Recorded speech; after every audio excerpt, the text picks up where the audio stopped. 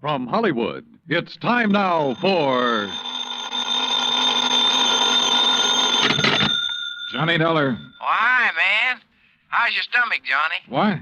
Rich food give you any trouble? Who is this? Why, your old buddy, Angie Orsatti. Oh, hi, Angie. Glad you got my message. Yeah. How about dinner tonight at Antoine's, Johnny? Shrimp gumbo, oysters, Rockefeller. Yeah, sounds fine. Only I've got to do some work first. Man, I thought you was here in New Orleans on vacation. No, little matter of fire insurance and the company's check for $16,000. Somebody trying to cheat him out of it, huh?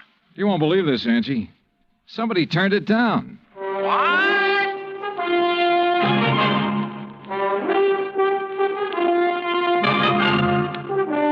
Bob Bailey in the exciting adventures of the man with the action-packed expense account.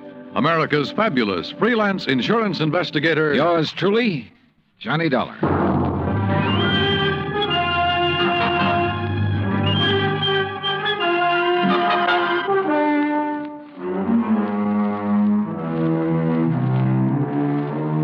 Expense account submitted by Special Investigator Johnny Dollar to Providential Fire and Marine, 787 Greenleaf Avenue, Hartford, Connecticut. The following is an account of expenses incurred during my investigation of the Royal Street matter.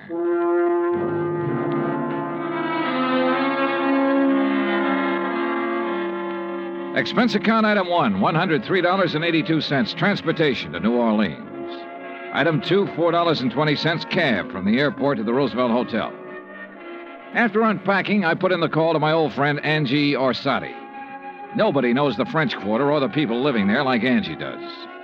For 3 months of the winter, he stays in the swamp, trapping muskrats. The rest of the year, he lives with his mother near the Cabildo. Angie wasn't in, but his mother said she knew where to reach him, and 5 minutes later, he returned my call. We arranged to meet for dinner, then I phoned the agent who had sold the policy in question. His name's Binford, and naturally, he was anxious to see me. C.D. Binford's office is on the 3rd floor of the Hibernia Bank building. He's a stocky, red-faced man, probably in his late 50s. Come in, Mr. Dollar. Come in. Thanks. Help yourself to the chair. Say, you fellas sure don't waste any time, do you? We try not to, Mr. Binford. C.D., boy. What? You call me C.D. like all the other folks do. Oh, okay, C.D. Yeah. Now, like I was saying, you boys sure don't waste any time at all. Why, I didn't even call the home office till day before yesterday. I know. When was the fire? Last week on Thursday night. What'd they tell you about it? Well, not very much.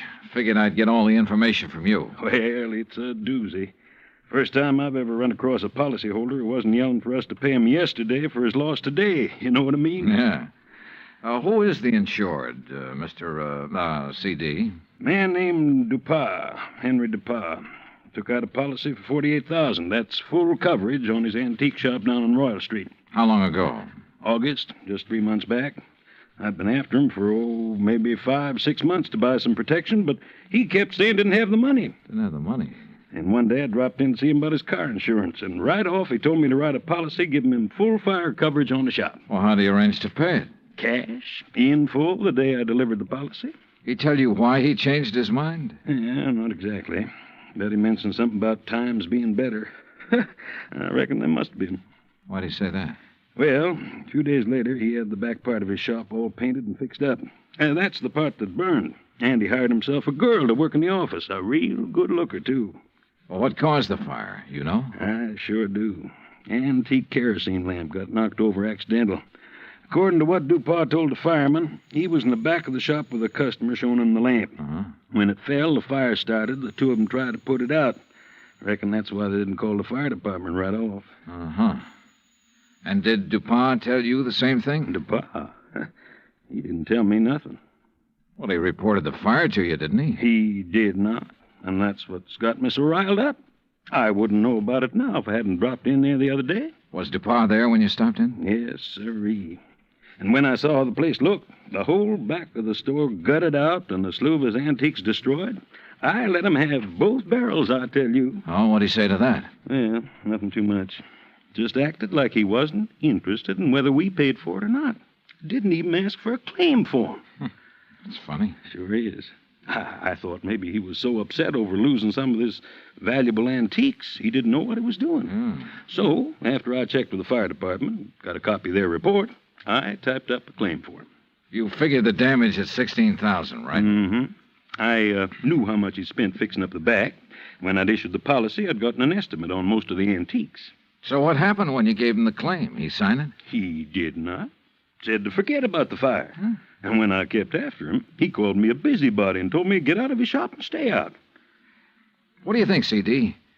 You have any idea why he didn't report it or sign that claim? If I had, boy, I wouldn't have sent for you.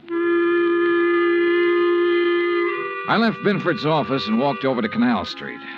The sun had gone down and a cool breeze was coming in off the river, bringing with it the smell of coffee beans and fruit from the banana boats. I crossed Canal and turned onto Royal, heading into the French Quarter.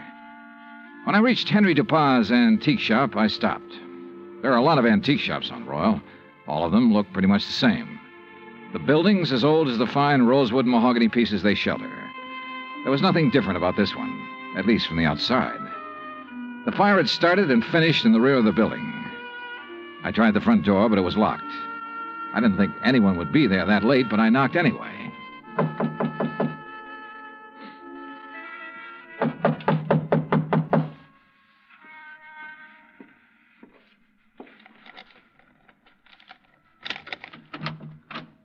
Yes, who is it?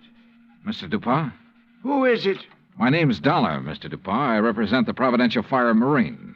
Why do you people persist in annoying me? Well, we wouldn't if you'd tell us about the fire you There's had nothing here. special about that fire, Mr. Dollar. It was an accident. Well, then why didn't you file a claim? You're entitled to enough money to cover your Mr. loss. Binford explained that to me quite carefully. If you haven't talked to him, Mr. Dollar, you should. Oh, I've talked to him. Well, then go away. Well, not until you answer a few No, questions. leave me alone, please. I'd noticed an alley next to the shop that ended where the rear door had been. I started back along it, not quite sure what I was looking for or what I expected to find. But I was sure of one thing. Dupas was a frightened man. It was too dark to see anything at the end of the alley, so I returned to the street. Item 3, $30.50, phone call, taxi, and dinner for two at Antoine's. Oh, man. Kind of nice, ain't it, Johnny? Oh, the way it never changes. Same waiter, same chef, same clientele. Yeah. Like another Cafe Royale, Ashy? No, thanks. Well, Johnny? Yeah? Well, when you going to ask me? Ask you what? Oh, don't kid me, John. You had that old bloodhound look in your eye ever since we sat down. What's the question? Okay, Angie. What do you know about a man named Henry Dupas? Dupas' antique shop? That's right. Oh, not much. Seen him around some's all. Yeah, where? Oh, you know what kind of places I like, Johnny. Yeah, but I can't picture Dupas liking them. Well, maybe he don't, but maybe that little old blonde he's been carrying with him does. Blonde? Yeah, you know. Female, girl, bleached hair. I know.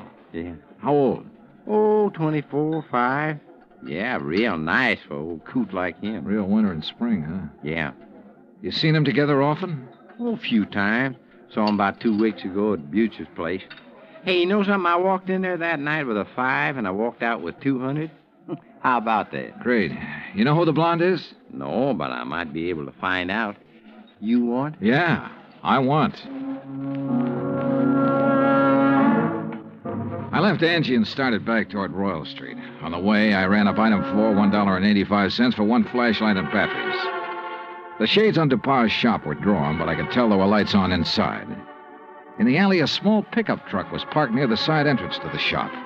In the back of the truck, looking like they'd just been taken off the boat, were several stalks of bananas. There wasn't much else to see except the charred wood and refuse left in the alley after the fire. I started back toward the street when a man, a much larger man than Dupas, came out the side door and got into the truck. He turned over the engine and switched on the lights before I could get clear. Hey, what are you doing there? Hold it, mister, right there. Here, buddy, you just hold it. What were you doing back there, huh? Well, right now, mister, I'm wondering what this load of bananas is doing at an antique shop. What is it, Carl? Well, I just caught this guy snooping around in the back. What? It's Mr. Dollar. Yeah, that's right. You know him, Dupas? He's one of those insurance men I told you about. Oh, well, What are you here for, Dollar? Didn't DuPont tell you he doesn't want any money from you people? Now, why not? Because he's afraid we might have to take a good look around before paying No, off? son. Now, look, Dollar. Mr. DuPont has been okay with you people, so you got no reason to come snooping around. Especially after he's told you he don't want you around. So now maybe Mr. DuPont will have to do something to keep you away. Ain't that right, Mr. DuPont? You know what I mean. Yes. Yes, all right, I'll do it, Carl. And he'll never bother us again. Go on, Dollar. Get out of here. At the time, I had no idea what they meant to do, so it wasn't easy to turn my back on them. But I did. And nothing happened. I went back to my hotel and hit the sack, and I must confess I slept later than usual the next morning. I was still in bed when the phone rang.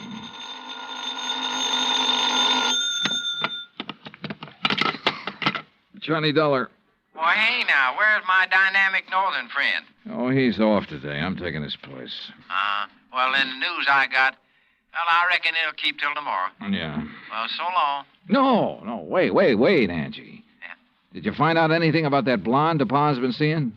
Sure, everybody around the French Market coffee shop used to know her. Used to, meaning up till she went to work for Mr. DuPont. She worked for DuPont? Yeah, in the office at his store. Started in there about 3 months ago. Well, come on. Well, since then, nobody sees her anymore. At least none of her old gang. You know where she lives? Yep. The Pont Alba Apartments. That is, unless she has moved. What's her name? Rose Ellen. What? Yeah, she used to be a dancer. That enough for you to go on? Yeah, Angie, thanks. That's plenty. Expense account item 5, $1.40 cab fare from my hotel to the Pontalba Apartments. The list of names on the register near the manager's office told me Rose Ellen's apartment was number 215. But when I got up there, the girl who opened the door wasn't a blonde. Yes? Oh, I'm looking for Miss Rose Ellen. She isn't in. Oh, she at work? Who are you? I mean, are you a friend of hers? My name's Dollar, Johnny Dollar. I'm an insurance investigator. Well, she hasn't done anything, has she? Well, not that I know of. Look, Miss, Garbo. Garbo. May Garbo. You're a dancer, aren't you? How'd you guess? Oh, I'm good at recognizing talent. Oh? Would you like to come in? I've got some coffee on. Well, that'll be just fine. Say, you've certainly got a nice view of the square from here. I suppose. Don't you think so? Oh, sure, if you like that sort of thing. Me, I just think the square's kind of square. Oh, oh, that's good. That's very I brought good. it up the day we moved here. You and Rose move in here together? Uh-huh. Oh, sit down, Johnny. Make yourself at home. Well, thanks. Gee, you're so polite. You wait to be asked. Yeah. Look, tell me, what time do you think Rose will be home? Oh, I couldn't say. May, this is important. What time does she usually get home? Well, I don't know. I mean, after all, she's got her own life to live, you know, and I'm not her keeper. Okay. Sometimes she doesn't get home for days. Oh, I better get the coffee. She ever say anything to you about the fire? Yeah? What fire? The fire down at the antique shop. No, you want cream and sugar? No, thanks, just black. Good. When was that? The fire? Last Thursday night. That's funny. What's funny? That was the last time I saw her. What? Yeah. Rose went to work last Thursday, but she never came home.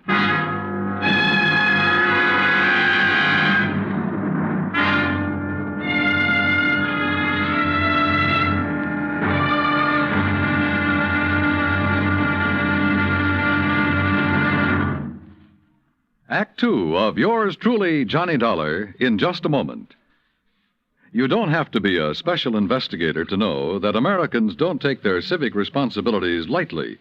The Election Day turnout proved that, beyond any shadow of doubt. So now it's time for you to face up to another responsibility to the nation in just as straightforward a way. Our Ground Observer Corps needs volunteers. We at CBS Radio urge you to write or telephone your nearest Civil Defense Center to learn how you can help in this vast program that patrols our skies. Now, Act Two of yours truly, Johnny Dollar, and the Royal Street Matter.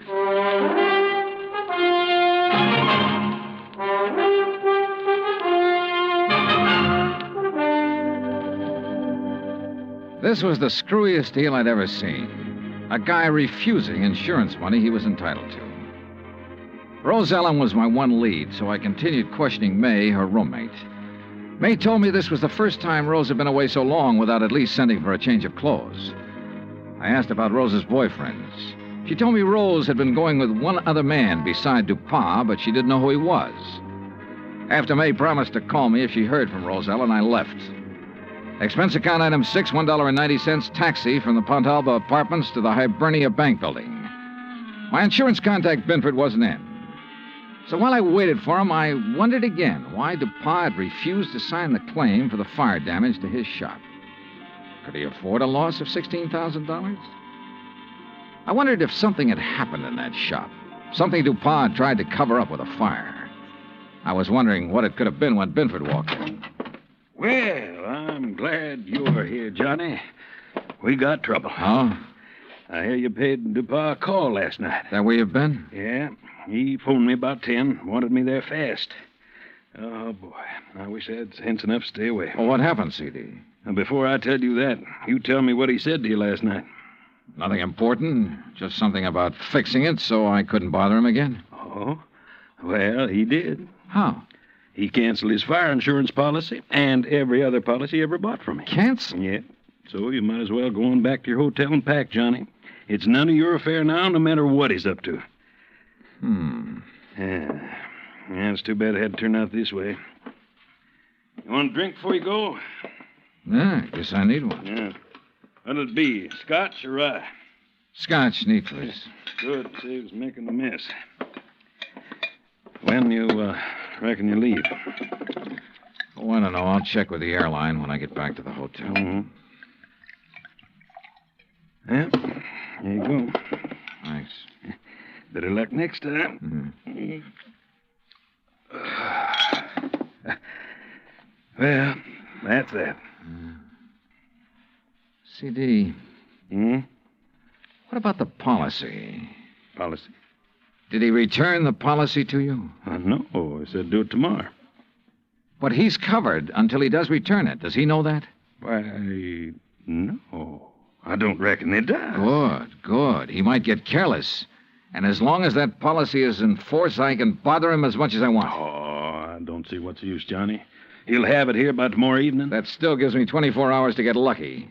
CD, you said something about a customer being with him when that kerosene lamp was knocked over. Mm-hmm. According to what he told the fire department, there was. You had that person's name? Well, I should have. I took it from the fire department report. I've got that right here. Here it is. Now, let's see. The name was Andrew W. DeLong. Address 1515 West Claiborne.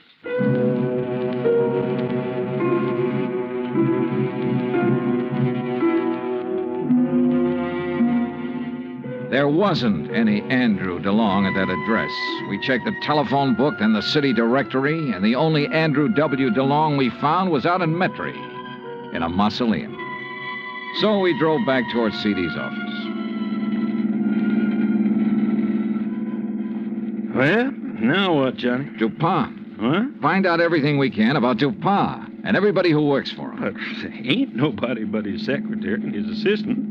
A fella named Carl. Yeah, how long has Carl been working for him? Oh, about as long as she has. Does this Carl own a fruit stand? Well, not I know about. Why? Oh, I just wondered. Hey, what time is it, CD? 2:15. Say, if we're going to check on Dupont's credit, we better get to the bank before the close. You're driving. Let's move. Expense account item 7, $22.80. Telephone calls and a couple of gratuities to obtain a lot of information about Dupont. I learned, among other things, that he'd banked almost $11,000 in the past 3 months. Before that, almost nothing. But there's no law against making money, so I still had nothing concrete to go on. At 5:30, I left Binford, went back to my hotel, and there found a message from May, Rose Ellen's roommate, asking me to go to her apartment immediately. So I did. Oh, Johnny. Yeah, hi, May. Oh, well, come in. Johnny, you know what you made me promise. Yeah? Well, it happened. You mean you've heard from Rose? Well, no, not exactly. But a man called this afternoon and talked about her. Oh, well, I hope he had only nice things to say. Oh, yes, he said she's just fine. What? Didn't you hear me? Yeah, he said she's fine. Fine. Well, what else did he say? Well, he said he was going to come by at 4 o'clock and pick up her clothes. I should have them ready. No, but of course he didn't. Well, he did so. He did? Oh, what man? You know him? You get his name? Mr. Dollar, you don't think I'd let Rose's things go out of here with a complete stranger, do you? Of course he told me his name. Well? You aren't nearly as polite as you were this morning. All right, I'm sorry. What's the man's name, darling? Oh, well, that's much better. It's Grant. Grant? That's right. That doesn't register. From the way he talked, he must be the one Rose was going with while she was dating that old antique. You ever see this guy, Grant, before? No, but I'm sure he's the one she talked about. Really, it used to get so tiresome. Carl this and Carl does that. Oh. What?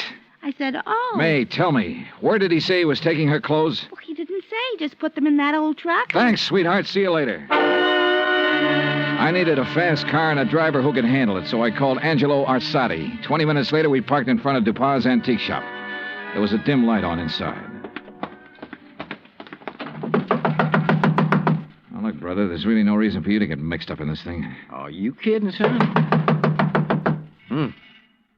Looks like Dupas ain't gonna answer. All right, let's see what this hunk of stone will do to the glass. Here. Hey, that got it. I can reach through the lock.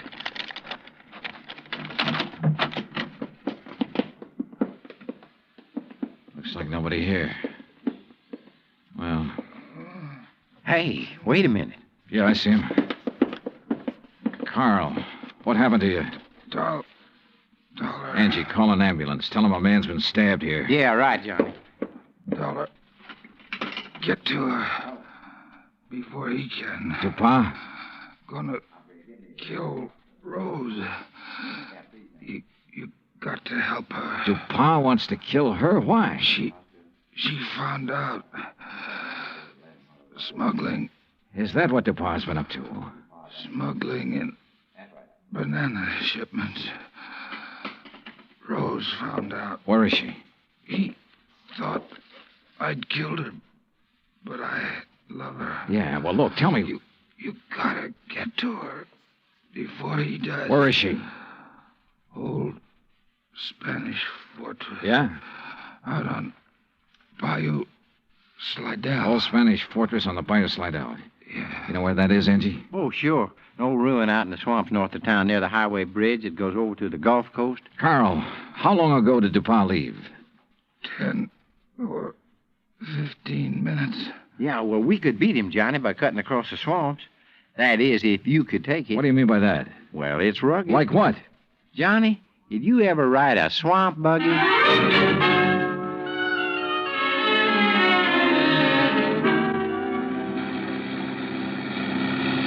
Oh, brother. How much farther, Angie? Well, should be right up ahead. How can you tell? All I can see is swamp and marsh grass. Yeah, well, I done a lot of trapping out here. I know the channel. Think we'll make the old ruins before Dupas? Well, we got to, don't we? Hey, there it is. That old wreck is called a fortress? Man, that's it. Well, get us up as close to it as you can. I don't see anybody parked. There's nobody approaching the bridge. There we are. Come on, let's go. Hey, look, John. There she is at the side entrance. Yeah, I see. Rose! Rose Ellen! She's scared. She ducked back inside. Rose! We're friends of Carl's. He sent us to help you. Well, come on, Johnny. We can get inside to her through this here doorway. Okay. This place looks like it's about ready to fall apart. Rose! Yeah, man. Dark in here, too. Yeah, don't step on them falling bricks. Okay. Rose! Rose Ellen! Yes? Where's Carl? Dupas tried to kill him. Oh, no. Rose, come on out here where we can see you. Rose! Pa, he found out that Carl didn't kill me. Is that it? Yeah, but Carl's all right now. Look, Rose, I want you to tell me all you know about the fire at DuPa's shop. Were you there? Yes. Well, what happened? Pa had me tied up. Told Carl I'd found out what they were doing. The smuggling, I mean.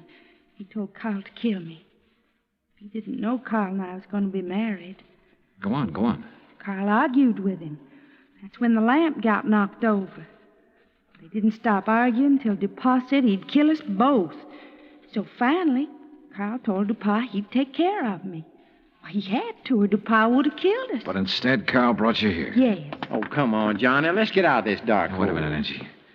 Rose, do you know why DuPas was afraid to report his fire to the insurance company? Some of the things he smuggled in was lost in the fire. If anybody come poking around, they might have found out what he's doing. What was he smuggling, do you know? Little tiny boxes filled with white powder, hidden in the bananas. Johnny, narcotics. Yeah, sure. No wonder he banked so much money so fast. I'll bank much more after I get rid of you, Dollar. Look at that. There he is in the door. Yeah, watch it. See, I ain't fooling, Dollar. He can't see us. No, but what a target he makes in that doorway against the light. No gun, Johnny? No. We can try one of these bricks. Yeah, man, but if you miss... Dollar. Wish me luck. Dollar. Right here to pop! Come on. Oh, man, dear. You could qualify for the New York Yankees, Johnny. All right, DuPas, on your feet. Let's get out of here.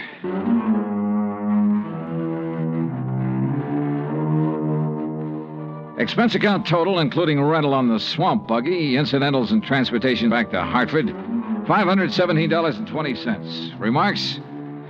Well, where he's going, DuPas wouldn't have any use for the insurance money anyway. Carl Grant turned state's evidence and clinched the smuggling charges against him. Because of that, Carl may get off easy. I hope so. He and Rose could make a very happy couple. End of remarks, end of report. Yours truly, Johnny Dollar.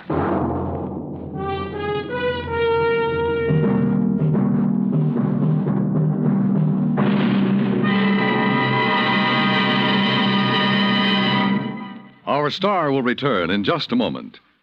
If we are to remain alert to possible acts of aggression, we need the continuous operation of the Ground Observer Corps. And if the Ground Observer Corps is to remain on the job around the clock, 7 days a week, your help is needed. Tomorrow, telephone your nearest Civil Defense Center and volunteer a few hours of your time each week to the Ground Observer Corps. Join our Ground Observer Corps at the Civil Defense Center nearest your home.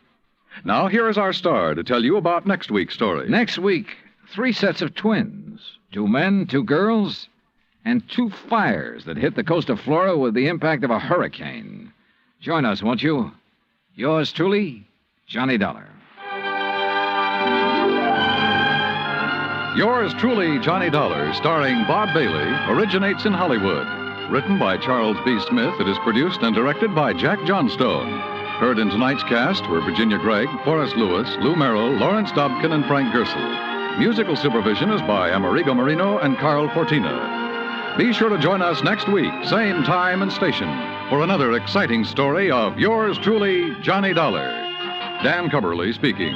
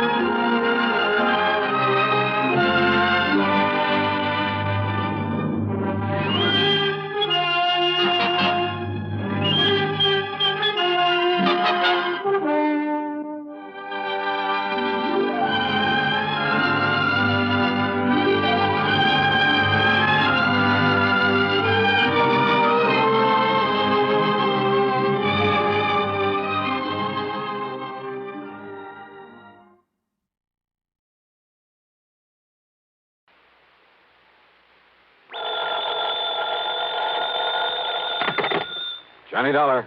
This is Al Turner at New Britain Mutual. Hi, Al. What goes with you these days? Johnny, one of our important clients is very anxious to get in touch with you. Says that she's an old friend of yours. Oh, who's that? Her name is Mrs. Virginia Haskell.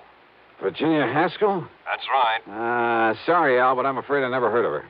Before she got married, about a year ago, her name was Van Doren. Chinny Van Doren? Yes. Oh, well, now that's something else again. And I mean something. Well, then you do know her. One of the most delectable bits of feminine pulchritude I ever ran up against. Believe me, a young man's fancy didn't have to wait for spring to turn to thoughts of her. Now, what's that mean? Oh, Al, even I had serious ideas about that gal at one time. Oh? Yeah, right after college. Isn't every kid of that age intrigued by the idea of marrying into a fortune? And very beautiful. At least she was when I knew her. Still is, Johnny. So she's married to somebody by the name of Haskell, huh? Gordon Haskell. They live on Birch Brook Road, down in Bronxville, New York. Funny. What? Well, when I knew her, that blonde charmer didn't have eyes for anybody but Paul Snowden. Who's Paul Snowden? Childhood sweetheart, that sort of thing. Poor boy, making good on his own, you know the bit. Ah, yes. Too proud to marry her because of her money. But she swore that she'd never marry anybody else, that he was her one true love. But I guess she changed her mind. What did she want to see me about, Al? She didn't say. She did make it clear, however, that it has to do with some of the family insurance. Well, that's as good an excuse as any. Well, then, do you want to run on down there? For a longing look at the gorgeous Ginny Van Doren? But it'll cost you money, Al. Listen, Johnny, with the premiums we get for all the insurance she carries, life, house, property, and so on, the sky's the limit. Brother, have you stuck your neck out? Well, now, that doesn't mean you have Albert, to... I'll be in touch.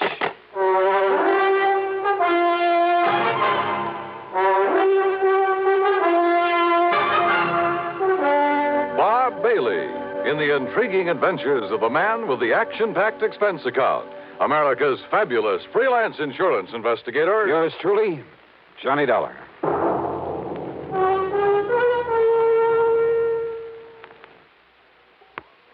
And now, Act One of yours truly, Johnny Dollar.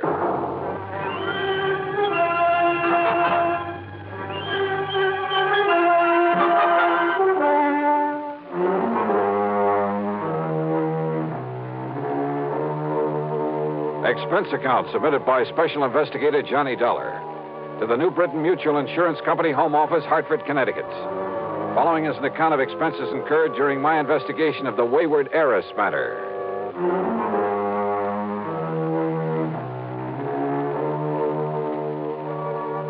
I decided it might be handy to have my own car along for this one, so expense account item 1, $4.25 for a tank full of gas. I picked up the freeway and headed south and west to fashionable Westchester County, New York. To me, Bronxville has always been one of New York's most charming suburbs. Only about 20 miles north of the big city, it's full of beautiful homes with lots of trees and expensive landscape properties. There's a lot of wealth in Bronxville. The Haskell home on Birch Brook Road was a huge English-type affair, built of stone and stucco, the kind of place that'll last 100 years. 18 or 20 rooms, I'd guess, and surrounded by well-kept lawns and flower gardens, oak and sycamore trees, and neatly trimmed hedges. Yep, a big hunk of the Van Doren oil money must have gone into it, unless young Haskell was mighty rich. Virginia, looking every bit as beautiful as I'd remembered her from college back in the Midwest, greeted me like a long-lost, well, brother, darn it. And, Johnny, I'm so glad you could come. I'm worried, sick. Worried about what, Jenny? Gordon, my husband. Well, look, it's none of my business, but it kind of surprised me to learn you'd married somebody other than Paul Snowden. It's Paul who has me worried, Johnny. Oh? Yes. How? Well, back in the old days in college, I wasn't interested in anybody in the world but Paul. I mean, seriously. Yeah, I remember. The rest of us couldn't get to first base with you. I loved him, Johnny. And I hoped that as soon as he could get established in a business of some kind, he'd ask me to marry him. Well, what stopped him, Jenny? Money. When Father died and all the Van Doren money came to me, Paul suddenly changed. He stopped seeing me. He even avoided me. So then, well, I guess what I did was make a mistake. What was that? I went to see him at his little plant there in Chicago. Chicago? That's where we were living then. And, Johnny, the only reason he stayed there was to be close to me. So you went to see him? Yes. And I proposed to him. Oh? Also, well, this was the big mistake. I offered to finance the machine tool business that he was trying so hard to build up. But he didn't like that and told me so. I'm afraid there was quite a scene there. You've just been looking down your nose at me all these years. It's been nothing but pity. Paul! Yeah, poor, timid little me. Needs help. Maybe needs mothering by somebody who pities him. By somebody who can afford to support him. Paul, that isn't true. Then why do you come offering help, offering money? I don't want pity. Somebody holding up my head for me. I've got to work this out alone. It may take me a long time, but I'm not going to... Oh, I'm sorry, Jenny, but don't you see I love you? I'll never love anybody else. Then why don't you let me Don't you understand? I'll never get anywhere on your charity. You're feeling sorry for me. Paul, darling, please. All right. All right, the less we see of each other now, the better. Maybe sometime, but... Well, no, not now. You find somebody else, Jenny. Somebody who can give you the things you need and want. Uh-huh. A little too much pride for his own good, I'd say. It upset me terribly, Johnny. Especially when he told me to go out and find somebody else. But I take it you did. Then Gordon came along. Sort of caught me on the rebound, I guess. Tall, good-looking. He fell in love with me the first time we ever met. I guess he kind of swept me off my feet. But now that the honeymoon's over... He's been wonderful to me. And I love Gordon, Johnny. I love him very much. As much as Paul? Not perhaps in the same way. But we're very happy together. And there's never been any strain or tension because of this difference in our fortunes. Gordon isn't wealthy either? Well, he hasn't what I have, of course. But he manages to get along. And I'm being a good wife to him. Oh, I'm sure you are, Jenny. And don't you see, if Paul, because of his jealousy, were to kill Gordon... Jenny, you mean you honestly believe he might? Yes. That's exactly what I mean. That's why I sent for you. But good heavens, gal. And Johnny, you've got to stop him.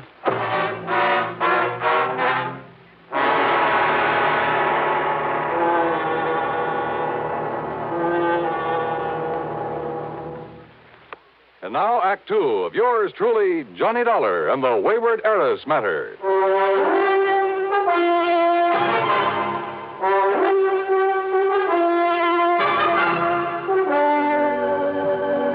All right, now, Jenny, listen to me. It's true, Johnny. I'm sure of it.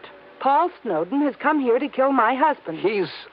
He's told you as much? Haven't you been listening to me? Well, of course I have. Maybe my marriage to Gordon was on the rebound, on the spur of the moment. Call it anything you like, but it was Paul who turned me down. At least for the time being. I told you what he said. And simply because of a misguided sense of pride, because you had money and he didn't. Yes. Well, how did Paul take it when he learned that you were going to marry Gordon, I mean? He was terribly angry. He made all sorts of wild threats. Well, now, that doesn't necessarily... He said that he would kill anybody else who married me, and he will, Johnny. Does he know Gordon? He's never seen him. But he wants to kill him? Oh, Jenny, that doesn't make any sense. Don't you understand? It was to get away from Paul that Gordon and I came here to get married and settle down. Or because you were afraid you might still be in love with Paul. It isn't a very nice thing to say, Johnny. But it could be true, couldn't it? Is Gordon in business here in the East? Well, I've helped him to start one, Johnny. A little importing business. What did he do before? Jenny? Well, his family had quite a bit of money once. They lost it all in some bad speculations. And, well, if you must know, Gordon just sort of played around for a while. Did Paul know all this? I don't know. Because if he did, maybe you shouldn't blame the poor, hard-working guy for not liking him. But Gordon is good, and he's good to me. He's good to you. Seems to me you're the one You who mustn't say that, Johnny. He is good to me. And he's all I have now. If only Paul hadn't found out where we've come to live. Oh, look, Jenny, I'm an insurance investigator, not a love counselor, and... Oh, what's the matter? Don't you believe me? All I've told you? Or are you just trying to be very cold-blooded about this? Jenny! All right, then. This happens to be a cold-blooded insurance matter. For the simple reason that Gordon's life is insured. And if you have no heart, If all you can think about is business, all right. It's your job to keep Paul from killing Gordon. Now, listen, Ginny, you've been married nearly a year. Nothing's happened, nothing at all. Yet now, all of a sudden... Because Paul has come here. He telephoned me. And there can be only one reason why he's here. I doubt that. But where is he? In New York, at a hotel. What hotel? He didn't say. Well, is he coming out here to the house? He said he wouldn't come until he could be sure that Gordon was here. And then? Then to prepare for the worst. Those were his very words, Johnny. Prepare for the worst. Wasn't Gordon here when he phoned? Yes, but I didn't tell him that. Where's Gordon now? Over in Larchmont at the Beverly Arms. In hiding, in other words. I want him to stay there until something can be done about Paul, that's all. Well, if Paul's so all-fired determined... He is, Johnny. He always was. That could be a pretty admirable quality, Ginny. Of course it is. But when he's determined to do such a horrible... Johnny, I don't understand you, the way you're taking all this. Are you going to help me or aren't you? Yes. Okay, Ginny, I'll see what I can do. If by any chance what you suspect is true, if Paul really has come here to get him... Of course he has. Paul doesn't give up, no matter what he set out to do. Which is to say that sooner or later, if you'd kept your head, if you hadn't gone off the deep end, if you had waited and married him, Ginny... I know, I should have.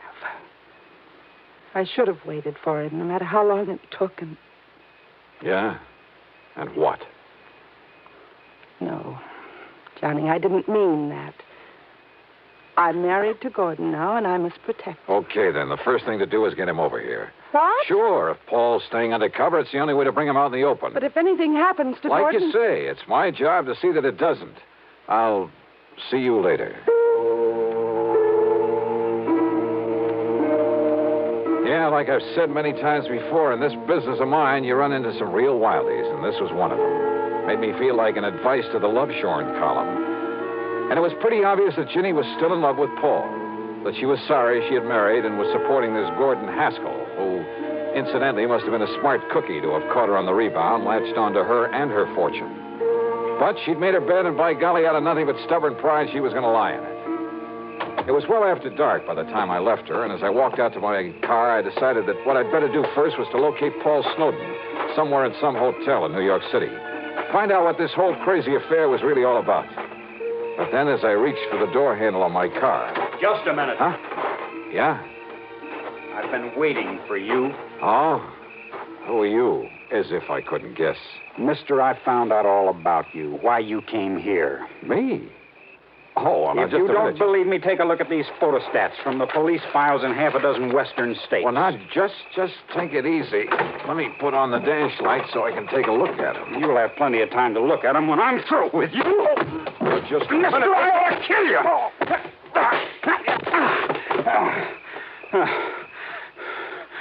All right, now. You want some more?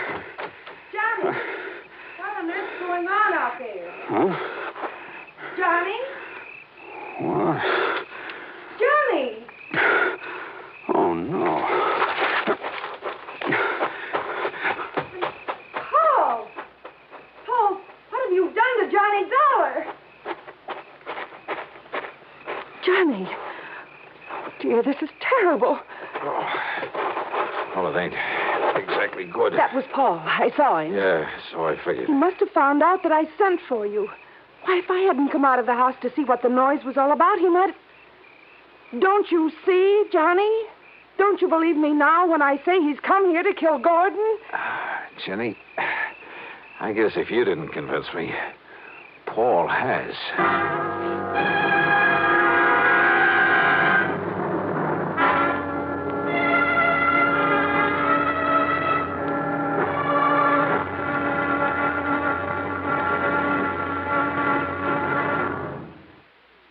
Now, Act 3 of yours truly, Johnny Dollar.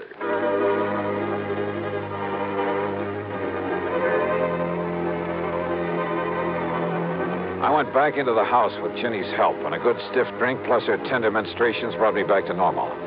I suppose I could make all sorts of excuses about having been caught off guard, but I won't. Paul Snowden had a good pair of fists, and he knew how to use them. My plan had been to call on the New York City police for help in locating Paul, but now this had suddenly become a personal matter. And yet, wait a minute. Ginny, Yes, Johnny.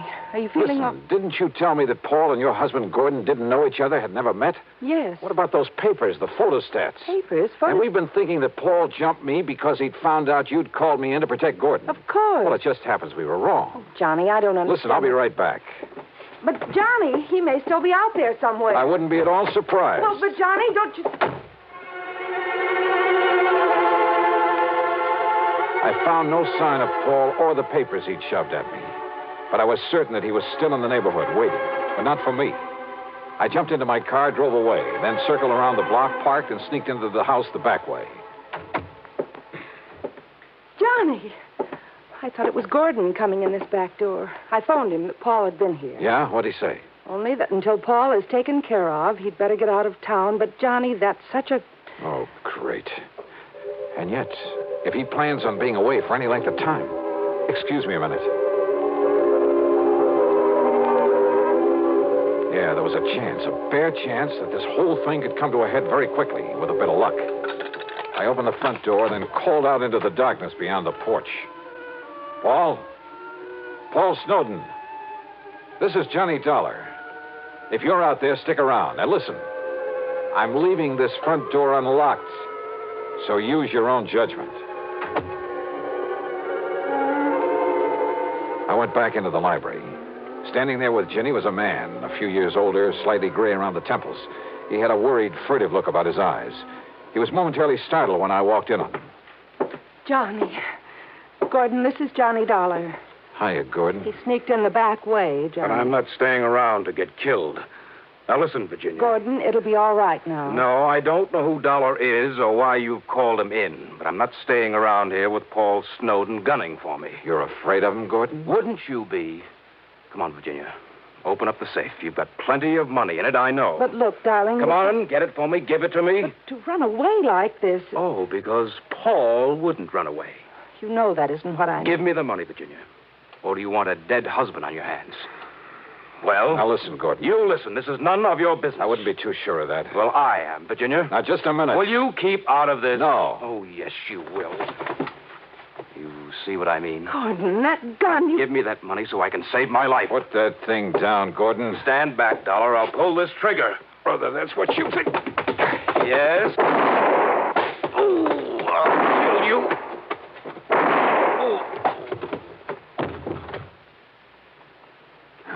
Thanks, Paul. I aimed low, Dollar. I'm afraid he'll live. Yeah, he'll be okay. Should have killed him, I guess. But I'd rather see him face the courts. Oh, what are you talking about? Those photostats you have? Yeah. Police files all over the West. He has a record as long as your arm, under various names. Wealthy women. Married them, took their money. Oh, no. Yes, Jenny. And some of them... Well, he killed them. Paul, I didn't know. I didn't know. I'm sorry, Dollar, about what happened outside earlier, but in the darkness, I thought you were Gordon. It's, okay, Paul. You've, more than made up for it.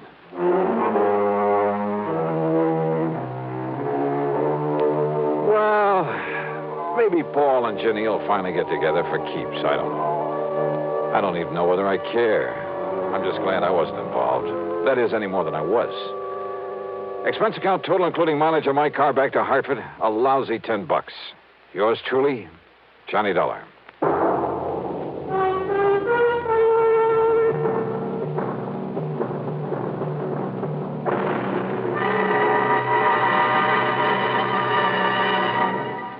Our star will return in just a moment.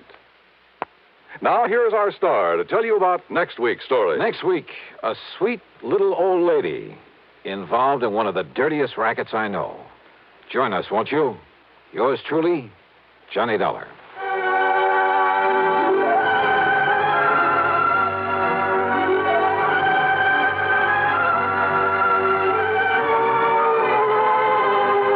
Yours truly, Johnny Dollar, starring Bob Bailey, originates in Hollywood and is written, produced, and directed by Jack Johnstone. Heard in our cast were Virginia Gregg, Les Tremaine, Sam Edwards, and James McCallion. Be sure to join us next week, same time and station, for another exciting story of yours truly, Johnny Dollar. This is Dan Cubberly speaking. Dollar, I understand you're probably the best private eye in the business. Well, I try to make a living as an insurance investigator, if that's what you mean. Well, what I have in mind does not exactly come under the heading of insurance investigation. Oh, then if you'd like me to recommend somebody to you. But then again, it might. What? Does the name of Sarah Balderston Barling mean anything to you? Yeah, wait a minute. The old dowager who owns about half of the Southern Connecticut Water and Power Company? That's right. She's a very important client of ours. I thought you said this matter doesn't involve insurance. It doesn't. Yet. I hope you can keep it from doing so. Oh, now look, if this is one of those bodyguard assignments... No, it isn't. And incidentally, in addition to your expense account, there'll be a sizable fee for your services. Oh? Well, why didn't you say so in the first place? How much? $5,000. $5,000? But if you think perhaps I'd better get... Don't even think of it, Mr. Wakely. I'll be right over.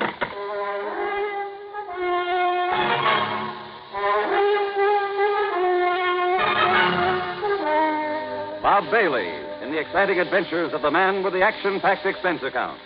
America's fabulous freelance insurance investigator. Yours truly, Johnny Dollar.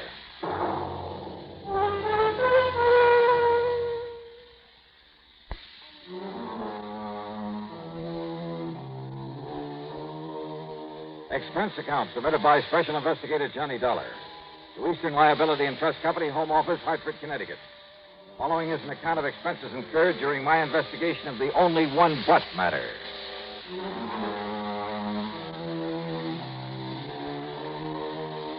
With a $5,000 extra fee dangling in front of my face, expense account item 1, naturally, was $1.10 for a cab to Fred Wakely's office in the Gregson building downtown on the square.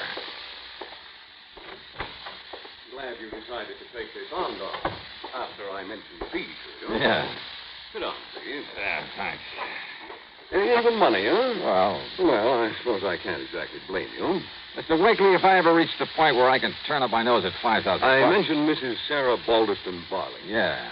And as I understand it, she's one of the wealthiest people we have. It's really her daughter that we're concerned about, that she is concerned about. Oh, I don't know. Name is Truda Lynn Barling. Truda.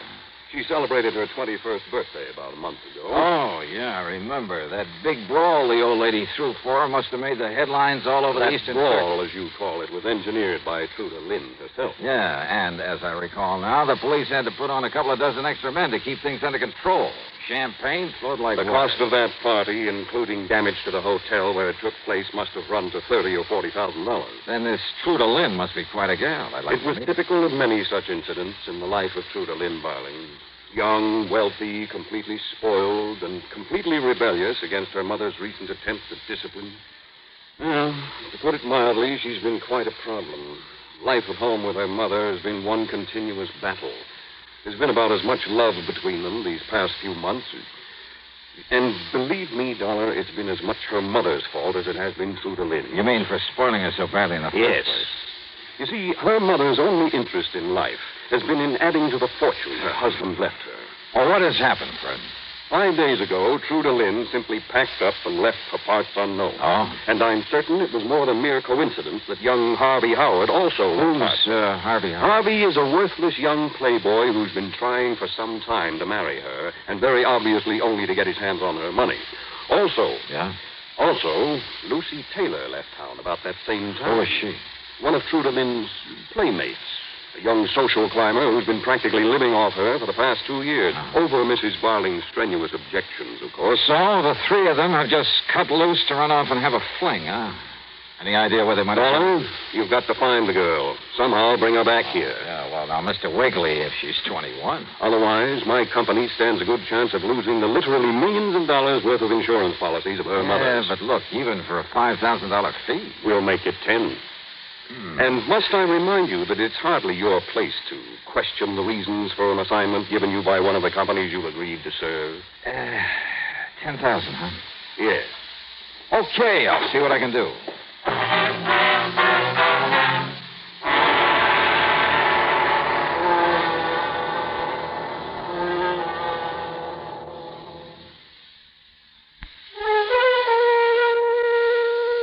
With no trouble at all, I found the taxi driver who'd taken the missing girl down to the railroad station the morning she'd left home. Item 2 on the expense account, a $5 tip to him for the information that she'd been met there by young Lucy Taylor and Harvey Howard. Loaded with luggage, they'd all climbed aboard a train for New York. Item 3, 45 cents for a phone call to my old pal, Lieutenant Randy Singer at the 18th Precinct, New York Police Department. What do you mean, do I know who Truda Lynn Barling is? Well, do you, Randy? Listen, she and a couple of her little buddies blew into town less than a week ago. And they've been raising so much cane around the nightclub circuit. Well, for a while there, we were thinking of putting on a flock of extra men. Well, do you know where she's staying? Yeah, Johnny. An expensive little apartment house over at 727 East 51st Street. Thanks, Randy. When I get down there, I'll buy you a drink.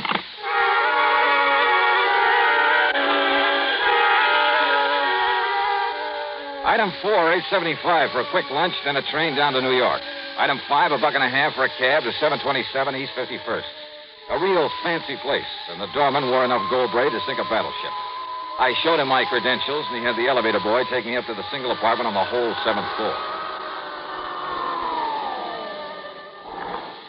Straight ahead, sir. Okay, thanks. I see the door's open like it usually is, but maybe you better ring, sir. Yes.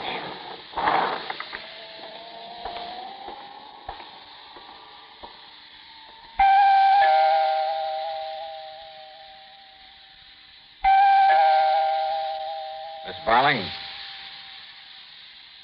Miss Barling? Hello? Anybody?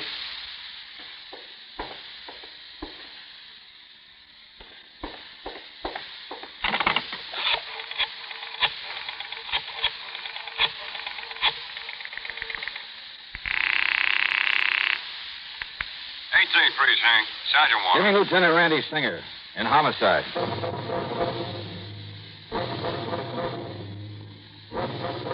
I told Randy what I found. Yeah, it was the body of Truda Lynn Barling, lying there in the middle of the floor. She may have been very pretty once, but the glows from a heavy bronze candlestick had changed all that. A half-finished cigarette with a touch of lipstick on it was still smoking in an ashtray, so it must have happened within the past few minutes. Quickly, I searched the apartment. I found nothing. Then, purely on a hunch, hoping he hadn't yet left headquarters, I made another call to Randy Singer. I was just about to grab Doc Winters and hop into a prowl car. Now, be sure you don't touch anything, Yeah, Johnny. sure. Now, listen, Randy. Yeah? Truda Lynn came down here from Hartford with a couple of playmates. Yeah, Harvey Howard and a washed-out blonde named Lucy Taylor. You know where they're staying? Yeah? Then if I were you, I'd pick them up and bring them along with you. You think one of them did it? Just a hunch. Uh-oh. One of your famous hunches, huh? Just bring them along, will you? Okay, Johnny, okay.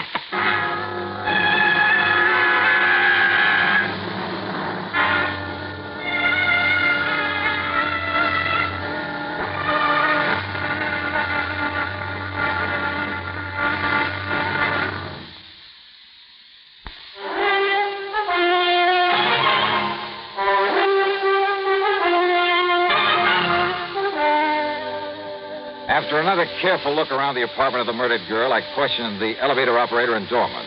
That is, after they calmed down a bit. Well, I still think I better notify the management, Mr. Dollar. And if the cops is coming in... Save it till later. Is there any way to get up to that apartment besides the elevator? Only the service entrance at the back of it. But the only way anybody could get in there is if I let them into the service entrance downstairs here. Ain't that right, Willie? That's right. Did anybody come here to see Miss Barling today? Yes, sir. 2 people. Yes, sir. Who? Well, you see, about 2 hours ago, Miss Barling went over to see a doctor in that building across the street. Ain't that right, Willie? That's right. Dr. Thorson. Been seeing him a couple of times every day. I see. Ain't that right, Willie? That's right. Then she come back here not more than a half hour ago. Said she was going to pack up her stuff and leave. Yeah, ain't that? Yeah, go on. Well, then her friend Miss Taylor come around to see her. When? Only a little while before you come. Ain't that right, Willie? Yeah, that's right. Not more than maybe 10 or 15 minutes before you come. How long did she stay? Oh, maybe 5, 6 minutes. Yeah, maybe less. Maybe less. Yeah, it seemed to me I no sooner come down and got settled, and I had to go up there when she rung the buzzer again. You said that 2 people were up here to see Miss Barling. Who was the other? It was a man. Yeah, Him and Miss Taylor both been here a lot of times. You know his name? For sure. Nobody ever gets in this building without giving their name unless we know him. Ain't that right, Willie? That's right. Well, who was he? Name is Mr. Harvey Howard. When was this? Right after Miss Taylor left. And they didn't come together? No, sir. By the time her cab got down the street, his come rolling up. How long did he stay? Well, not any longer than the lady had. Ain't that... That's right. Then listen. I'm going across the street to see this Dr. Thorson. If I'm not back by the time the police get here, tell them where to reach me. Send for me. Yes, sir. Yes, sir.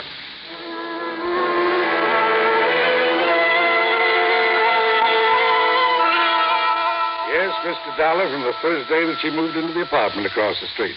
Sometimes a couple of times a day. Well, what was the matter with her, Doctor? Well, physically, she had what might best be described as a mild incipient peptic ulcer. I see.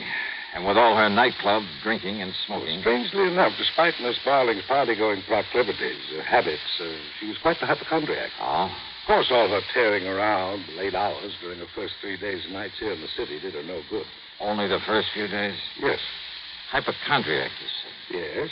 And as is often the case, Mr. Dollar, to someone like that, the doctor suddenly finds himself a close confidant, even on rather short acquaintance. Come on, Doctor.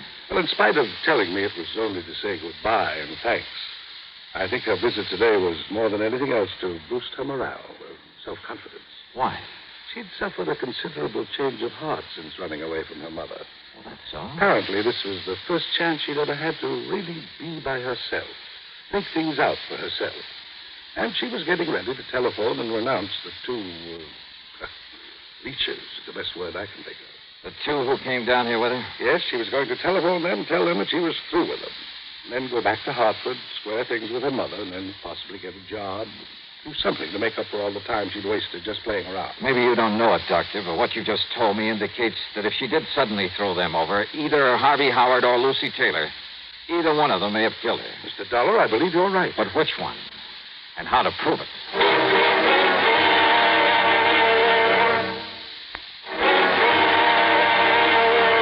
Oh, great. I thought you were going to send over for me when the police got here. Well, I was, Mr. Dollar. Ain't that right, Willie? That's right. But this lieutenant said not to bother. That's right, Johnny. Hiya, boy. Did you get hold of the Taylor girl and Harvey Howard? Yeah, they're inside, locked up in a couple of bedrooms. Okay. You two can go on back downstairs now. Yes, sir. Yes, sir. Well, have you found out anything? Well, as for your hunch that this Taylor broad or this fishy-eyed Howard did it, well, it's probably a pretty good one, Johnny, but I'd like to see some proof. Yeah, I thought you were bringing over a medical. Well, the doc and one of the boys from the lab just left. Meat wagon will be along in a little while to take this to the morgue. Did they find anything? Any prints? Well, whoever did it must have worn gloves. Where'd you find these two kids? Well, it's Miss Taylor. Say, she's quite a dish, Johnny. Oh? Yeah, the kind you'd expect to pick up at the back door of a cheap stripper joint. Why a girl with money like Truda Lynn Barling would ever let somebody like that get their hooks? Where did you find her? In her hotel room at the Lex, packing up and getting ready to leave. To go back to Hartford, she said. And Harvey Howard? In his room there at the Lex, also packing to leave. They're the only ones known to have been up here today. Yeah, I checked it out real good with that dumb doorman and the elevator boy. And I'm sure that nobody could have gotten up here without their knowing about it. So we've got to show up to one of these two that murdered Truda Lynn. Prove they both did it. When they came up here separately? Oh? I didn't know that. Now, let's talk to them. Yeah. Just unlock that door beside you. Right. Oh, more police? All right, well, I'd like to come see on. you prove I killed Maybe Truda I will, Lynn. Harvey. You think you are keeping me cooped up like this? Why don't you do something with the body of poor Truda Lynn lying there? Your, dearest friend, huh? Yes, of course you... Who are you? This is Johnny Dollar, you two. He's a special investigator. Oh? Well, go ahead and investigate, Mr. Dollar. Just keep me out of it. All right, Harvey. Aren't you going to serve cocktails? It's cocktail time, I you know. said all right.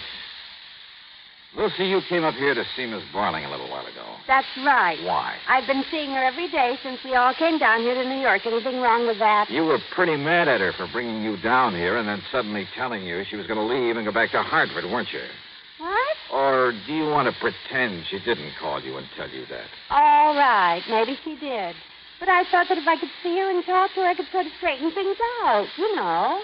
Only when I got here, she wouldn't let me in. She didn't let you in? Just slammed the door in my face, so I left. Did she, Lucy?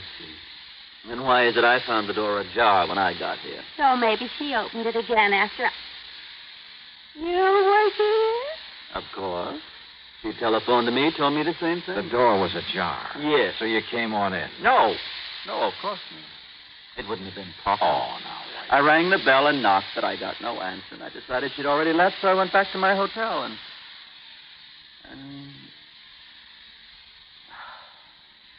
Why lie about it? Yeah, tell us why, Harvey. Well, Harvey? I did come in. I found her body lying here. I knew I'd be suspected of killing her. The only thing I could think of was getting away. That's a lie.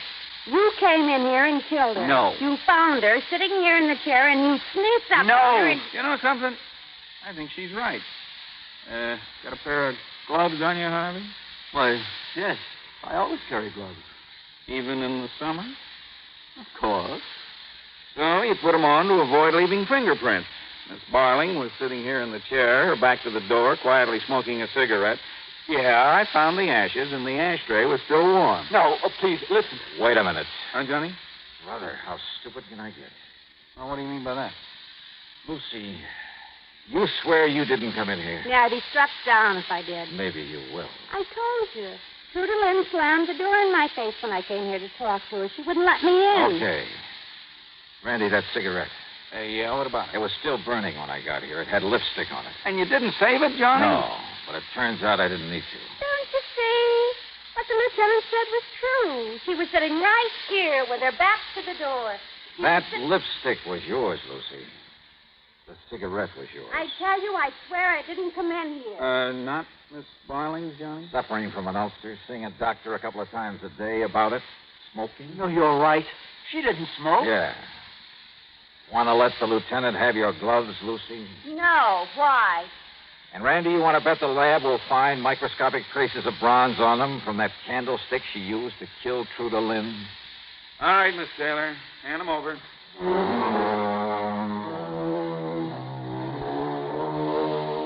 Yeah, guilty as sin. But you know something? If that pretty boy Harvey had found her alive when he'd arrived, I'm not so sure he wouldn't have done her in. There are times when I'm glad I'm not rich with a bunch of these leeches hanging around grabbing a by dough. Which reminds me, that nice extra fee you promised me in this case. Expense account total, including transportation back to Hartford, $25.55. Yours truly, Johnny Dollar.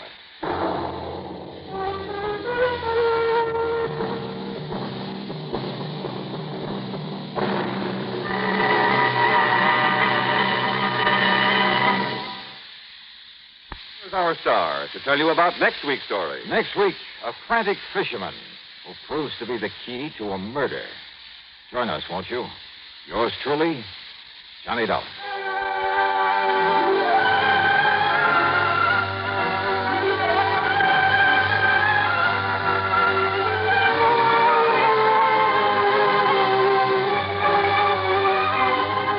Yours truly, Johnny Dollar, starring Bob Bailey. Originates in Hollywood and is written, produced, and directed by Jack Johnstone.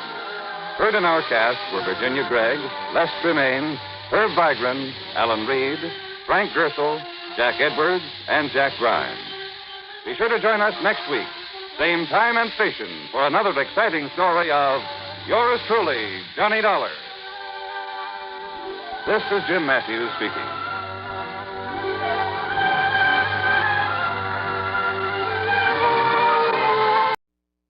From Hollywood, it's time now for Johnny Dollar! Johnny Dollar!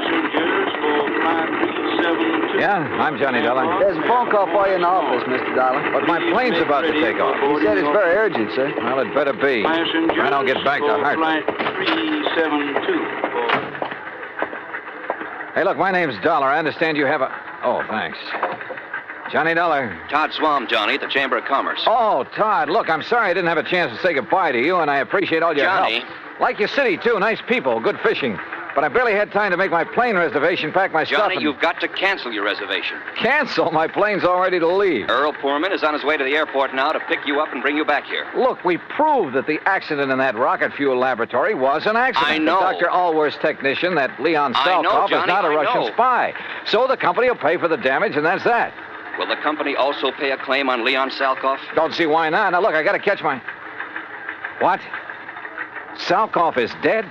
Johnny, it looks like murder.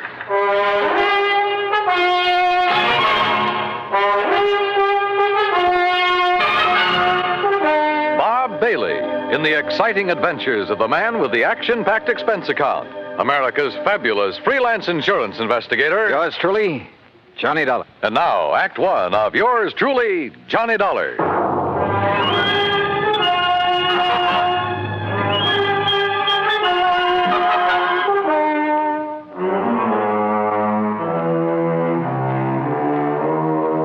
Expense account submitted by Special Investigator Johnny Dollar.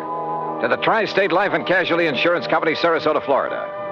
Following is an account of expenses incurred during my investigation of the Salkoff Sequel Matter.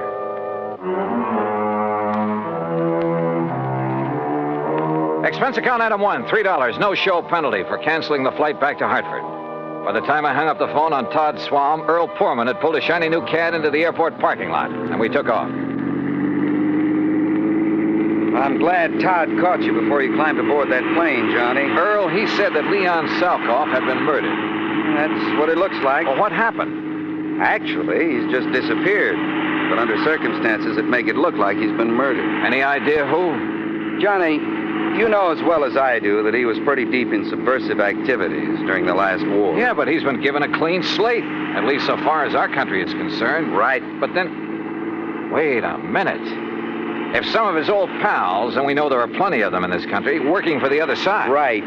If they know he's working for us, the first thing they'd do for the sake of their great and glorious cause would be to eliminate one Leon Salkoff. Yeah, or at the very least persuade him, and I mean torture him, into telling the formula of the stuff he's helped Dr. Allworth develop. Exactly. Where and how did it happen? Well, you'll have to get the details from Todd Swam. Us common people aren't even allowed to know where Allworth's lab is hidden away, you know. That's why I'm taking you to see Todd. Then drive on.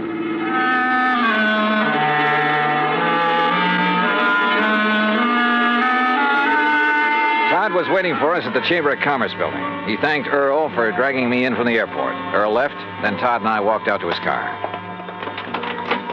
Here, Johnny, use my car. You know where to go. Out to the lab? Yes. You still haven't told me what happened to Leon Salkoff. Because I don't know exactly. Dr. Allworth called me from the nearest phone down there, told me Salkoff is gone and that he's sure he was murdered. Have you dragged the police in on this? No, but I telephoned the FBI in Washington. They've promised to send a man. Well, do they know I'm here? They might not want any interference. Well, I told them about your investigation down there at the lab, and they said to give you a free hand. All right, good. Well, I better get going. Johnny, let me know what you find out.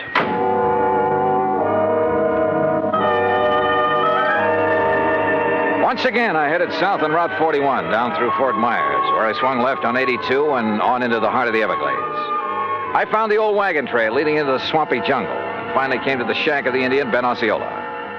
There, I hopped aboard one of his airboats, one of those strange little contraptions driven by an airplane-type propeller. 50 minutes later, I pulled up at the brush-covered island in the middle of that vast, wet, soggy swamp. Dr. Allworth was standing in front of the well-hidden laboratory. Mr. Dollar! Mr. Dollar, I'm so glad you haven't left yet. Oh, what's happened out here, Doctor? Oh, it's been terrible. A terrible thing, like a nightmare. Here, come inside. I'll show you and tell you everything I know. Oh. Our living quarters are down this corridor. Yeah, I remember. After you and Mr. Swam left us yesterday, Leon and I went to work immediately to replace the rocket fuel additive we had lost in the accident you investigated. Yes? Oh, if only I'd paid attention when he told me about the man he'd seen in Fort Myers the day before. But we were so busy. Oh, wait a minute. What man? Someone he'd known in Europe during the war. A man he suspected of now working for, well, for those who'd like to sabotage our... Go on, Doctor. Look, Mr. Dollar, this is my room. And this, right next to it, is Leon's room.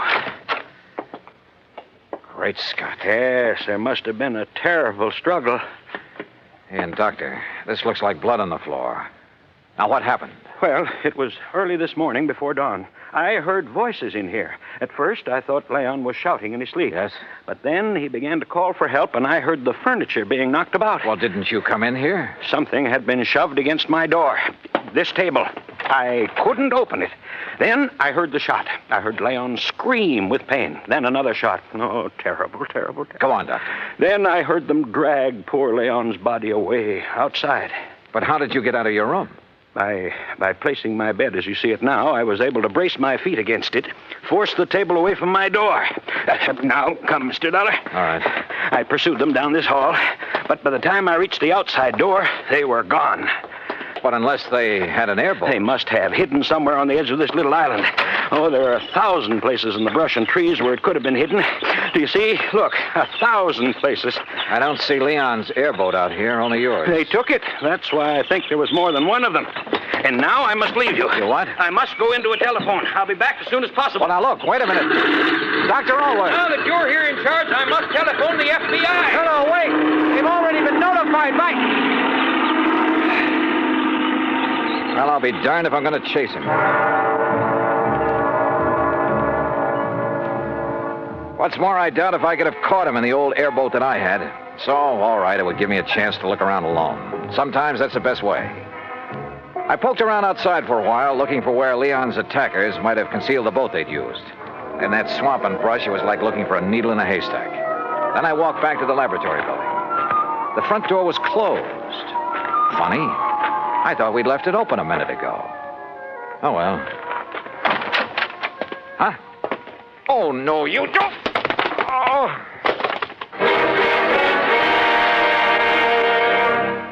Act two of yours truly, Johnny Dollar, in a moment. And now, Act two of yours truly, Johnny Dollar, and the Salkoff Sequel Matter. I don't know how long I was out after the attack on me at the hidden laboratory in the Everglades. But when I came to, I was lying in Alwa's bed. Across the room at a desk sat a well-dressed man going through files of papers and folders. I played possum because I wanted time to think. If Leon Salkoff had been murdered by subversives, then this man must be one of them. But how had he got here without Alworth knowing? Or did Alworth know?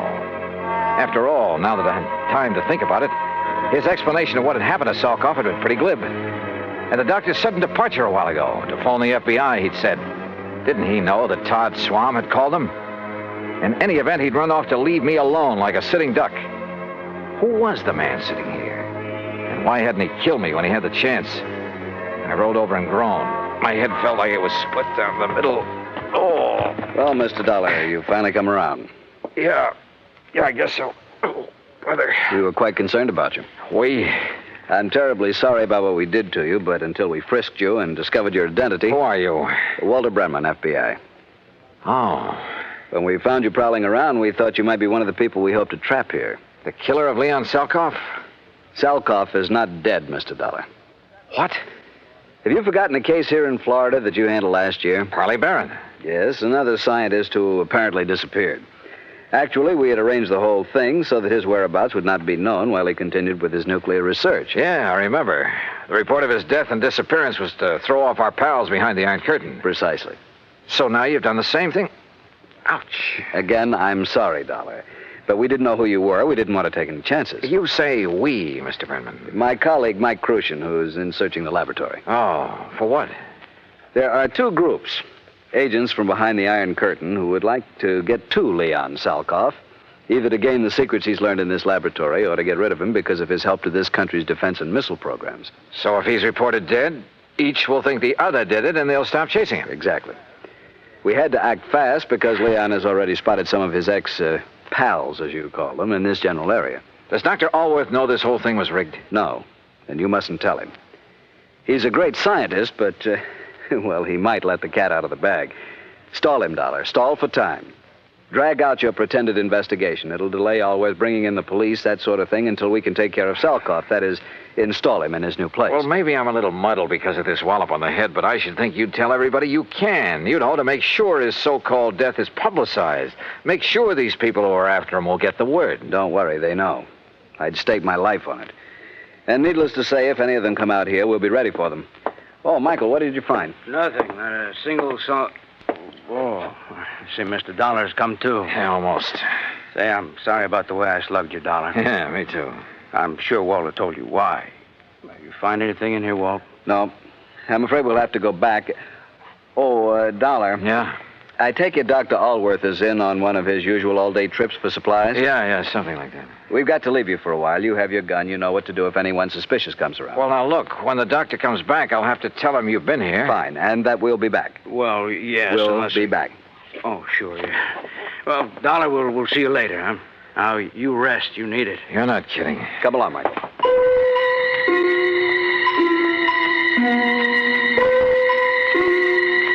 I felt so rocky, I didn't quite know what to make of it. I heard them leave by the outer door. Then a couple of minutes later, from off at one side, I heard their airboat leave. Wait a minute. It wasn't going out by the channel I'd been given to understand was the only way out of this place. Strange. Painfully, I rose and walked out. My head ached so much I could hardly think straight. There was something wrong here. Oh, sure, they'd left me a gun, but... yeah. They left it with me, all right, but the chambers had been emptied. My airboat was still where I'd parked it in front of the building, too. Yeah, but it wouldn't start. Tamper with, maybe. Then I heard it. Another boat coming into the regular channel. In the distance, I could see there were two people in it. Quickly, I crouched behind a clump of brush until I saw who the two men were. Mac! McLaughlin! Oh, hi, Dollar. Doctor always said you were out here. Mr. McLaughlin was already on his way when I telephoned. Why didn't you tell me the FBI had already been sent for, Mr. Dollar? I tried to, but you Good took off in Lord, such a Johnny, hurry. what happened to you? Oh, a couple of your own boys did this, Mac. What? Men from the Bureau? That's what they said. And I was so addled from this knock on the head. Johnny, that's impossible.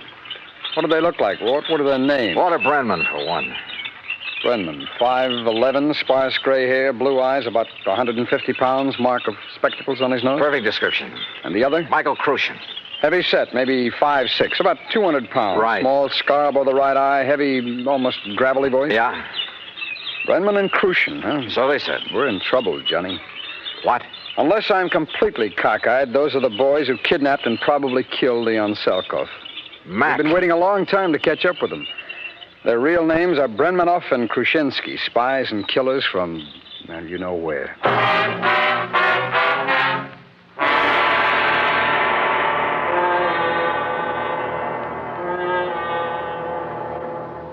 Act 3 of yours truly, Johnny Dollar, in a moment. And now, Act 3 of yours truly, Johnny Dollar, and the Salkoff Sequel Matter.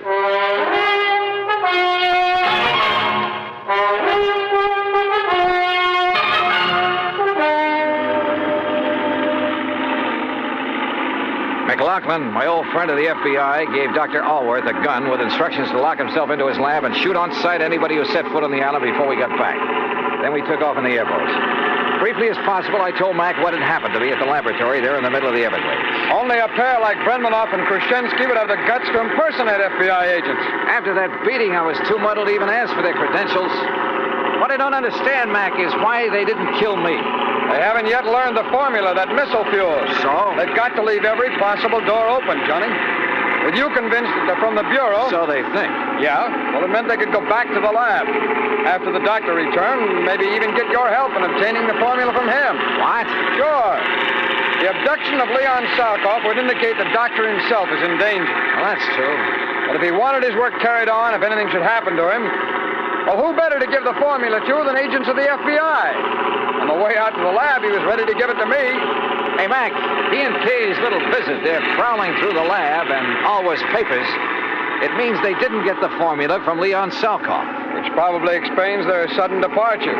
They couldn't find the formula at the lab, so they'll go back and put the pressure on Leon again. Makes sense, Mac. And I sure hope he's still alive. But where? Well, let's hope an all-points bulletin will help us catch up with them when they leave this swamp. Got to come out of it somewhere. They've had a big head start on us. Yeah, but this channel we're taking is the most direct route to the highway. Any highway. They carried off their pose pretty well.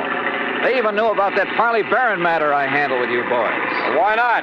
You broadcast the whole thing on your radio show. You gave me clearance. Sure. But just keep mum about this affair, huh? Until after the boys on the East Coast launch a space satellite successfully.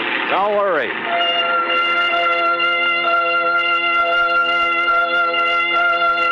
A few minutes later, we pulled up at Ben Osceola's shack at the head of the bayou where we'd left our car. We'll use mine, Johnny. It's better equipped than yours for whatever we may run into. I saw what he meant, because in back of the seat was a regular arsenal. As we tore out of the jungle and headed south on Highway 29, Max short-waved in all points to every town in the area and to the state police. Keep me posted. Over.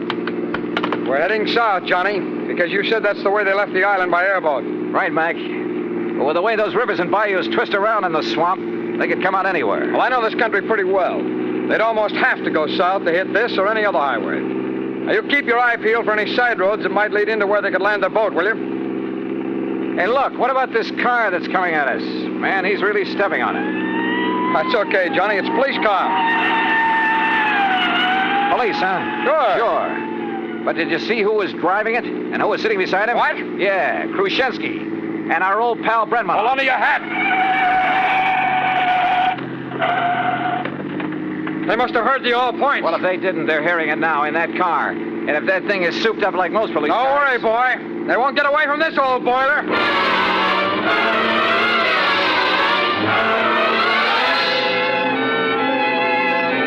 Mac wasn't kidding. How we held the road at over 100 miles an hour, I'll never know. Thanks to the siren on the stolen police car, the road ahead was kept clear.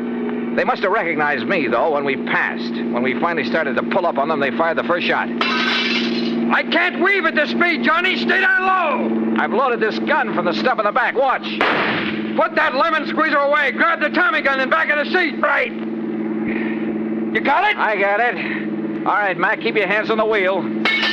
Those boys can really shoot. I told you, the killers. Let them have it, right? Aim for the tires, Johnny. Aim for the tires. Hold it. Hold it. You've got them. They're going off the road. Mac, if they hit that row of cypress trees, they're gone.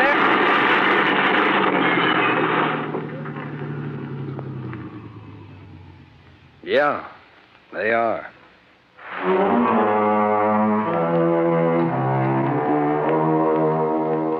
Beyond Salkoff, well, I'm afraid he gave more than his skill and efforts to the country he loved that had taken him under its wing. His body was found trussed up and floating face down in the bayou from which Brenmanoff and Khrushchevsky had launched the airboat. Dr. Allworth? Well, now that a U.S. space satellite is carrying out its mission, he's safely and officially working in a government laboratory. Expense account total, including incidentals and the trip back to Hartford? Oh, forget it. If in any way it helped to get the Explorer out in space, in orbit, it's on me. Yours truly, Johnny Dollar.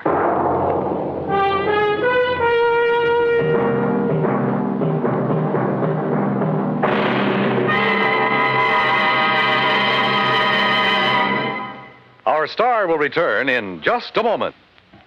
Now, here is our star to tell you about next week's story. Next week, a trip to a mining town out near Denver, Colorado. And for me, it's a little too close to the wild, wild west. Join us, won't you? Yours truly, Johnny Dollar.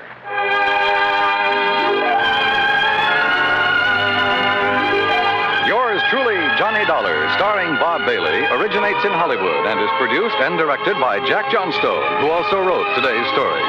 Heard in our cast were Herb Ellis, Vic Perrin, Harry Bartell, Jack Crucian, Lou Merrill, and Stacey Harris.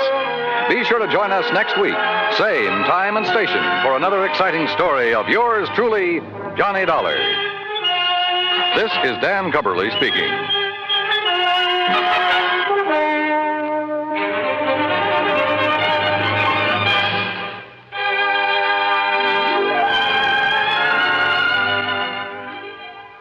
This is the United States Armed Forces Radio and Television Service.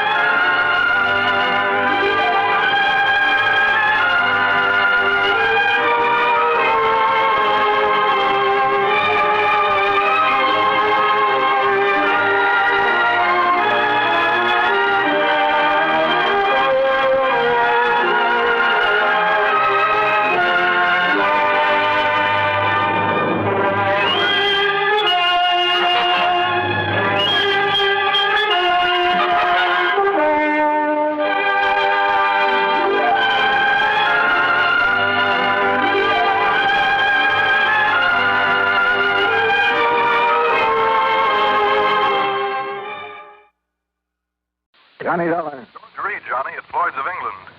George, every time I hear your voice on the phone, I shudder. Well, I guess I have asked you to handle some rather out-of-the-ordinary matters for us.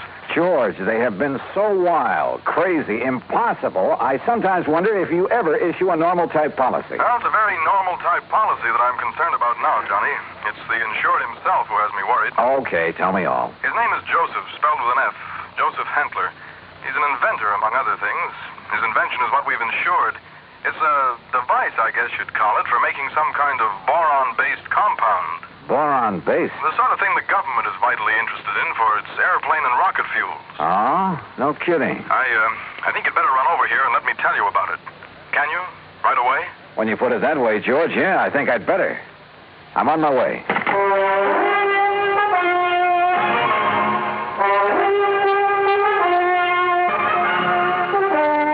Bailey in the exciting adventures of the man with the action-packed expense account, America's fabulous freelance insurance investigator. Yours truly, Johnny Dollar. And now, Act One of yours truly, Johnny Dollar.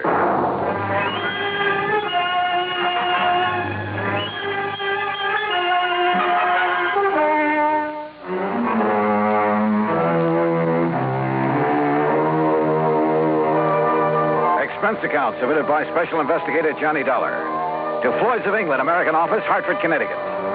Following is an account of expenses incurred during my investigation of the Boron 112 matter.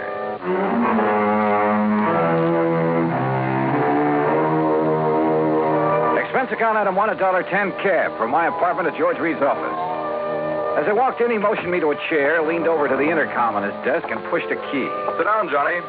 Miss Larkin. Yes, Mr. Reed. Mr. Dollar is here. Would you come in, please? Oh, yes, sir.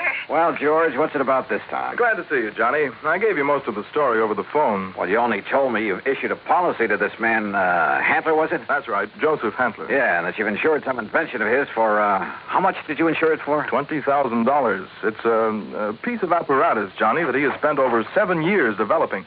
Sit down, Miss Larkin. Oh, thank you. Apparently, it's a very complicated something or other. I never did know much about such things.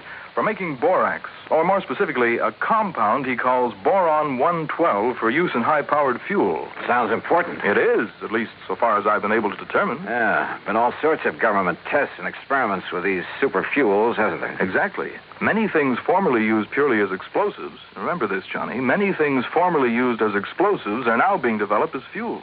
Well, the perfect example is atomic fission and hydrogen fission or fusion or whatever it is. Exactly. All right, now let's get down to cases. You've insured some apparatus that's supposed to make Boron 112. What kind of apparatus? I've never seen it. It's all very secret. Well, now, wait a minute.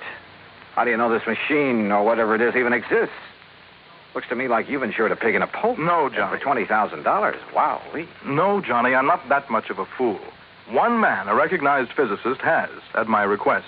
And mind you, this was before I'd agreed to issue the policy. Understand? Go on. His name is Dr. Hugo von Brauer. Oh, I've heard of him. Yes. Well, Hantler permitted him to see enough to convince von Brauer that he has something mighty important there. That he's on the right track to, well, whatever it is he's out to accomplish. Okay. I'll take your word that you were right in issuing him the policy on it. But now what's happened? The thing blow up in his face or something? No, as I told you over the phone, it's the man himself I'm worried about. Because of something I've just learned. Like what? Miss Larkin, this is Mr. Johnny Dollar. Now, will you please... Yeah, I know. Gee, Mr. Dollar, this is a real thrill. I've heard so much about you. Hi, Miss Larkin. Gee, won't you just call me Louise? Yeah, sure, Louise. Oh, gee. Miss Larkin, will you just tell Mr. Dollar what you told me this morning? Yes, sir. Oh, gee. Well, it was like this, Mr. Dollar. A couple of years ago, well, you know, when I was just a kid, not very mature, you know what I mean? Oh, sure. Go on. Well, some of the kids I traveled around with, some of them were awful immature, compared to me, that is. Miss Larkin. Well, a couple of them had some pretty funny ideas about the government, things like that. You know what I mean? I'm afraid I don't. Well, like, they used to think they were very smart attending a lot of secret meetings. The kind the FBI likes to keep tabs on. Now, you know what I mean? Go on, Miss Larkin. Well, anyhow, this one night, we didn't take all their talk very serious, mind you, and that's the truth.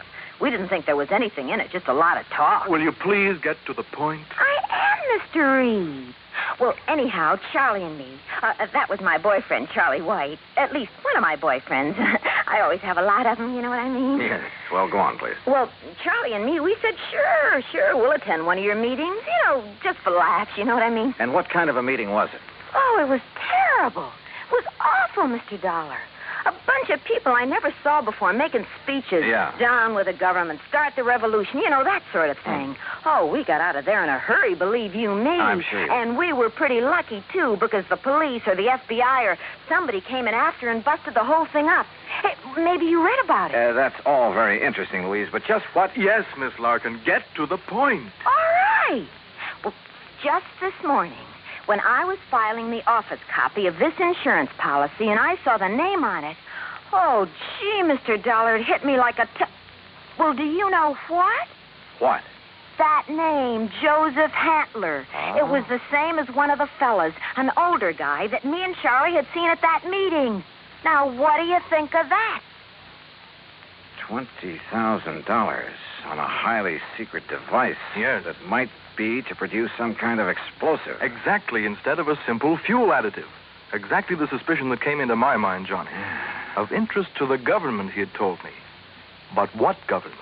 We're jumping to an awfully big conclusion, George. Have you notified the FBI? I suppose I should, eh? Yeah. No, not yet. We may be all wrong about this. Oh, but Mr. Dollar... We may be all wrong about the man, his apparatus, his intentions, everything. Let me see what I can find out about him first. Now, whatever you say. But remember one thing, Johnny. Yeah? You may be dealing with far more than just this one man. So be careful. Be very careful. Oh, gee, you'd better, Mr. Dollar. You know what I mean? Act 2 of yours truly, Johnny Dollar, in a moment. Now, Act 2 of yours truly, Johnny Dollar, and the Boron 112 Matter.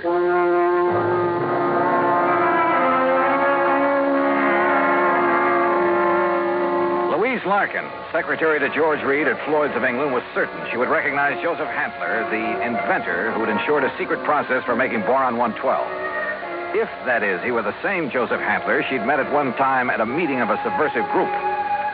Expense account item 2, $50, deposit on a rental car. In it, Louise and I crossed the Connecticut River to East Hartford, went south to Hockenham on Route 2, then south and east on a seldom used gravel road that took us a few miles to the edge of a stream called the Salmon Branch. There in a little grove of trees, we found a windowless concrete block building, the so-called laboratory of Joseph Handler. Gee, those directions Mr. Reed gave us were pretty good, weren't they? Yeah. Handler certainly picked himself an isolated spot. Come on. Boy, this is exciting, isn't it? Now, just remember what I told you. If this is the man you met at that party line meeting, don't appear to recognize him. Just give me a slight nod to say yes or no. Yeah, but what if he recognizes me? Yeah, we'll cross that bridge when we get... Stop! Stop right where you are. Do you not see the signs on the fence? Keep out! Keep out! Yeah, Johnny, it's him. You're sure? Yeah, gee. Where did you hear me? I'd like to talk with you, Mr. Handler. It is Dr. Handler. Who are you? My name is Dollar, insurance investigator. And who is this woman? Just a friend of mine. So, what do you want with me? Well, I want to see the machine, the apparatus that Floyd's of England has insured for you. No, you may not. I'm engaged in highly secret work here. Work that is worthy only of my own great talents as a physicist, chemist, and inventor. Work for the government. Yeah? What government? What are you talking about? The United States government, of course. Suppose you let me see whatever contract you may have with them. I let you see nothing. I have no contract. Oh?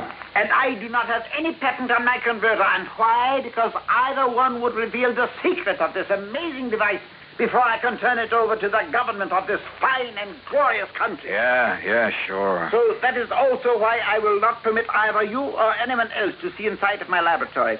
So leave. Immediately. Go, get out of here. Dr. Handler, if you'll just let us... No. Do you understand me now? Mr. Dollar. Oh, hey, now, wait a minute. What's that thing for? You are trespassing on my private property. If I shoot you, I am within my rights. Now leave. Now! Do you hear me? Come on, Louise. Gee, yeah. And do not come back here. Do you hear me? Never! Same man, huh? Oh, he sure is. Gee, that gun he pulled on you, I was scared, you know what I mean? Yeah, I know what you mean. Well, what are you going to do, Mr. Dollar? You know something, Louise? I'm not sure. But I was sure by the time we got back to Hartford. I took Louise back to George Reed's office. George was out to lunch, but I stopped long enough to telephone an old friend of mine, Lee Houck, at the local office of the FBI. Asked him to meet me for a bite to eat. Sure, Johnny.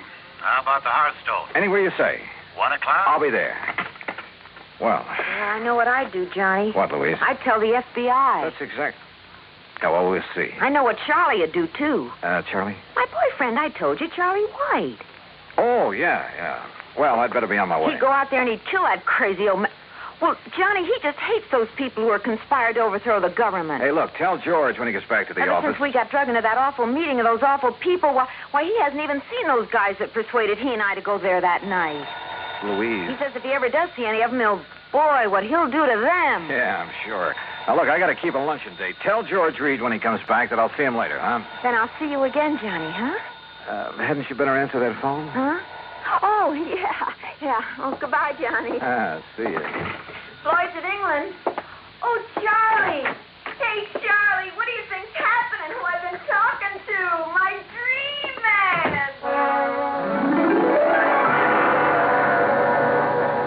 Item 3, 7:20, lunch for Lee Houck and myself.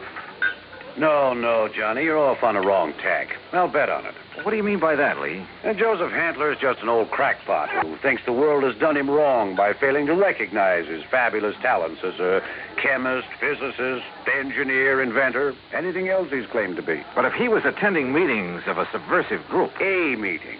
We know all about that. A lot of innocent people have been sucked in on that sort of thing at one time or another. It doesn't mean that they belong or ever have. You can't blame me for being suspicious, though. Isn't George Reed your contact at Floyd's of England? Yeah. Okay. Even his kind of dumb little secretary, name's Louise Larkin. I know the girl. Even she was at one of those meetings before we cleaned him out of town. Not much gets by you boys. With one of her boyfriends, Charlie somebody or other.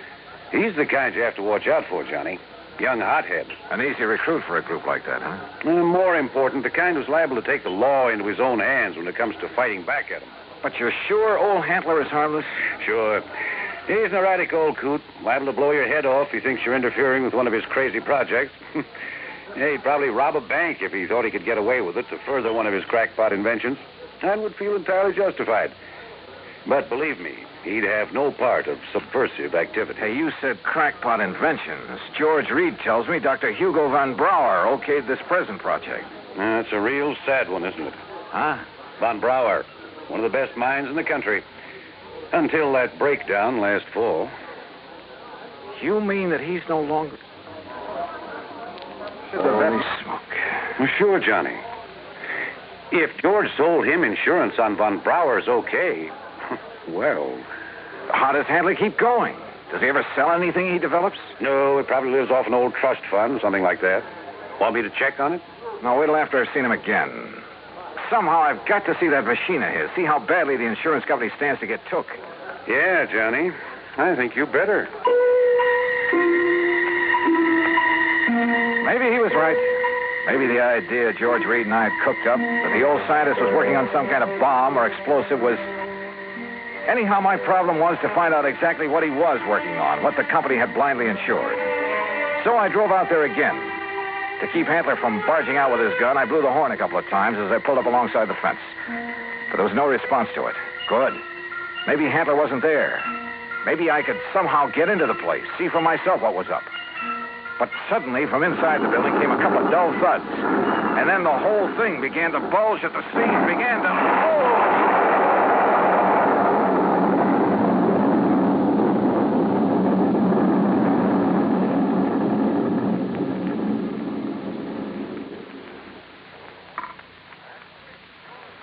Act 3 of yours truly, Johnny Dollar, in a moment. 3 of yours truly, Johnny Dollar, and the Boron 112 Matter.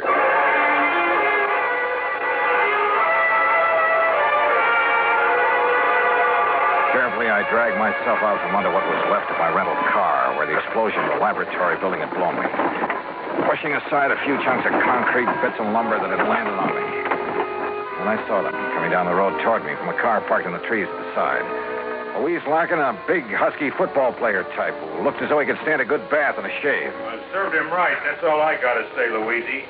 Any guy plotting against the United States, murder's too good for him. Oh, gee, Charlie, it sure looks like he's done for now. He must have went up with the building. Yeah, and it served him right. Oh, gee, there's not a thing left of this lap. Oh. Hello, Louise. Mr. Dollar. Yeah, that's right. And I take it you're Charlie. Yeah. Hiya, Dollar. What do you think of that? You did a pretty good job, didn't you? What? Yes, sirree. Huh? What are you talking about? Was he still inside?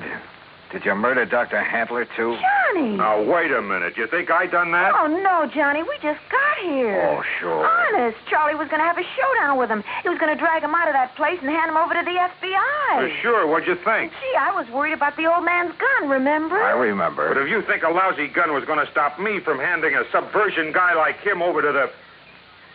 Now, look, you don't mean you think I done this. What would you think? No, I did it. Oh, was it not wonderful? Dr. Handler. Yes, Mr. Dollar, and I want you to meet... So you're still alive, huh? You're okay.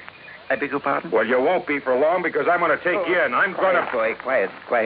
Mr. Dollar, my good friend, Mr. Dollar. Huh? I want you to meet this gentleman from the commission in Washington. Commission? D.C., Washington. Dr. Bernard Steiner. The Dr. Steiner? Yeah, but of course. I've heard of you, and now it's nice to meet you, Mr. Dollar. This final test, it was proof. It was final, all right. Yes, it was all the proof I need. We observed the buildup of the explosion from the top of yonder hill. The proof of what? That Dr. Handler has finally come up with a controlled power source in his boron compound of inestimable value to the country's rocket program. So, I am a great man at last. Though why he calls it boron 112, I'll never know. Well, because it was experiment number 112 with my wonderful converter process. What else? Hey, if you're from Washington, mister, I am, young man, and I assure you the government will take over Dr. Handler's process immediately. Well, I'll be doggone. I don't get this. Neither do I, honey. Well, what about the converter, as you call it? Did that go up with the building? Yeah, but of course. And now I can build for the government a big one. Big enough to serve this glorious country of ours. Yeah, sure. But you'll expect the insurance company to pay for the one you deliberately blew up. Me? Dr. Joseph Handler? No, never. I am a great man now. I am above such petty things. I tear up that policy. I do not want their money because now I am a great man.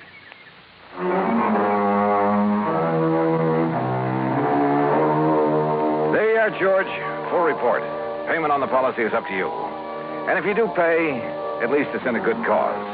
Also, well, I guess you and I have both learned a lesson about jumping to conclusions. Expense account total, including incidentals, replacement of the rental car, and transportation back to Hartford, $2,431. Yours truly, Johnny Dollar.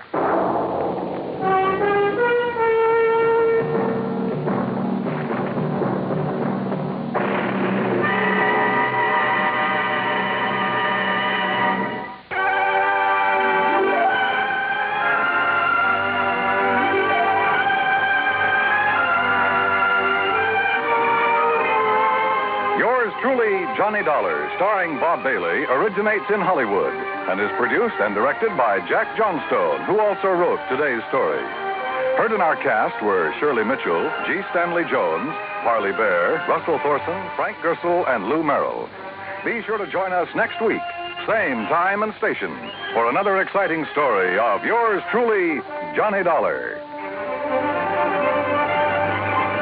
This is Dan Cubberly speaking.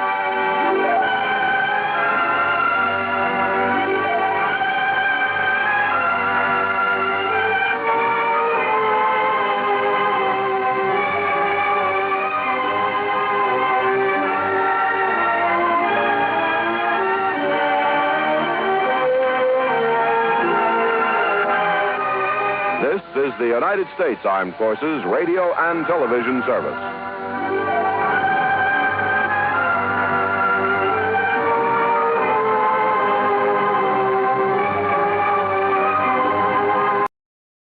The Greater Southwest Insurance Company office in Kingman, Arizona. The following is an account of expenses incurred during my investigation of the Red Rock matter.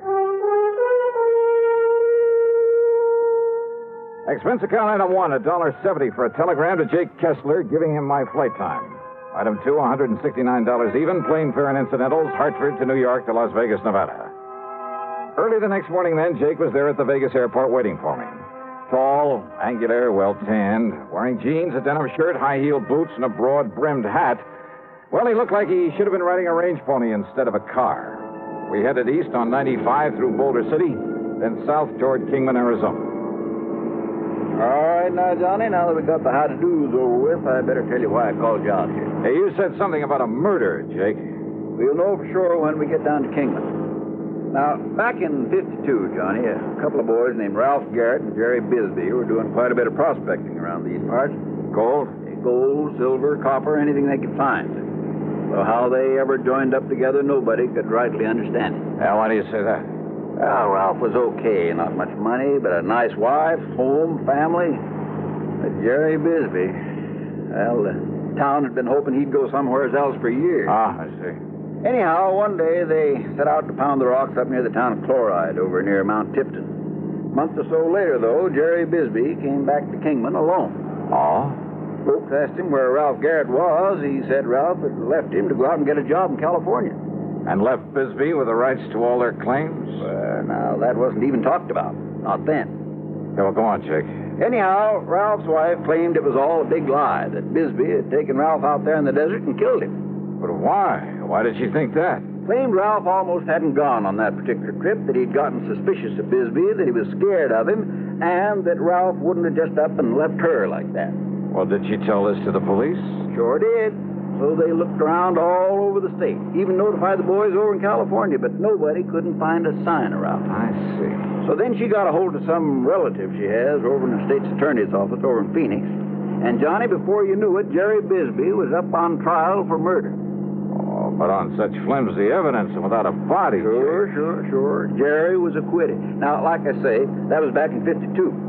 But we only paid off the insurance on Ralph about a year ago, lacking any legal proof that Ralph was dead until that statute of limitations said he had to be here or something. Yeah, I know. But now about this man Bisbee. Does he still live in Kingman? No, Johnny.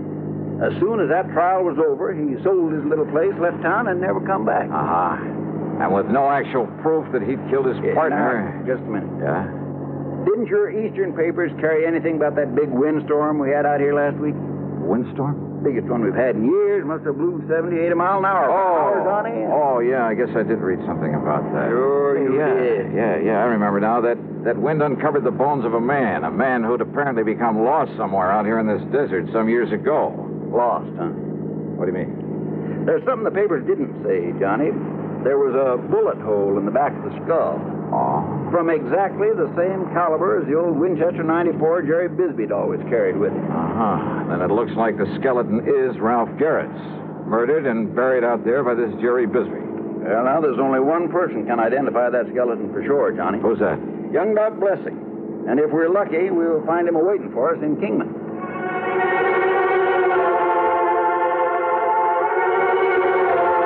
Well, that was all Jake had to say about the matter until we could talk to Dr. Blessing. When we got to Jake's office there in Kingman, we found a note in the door from Dr. Blessing asking us to wait for him. So we sat there and waited. And then he came here and... Drat the dang flies. Think out here in this nice, clean desert air, they wouldn't... There you are. Oh, I won't be able to hear out of this here for a week. Yeah, I thought you were trying to knock your head off there for a minute. I almost did. But you were saying that young Doc Blessing took over his father's practice out here. Yeah, a couple of years ago.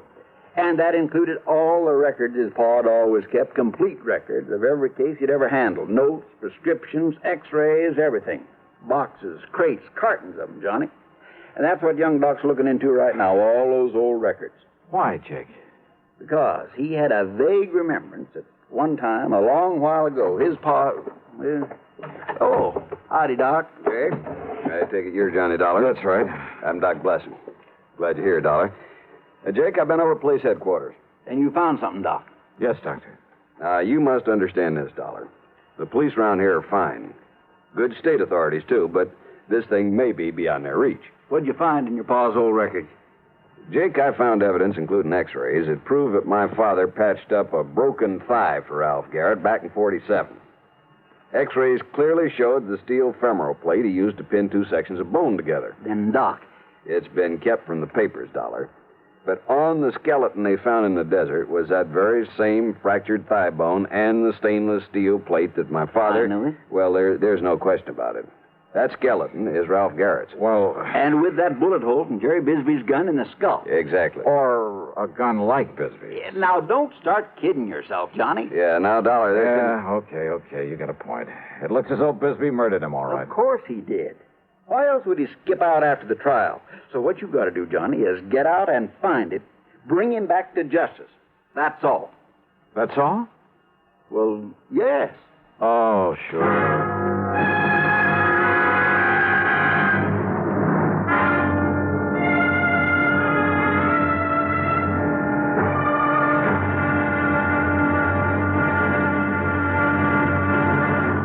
Next time you refresh, enjoy a frosty, ice-cold Pepsi-Cola. Sociability, Charlie. All right, Kay, how's this? Pepsi is light, refreshes without filling. You like to refresh? Have a Pepsi right now. Well, offer it to everybody, Charlie. I will. Enjoy Pepsi at the fountain. It's delicious at home, too. Have one at lunch or with a snack. Charlie. At the beach or at dinner. Wherever you go, wherever you're thirsty, Pepsi is there. It's here, too, in our Be Sociable song. Be sociable, look smart, keep up to date with Pepsi. Drink light, refreshing Pepsi. Stay young and fair, debonair, be sociable, have a Pepsi. For the weekend, have plenty of Pepsi around. Pick up an extra carton today. CK, I'm sociable. With Pepsi, everyone is. And now, the second act of yours truly, Johnny Dollar.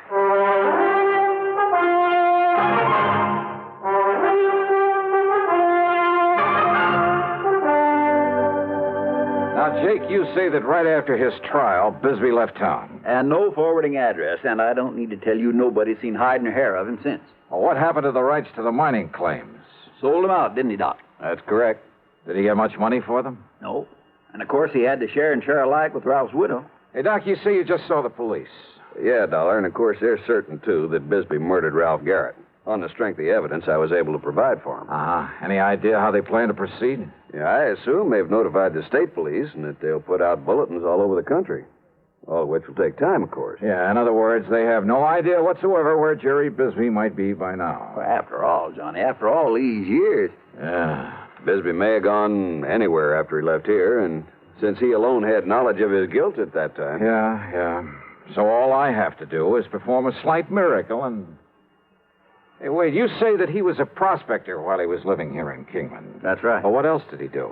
Well, he kind of worked some of the mines now and then, enough to keep him in food and clothes and tobacco's all. And liquor, of course. He was a heavy, disagreeable drinker. But that's all. It's the only work he knew. Now, I got some house calls to make. If I can be of any further help. Yeah, well, maybe that gives me an idea. Yeah? No, you go ahead, Doc. I can work on it right here. Very well. Don't hesitate to call me. What's this idea, Johnny? Just let me use this phone. Well, sure, go ahead.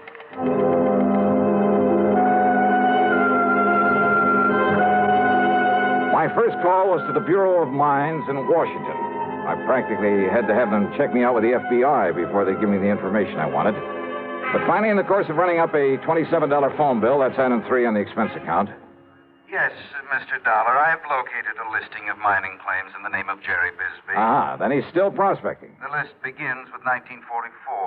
All claims up to 1952 were in Arizona. Yeah.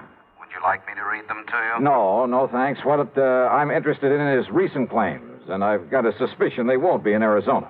Let me see now. Yes, you're quite right. Yeah? Within the past few years, he's apparently been doing some prospecting in the state of Nevada. Where? Well, in several rather widely separate... Well, of course, the office in Carson City could give you more up-to-date information than we have. Yeah, you're right. I'll call him. Thanks very much. Progress? Yeah, Jake. It looks like maybe we're getting somewhere. I knew you would, Johnny.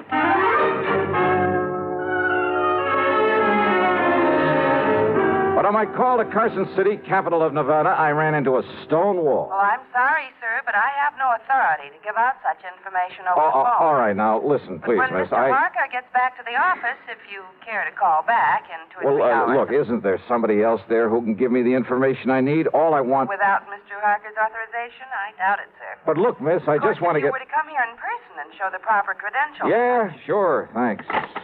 What's the matter with him up there, Johnny? Oh, I don't know. Jake. Yeah? Is there anybody around here who owns a plane? An airplane? Well? Well, there's young Kenny McManus has a little single... Then come on, let's find him and see if he'd like to fly a charter job.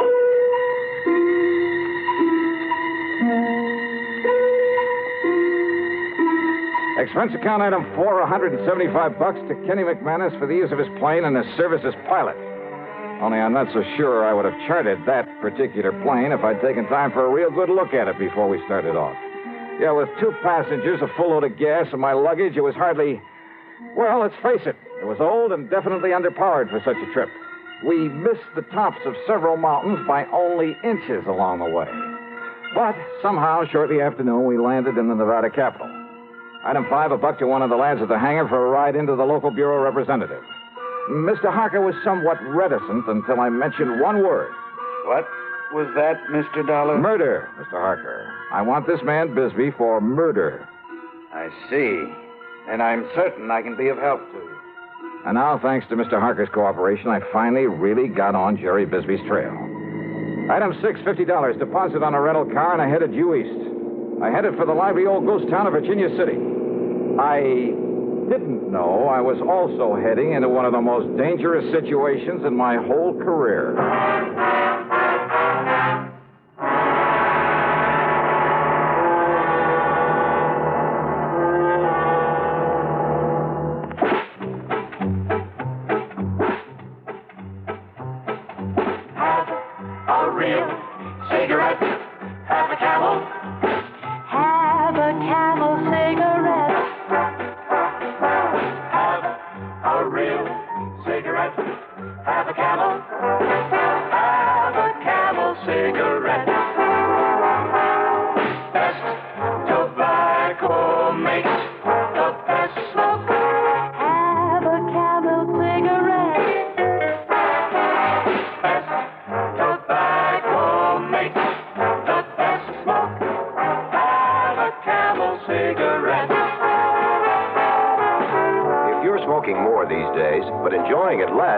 Change to Camels.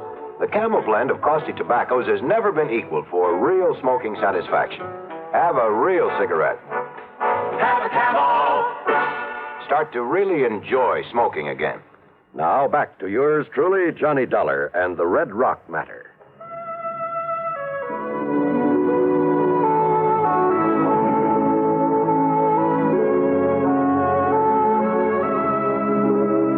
Virginia City is fabulous.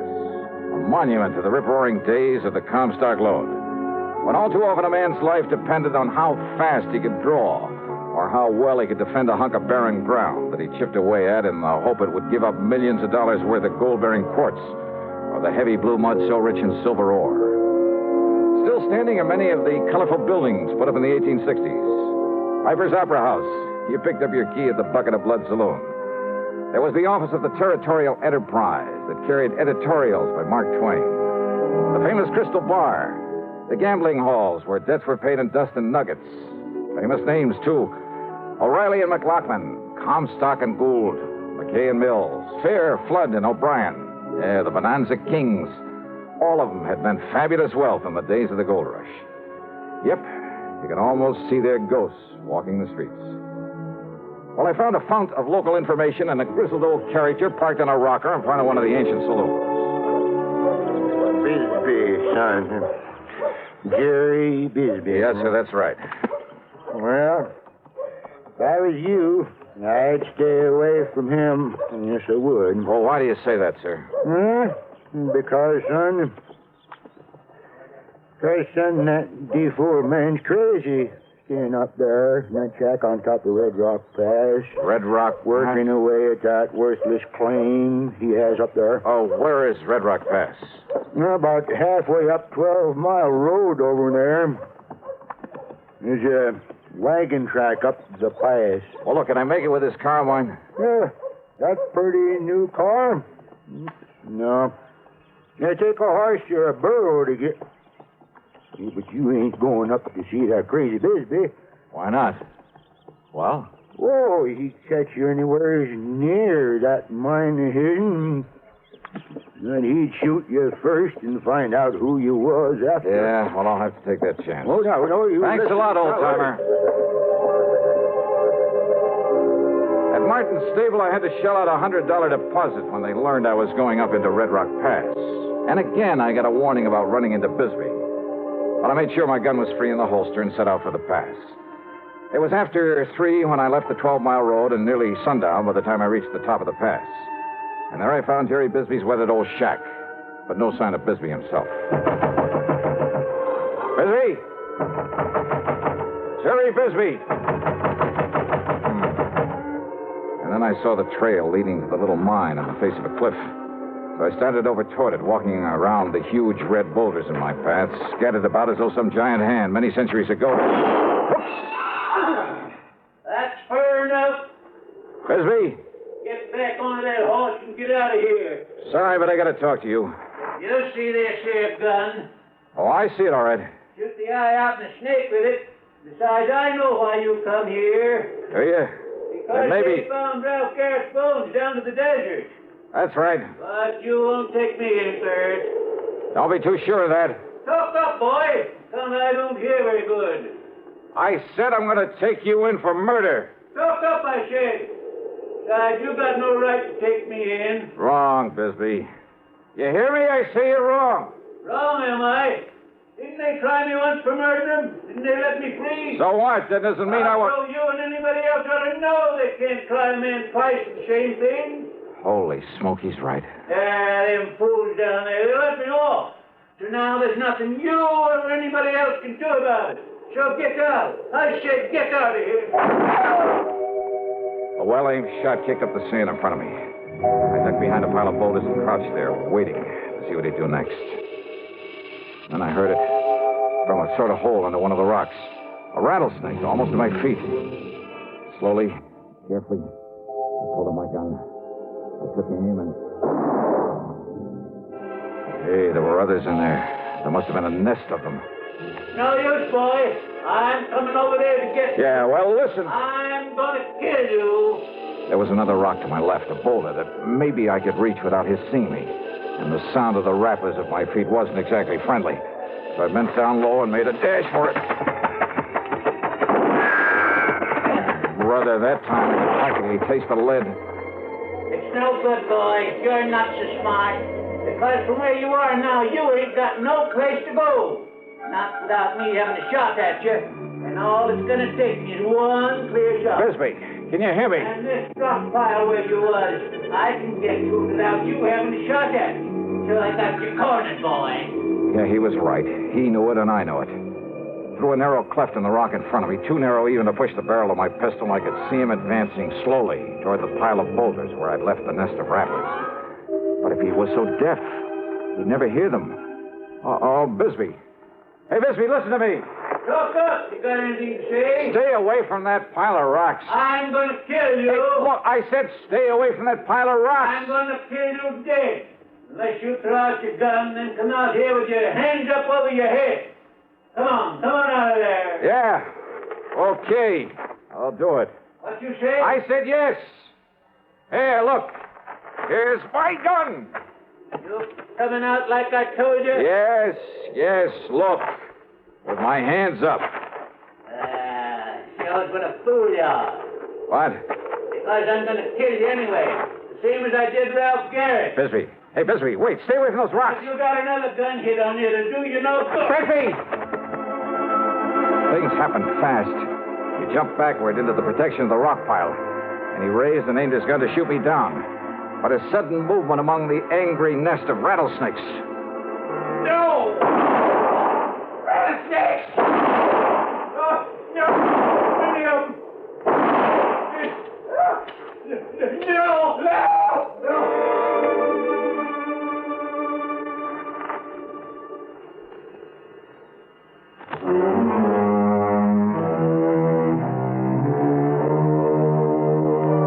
By the time I got over to him and hauled him out of that pit of death, half a dozen of the deadly rattlers must have struck him. He died before I could get him back to Virginia City. Yeah, justice again, in one of her own inscrutable ways. Expense account total, including a couple of good stiff drinks, then the trip on back to Hartford, $496.25. Yours truly, Johnny Dollar.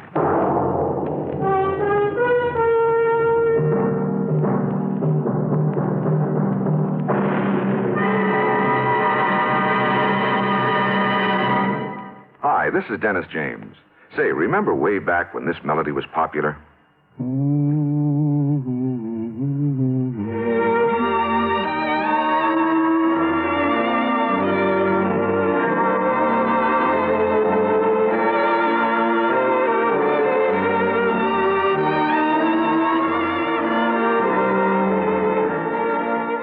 There's something very special about a long-time favorite, isn't there?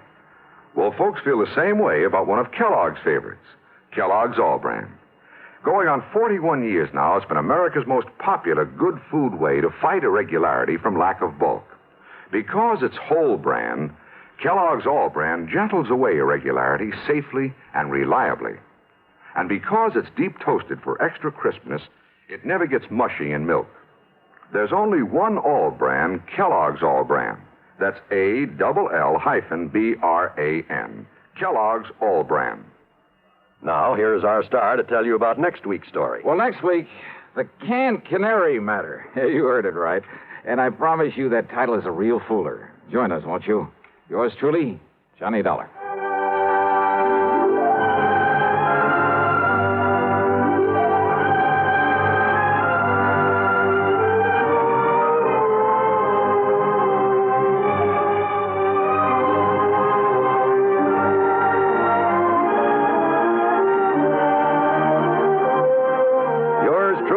Johnny Dollar, starring Bob Bailey, originates in Hollywood and is written, produced, and directed by Jack Johnstone. Heard in our cast were Virginia Gregg, Parley Bear, Harry Bartell, Vic Perrin, John Daner, Will Wright, Tom Hanley, and Bill James. Be sure to join us next week, same time and station, for another exciting story of yours truly, Johnny Dollar.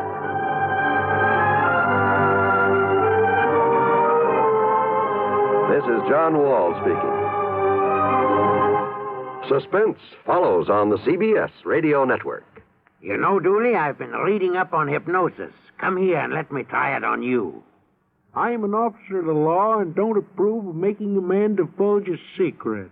However, I'll stand by in case there's criminology involved. I just want to clear up some of his problems, Officer Suggs. But I haven't got any problems. I'm the soul of contentment. Maybe that's your trouble. You're too contented. Lie down, Dooley. You're going to sleep. I feel so good. He's under my influence.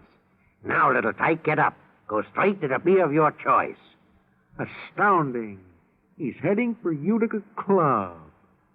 'Cause Utica Club will still take the trouble to age beer the natural way. Utica Club, you see. He's got no problem. He's a happy, well-adjusted fair mug. Brewed by the West End Brewing Company of Utica, New York. You're tuned to WROW Radio in Albany, New York. Time, 5:30.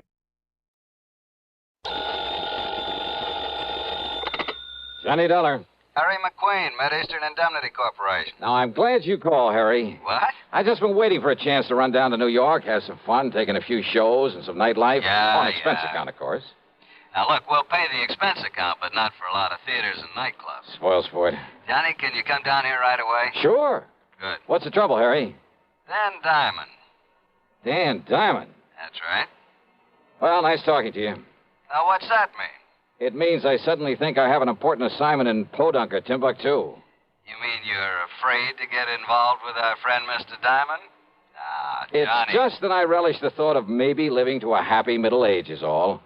Don't you remember what happened on that bank job over in Amityville? Oh, I remember. Not only a bank guard, but a police officer and the investigator from the insurance company. All of them suddenly turned their loving wives into widows. I know. Diamond. So he's still in business, huh? Well, apparently not. And I use that word advisedly. Apparently, he's retired from his career of crime and is growing orchids at his little home in Long Beach, California. Yeah, That is, on the dough from that Amityville job. That is when he's out there. Oh, where is he now? Right here in New York City, and he just happens to have lifted some $75,000 from a small but expensive jewelry store. Then lock him up and throw the key away. I'm afraid it's not that easy. What's more, we want that $75,000 back. Well? Sorry, Harry. You realize what your commission would be on a $75,000 recovery. And after all, Johnny, with an unlimited expense account to go on... Johnny? Okay, Harry. Maybe I'll run on down there and see you.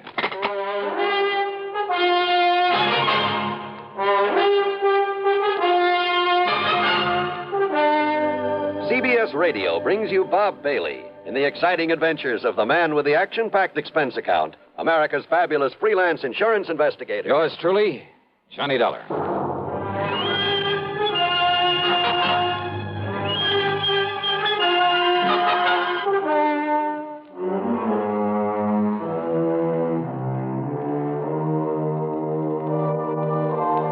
Expense account submitted by Special Investigator Johnny Dollar to the Mid-Eastern Indemnity Corporation, New York City. The following is an account of expenses incurred during my investigation of the P.O. matter.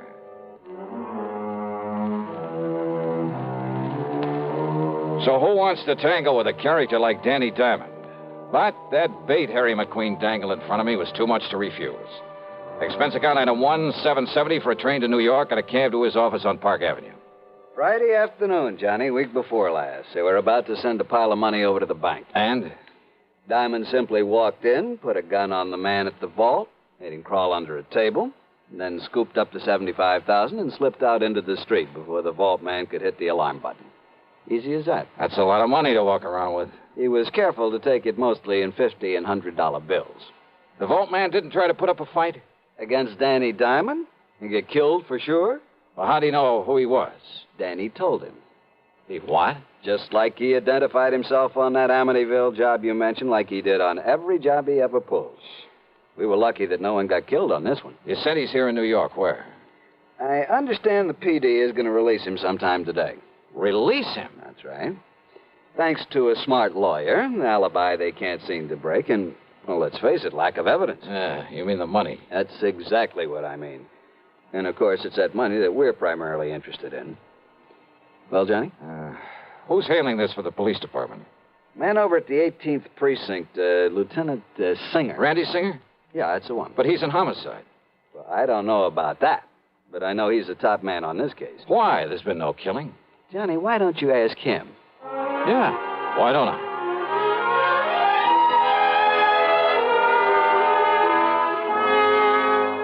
Because on nearly every previous job that Dapper Danny pulled, there was a killing. And I was assigned to him. I got to know him and his routine, his methods better than anybody else in town. But not well enough to nail him down. Yeah, I'm afraid that's true.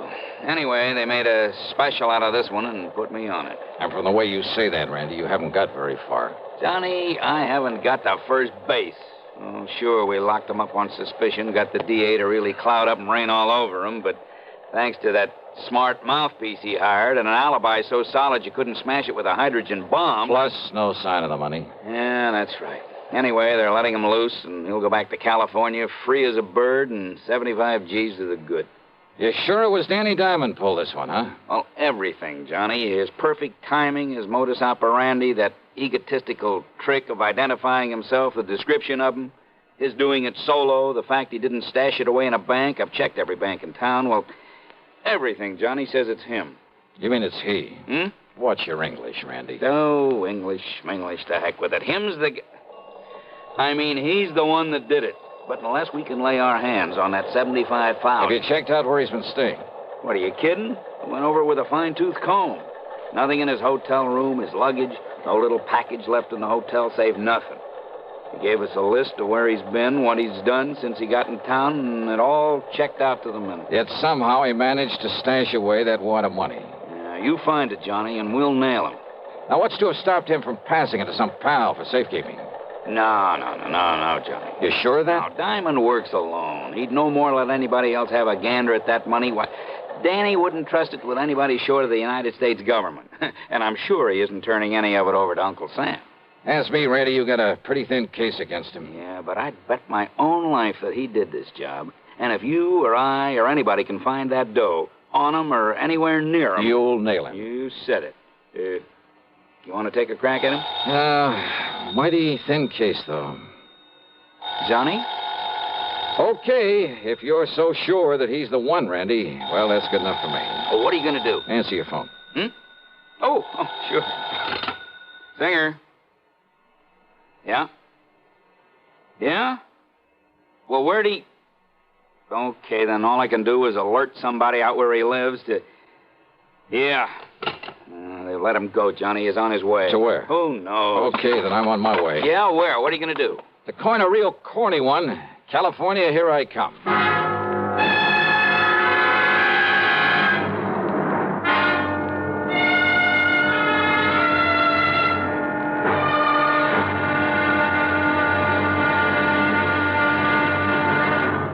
Here's Hollywood star Mona Freeman. Who feels like acting with a miserable cold? I relieve cold distress the fast way with 4-way cold tablets. Yes, tests of all the leading cold tablets proved 4-way fastest acting.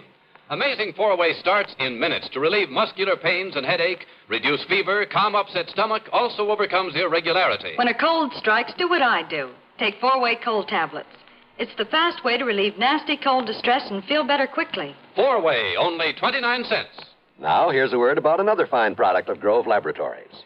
To get rid of embarrassing dandruff in 3 minutes, change to Fitch Dandruff Remover Shampoo. 3 minutes with Fitch regularly is guaranteed to keep unsightly dandruff away forever. Apply Fitch before wetting hair. Rub in 1 minute. Add water, lather 1 minute. Then rinse 1 minute. Every trace of dandruff goes down the drain. 3 minutes with Fitch and embarrassing dandruff's gone. At the same time, Fitch can brighten hair up to 35%. Get Fitch Dandruff Remover Shampoo today. And now, Act 2 of yours truly, Johnny Dollar, and the P.O. Matter. I got a recent picture and a complete description of Danny Diamond from Lieutenant Randy Singer. And I'll find out who you ought to contact there at the PD in Long Beach, Johnny, and send you a telegram. Then I spent item 2, $166.25 for a plane ticket to Los Angeles. When I got aboard, I began to think that maybe I'd fallen into some luck for a change. And not for the usual reason. Though, of course, I'd hoped to find myself next to a gorgeous blonde with ideas and plenty of time on her hands. No, it was because the passenger sitting right next to me, holding a big dispatch case in his lap, and I mean holding onto it, was none other than... Diamond's the name. Danny Diamond. What's yours, mister? It's Reynolds. Jerry Reynolds. Oh. For a minute, I thought there was something familiar. I guess I was wrong. But, haven't I heard about you somewhere? Oh, I don't know why not. Danny Diamond? Dapper Danny, they call me. Oh, yeah. Oh, you probably read about me in the papers. Lousy bunch of New York cops trying to hang that jewelry store heist on me. Yeah, something like $75,000, wasn't it? Yeah. That's going to keep somebody real happy for a long, long time, Mr., what'd you say your name is? Reynolds. Jerry Reynolds. Yeah. Try to pin it on Danny Diamond, huh? I'd like to see him pin anything on me. And not because I haven't been trying. Trying for years, Johnny. It's Jerry. Yeah. Yeah, that's what I meant. But they're wasting their time. Just like they're wasting their time trying to find that 75 G's. Hey, look, don't get me wrong, Mr. Diamond. Call me Danny. But the way you're hanging on to that dispatch case, you'd think it was loaded with, Yeah? Yeah, what about it? Nothing. Just forget I mentioned it. Yeah. And don't you get me wrong. But maybe you'll stay a lot happier, let's say, if you forget that you mentioned it, too. Well, now, look, Danny, Just forget it. Sure. Why not? You live in Los Angeles? No. Long Beach. Why? Oh, I just wondered. Yeah. What are you going to L.A. for? Oh, just to spend some time with an old pal of mine. Huh? Who? Where's he live? Section of L.A. called Westwood Village. It's out beyond Beverly Hills. Yeah, I know. What's his name? Well, now, look, does it make any difference? So maybe I know. Maybe we got mutual friends. What's his name? Johnstone. Johnstone? That's right, Jack Johnstone. What's he do? Oh, he's a writer, among other things. I don't know. Moving pictures? Radio, television. Radio, huh? That's right. I don't know. I hardly thought you would. Something kind of familiar about that name, though. See, I listen to the radio, you know what I mean? Doesn't everybody? See, look, I'm going back in the galley, see if I can pry another drink out of that blonde stewardess. Well, I doubt if you'll have any luck, but go ahead. Just leave it to me. You want me to bring you one? Why not? If you can. Leave it to me. He carefully set the dispatch case on the seat. But as he swung back up the aisle, he kept half looking over his shoulder. If I picked it up and tried to open it, he'd know exactly what I was doing. Even as he stood there talking to the stewardess, trying to force some money on her, he kept his eyes on me. But I had to find out what was in that case. And what I could do was keep looking out the window and with one hand open the clasps on it. That much he couldn't see. And then when he came back to his seat with his hands full, all I'd have to do... How dumb can they be? Those chicks would make a lot of extra dough. Make a lot of friends, too, if they forget the rules now and then with that liquor they got back there. Well, sit down. Don't worry about it. Hey, wait a minute. 2 seats up, that guy sneaking a bottle out of his coat.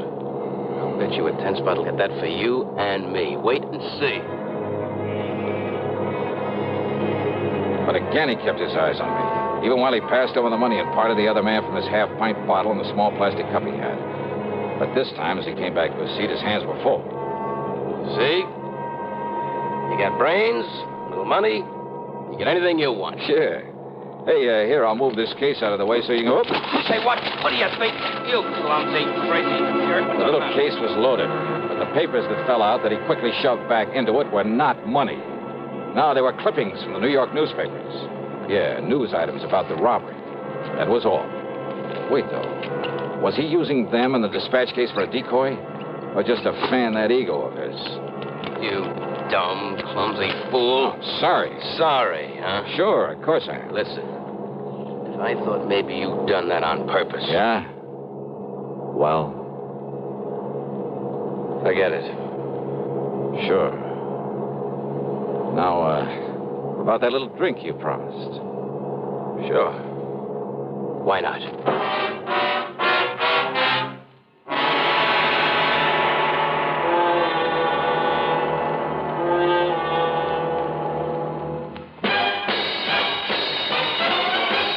Smoking more now, but enjoying it less. Have a real cigarette, have a Camel. The best tobacco makes the very best smoke. Have a real cigarette, have a Camel. Are you looking for flavor and mildness? Have a real cigarette, have a Camel. The best tobacco makes the very best smoke. Have a real cigarette, a real cigarette, a real cigarette. If you're smoking more today, but enjoying it less, try Camels. The Camel blend of costly Turkish and domestic tobaccos has never been equal for rich flavor, easygoing mildness, real smoking satisfaction every time you light up. The best tobacco makes the best smoke. Have a real cigarette, a real cigarette, a real cigarette, have a Camel. And now, Act 3 of yours truly, Johnny Dollar, and the P.O. Matter. There wasn't much conversation with Danny Diamond during the rest of the flight. At L.A. International Airport, after watching him pick up his luggage, I spent item 3, $50 deposit on a rental car, and drove on down to Long Beach, hoping not to see him along the way. I didn't. I got myself a room at the Villa Riviera, then checked with Western Union. Yes, we have, Mr. Dollar. It's from a Lieutenant Randolph Singer, NYPD, whatever that means. New York Police Department. Will you read it to me, please? Yes, sir, I'll be glad to. It says make contact with P.O. P.O.? It says make contact with P.O. Your man is Sergeant Wyman. Oh, I get it. That was a typo. Should have been P.D. The sender must have misspelled it. Oh, sure. But go on, please. Your man is Sergeant Wyman. Good luck. Signed, Randy. That's all? That's all. Okay, thanks.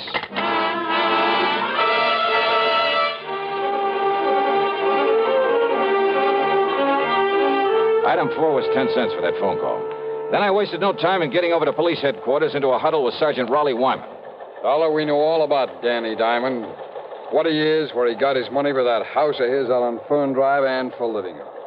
But unless he tries to pull something around here, there's nothing we can do about it. I know what you mean, sir. But if you can get something on him and make it stick, this whole town will love you dearly.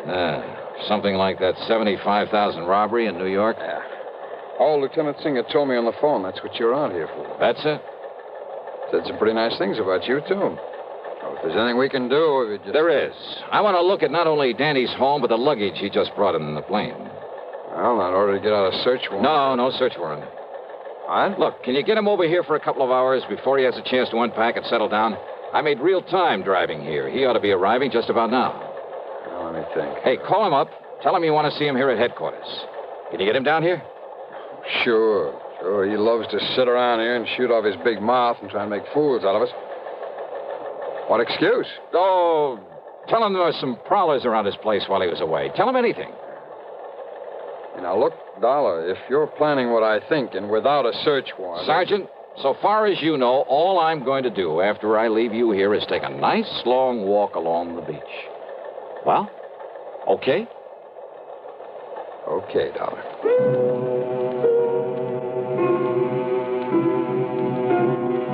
I drove quickly out to Danny Diamond's address on Fern Drive. A rather nice, modern little home, by the way, in a very pleasant residential section. Long Beach has a lot of nice homes, and this was one of them. I'd parked a couple of blocks away, and as I sauntered as casually as possible toward his place, a taxi pulled up in front of it. Out came Danny and his luggage. He paid off the driver and went in. And I waited, praying that Sergeant Wyman would call him before he had a chance to... Wyman must have done all right. Within 3 or 4 minutes, Danny came out the back door, went into the garage, then pulled away in a fancy little sports car. I went over to the back door and found, much to my surprise, that it was a real easy job to jimmy it open. Danny's handbags were still sitting by the front door. I not only went through them, but through every inch of that house, slowly, carefully, overlooking nothing. And that's exactly what I found. Nothing. Except that is for a large floor safe under one of the rugs. But I knew he hadn't had time to get to it, and besides, the dust around it showed it hadn't been opened recently. No, Randy Singer was wrong. If Danny did take that money, he must have stashed it away somewhere.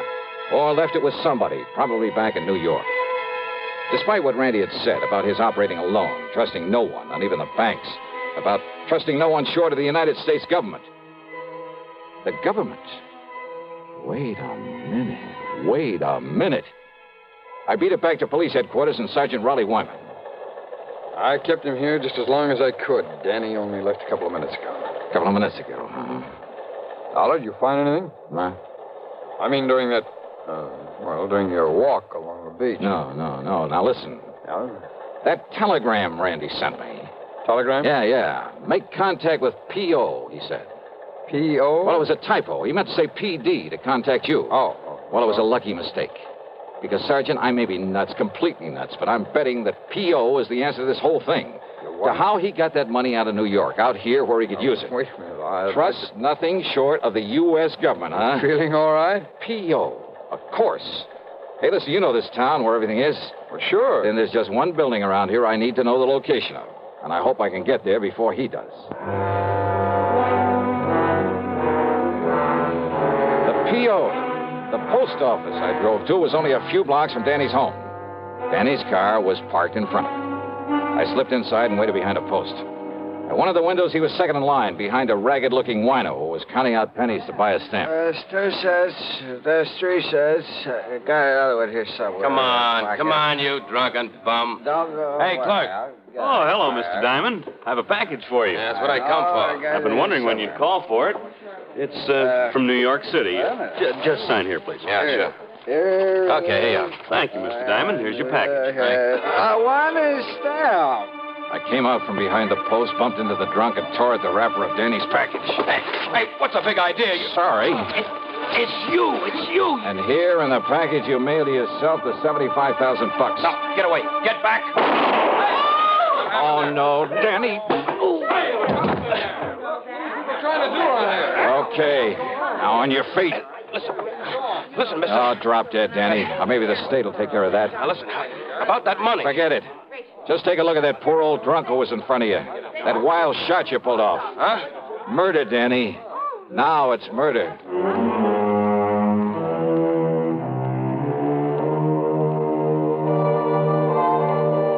So, from here on in, of course, it's in the hands of the law, the courts. As to credit for solving this one, well, actually, it all goes to a simple typographical error. Funny. Expense account total, including hotel and the trip back to Hartford, $397.70. Yours truly, Johnny Dollar.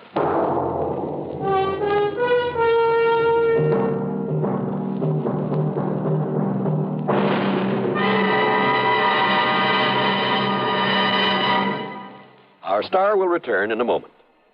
Constipation is something people don't talk about much, but it can be a problem for anyone, even doctors. And when constipation occurs, it's interesting to see just what doctors consider important about a laxative they might use or recommend. Well, a majority of the doctors we heard from had this to say. A laxative should be effective, gentle, as close to natural acting as possible, and a medicine that can be used with complete confidence. Now, X-Lax has been popular with many doctors and millions of people over the years because pleasant-tasting chocolated X-Lax is effective. Overnight, it helps you toward your normal regularity. X-Lax is gentle. Next morning, it gives you the closest thing to natural action. And that's why many doctors and millions of people use X-Lax with complete confidence. X-Lax, the laxative that helps you toward your normal regularity gently, overnight. Is X-Lax in your medicine cabinet? Now here's our star to tell you about next week's story. Next week, a real wildie, a real strain on my sanity. But I think you'll like it. So join us, won't you? Yours truly, Johnny Dollar.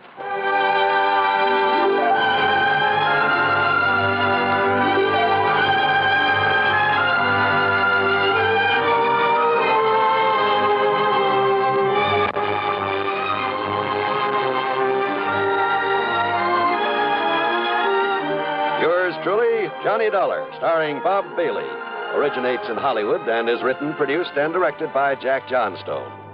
Heard in our cast were Virginia Gregg, Harry Bartell, Herb Vigran, James McCallion, Stacey Harris, and Gil Stratton. Be sure to join us next week, same time and station, for another exciting story of yours truly, Johnny Dollar. This is John Wall speaking. Next, a modern mystery classic, Agnes Moorehead's 8th suspense performance of Sorry, Wrong Number on the CBS Radio Network. You are invited to attend Benani Berth's 5th Annual Sports Night, co-sponsored by Gideon Lodge number 140 and the Albany Olympic Committee. Admission is free, so plan to be there starting at 8 p.m. on Thursday, February 18th at Chancellor's Hall, to greet Mr. Olympics himself, the great Jesse Owens, who will be the featured guest of the evening. Other honored guests will be 12 high school seniors who have been each selected by their respective Albany high schools as exemplifying all-around fitness in the American boy and girl. In recognition of their outstanding achievements, Benani Berth will award each of them an Olympic-style jacket and achievement shield, and an annual sports night would not be complete without the presentation of Benani Berth Sports Award. This year's recipient will be Phillips Schuyler High School's popular basketball coach, Larry O'Neill, who is being given the award in recognition of his outstanding work with youth in the city of Albany. These are just a few of the reasons that you don't want to miss Benani Berth's 5th Annual Sports Night on February 18th. Radio 59, WROW, first on the dial, serving Albany, Troy, and Schenectady.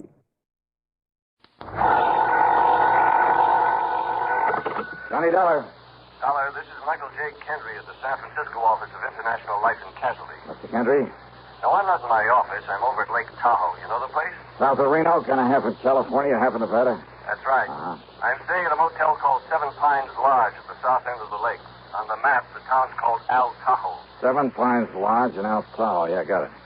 Oh, and I understand there's some pretty great fishing in that lake. So, Kendry, I'll grab the first plane I can. Fishing, huh? What? Maybe that's what you'll end up doing, all right. Great. For the body of a man named Marvin W. Smedley. Huh?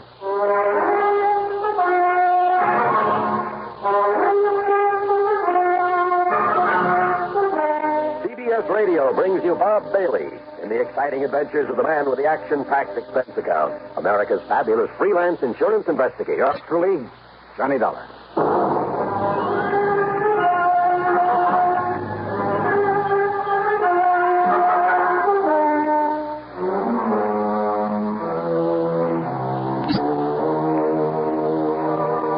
Expense account submitted by Special Investigator Johnny Dollar to the International Life and Casualty Insurance Company, San Francisco office. Following is an account of expenses incurred during my investigation of the Twins of Tahoe Matter. Expense account item 1, $182.50, cab to Bradley Field and an early morning jet flight to San Francisco. Item 2, when I got there, $50 deposit on a rental car. I could have taken a ferry plane to Sacramento or even north to Reno, but I wanted another look-see at this part of the country. And I'm glad I made the drive, for Route 50 took me through a lot of the romantic old gold rush country. Yeah, through Placerville, now a quiet, busy little city, but once one of the most lawless, notorious places in the West, where the corner of Main and Coloma streets was known only as Hangtown. And at one end of Main Street, you can still see the famous Hangtown bell that was used to call out the vigilantes in times of trouble. And then, finally, Lake Tahoe. And in my way of thinking, it's one of the most beautiful spots on earth. Over 20 miles long and about half as wide. Its deep, clear water is the bluest I've ever seen, except in the shallows along the edges where it changed to an almost brilliant emerald. Tall, snow-capped peaks stand out above the dense, forever-green forest that surrounds the lake, barely hiding the many resorts that nestle together along the water's edge. And the water's cold out there and very deep. There are parts that have never been fathomed. Now and then I could see the clean, cloudy wake of a speedboat, sometimes with a water skier in tow. A group of small sailboats, white canvas, spread to the wind. Here and there along the shoreline, a few hardy souls in swimming, braving the chill waters in that breathless high altitude before the early winter snows would come. And then, in contrast, in various spots along the highway on the Nevada side, as such things are illegal in California, there were huge, gaudy, restless, noisy gambling houses. And out Tahoe at the Seven Pines Lodge, and there were 7 tall pines around the neat little motel, Kendry was waiting there for me. Dollar? Yeah, that's right. Glad you made it. I'm Mike Kendry. Oh, yeah. How are you, Mike? Come on into my cabin. I'll tell you what it's all... Mrs. Nelson, Mr. Dollar's arrived. I'll settle him in the cabin next to mine. Come on, Johnny. Yeah. Hey, you mentioned fishing for the body of a man by the name of Smedley. The police are fishing for it now. Marvin W. Smedley. He was a client of ours. Very wealthy, retired. Come on in. Sit down. Okay, sure. Well? On the way in here, you passed a big piece of lakeside property with a small stone house set back away from the beach. Oh, yeah, I know. Smedley's, where he lived with a housekeeper, Mrs. Turner, and his twin nephews, Tracy and Alfred Smedley. There were 25 or 6. So what happened? About 3 o'clock this morning, Mrs. Turner woke up to what she thought was the sound of a shot. She went into the boys' room to see if they'd heard it, but they weren't there. Oh? And she remembered Tracy had said he'd be out gambling all night over on the Nevada side, and that Alfred was at a 2 or 3 day house party at the upper end of the lake. And rather than try to waken old man Smedley, well, she decided it was only a backfire and went back to bed. Yeah? But when she got up for breakfast, well, she found the library in a real mess, and the safe had been rifled. No sign of Smedley? No. Go on, Mike, please. Now, she knew that old Smedley had a habit of getting up in the middle of the night and going in there and counting his money. He never did trust the banks, kept everything he had in that safe. So she knew right away what must have happened. She knew for sure when she found that Smedley wasn't in his bedroom or anywhere else around the house. Also, she says she could smell gunpowder there in the library. Well, did she call the police? Yeah, and Sergeant Corder came running. And when he found the footprints leading down to the beach, down to the dock, and the marks of a body dragged along. And the body itself? No sign. Must have been weighted down and dumped in the lake. Who, Mike? Well, no question about it. They've been living easy off him for years, just waiting for him to die so they could get their hands on his money. One of the twins. Only one of them? Only one set of footprints out there in the sand. Have the police been able to find the twins? They sure have. They've got them locked up in the local hoosgow. Then what's the problem? Only one of them did it, Johnny. Okay. But both of them, both of those boys have absolutely airtight alibis.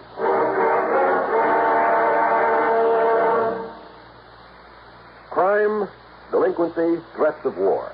These are the subjects that dominate our news headlines these days. Not very pleasant subjects, are they? You may say that somebody ought to do something about cutting down on crime and delinquency and in promoting peace among nations. But that there's nothing you personally can do about it. Well, that's where you're wrong. You can wage your own fight against crime and delinquency in your own family by taking the family to the church or synagogue of your faith this week. The inspiration and guidance you and they will receive from spiritual contact will strengthen moral background and faith. Regular attendance at religious services will help your family to work out its own problems and give them comfort in facing the tensions of our present-day life. Worshipping together brings your family closer together, too. And supporting your own religious institution provides funds to help those individuals and families who, unlike you, are unable to help themselves. Find the strength for your life. Worship together this week. And now, Act 2 of yours truly, Johnny Dollar.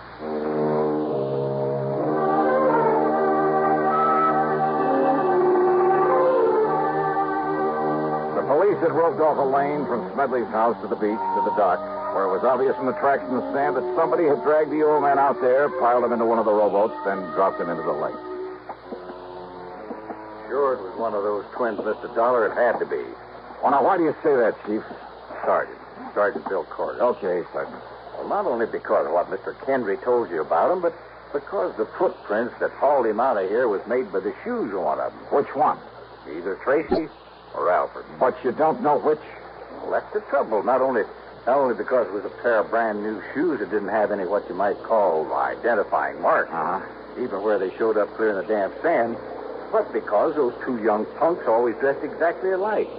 You know, so as to cover up for each other. How do you mean? I mean, not only because they were always... Those boys were always mischief makers, Johnny. They sure were and still are. They just didn't have anything else to do. One of them would provoke a fight at one of the gaming casinos or borrow somebody's car without permission or such nonsense.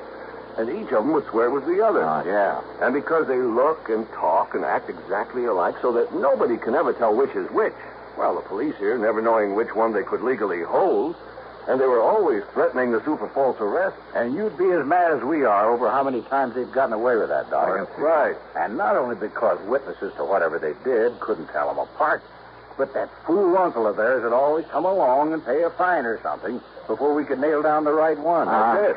And you say they both have alibis for whenever it was this thing happened? Yes, sir. About 3 o'clock this morning. And you're sure about those footprints? Sure I am. Found the shoes that made him in the house in the clothes closet. Found the sand on them. In whose closet? Tracy's. Oh? Yes, sir. And Alfred's. Same closet. Sergeant Carter, Mike and I went on into the house to talk to Mrs. Maid Turner, Smedley's old housekeeper. Tall, raw-boned, but erect and strong in spite of her years, having worked hard all her life. She looked as if nothing in the world could ever faze her. But obviously the death of her employer had. If only he'd have listened to me, Mr. Dollar. If only he'd have listened. Because I knowed something like this would happen to the poor old man. Him keeping all of his money here in the house instead of down to the bank where he ought to. How much money, Mrs. Turner? Oh, goodness knows, Mr. Dollar. But it was all he had, and he was a rich man, and everybody knowed that he kept it here, and that he'd come down in the middle of the night and cut it all out to himself. And look, he didn't even pull down the shade, so as anybody and everybody could see him sitting here with all his money. And I told him, and now it's happened. In other words, Sergeant, almost anybody around here could be suspect. If it wasn't for the footprints out there in the sand. Well, Footprints, did you say? Well, to be honest about it, that's why I came in here earlier, Miss Turner, to look at the boys' shoes in their closet. You see, whoever did it and hauled him out and threw him in the lake, well, that is... You don't need to tell me, officer, because I kept telling him about them, too. About the way he was spoiling them so bad, giving them everything they wanted. I told him that sooner or later one of them would get so greedy he'd turn on to him. But which one, Mrs. Turner? Which one? They're the only relatives that he had. So it was Alfred. Oh? Oh, it was Tracy. Oh, yeah. My next move was to go on down to the jail and talk with the twins. Oh, they were identical, all right. I wondered how they themselves knew which was which. But in spite of what seemed to be the general opinion of them, they impressed me as just a couple of rather nice, normal, high-spirited kids. So, what if we did raise a little cane around town now and then, Mr. Dollar? None of it ever really did any harm, and we had to do something with our time. All right, now look here, Tracy. No, I'm Alfred. Oh, well, I'm... And what I mean is, it's no reason to pin a lousy thing like this on us, even though we aren't too sorry that he's gone. After all, what did he have to live for? Oh, I mean, just having to drag on maybe 10 or 15 years more with that lung trouble he had. Now, look, you boys never had to do a lick of work in your lives. Well, not since we got through school. But do you know why, Mr. Dollar? Why, Al? I mean, Tracy? Because Uncle Marv didn't want us to. He'd worked so hard as a prospector and a miner, accumulating his pile, and he wanted somebody to enjoy his money. And that old skinflint ever want somebody else to enjoy it? That's right, Trace and me. We're his only kin. Yeah, that's why he told us he was leaving us all his insurance. And what about the rest of the estate? We don't know and we don't care. After all, he did plenty for us. I mean, even before this insurance we'll get. Not if it's proved that you killed him, Tracy. Oh, now wait, Mr. Dollar. Have you got any proof that Uncle Marv was killed? Proof that... Well... What? I mean, sir, that unless you find his body... Don't you worry about that, Tracy. Alf. My boys will find his body if they have to drag that entire lake. But unless you do, you won't really have a case against us or anybody, will you? We'll find it, all right. And why don't you suspect somebody besides us? Yeah? Like who? I'll tell you who, Sergeant. What about all those old prospectors from the old days that he did out of mining claims that have kept coming back to him for handouts? Oh, you're a fine one to talk about handouts. Now, listen. Don't tell me you aren't glad that he's gone. Yes. Trace and me and that old witch Turner and all the other people. Now, you look. Wait a minute. If Miss Turner hadn't taken care of him all these years... Oh, sure. All right. I understand you boys have pretty good alibis for 3 o'clock this morning. Do we have to go over all that again? What, afraid you might slip up retelling them, Alf? I'm Tracy, Mr. Dollar. Okay. Now, tell those alibis to me. Okay, Mr. Dollar. Whatever you say.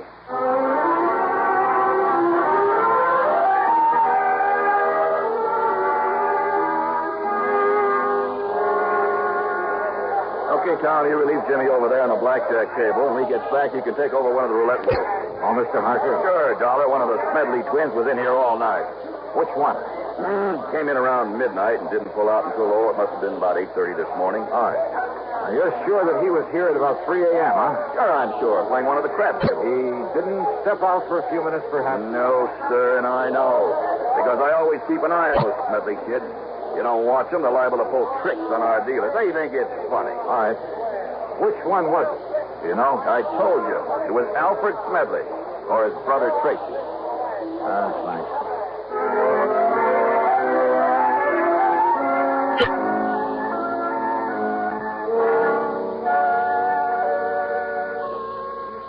Come in and have a little refreshment, Mr. Dollar. No, thanks. Just go on with what you were saying, please. Well, the party got pretty big, and we all had a lot to drink. I didn't watch the clock, and it didn't really break up until about 9 o'clock. This morning? Mm-hmm. And he was with you all the time, huh? Every minute. All right, now, which one of the twins was it? Who cares? You're both a lot of fun. I mean, fun. But, now listen, I have to know if it was Alfred or Tracy. But I haven't the least... Say, now, what's this all about, Johnny? Murder. Oh. Well? Well, it was Tracy. Maybe it was Alfred. Thanks a lot.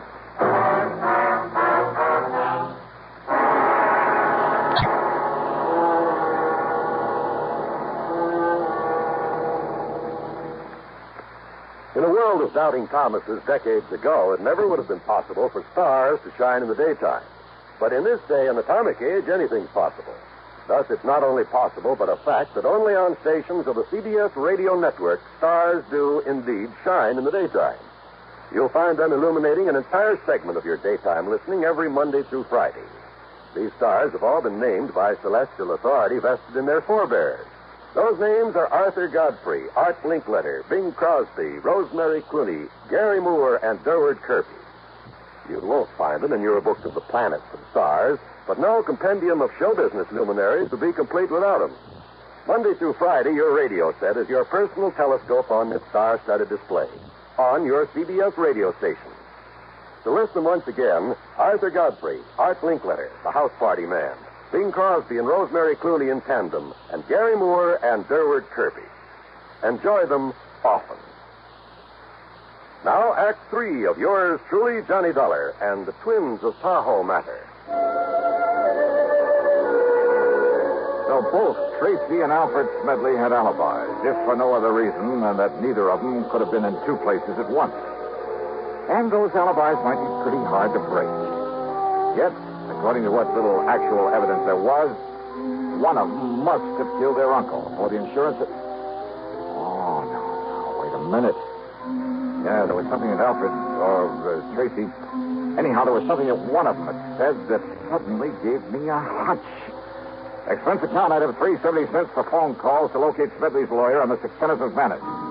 Then I dropped into his office and asked him just exactly one question about the old man's will. And his answer gave me a new, fresh start on the case. Item 4, 10 cents, another call. This one to Sergeant Quarter.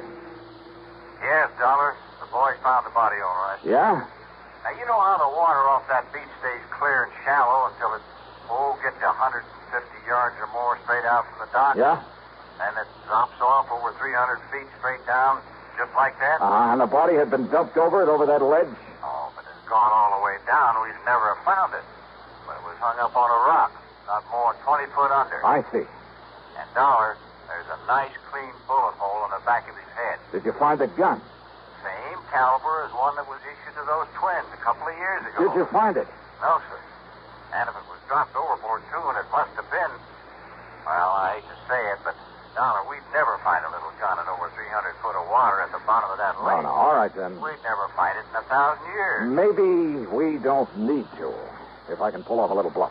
In other words, we're never going to know whose prints are on it. Sergeant. But it was one of those twins did it, all right. Sergeant. No, there's just no question about it. Listen, Sergeant, listen to me, would you please? I want to go back to the house. Huh? You meet me there in the library, there at Smedley's house. Oh? Yeah. I'll be there in 5 minutes. The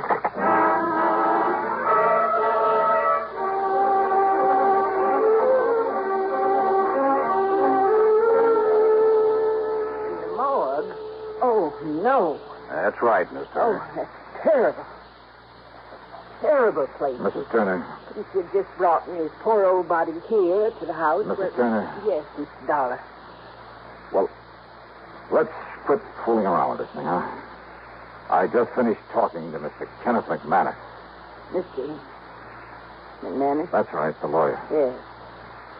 Yes, and I guess he told you that all of poor Mr. Smedley's insurance goes to those two worthless twins, those murderers. Yes, he mentioned that. Is that all he told you? No. He also told me that the remainder of the estate goes to... Let me see, I scribbled down some of the actual words. Here. The balance of my estate, including my home, I bequeath to one who, although I'm certain her motives have been entirely selfish, that she has simply been looking forward to being provided for in my will. What? Nevertheless, as a reward for Mrs. May Turner's faithful service, and I have told her this. He left something to me. You know that he told you he did. And that was your motive, Mrs. Turner. What's this? Now, you look Of here, course, the gun young man. belonging to the twins was just as available as a pair of shoes that were borrowed to carry the body out there and leave the footprints. Dollar. The point is, though, that when Sergeant Quarter found not only the body, but the gun out there in the lake... No, Dollar. And when I take your fingerprints and compare them with those we found on the gun... No, listen. You don't mind giving me a set of your fingerprints, do you, Mrs. Turner? Well... Half of my life. Half of my life I spent taking care of that stingy old man. And him giving me nothing. Whilst all the time he kept giving his money to them boys. So that by the time he finally would die natural, what'd they be left for me? And you would have let those boys go to the gas chamber, wouldn't you? No. Oh, no? I hated those boys. But I knowed they could never put it on to them. Nobody could ever put anything on to them before. I'm afraid that's beside the point now. Now that we know you did it. But I had to. Because if I'd have waited, he'd give them all his money, and when he did die, there was nothing left. Nothing for me. Nothing. Don't you see? What's left for you now, Mrs. Turner?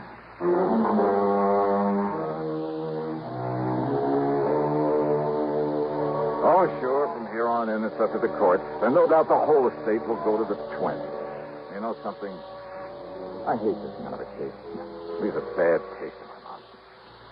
Expense account total, including incidentals and the trip back home, $416 even. Yours truly, Johnny Dump.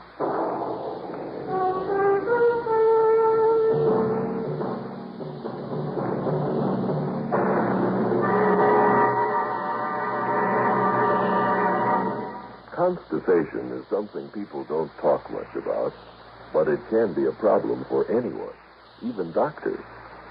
And when constipation occurs, it's interesting to see just what doctors consider important about a laxative they might use or recommend.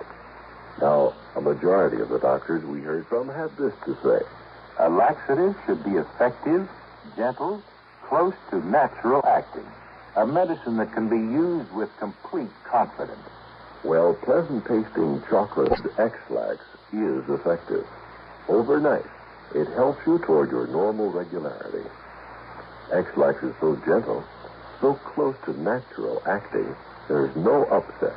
That's why many doctors and millions of people use X-Lax with complete confidence. X-Lax, the laxative that helps you toward your normal regularity gently, overnight. Now, here's our star to tell you about next week's story. Next week, one of the most beautiful, most charming girls I've ever known. Involved with a killer. But now, don't misunderstand me. I didn't say how she's involved. As a matter of fact, it's to protect her from a killer that I take on the case. And it just so happens that among the people on this man's list of intended victims, that is, the people who had a hand in sending him off to prison, and yeah, you guessed it, he's also after me. Join us, won't you? Yours truly, Johnny Dollar.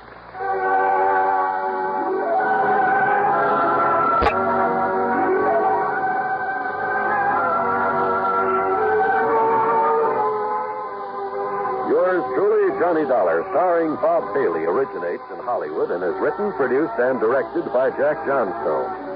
Heard in our cast were Virginia Gregg, Gene Tatum, Paul Dubois, Forrest Lewis, Sam Edwards, Herb Ellis, Tom Hanley, and Bill James. Be sure to join us next week, same time and station, for another exciting story of yours truly, Johnny Dollar.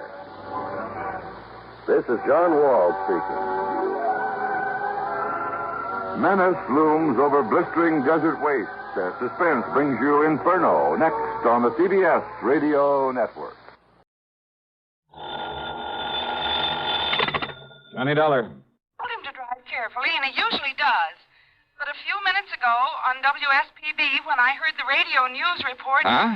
Well, it was about a man who was found dead in his car on the edge of a swamp. Oh? Well, maybe that The explains radio why... said he was found just off the Tamiami Trail, somewhere south of here. I don't know exactly where. Oh, and you think maybe that's what he went out to see about, huh? No, listen, unidentified, they said. The man, I mean. But the car, the description of the car, it was exactly like Earl's. Well, so what? Now, take it easy, Mike. First you call WSPB. I did. Only they didn't know any more than they said in the news report. Okay, then call them again. Ask them where they got that story. Whatever news service they got it from knows where it came from, what police department. Or maybe they got it from the police direct. All right, Johnny. I'll phone them again. Sure. And when you get the information, you can call the police direct. Yes, I'll do it. I'm sorry I sounded so upset. Oh, well, just stop worrying. But go ahead and put through that call to the station anyway. Meantime... Yes? Meantime, I'll find out how soon I can get a plane down there.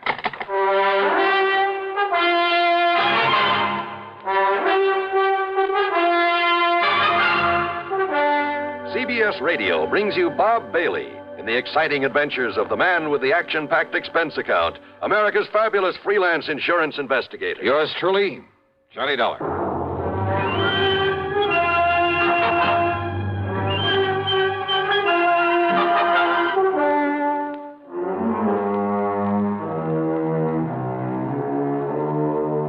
Expense account submitted by Special Investigator Johnny Dollar.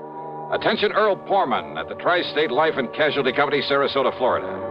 The following is an account of expenses incurred during my investigation of the false alarm matter.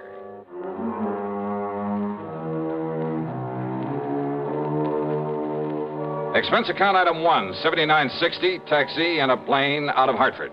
Flight connections were perfect. The trip was easy, and by mid-afternoon I was at the Porman home on St. Armand's Key in Sarasota.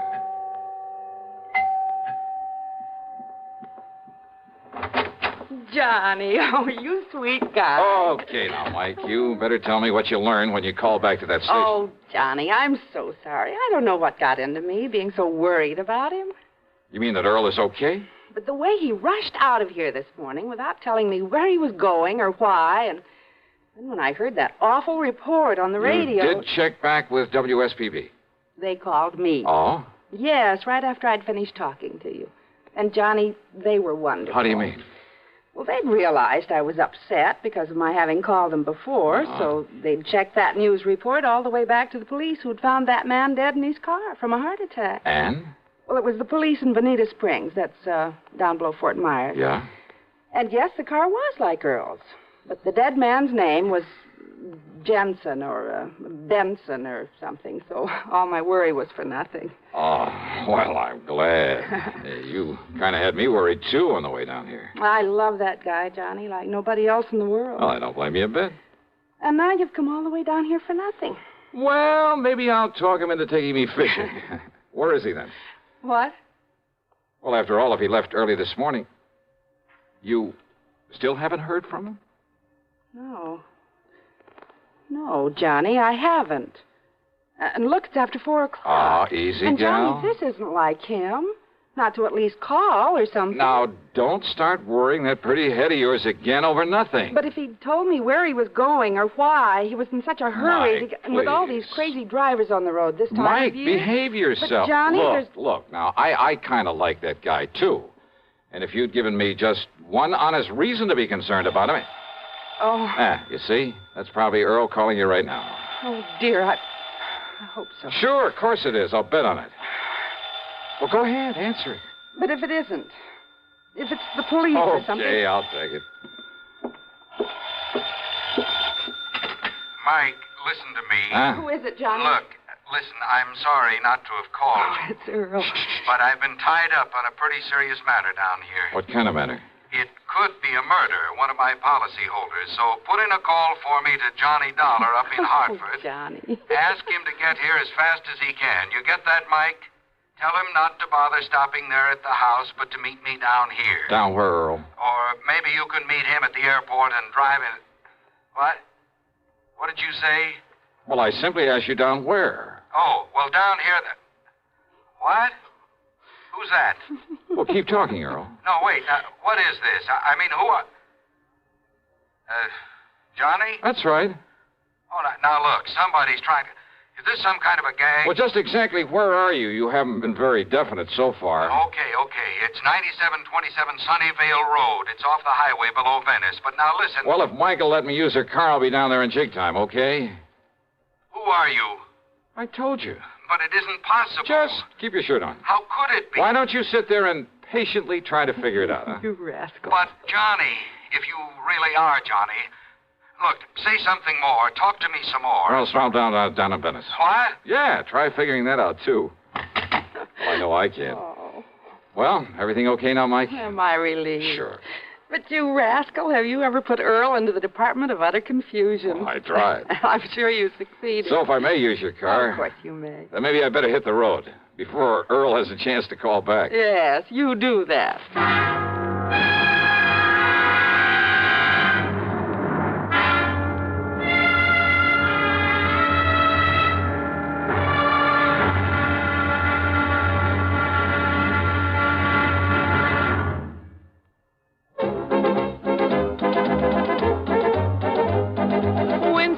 Tastes good like a cigarette should.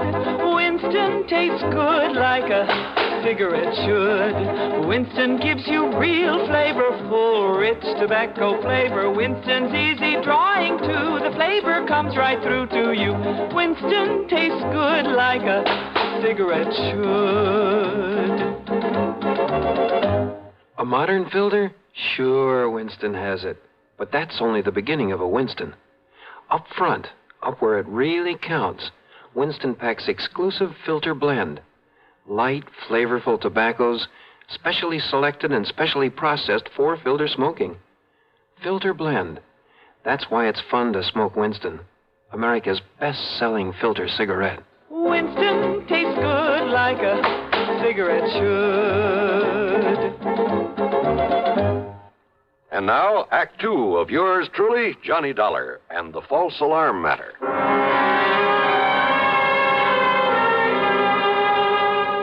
The address Earl had given me on Sunnyvale Road turned out to be a huge, expensive home of white brick and stucco, surrounded by well-kept lawns and gardens with a lot of statuary.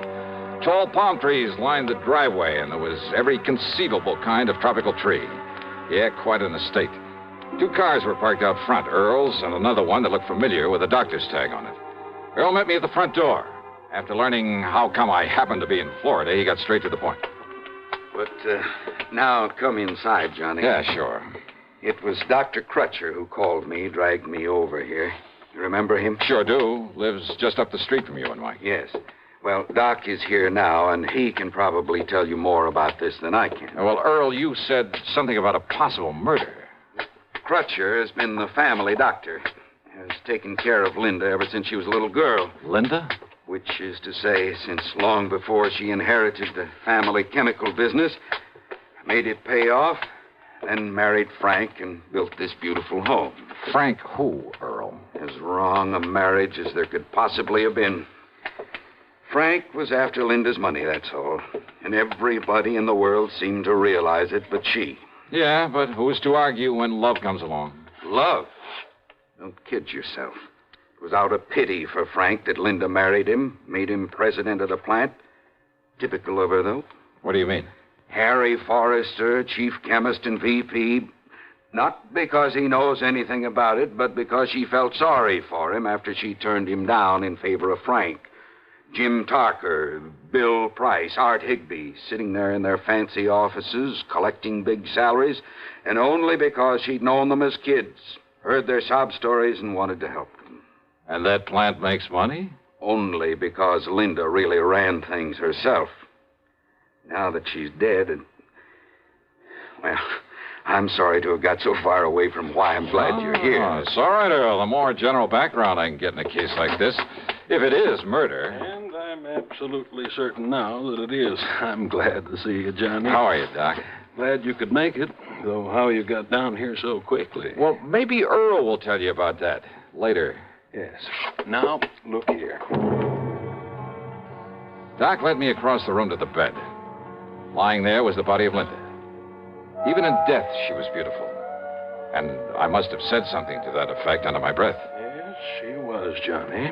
She is now, but not when Earl and I first arrived. Oh? Her body was twisted as though in pain, eyes wide, the pupils dilated. That sounds like cyanide. But look at her now. That's right. So, I decided it must have been something far more subtle, something that would leave no obvious indication after a couple of hours. Possibly potassium theramolysilate. Oh, I'm afraid I never heard of that. Immediate symptoms are much the same as for cyanide, but now, as you see, the body is relaxed, and what color is left? Well, another doctor, not knowing her history, might have come to the same conclusion as the maid when she called me and said that Linda was having a heart attack. That's why Doc had me come along with him, Johnny, in such a hurry. What do you mean? A heart attack, Linda? Oh, I see. So, I immediately made some tests. Well, ever since you got me interested in forensic medicine, Johnny, well... Oh, I told you you'd make the best medical detective in the world, Doc. Well, I carry quite a bit of equipment about in my car. And I'll bet it even includes that ubiquitous microscope of yours. Yes. Anyhow, I found definite indications now of potassium theramolysilate. Well, how was it given to her? I said indications, Johnny, not traces of it. So? I doubt if even an autopsy would show traces of it. But then how are we going to... Well... Isn't poison usually given in food? I've checked the silverware, every piece of china, every utensil in the house. No sign of it. And she hadn't been out of the house. But now, don't forget this, Johnny. Yeah? Just one good breath from a PTM crystal could produce death in a matter of minutes. Well, what about the servants? There must be servants in a place like this. There are, and I've questioned all of them. Nothing. Do you mind if I talk to them? By all means, Johnny, do so. Most of all, I wanted to see the servants, see what they were like, and, well, I must admit, they all convinced me they'd been completely devoted to their mistress, that not one of them could possibly have been accessory to this murder. The last one I talked to was Irene, Linda's personal maid, who'd been with her, helping her dress when the end came. And I was at the closet getting her shoes for her. Now, where was she, then? Sitting there at the dressing table, poor dear. She had fixed up her hair, and she was putting some perfume on herself before getting into the dress that she... Wait a minute, please. And then she clutched at her heart, and she screamed. Yeah, and then Irene, thank you. That'll be all. And she was gasping, and I helped her over to the bed, and so I laid her down and...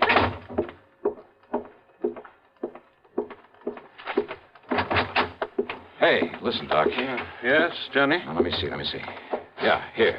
This perfume bottle with the stopper lying here beside it. Yeah, here you are, Doc. Yes. No, don't sniff it. Looks to me like it's empty. Sure it is. Now.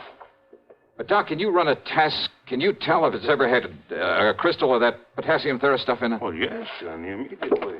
Okay, now, Earl. You seem to have known quite a bit about Linda, whatever her name is. Well, I should. So maybe you can come up with some idea about who might be suspect in this thing. Of course I can, if you and Doc will give me half a chance to get a word in it. Who?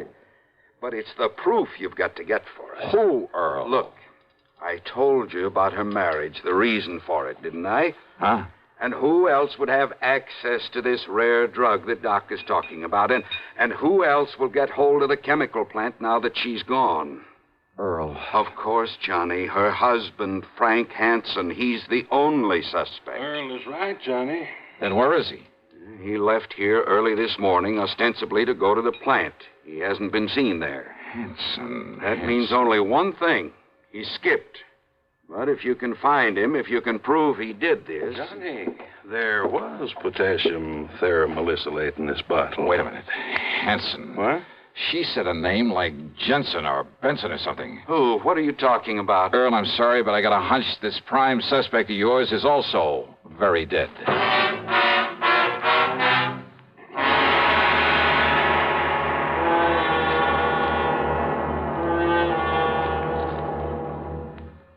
Act 3 of yours truly, Johnny Dollar, in just a moment. Here's a reminder to you that March is Red Cross Month. There are a lot of facts in print about the effective, broad battle the Red Cross wages to overcome human problems all year around. It's not likely at this late decade that anyone has to sell the Red Cross. It might be in order, however, to remind our listeners to send that annual check to your local Red Cross chapter. Now, Act 3 of yours truly, Johnny Dollar.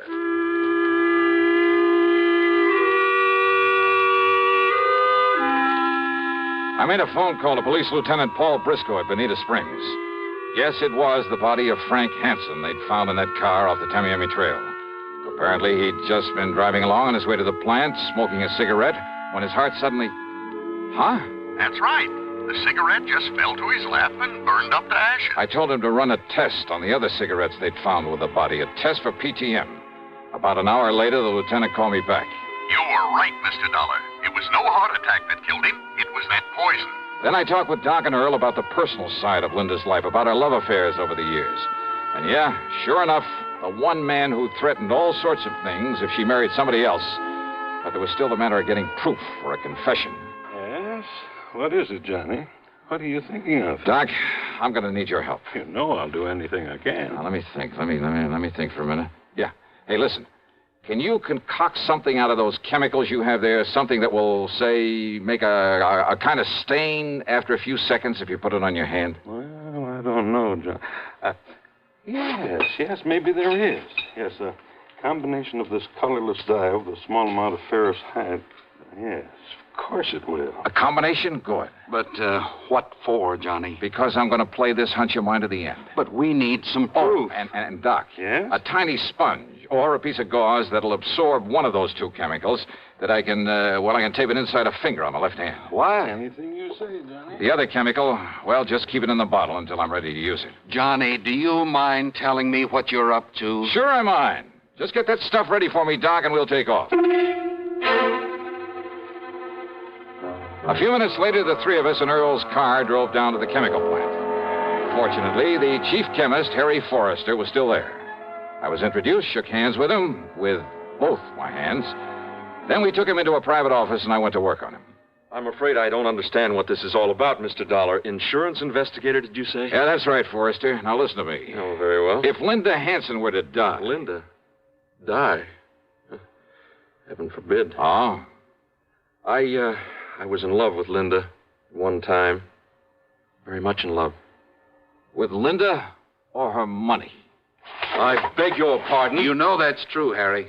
Pullman, I resent that. Just sit down, Forrester, and take it easy. Okay, now. If Linda were to die, I would assume that her fortune, including this plant, would go to her husband, Frank. Frank. Well? Well, of course it would. But why do you bring up the thing? Suppose Frank were to die, too. You'd kind of be next in line, wouldn't you? I? Of course you would. After all, you were next in line in her affections, weren't you? Well, Dollar, I don't see that Smart, ambitious guy like you? You mean you didn't even rate next to Frank? Of course I did. Then you'd be next in line, wouldn't you? And suppose I were. What difference does it make? And you just happen to know where to get your hands on PTM. PTM? Potassium theramosilylate. You do have it here, don't you? Why, I would assume so. That is, chemist? And you aren't sure? Well, of course we have it. But I've never had occasion to go near this stuff. Never? You sure of that? Absolutely. Quite frankly, I'd be afraid of any proximity to such a drug. Never touched the stuff, huh? Never. May I have the bottle, please, Doctor? There you are, Johnny.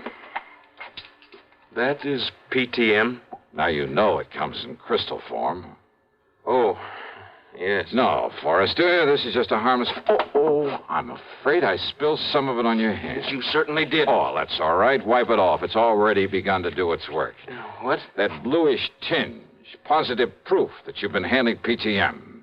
You sure? Yeah, that you somehow got into Linda's perfume bottle on some of Henry's cigarettes. Well? And you know. That's right. Want to call the police, Earl? Sure. No.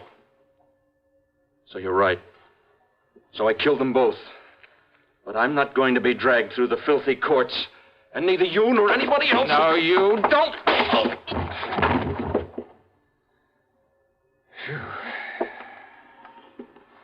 Here. Look. This tiny capsule he was about to swallow. Yeah. What do you think, Doc? Well, of course I can't be sure without... Those crystals certainly look like it. PTM. PTM.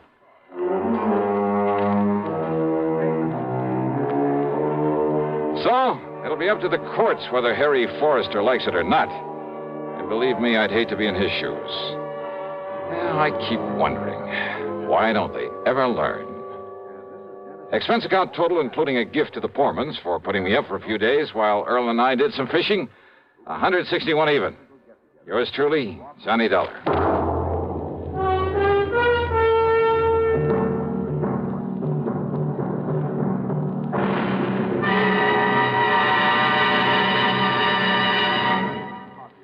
Our star will return in just a moment. Constipation can be a problem for anyone, even doctors. And when constipation occurs, it's interesting to see just what doctors consider important about a laxative they might use or recommend. Well, a majority of the doctors we heard from had this to say. A laxative should be effective, gentle, close to natural acting. A medicine that can be used with complete confidence. Now, X-Lax has been popular with many doctors and millions of people over the years because chocolated X-Lax is effective. Overnight, it helps you toward your normal regularity. X-Lax is so gentle, so close to natural acting, there's no upset. That's why many doctors and millions of people use X-Lax with complete confidence. X-Lax, the laxative that helps you toward your normal regularity. Gently, overnight. Now, here is our star to tell you about next week's program. Next week, a lesson in how to rob a bank. You think I'm kidding? Well, I'm not. You see, it's also a lesson in how to get caught doing it. Matter of fact, it involves a modern, clever, scientific device that not very many people know about. If more of them did, well, believe me, there'd be a lot less futile attempts at bank robbery. And it's this very device that helps me solve the case I investigate by providing a picture, a simple snapshot that didn't turn up, but that gave me all the evidence I needed. Join us, won't you? Yours truly, Johnny Dollar.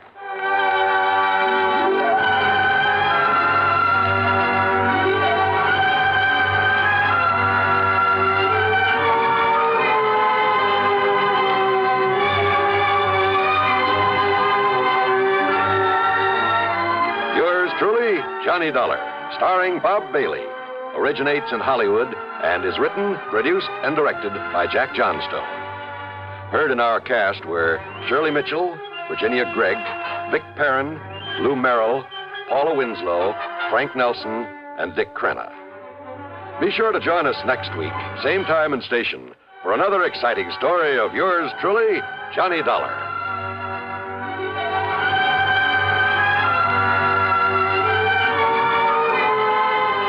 This is John Wall speaking. Stay tuned now for Suspense on the CBS Radio Network. Okay, they're coming into the stretch and turning for home. It's Warlock and Gay Reward head and head for the lead. Here they come. Here comes the finish, and it's Warlock by an O. Man, oh, man, what a race. Man, oh, Manischewitz, what a wine.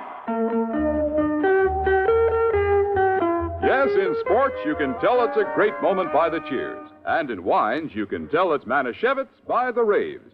Man, oh, man. Nano Manischewitz, everybody's wine because it tastes so good. Try all three new Manischewitz fruit wines, blackberry, cherry, and loganberry, each 100% pure and specially sweetened. Serve Manischewitz fruit wines anytime and often. In a wine glass, on the rocks, in a highball with your favorite mixer. Man, oh, Manischewitz, everybody's wine because it tastes so good. Manischewitz Wine Company, New York. WROW, Albany, New York. From Hollywood, it's time now for Johnny Dollar. Ben Orloff, Mr. Dollar, at Continental Insurance Company in New York. Oh, yes, Mr. Orloff. What can I do for you? Did you ever hear of a place called Virtue? Are you kidding? I'm very serious. Oh, wait a minute. Virtue, South Carolina? That's right. You, want me to go down there? Yes, if you will. Do you have a bulletproof vest and a couple of extra handguns I can take along? Well, my one suggestion would be that you do not take along any firearms. After all, ex-gangsters... Yeah, I see what you mean. All right, what do you want me to do? Our representative has his office in Georgetown. He can give you the whole story. His name is Joseph Pigatello. Got it, Joseph Smokey Pigatello? The guy whose name was linked with Murder Incorporated a few years back? Yes, Dollar, Joe Smokey Pigatello. You, sure you want this assignment? Well, I'll tell you this, Mr. Orloff. Yes? If you don't have to pay off on my insurance policy before I'm through, well, mister, this is going to cost you a whopping big expense account.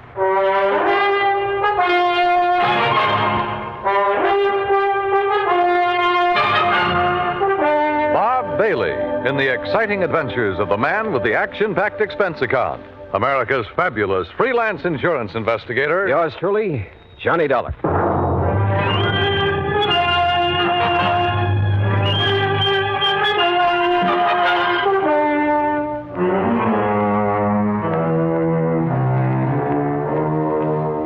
Expense account submitted by Special Investigator Johnny Dollar to the Continental Insurance Company, Georgetown, South Carolina office. Following is an account of expenses incurred during my investigation of the Village of Virtue matter.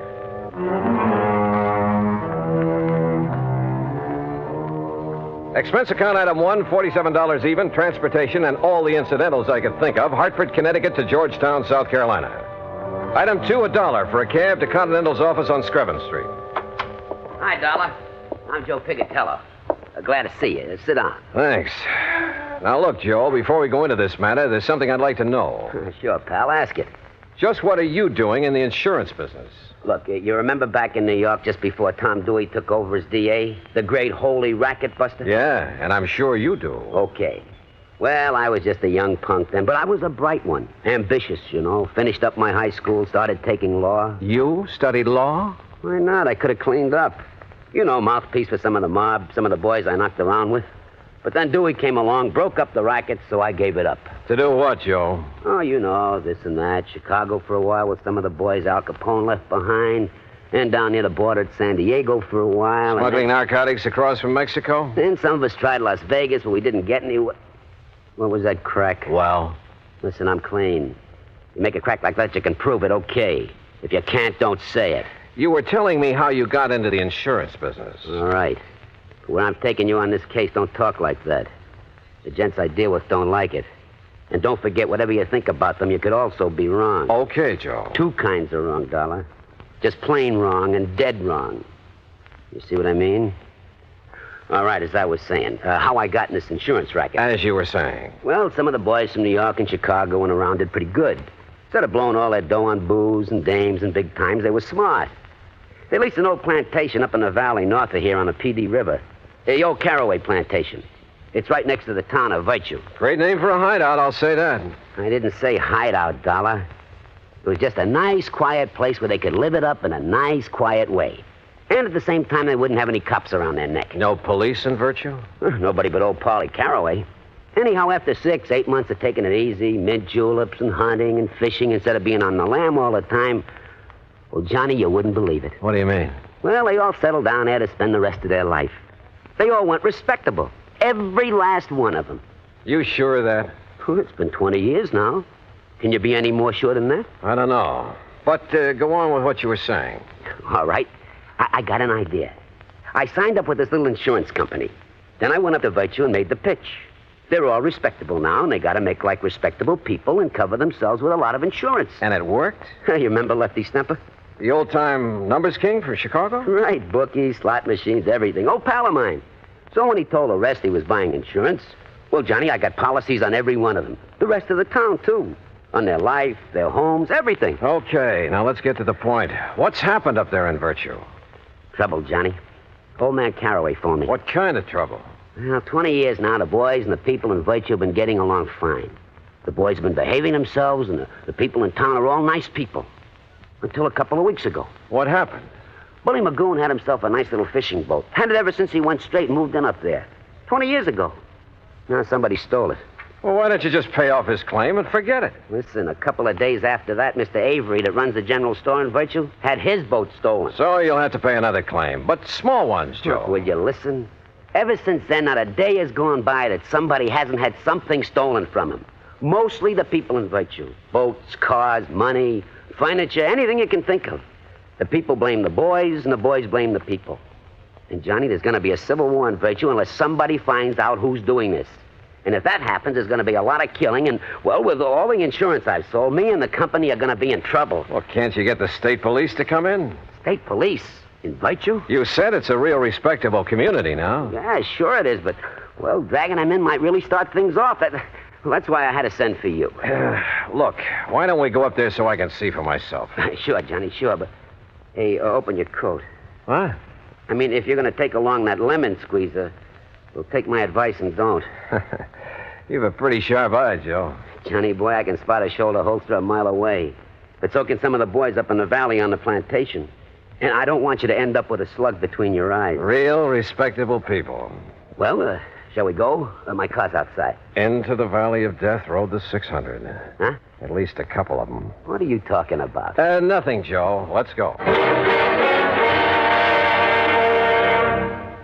Act 2 of yours truly, Johnny Dollar, in a moment. Our flag now numbers 50 stars, and behind each star, there stands yet another flag representing one of the 50 states. Florida's state flag bears the Red Cross of St. Andrew in sympathy with the flag of the Confederacy on a field of white. Centered over the cross is the state seal. Within a golden circle, the sun, an emblem of glory and splendor representing absolute authority, peers over a highland in the distance. Flowers, a symbol of hope and joy, are scattered by an Indian maiden, indicative of the Indian influence within the state. Centered is the cocoa or palm tree, an emblem of victory, justice, and royal honor. Florida state flag, the flag of the 27th state to enter the Union, was adopted in 1900. And now, Act 2 of yours truly, Johnny Dollar and the Village of Virtue Matter. Joe Pigatello, erstwhile gangster turned insurance agent, led me out to his car, and we headed north out of Georgetown, South Carolina. After 20 miles or so, we swung onto a side road paralleling the PD River. Then finally, we came to the old Caraway Plantation. Acres and acres of huge old live oak trees, festooned with Spanish moss. Flowers, millions of them. Azaleas, iris, roses, rhododendron bushes aflame with color in the afternoon sun. Then, at the end of a broad, tree-lined path, the fine old colonial mansion with its towering pillars. The property faced the curving, lazy yellow river. And lying across it was a broad expanse of marshy grass, crisscrossed here and there by canals, through which the slaves in olden times hauled the rice crop to the riverboats. Yeah, it was a beautiful spot. A calm, quiet, peaceful spot. Apparently. Well, here we are, Johnny. Let's go in and see if anybody... Whoops! Hey, hold it, you punks! It's me, Smokey! Smokey! Who else? Put those guns away. You want to get in trouble? Don't you guys know no better to come barging in this way without letting us know you're coming? Come on, Johnny. Sure. Nice, peaceful spot, huh? Who's that you got with you, Smokey? Boys, this is Johnny Dollar. He's from the insurance company. Johnny, this is Bo Magoon. Yeah. Hi. And this is Lefty Stemper. Hiya. Johnny Dollar, huh? And the shrimp there is Flippy Lakovich. Hiya, Johnny. I'm pleased to meet you. What? Hands away, Flippy! What did you bring here, Smokey? A dick or something? Yeah, Dollar, what's the idea of packing a rod? All right. Let him go, you guys. Oh, yeah. Look, he's on our side. He's up here to find the stuff that's been stolen. Yeah, we don't need no outside help. Oh, you've found who's behind the thefts, huh, Lefty? No. If it's any of your business, It then I is don't my think... business. You're interrupting me. Yeah, Dollar, shut up. I say we'll find out who's coming over here to invite you and taking our stuff ourselves. And when we do, we'll eliminate them. Right back to the old days, huh? If we got to protect our rights. How about letting me have my gun? Well? Hear that, Flippy? He wants his gun, huh? You make a move to Dollar and I'll flip you so fast that Oh, you mean like this? Hey, it's Flippy got flipped. Attaboy, Johnny. Yeah, the shrimp finally got it. Hey, Johnny Dollar, you're okay. Anybody else want to get smart? He cut me off of the guard. Expert, huh, Flippy? Well, you ain't anymore. Now, Lefty, I'll take my gun. Oh, sure, yeah. Yeah, you're okay, Johnny. All right, now let's get things straight. I'm not the cops, but I'll drag them in if necessary. Oh, no, listen. You listen. I'm going to try to stop what's going on around here, and if any one of you interferes, I'll have you locked up so fast you won't know what's happened to you. No, wait a minute. Now listen to me, will you, Dollar? Well? Look, I guess we're all kind of shaky. You know, we're sort of somewhat upset by the events of the past couple of weeks or two. You know what I mean? Lefty, Joe told me that if the burglaries, robberies, whatever they are, go on much longer, there's liable to be a war between you and the people of the town. We ain't worried now. We got enough guns and ammo stashed away around and shut up, Bull. Oh, yeah, sure, Lefty, sure. I'm sure you have. But if you ever expect to make peace again with the townspeople, if you expect to stay on here... We got at least 15 years to go. Shut up. Okay. All right, look. All we got here is our hunting rifles and with shotguns and a couple of pistols in case of a snake, you know, while we're hunting or fishing here in the swamps. A lot of cottonmouths around here, you know. That's a fact, Johnny. The point is, I didn't come here without providing for any and every exigency. What's that mean? Oh, boy, what a dope. It means if anything happens to him, we're dead. Now, ain't that... isn't that right, Dollar? Right. You see? Now, give me a hand, cooperate with me, and maybe we can clear this thing up. Don't, and I have only one alternative. What's that mean? Shut up. And that's to have you legally ousted from here, out of the state if necessary. Oh, now, look, Dollar, we'll cooperate. Now, I don't mind telling you, we love this place. Look, it's the only real home we got. Flippy and Sadie, we got Bull and Mary and me and Nora. Maybe we got records, all right. Some of us maybe did time for some of the little jobs we pulled, huh? But we've been playing it straight since we come here all along the line. It's like I told you, Johnny. Yeah, honest. Look, that's the way we want to keep it. If the people in virtue will just leave us keep it that way. And you know something? I don't get it. Don't get what, Lefty? Well, over 20 years, everything's been nice and okay, huh? Now they got to start this. What about the losses they've suffered? Hey, ask me, Dollar. They're phonies to cover up for robbing our stuff. Nobody asked you. Oh. Maybe they think the same way about your losses. Say. Yeah. Now, where's the owner of this place? Caraway? Oh, yeah, he's over in Virtue at his office. Office? Sure, he's a mayor and a police. All right. Joe and I are going over to see him. Now, Johnny... Smokey, will you please don't go? They see you guys coming from here, they're going to take a shot at you. Now, Caraway told me so. Yeah. Sure. We'll take that chance. Come on, Joe. Well, I'll tell you, Johnny. Tell me along the way. Come on. The more I thought about the whole thing, the sillier it all seemed. Yet it was obvious that even after 20 years, Lefty and Bull and Flippy might think of only one way to settle their problems, with a gun. And if the people of Virtue were feeling the same way. But as Joe and I walked along the main, the only street of the little town, there were no signs of hostility or even suspicion toward us. Now look, Johnny. If those bums back at the plantation are making this trouble... Why? Why would they, Joe? Well, that's what I don't get. But what if they don't like your interfering and decide to knock you off? Then I'll probably go to my grave unmourned, unremembered. Yeah, but you told Lefty you'd provided for every exigent... For if anything should happen to you. Yeah, and he and the boys believed it. And if anything does, Huh? Yeah. All I can hope is that they keep on believing.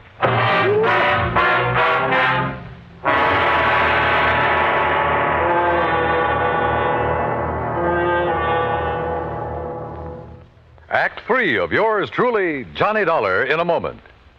Sometimes a quotation is a helpful thing because it points out some wisdom that helps us to lead better lives. Here's one that struck me as being very wise and true. Dr. Samuel Johnson, that wise and witty man immortalized by Boswell, said, quote, "It matters not how a man dies, but how he lives," unquote. A man's life may be long or short, but the way he lives it is the important thing. It's important, no matter what he does, that he have integrity, loyalty, and honor, and a sound code of conduct. Enlisting at the age of 17 with his parents' permission, Corporal Charles L. Gilliland found himself, soon after his 18th birthday, in a narrow defile in the middle of the treacherous rocky terrain of Tongmangni, Korea. At 2:30 a.m. that moonlit morning of April 25th, 1951, Corporal Gilliland's Army unit, Company I, 7th Infantry Regimental Combat Team of the 3rd Division, became the focal point of a murderous assault from Chinese Communist forces. The fighting became brutal and bloody. The brunt of the attack was directed up the defile guarded by Gilliland with his automatic rifle. The slashing barrage of small arms, automatic weapons, mortar, and artillery fire was dropping the men all around him. Gilliland faced the full force of the assault and, advancing against tremendous odds, poured a steady fire into the attacking forces and eventually halted them. For valiant and heroic conduct, Corporal Charles Gilliland was awarded the Medal of Honor. Although in age, he still may have been considered a boy, he had lived and died like a man. And now, Act 3 of yours truly, Johnny Dollar and the Village of Virtue Matter.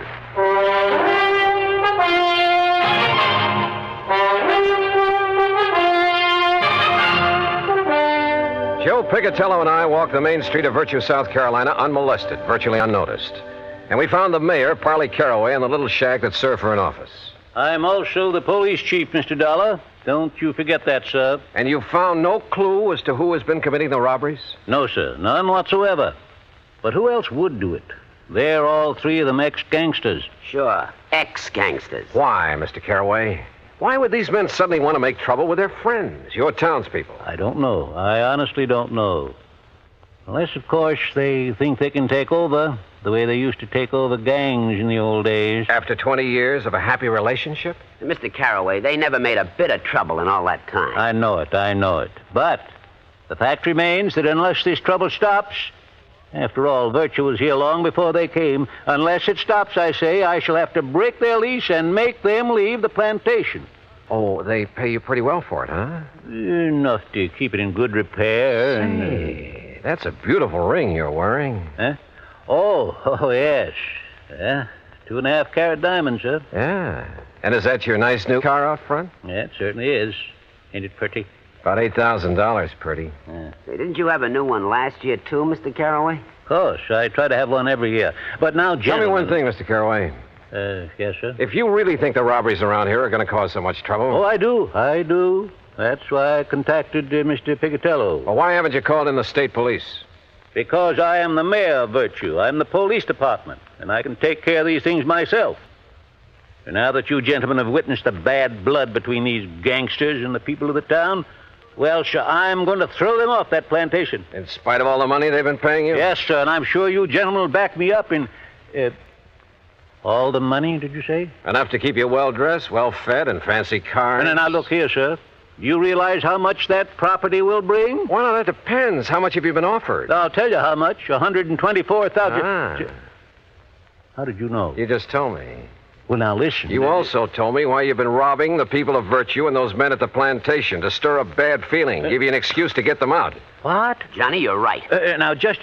Caraway, if I do call in the state police, it'll be to have you locked up. No. And if Joe here has any sense, he'll tell the insurance company to bring charges of fraud against you. You said it. Oh, but the money. Think of all the money I could make selling the old place. Now, where's the stuff that's been stolen? It hasn't been harmed. It's stored away, carefully stored away. I was going to give it back when those men left, and I could sell the place. Give them their stuff, too? Well, I'd make up for it in cash, every cent of it in cash, yes. I'd say it was for breaking the lease. Truly, Mr. Dollar. Now, you listen, you old money-grubbing crook. You're in trouble. You'll call in the state police? You bet I will. Unless...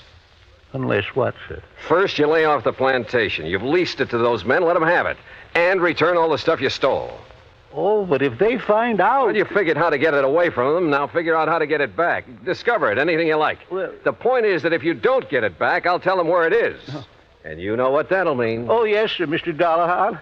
I'll get it back. Also respect that lease. I believe it has 15 more years to run. Yes, sir, it has. I will... Okay. Do all this, and Joe and I will forget the whole thing. But if you don't, and Joe will be checking on you. You said it. Oh, but I will, Mr. Dollar. I promise you I'll get right on the... Come on, Joe. Let's go back to the plantation and have a drink with some respectable citizens.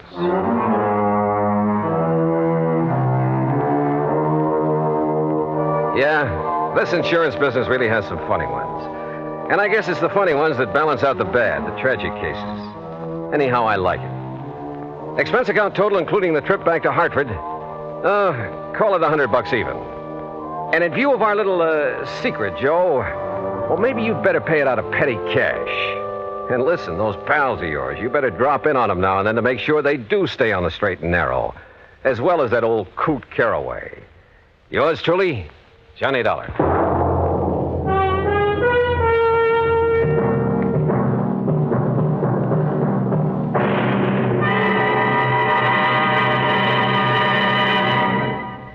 Our star will return in just a moment.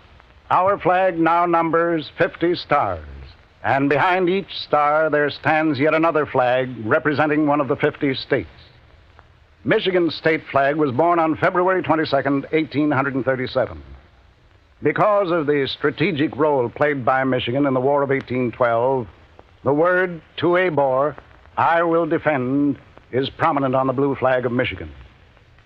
Beneath it, a rising sun casts its rays over a lake, and a man standing on a peninsula with his right hand raised, symbolizing peace, while in his left hand he holds a gun, indicating that although they love peace, the people of Michigan are ready to defend their state and nation.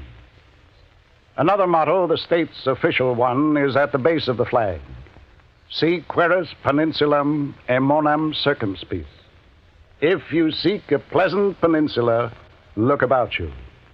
Thus does Michigan's flag carry its own invitation to visit one of America's scenic areas. Michigan's state flag, the flag of the 26th state to enter the Union, was adopted on August 1st, 1911. Now, here's our star to tell you about next week's story. Next week, a strange series of fires. And believe me, the reason for them is a strange one, too. Join us, won't you? Yours truly, Johnny Dollar.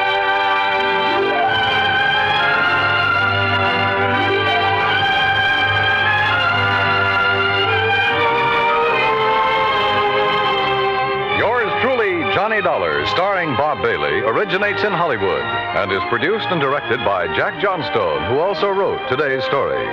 Heard in our cast were Frank Nelson, Billy Hallett, Jack Crucian, Peter Leeds, Gil Stratton, and Will Wright. Be sure to join us next week, same time and station, for another exciting story of yours truly, Johnny Dollar. This is Dan Cubberly speaking.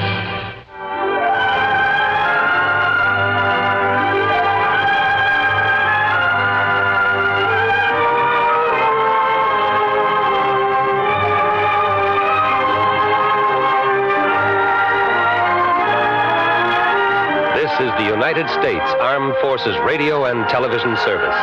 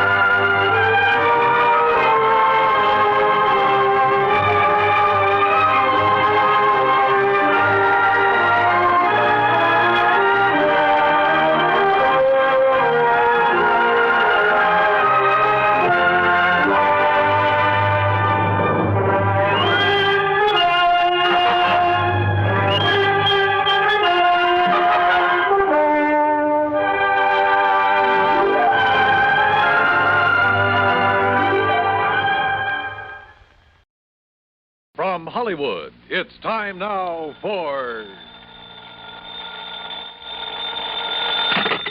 Johnny Dollar. Mr. Dollar, my name is Parley Barron. I'm calling from Hollywood. Hollywood? What insurance company, Mr. Barron? None. You handle all investigations for Eastern Liability and Trust. Yeah, I guess I do. Well, I am sure that they'll be calling you in shortly. What about, sir? A little matter of embezzlement. Oh? Nearly $10,000 that's been stolen from the Berkeley Furniture Manufacturing Company there in Hartford. You're connected with Berkeley Furniture? No, actually I am not. Then what's your connection with this embezzlement? I suggest you check with Berkeley and, of course, the insurance company. Of course. When you have learned the facts from them, I am sure you will find it of the utmost importance to contact me. You sent in Hollywood? Yes. Goodbye, Mr. Dollar. Yeah, but where in Hollywood? Hello? Hello? Well, he's a lot of help.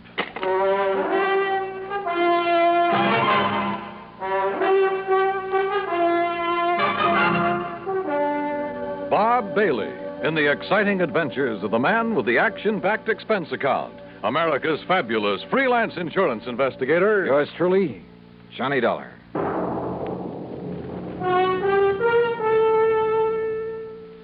And now, Act One of yours truly, Johnny Dollar.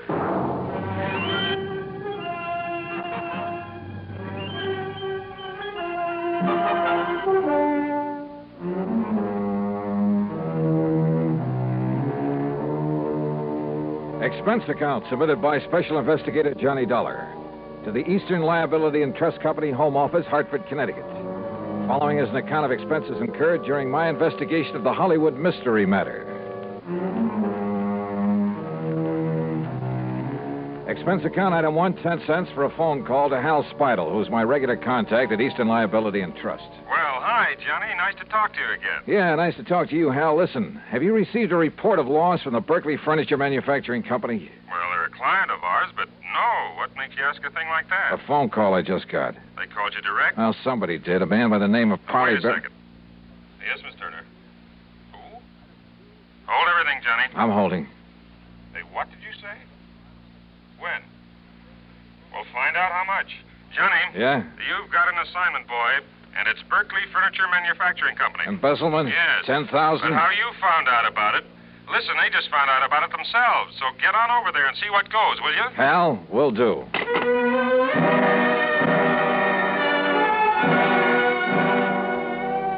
Yeah, my informant, the man who'd called me, had really known something.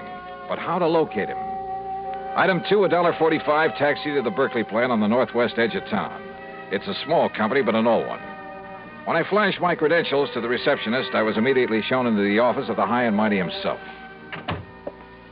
Well, I must say, your insurance company acts very promptly, Mr. Dollar. Sit down, sir. Thanks, Mr. Berkeley. I'll get straight to the point, sir. We've suffered a considerable loss. Yeah, so I understand from Hal Speidel at Eastern Liability and Trust. $10,000, wasn't it? Oh, yes, nearly $10,000. But I don't recall mentioning the amount to Mr. Speidel. In any event, Mr. Dollar, what I want is that money back. I don't care what you do with the thief. All right, have you any idea who took it, Mr. Berkeley? I certainly have. The ungrateful... Who, sir? One of our bookkeepers. A gentleman who has been with the company over 30 years. What are you smiling about, Mr. Dollar? Well, he's stolen this money from you, but you still call him a gentleman. Because I always thought he was. Did his job, never complained. That's your measure of a gentleman, huh? Eh? What's that? How much money did he earn, Mr. Berkeley? $65 a week. What difference does it make? Just wondered. An old man living alone was plenty for him. Unless, of course, he was gambling, something like that. Gambling? Him? Of course not. He never had enough money. Trouble at home, maybe? Is he married? No. He'd never be able to support a wife. After 30 years with your company? I paid him as much as I thought he was worth. Yeah? Or as little as you thought you could get away with? That is really no concern of yours. Return of the money is. All right. Where does he live, Mr. Berkeley? In a small apartment on the north side of town. And when did you last see him? Yesterday morning. Said he had to see his doctor in the afternoon.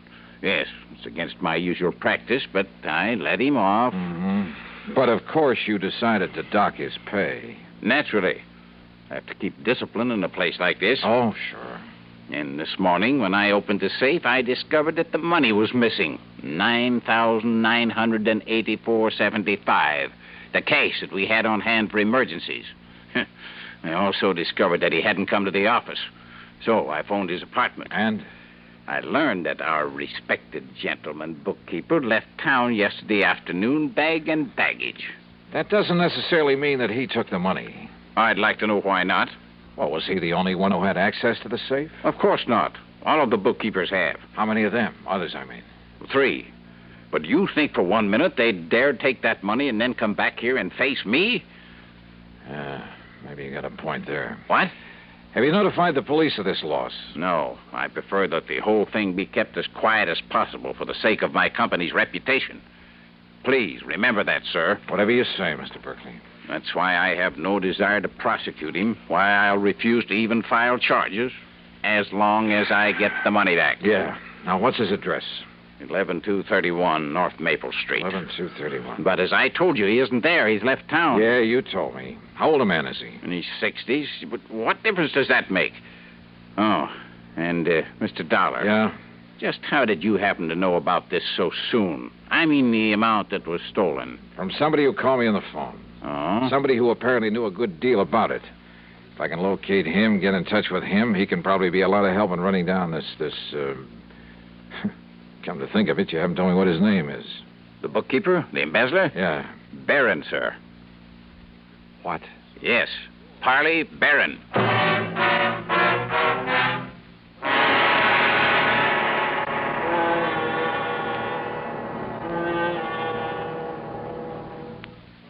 Act 2 of yours truly, Johnny Dollar, in a moment. And now, Act 2 of yours truly, Johnny Dollar, and the Hollywood Mystery Matter.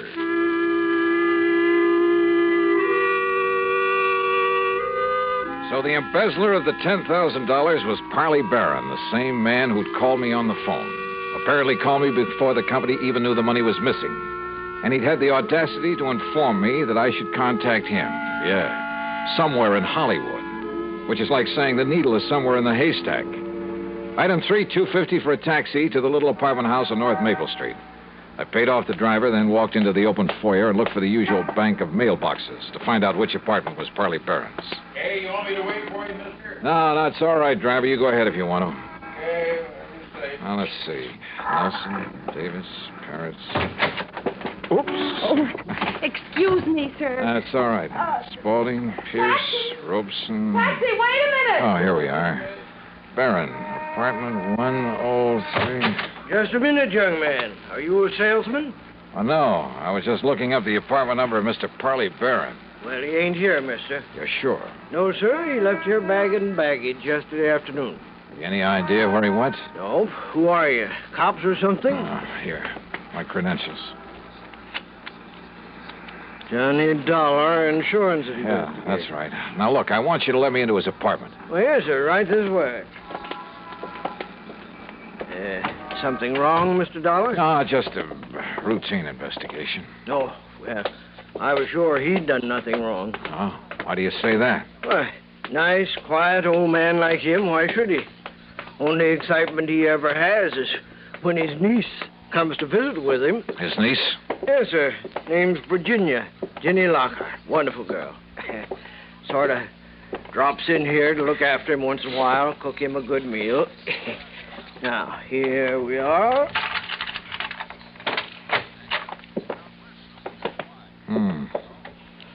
Well, it sure looks like he left in a hurry. Closet's open, doors pulled out.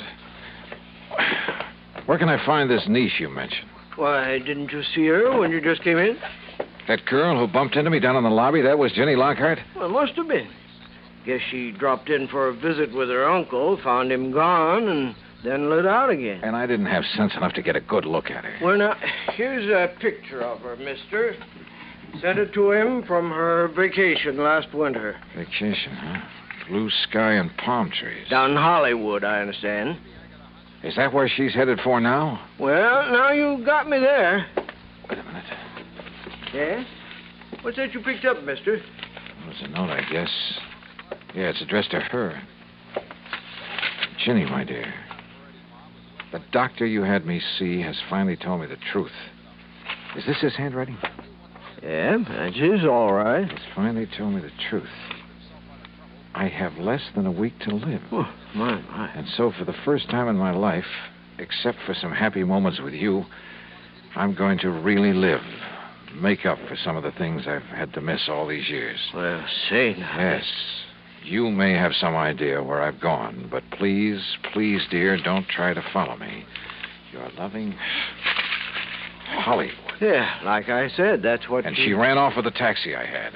Oh, you want me to call you a taxi, mister? I sure do, brother, and fast.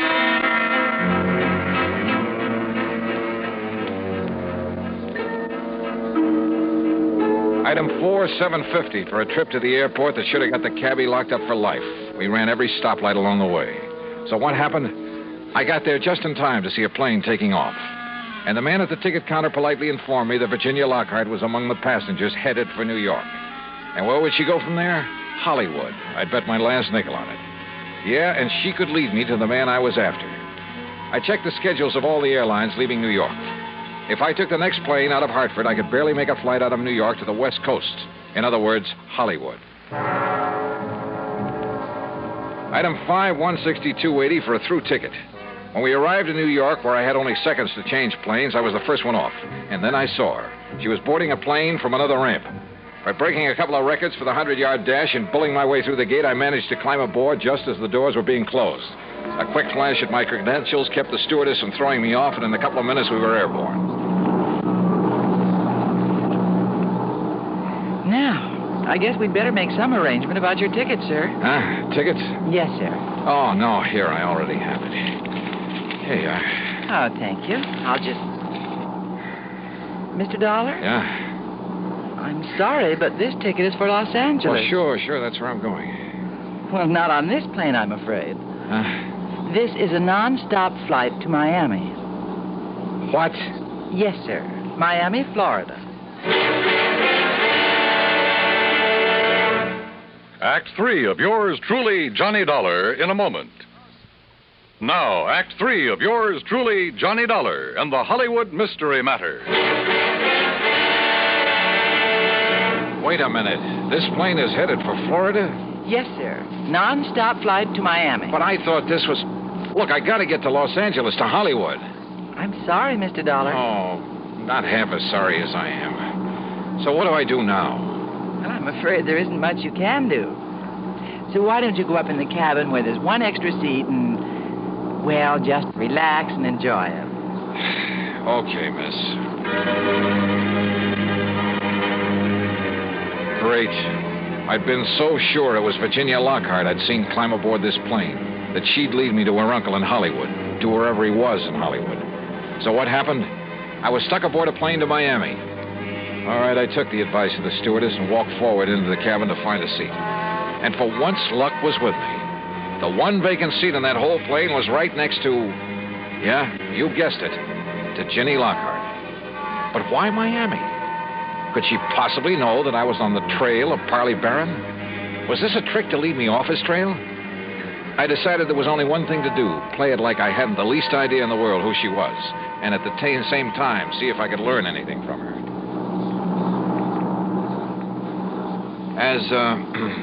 As long as we're seatmates on this trip, we may as well know each other. My name's Johnny, Johnny Dollar. How do you do, Mr. Dollar? Be kind of nice to get on down south and away from all the snow and cold, won't it? Would you like some champagne? I understand all I have to do is flag down the stewardess, and she'll be... how about it? No, thank you.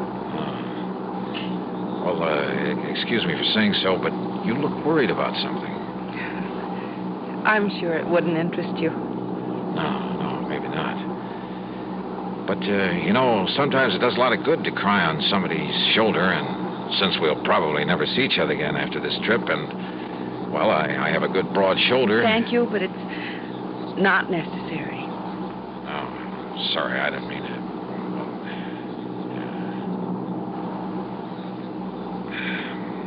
Going down to Florida for a vacation? No. I'm going to Florida to try to save somebody's life. Oh? But I'd rather not talk about it. And she didn't. Or did she talk about anything else during the rest of the flight? As we came into Miami, I decided the only thing I could do was transfer to a plane for Los Angeles and hope for the best. But she was my only real lead to Parley Barron. And if I left her here and went on to Hollywood. So I changed my mind. I decided to stay with her.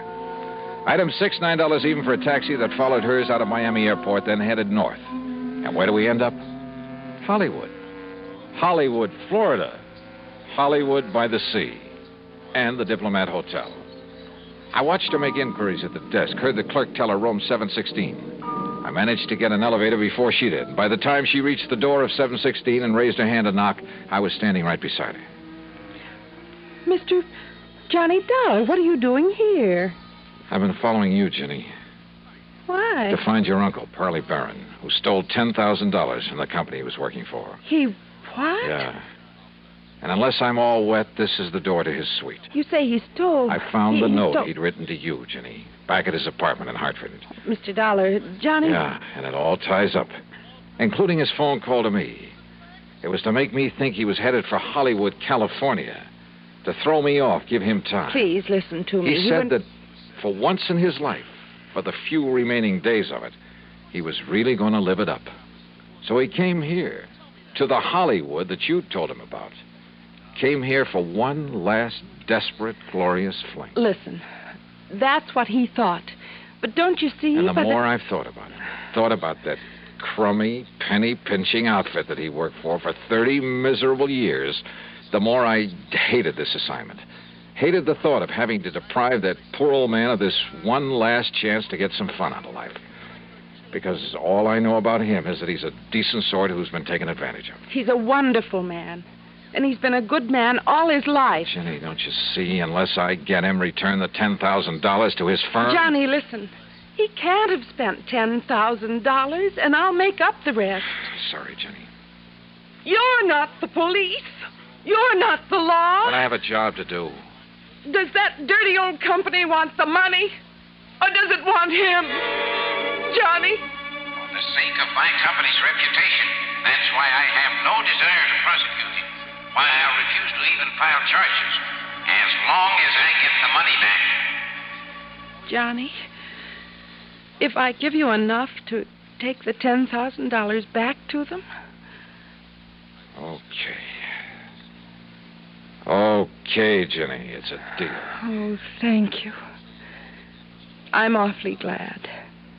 And because of something else, Johnny. Oh? The reason why I was looking for him. What do you mean? The new doctor I'd had him go to a couple of weeks ago, my doctor. He gave him a lot of tests. Then Uncle went back to see him yesterday afternoon. Yes, I understand. It was to find out the result of the tests, and the doctor told him wrong. The lab reports had got mixed up. You mean that he isn't going to die? No. And the doctor tried to call him, but couldn't reach him, so he called me. That's why I went to his apartment. But he'd left, so I came down here to try to find him. I tried to tell you, Johnny, because... Well, don't you see he's going to be all right? Well, then, Jenny, I guess that leaves only one more thing to be done. What, Johnny? Tell him the good news.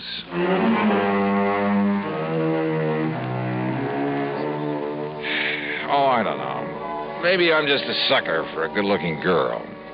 And maybe this makes me an accessory to the crime. But you know something? And you can blame it on the holiday season, anything you like. I don't care. Expense account total, including the trip back to Hartford. Well, a happy new year to you, too. Yours truly, Johnny Dollar.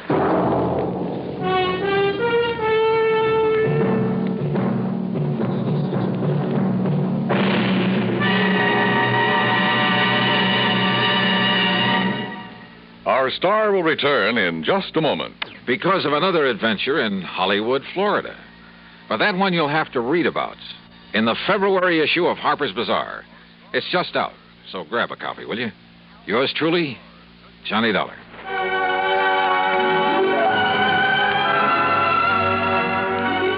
Yours truly, Johnny Dollar, starring Bob Bailey, originates in Hollywood and is written, produced, and directed by Jack Johnstone.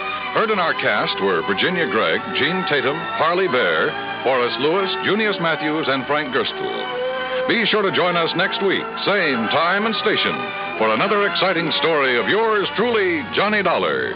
This is Dan Cubberly speaking. Gunsmoke rises today on the CBS Radio Network.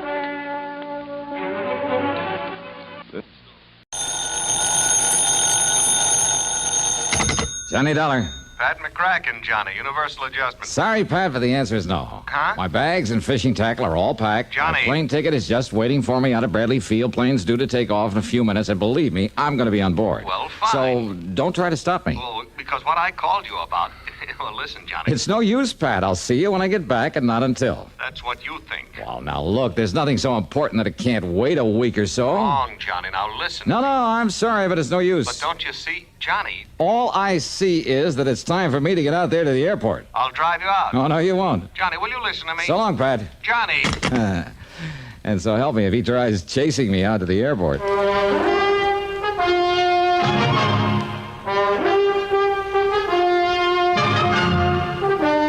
CBS Radio brings you Bob Bailey in the exciting adventures of the man with the action-packed expense account, America's fabulous freelance insurance investigator. Yours truly, Johnny Dollar. Now, Act One of yours truly, Johnny Dollar.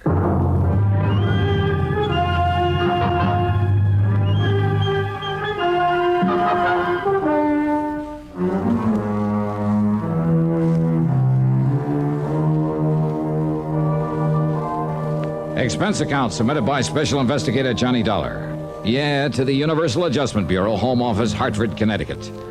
Following is an account of expenses incurred during my investigation of the wholly unexpected matter. Well, it looked as though even my taxi out to Bradley Field was conspiring against me. It developed a flat tire along the way that almost made me miss the plane. Oh, and that cab and plane fare, item one on the expense account, $163 even. Though I didn't realize that at the time it was going to be paid for by Universal Adjustment Bureau. Anyhow, I got to the field in the nick of time, jumped aboard the ferry plane for New York. Just sit right here by the door, please, Mr. Dollar, Okay. until we get airborne. Oh, and be sure to fasten your seatbelt, please. Yeah, sure, miss. There. I thought for a minute we'd have to take off without you. Oh, not a chance. I wouldn't have missed this plane if I'd had to fly after it under my own power. Johnny Dollar.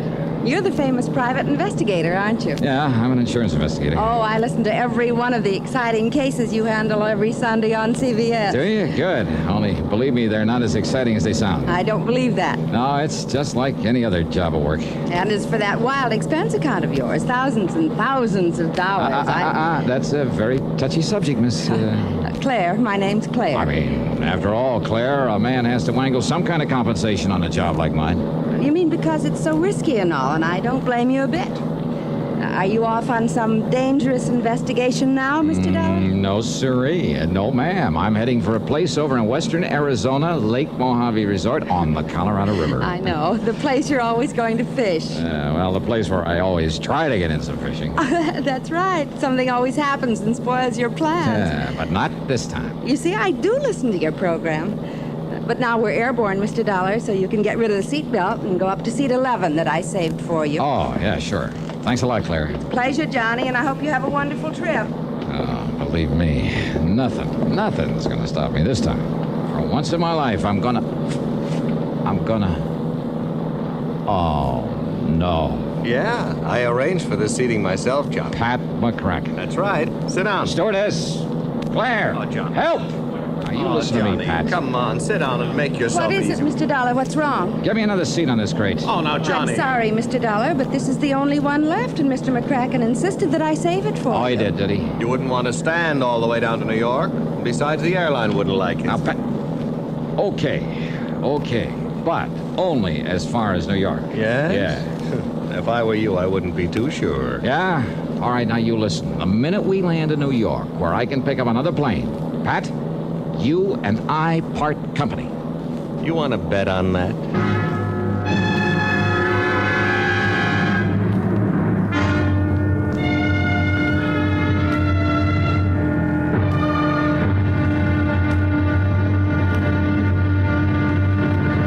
It's an interesting fact that many of our greatest inventions and discoveries have been hit upon accidentally by doctors, engineers, or inspired tinkerers while working toward some other objective.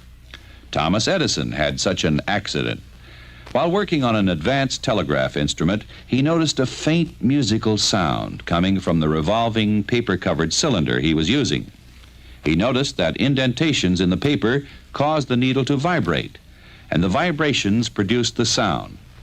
Setting aside the telegraph instrument momentarily, he experimented with the principle he had accidentally discovered. He fixed a needle to a diaphragm mounted on the short end of a horn and arranged this apparatus so that the needle would scrape on the revolving cylinder as it turned. Instead of paper on the cylinder, he used a covering of tinfoil and then spoke through the horn as the cylinder turned, and the vibrations of his voice caused the needle to make indentations of varying depths in the tinfoil surface. After a few models had been made and tested with minor success, Edison recited into the horn the nursery rhyme, "Mary Had a Little Lamb." Then it was played back, and for the first time in history, a machine spoke with a man's voice. Thus the phonograph was born, an invention that grew out of an ingenious inventor's attempt to produce something else. The phonograph and all its various advancements and refinements up to today's tape recording have brought endless pleasure to millions throughout the world. More importantly, they have been used for the advancement of science and culture to an incredible degree. This is just one of many cases in which the illustrious Thomas A. Edison succeeded in his efforts by following the American inventor's traditional philosophy, there must be a way. Let's find it. Now, Act Two of yours truly, Johnny Dollar, and the Wholly Unexpected Matter.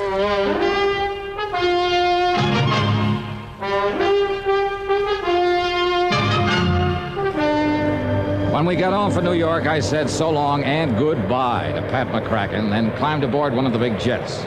But just before takeoff, who should come barging in and take the seat next to me?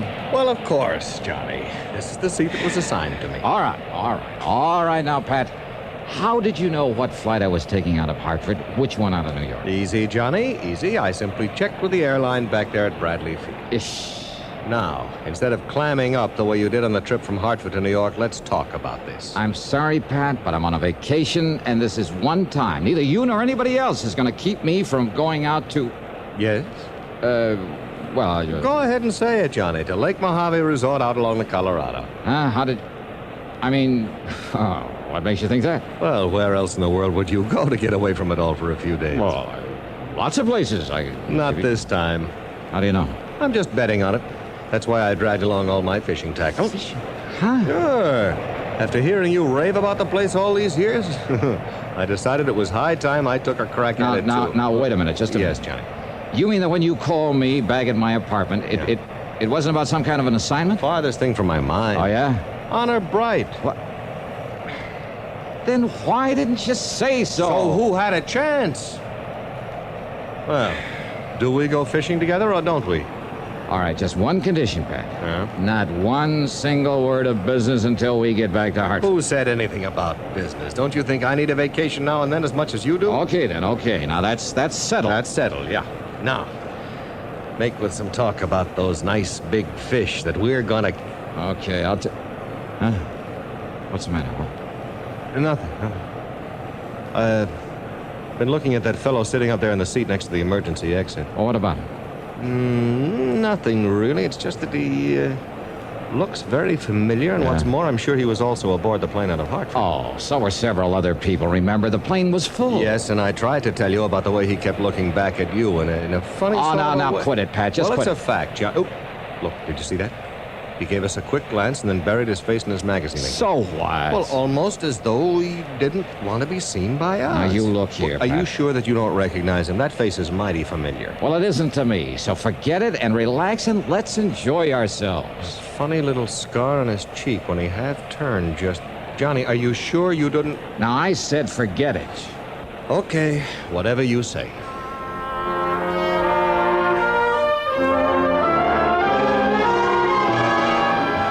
At Los Angeles, we grabbed another ferry plane, this one to Las Vegas, Nevada. Johnny, look, that same man aboard, and don't tell me so what.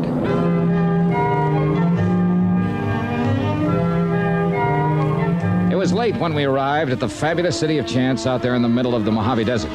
So we grabbed a cab into the Hotel Sahara. That's item 2, $1.25. Item 3 is $16 for a suite of rooms. Item 4 is $12.20 for a couple of drinks and a good meal. Then we dropped into the casino. Oh, real excitement. Yeah, watching the little ivory ball click around the roulette wheel, the snap of cards at the blackjack table, the rattle of dice, the click of poker chips, the ring of silver dollars, and over it all, the constant chuck and whir of the slot machines. Pat and I had separated, and by some stroke of good luck, I did all right with the dice. So I hauled my stack of chips over to the cashier's cage and collected, believe it or not. 200, 300, 350, 60... $365. Right on the nose. Thanks very much. Yes, sir. Next, please. Johnny, there you are. Yeah, I sure am. Well, how you doing, Pat? All right, fine. Now listen. Yeah? That man we saw on the plane. That you saw? Well, I saw him again a little while ago while you were at the roulette table. He was watching you, and when he saw me watching him... Now, Pat, would Johnny, you... Probably, look, half a dozen people from Hartford have taken this same set of planes out here. After all, it's vacation time. A lot of people. Okay, Johnny, I hope you're right. Well, sure I'm right. Now, look, let's get some sleep, and first thing in the morning, we'll head down to the lake, huh? Come on. Well, whatever you say, only stop worrying, will you? Will you? Sure, Johnny, sure.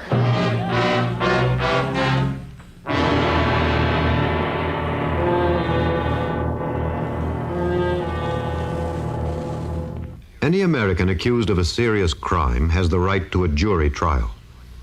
But you also have the right to have your case decided by a jury in most civil cases when you are suing in the federal courts for damages or for the recovery of your property. Do you know when you can exercise this right? The answer is in the Constitution. The 7th Amendment says that you can have your case decided by a jury whenever the amount involved is greater than $20. This is one of the ways in which the Constitution seeks to provide every citizen with fair and impartial justice. It is one of the ways in which the Constitution ensures that this country of yours and mine shall be our country under God. And now, Act 3 of yours truly, Johnny Dollar.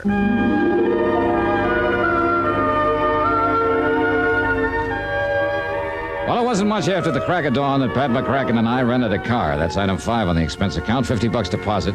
And then we headed south. 5 miles short of Kingman, Arizona, we swung right on 68 down toward Davis Dam, down to Lake Mojave Resort.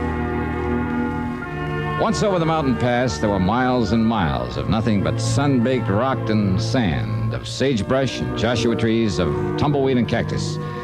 And then, right in the middle of it, that clear blue water of Lake Mojave. The resort itself, with everything for water sports and, more important for me, for the fishermen.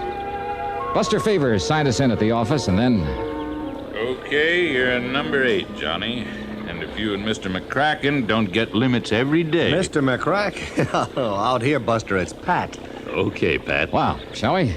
Oh, incidentally, you're not the only one that's out here from Hartford. Oh, all right, Buster. Mr. Malloy arrived late last night. Malloy. Does that name ring a bell, Johnny? It certainly does not. Now, will you forget about that man you saw? Excuse me. Okay, I'm sorry. Well, you ought to be. Okay.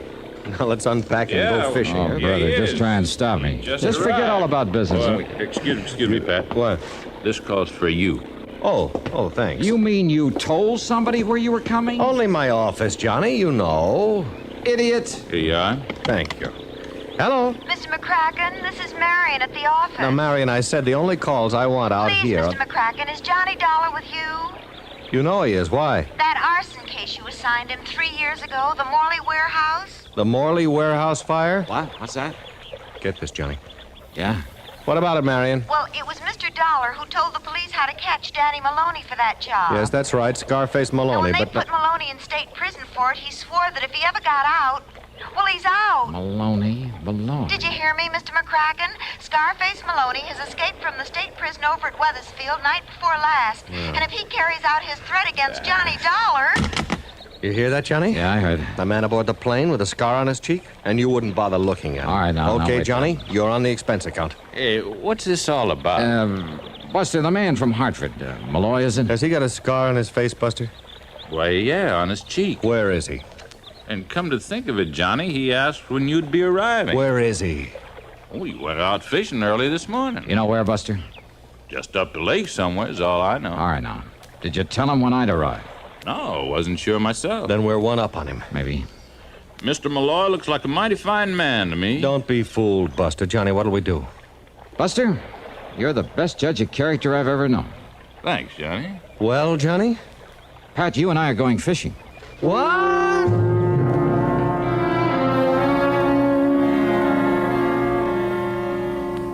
I know Lake Mojave well. Scarface Maloney, he couldn't possibly know much about it. So Pat and I put on fishing clothes, took along our tackle, I took along a gun, and we headed up the lake in a fast outboard. We prowled into every wash and cove at the lower end of the lake, slowly and methodically. We saw lots of fishermen, but not the man we were looking for. Finally, well, I guess the spell of Lake Mojave was just too much for me, so I hove to at the end of a long, narrow cove with high walls of rock on every side. Hey, why stop here, Johnny? Well, one Casque Cove, Pat. What? Oh, look, it's just too good to pass up. Now, you drop a plug there in the corner. Just one cast, and I guarantee you a bass. You think of fishing at a time like this? Oh, come on now. Just try it, Pat. Then we'll go back to the main body of the lake and we'll find the... Johnny, look. Huh? No, careful so he won't see you. Up on that rock that overhangs the end of the cove. Yeah, I see him. Hiding behind a boulder. Yeah. Look. I see it. At least the glint of the sun. Blued steel, Johnny. Yeah. I can't see what it is, but I don't need to, Johnny, because it's aimed this way. Of all the heavenly bodies, the moon has gained such importance that it's continually in today's news. Now, to land a rocket ship on the moon, you must know the moon's exact orbit and rate of speed around the Earth. For decades, scientists were sure they knew these facts, but one man felt they were wrong and proved it. Simon Newcomb was born in 1835 in Wallace, Nova Scotia. Throughout his childhood, he amazed his elders with his uncanny perception of mathematics. While in his teens, Newcomb joined his father, who was teaching in the United States. In 1854, they finally settled in Maryland, where Newcomb also became a teacher. One day on a trip to Washington, he visited the Smithsonian Institute. From then on, he spent every free moment studying from its wonderful wealth of books. Reading book after book, he stumbled onto 4 volumes which kindled his enthusiasm into a brilliant flame. The books told of the amazing world of astronomy. Early in his new career, he became especially interested in the moon. He studied it intensely. One evening, he noticed that it seemed to be lagging a little behind its predicted schedule of motion. Surrounding himself with tables and charts, he painstakingly pursued the possible error. After exhaustive effort, he found it. An error in computation had been made back in the year 1675. If Newcomb had not discovered this error, a flight to the moon might never have been possible. Simon Newcomb, another American scientist dedicated to the principle that somehow there must be a way. Let's find it. Now, here's Act 4 of yours truly, Johnny Dollar.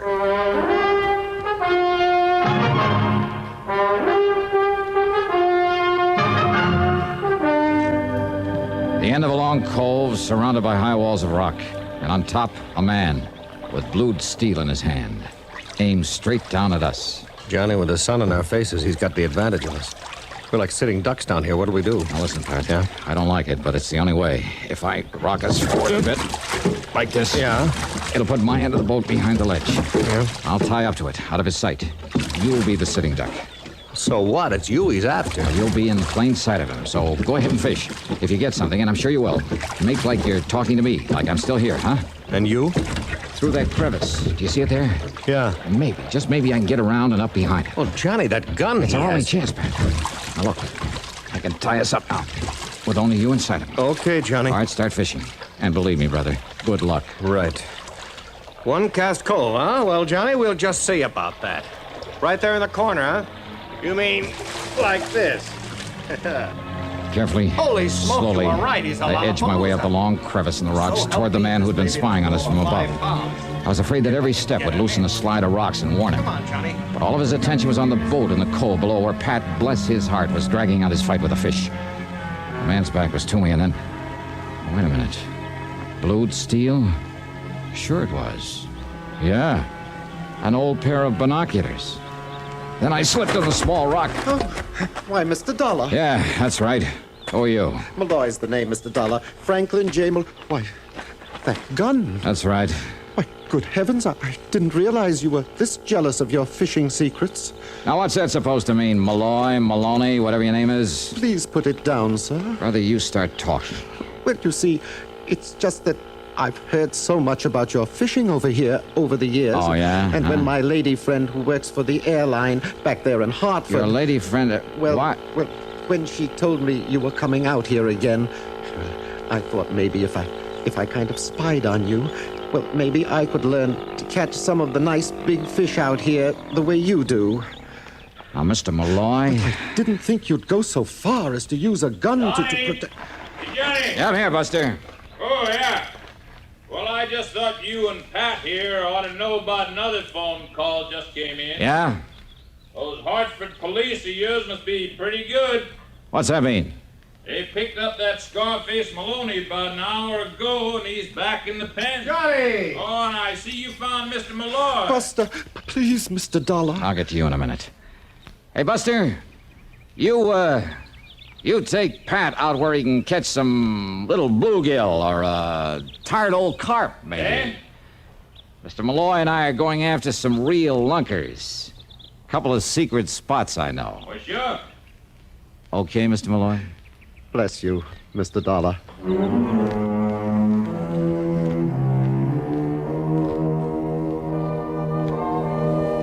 Well, you sure can't win them all. Especially when there isn't anything to win. And at long last, I got in a full week of fishing at Lake Mojave. Expense account total?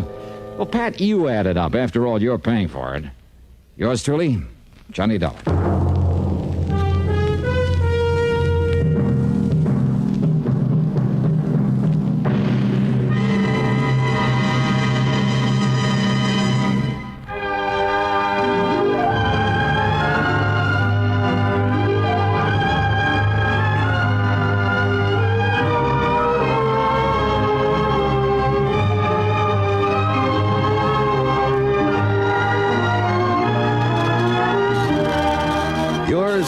Johnny Dollar, starring Bob Bailey, originates in Hollywood and is written, produced, and directed by Jack Johnstone. Heard in our cast were Virginia Gregg, Shirley Mitchell, Larry Dobkin, Sam Edwards, Barney Phillips, and Edgar Berrien. Be sure to join us next week, same time and station, for another exciting story of yours truly, Johnny Dollar.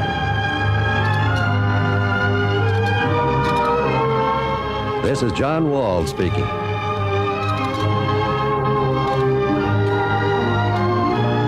Johnny Johnny Dollar has come to you through the worldwide facilities of the United States Armed Forces Radio and Television Service.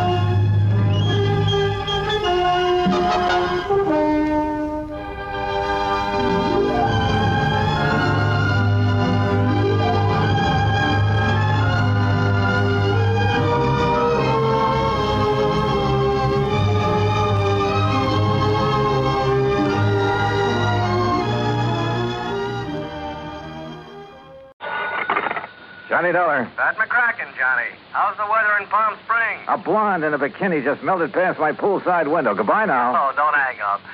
Johnny, this job's just a few miles north of where you are. It'll take maybe a day to clear it up.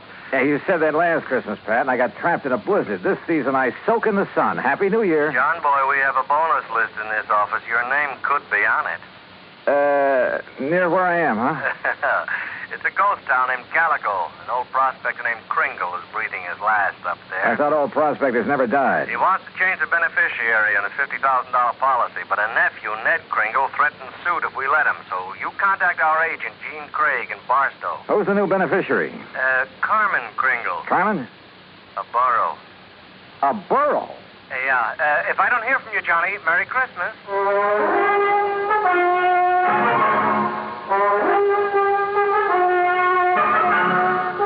Bob Bailey in the exciting adventures of the man with the action-packed expense account. America's fabulous freelance insurance investigator. Yours truly, Johnny Dollar. And now, Act One of yours truly, Johnny Dollar.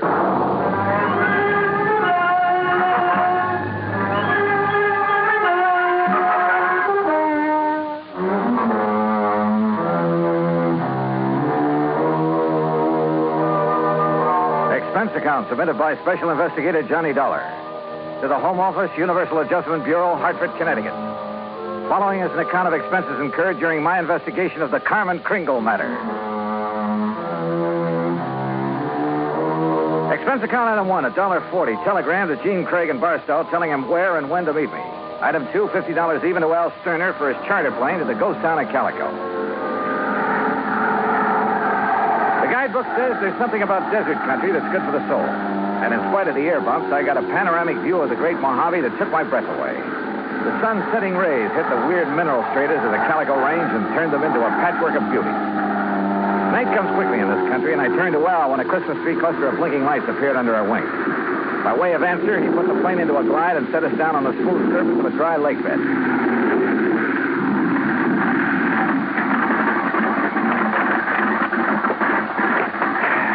Johnny, you want me to wait around till your friend shows up? No, thanks. Well, there seems to be plenty of company. That's just an old coyote. Don't stand too long or you'll freeze to the spot. Okay. Good luck. Call me when you want to be picked up.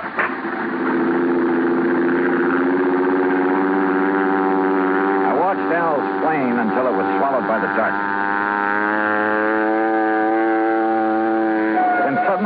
feeling in the hair on the back of my neck that I wasn't alone. The moon was up enough to make out shadows, and silhouetted in a circle around me was a strange collection of figures. One of the pack moved toward me, and for a crazy second, I thought I bumped into Santa Claus's reindeer. Then a car without lights came rushing at me. The headlights slammed on, and I got a glimpse of a donkey herd scattering into the night. All right, mister. Walk toward me, slow, with your hands high. I've learned never to argue with a Winchester 94, so I followed orders. I spotted the weaving headlamps of another car approaching and prayed it was the agent, Gene Craig. Close enough, Sonny. I can pop the rattlers off a sidewind at 60 yards, so don't you make no sudden move. He was maybe 60 with gray sideburns and a frosty goatee. A marshal's badge was pinned to his leather jacket. All right, now, mister. Marshal, that's all right. That's Mr. Dollar. Huh? I was supposed to meet him earlier. I'm awfully sorry, Mr. Dollar. I'm Jean Craig. Huh? I couldn't get here until I drove Doc Spangler up to Chris. He's had another setback, Marshal. Yeah, some darn fool let down a rail on his corral, and Chris Kringle's whole herd got loose. He don't give a chuck for most of them, though, except Carmen. Now he's fretting because she's running wild. Almost had him tracked down when this here fella showed up. If you vouch for him, huh, Jean? You are Johnny Dollar, aren't you? Well, a frozen facsimile. Come on, I'll drive you into Calico. You tell Chris that I'll have his Carmen back in the corral before the moon's full. And, Jean. Yeah, Marshal. Tell the old sourdough to stay alive, will you? We need him around here. Sorry about mistaking you, Mr. Dollar.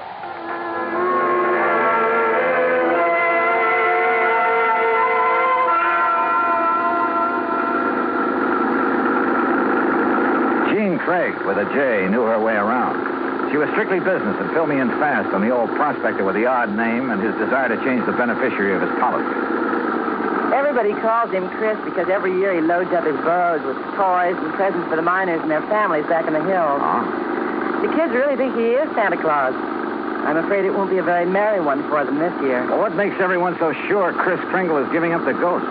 Doc Spangler says there's nothing apparently wrong with him. It's more like he's given up. Oh, what's with this Scrooge character, the nephew? Ned Kringle seems all right. It's the man with him, Willie D'Agostino. He does the talking for Ned. You'd think he was going to inherit the money. Well, maybe he's expecting to. You know, you're making a good case for Carmen. Hannah Burr will be a beneficiary, Johnny.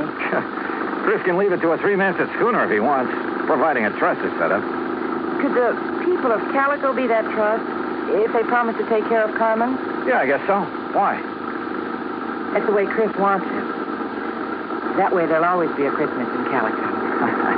What happens when Carmen goes to donkey heaven? Or is it burros that never die? There'll always be burros in Calico, Johnny. And one of them could always be named Carmen.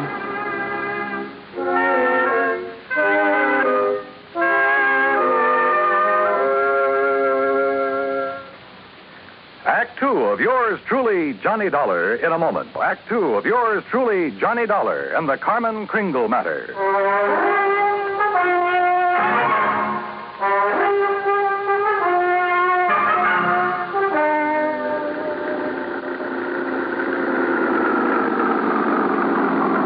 Well, here we are, Johnny. Calico, once the richest silver city in the West. It was unbelievable. Like seeing a page from the past.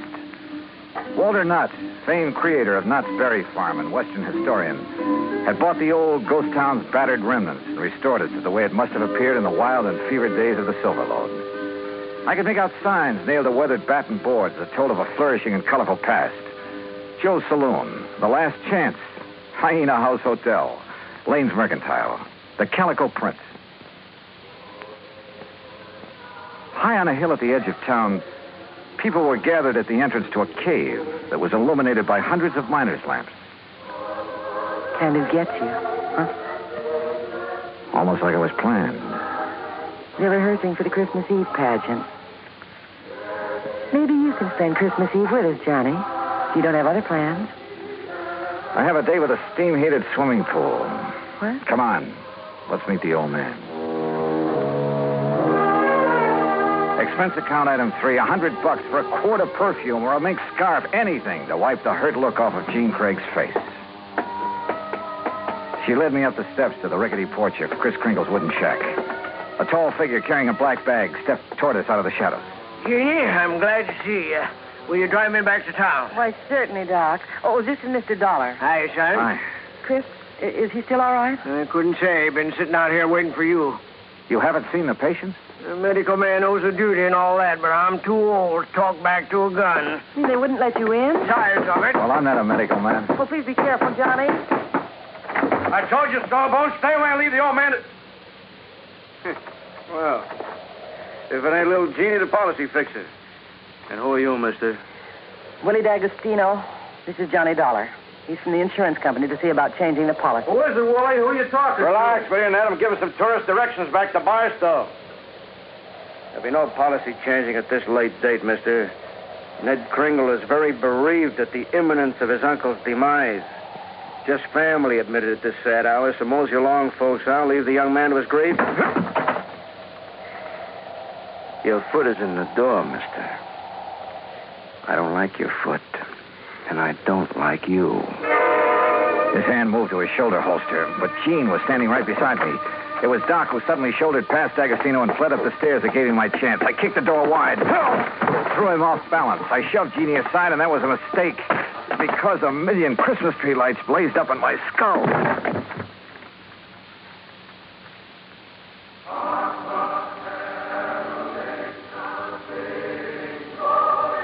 Then slowly the tree lights faded away, and I saw Jeannie fussing over me and looking worried. A young, nice-looking fellow was seated next to a marble-top table. D'Agostino leaned against the stone fireplace and dangled his gun, smiling like he had a stacked deck. He's all right, Doc? A nasty cut, but no fracture. I know how to pull my punches, Doc. The old man. How is he? No better, no worse. Just lying up there staring at the ceiling. I want to see Chris. I have a right to, Ned. I'm an old friend. Wooly, wouldn't it be okay if Jean just went up? No, let him die in peace. He's past caring who sees him. Wooly, these people have a right. I said no. I'll get a hero boy on his feet and shove off. Go on. Come on, Johnny. Help me, Doc. How's it going to feel, Ned?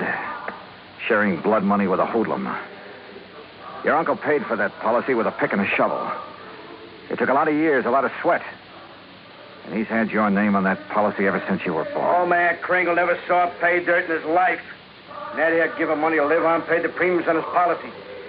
Chris was always tapping the kid, claiming he had a new find. He was going to mine $1 million. Wait, shut up. The old man's dying. Tell him, Ned. Tell him how the old phony was always taking the bows, making like Santa Claus with the money you give him. Willie, haven't you got a... Tell him who owed you the money! I know he's been waiting a long time for this. Me. Willie D'Agostino, that's who.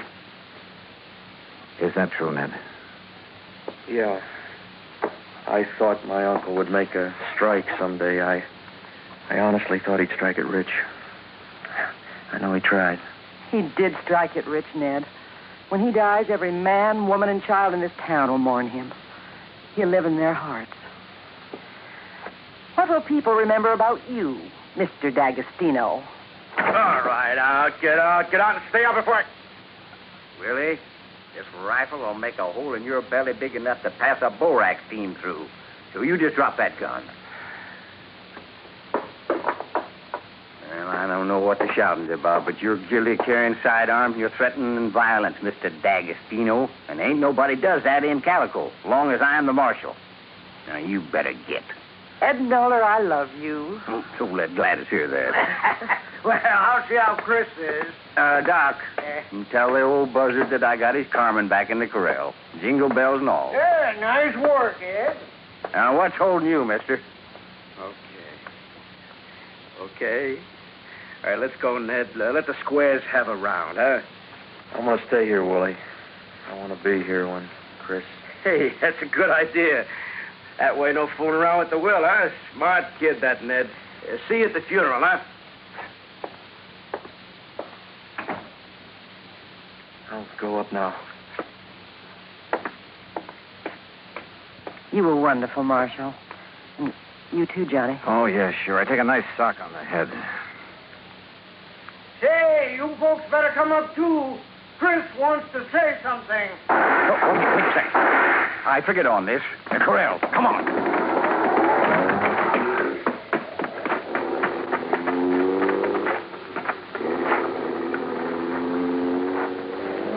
D'Agostino must have had another gun in his car.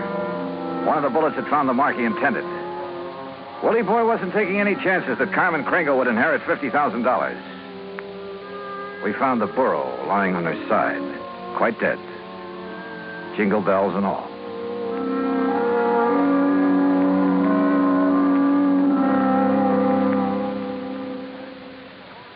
Act 3 of yours truly, Johnny Dollar, in a moment. Oh, Act 3 of yours truly, Johnny Dollar, and the Carmen Kringle Matter.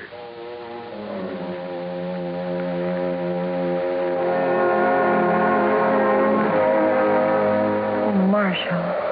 Johnny, how could he have been so cruel? Carmen dead. It's just not right. Yeah, I figured D'Agostino might be mean enough to try killing Chris's pet burro. We can't tell him about it. It would kill him for sure. You'll have to know the truth, Gene. You'll have to decide about the will. Yeah, truth is always the best. And easy this time. Easy? Huh? Yeah. I'll just take these bells off of this poor little feller, and I'll put them where they belong. Carmen? What? Carmen. Oh. Mosey over here now. Well, you pulled a switch.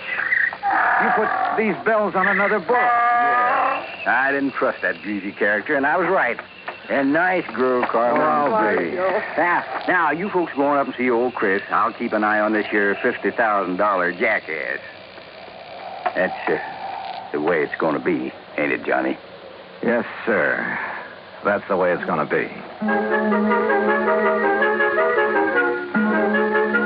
But I was wrong. The roly-poly little old man in the four-poster bed with his white whiskers resting on the quilt changed his mind again. Even after hearing about how the marshal saved Carmen. I wasn't going to scratch Ned's name off of that insurance, Mr. Dollar. I tried to shake that D'Agostino, figuring he'd take his hooks off of Ned if he thought my Carmen was going to get the money. Oh, I was scared for a while that I just might have to up and die to square my nephew's gambling debts. I'm sorry, Chris. I'll work my fingers raw paying every cent I owe, but I'll pay him back with interest. I want you around. Okay, Mr. Dollar. Yeah, Chris. Lift the lid on that footlocker and fetch me one of them bags in there. They're pretty heavy, but you look strong. Well, they're sure heavy enough. You got them stuffed with silver? It's better than silver. Open it up there. Yeah, that's it. Yes, you recognize the dot? Yeah. Maybe you'd better have a good sleep, Chris. This here's plain old gravel. Oh, plain gravel. It's uranium, Doc. Huh? The last batch assayed at $900 a ton. And I got a mountain of it staked out. In both our names, Ned. You don't say why, Chris. Mr. Dollar, if you and Jeannie check with the Barstow Bank, you'll find that they'll extend credit on the strength of that assay.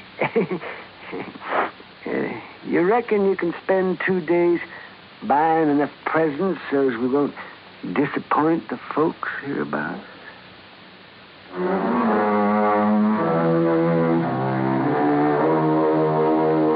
Expense account item 4, $68 even. Telephone calls to 5 principal cities where I thought Willie D'Agostino might be remembered. The police departments had a long list of reasons why they remembered Willie. That was my Christmas present to them. Expense account item 5, another $50. Truck rental to haul the presents we bought for Ned to give away come Christmas morning.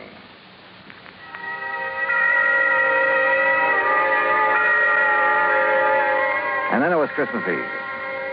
We sat on the Kringles' porch and watched the procession up to the Maggie mine. The flickering lights from the miners' lamps reflecting on the faces of the happy children. Old Chris was bundled up in blankets, his little eyes twinkling, chuckling to himself like he knew all the answers to the universe. Jean was there, too. Kind of nice. Isn't it, Johnny? Kind of nice. Marshal Ed Noller was one of the wise men in the procession. I recognized the sideburns. And Doc Spangler couldn't hide his height. Oh, he wore an awful beard. Ned Kringle led the burro that carried the Blessed Mother. Yeah, you guessed it. The burro was Carmen Kringle. Expense account total, including return to Palm Springs and incidentals, $229.75. But forget it, Pat. This is the best holiday I ever had. And I was only cold at the start. From all of us to all of you, may this be your very merriest Christmas ever. Yours truly, Johnny Dollar.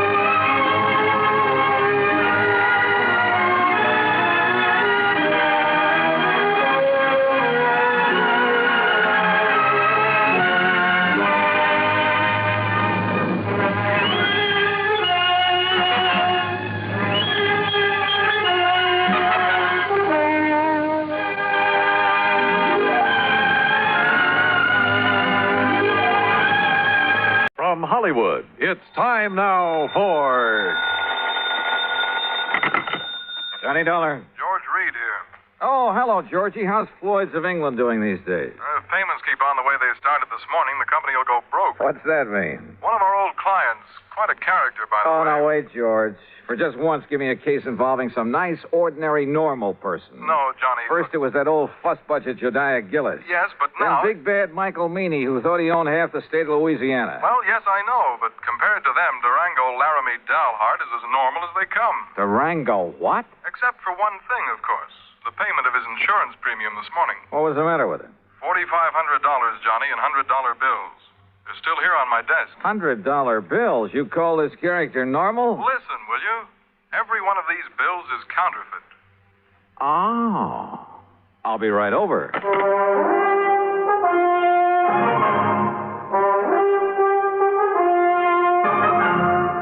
Bob Bailey in the exciting adventures of the man with the action-packed expense account, America's fabulous freelance insurance investigator. Yours truly, Johnny Dollar.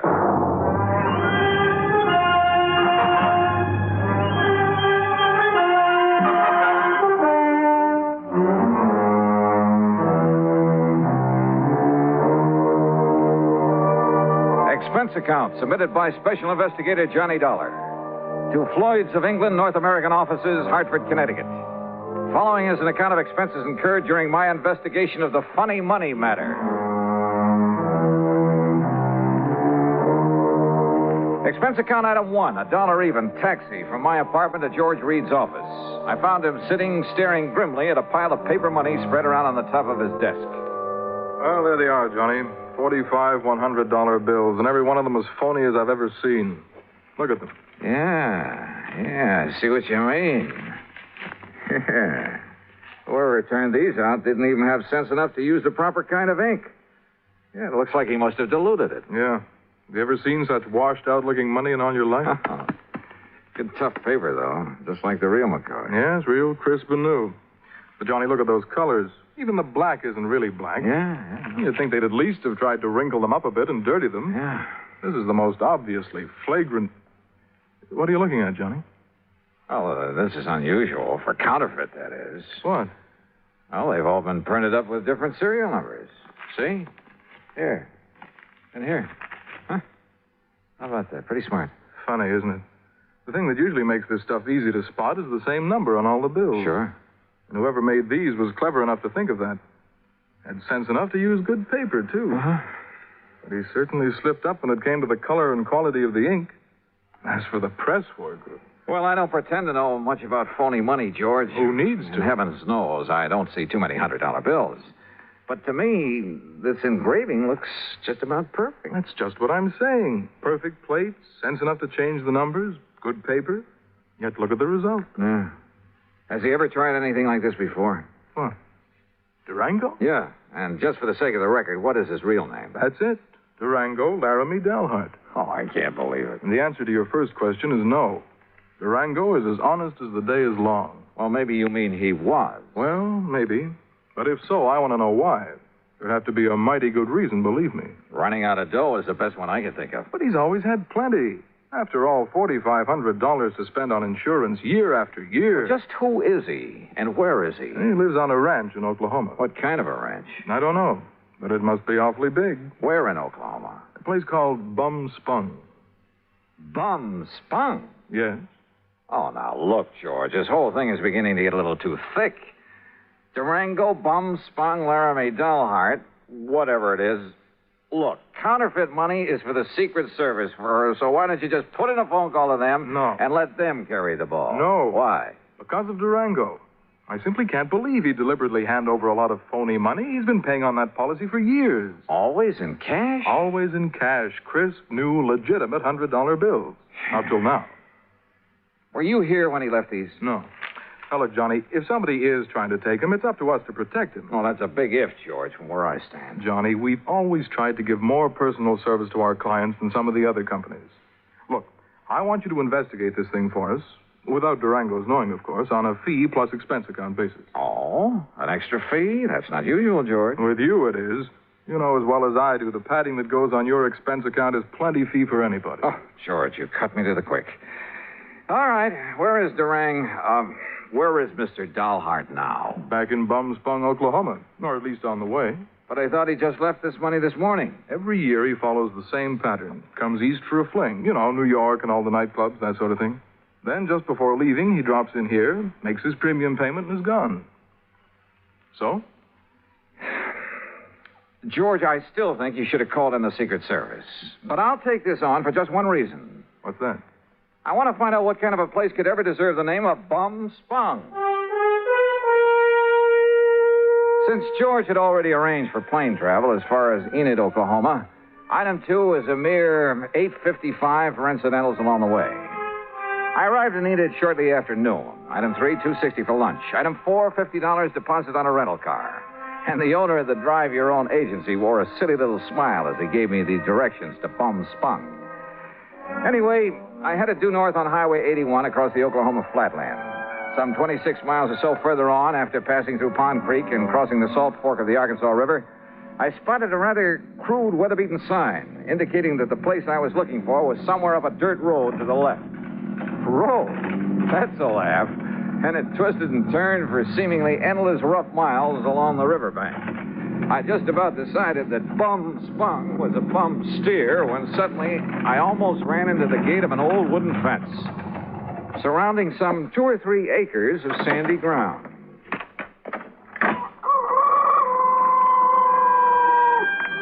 And there they were. A huge, ramshackle, unpainted building that passed for a house. An even more dilapidated affair, propped up with timbers that probably served as a barn. There were a couple of broken-down outbuildings, too.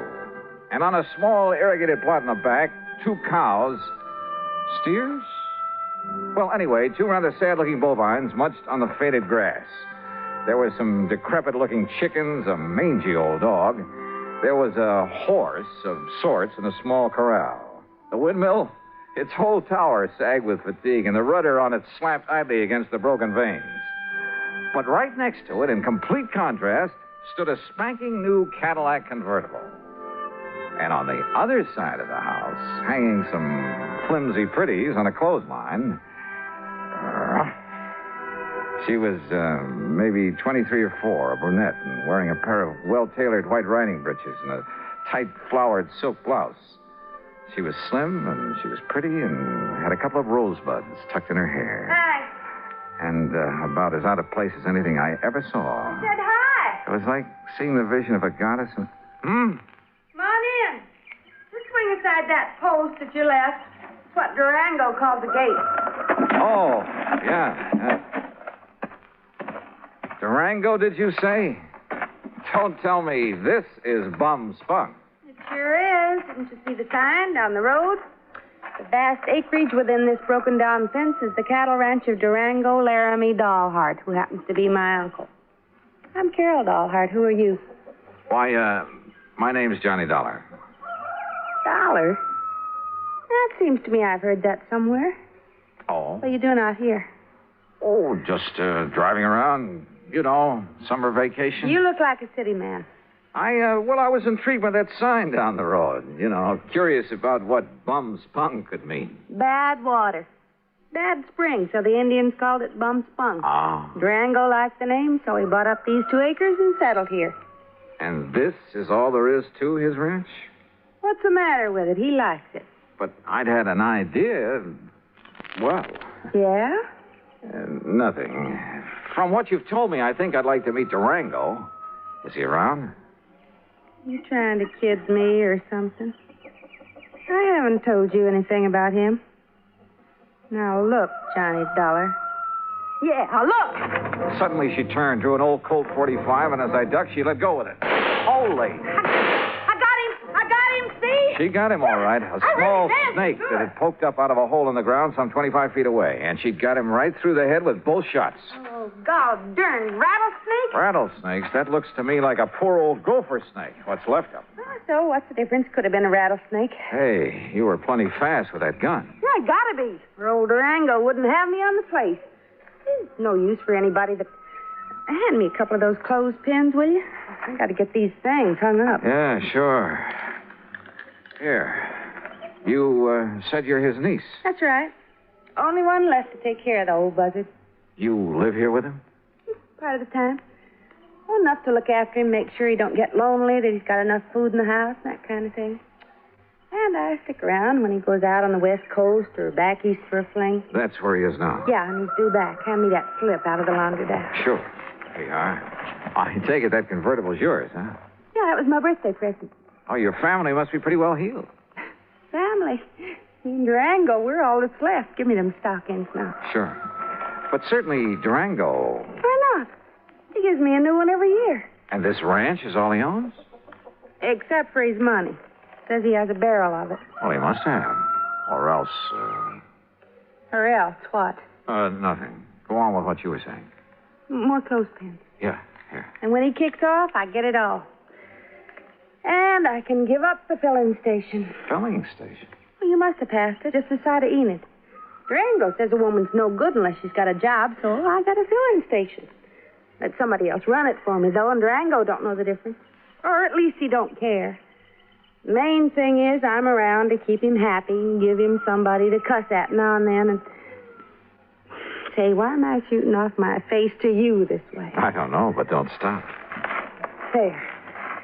Them clothes will be dry in an hour, and if you're still here, you can help me take them down again. Okay. Carry that basket for me, and I'll give you a cool drink in the house. Hey, great. You say Durango is due back here, huh? Mm-hmm. Why, don't save yourself time traveling by plane instead of train, I'll never... Johnny, if you're just around here on vacation, I'll eat my shirt. Why'd you come here? And don't give me any guff. All right, come on. Pour me that drink and I'll tell you. Now, I'll tell you. If you're here to pull something on... Oh! What's it?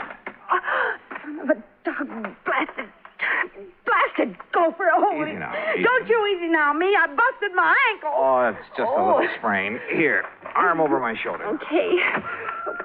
Dang fool that I was to kill that gopher snake back there. Oh, Johnny, it hurts. Then I'll carry you. Here now. Oh, that's better. And hey, boy, you got muscles. Here now. Huh? What the? Well, take me over to the sofa. What's the matter, Johnny? What stopped me was the inside of the ramshackle old house. Clean, modern, well-furnished. Even the kitchen with its gleaming porcelain, electric range, huge refrigerator, and freezer. Modern in every way. Well, don't just stand there staring. Get some water, hot and cold for this ankle. While you're at it, pour us a drink at the bar over there in the corner. I could use a good, stiff snort.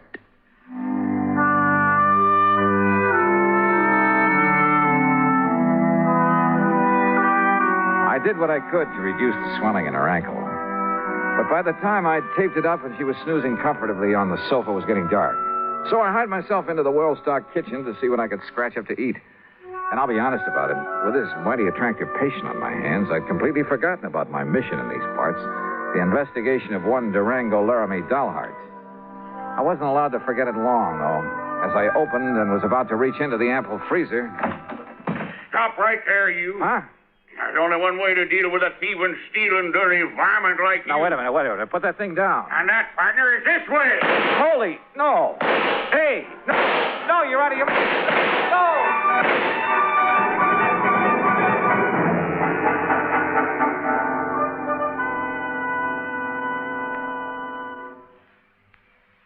Act Two of yours truly, Johnny Dollar, in a moment. A number of years ago, it was said that, in spite of the large population of this planet, men and women remain the most inaccessible things on it. Today, we see this lack of understanding among peoples of the world reflected in headline stories. But it isn't because the people of the world are enemies. All people want to be friends. Long before the termination of World War II, Reverend Eugene Wood, a Methodist minister from Oceanside, California, went into a Scottsdale, Arizona camp where German prisoners of war were interned and offered his services to the imprisoned men. Among other things, Reverend Wood taught the men English, and he taught them about the United States of America. During the following years, after the men had been repatriated to their native Germany, nearly half of the internees corresponded frequently with Reverend Wood. Those men expressed a unique understanding of the people and the country of the United States of America. This great feeling of friendship and understanding prompted the minister to make a pilgrimage to Europe to seek out the men he had befriended in the prisoner of war camp in Arizona. This gesture on Reverend Wood's part gained him a fantastic welcome everywhere he went. In all the places he visited, he spread the gospel of love and friendship and had it returned to him. There were no enemies, only men with the love of freedom, the right of all men, everywhere. And now, Act Two of yours truly, Johnny Dollar, and the Funny Money Matter.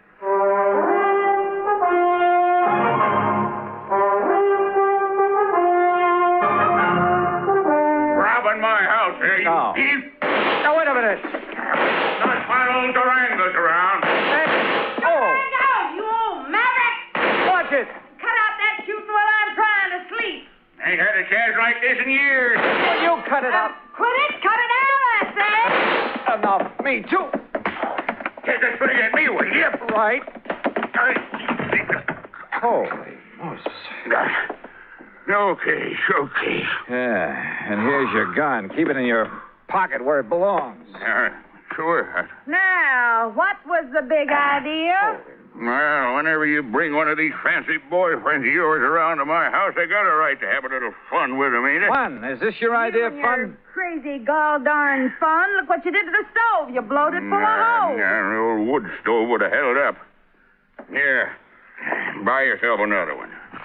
There's $500 nice new dollars. Hey, wait, let me see Now, what about that window and the jars on the shelf? Okay, here. You should have saw him when I started throwing that lid all around him. Sure. Here, Johnny, let me wipe off some of that jam that fell on your head. Johnny? Johnny who? Johnny Dollar. And I take it you're Durango Laramie Dollheart. Nah, sure am. Fastest shot in the country, too. My pa learned how in Durango, my ma learned how in Laramie, and I'm better than both of them was. Only thing is, I get no chance to show off no more. Durango, you crazy idiot. What's the idea? No harm, man, no harm. Yeah, take a slug of this. You forget all about it. I'll get a glass. Glass, a man drinks out of the bottle. Go ahead, Johnny. Oh, well, thanks. Bad enough a he-man has to live around all this feminine fripsy and lace curtains and rugs all over the floor and You know, stuff. Dad, blame well, you like the way I fixed up this old dumpy ears Durango. Yeah. Now, wait a minute. Look, you two. Yeah, you know dang well a man gets tired just sitting around, no matter how pretty it is. Why else do you suppose I got to get away every now and then to San Francisco or New York or some of them places where they got some noise and excitement? Is that right, Johnny Dollar? Just leave him out of this. Why? What's he doing here, anyhow? Well, Durango, I'll tell you why. Because he's just driving around on his vacation and he happened to get to the end of the road and I made him come in. That's why. Thanks, girl. You got any objections? Now, I'll say this. He's got a lot more get-up and guts than most of the boys you bring around here. That larrup on the chin he give me. Yeah, well, I'm sorry about that, Durango. Sorry for what? Because you didn't act like some of them lily-livered kids she brings around and run for home? No, sir, boy, you're all right. Carol, what the Sam Hill you got on your foot? Well, it's high time you noticed.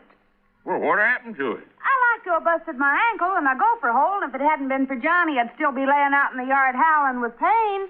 Yeah, me, I'd seen that happen. I thought she'd broke her leg. I'd liable to took her out and shot her. But Johnny, boy, you done a real good job on my little ticket. Here, honey, I have to get back on the sofa. No, now, let Johnny. He's a lot gentler. And besides, well, I kind of like him. You hear that, Johnny? You better look out when a pretty girl starts talking to you like that. You're sure fixing to get lassoed and thrown. Well, I can think of a lot worse things. Durango, you just shut up and fix us up some victuals. We're hungry. Yeah, sure. No sooner than I get back here and some woman starts giving me orders. Take it easy now, Carol. Oh, I don't need help. I'm feeling fine now. I just wanted to talk to you. Hey, you should have stayed on that sofa.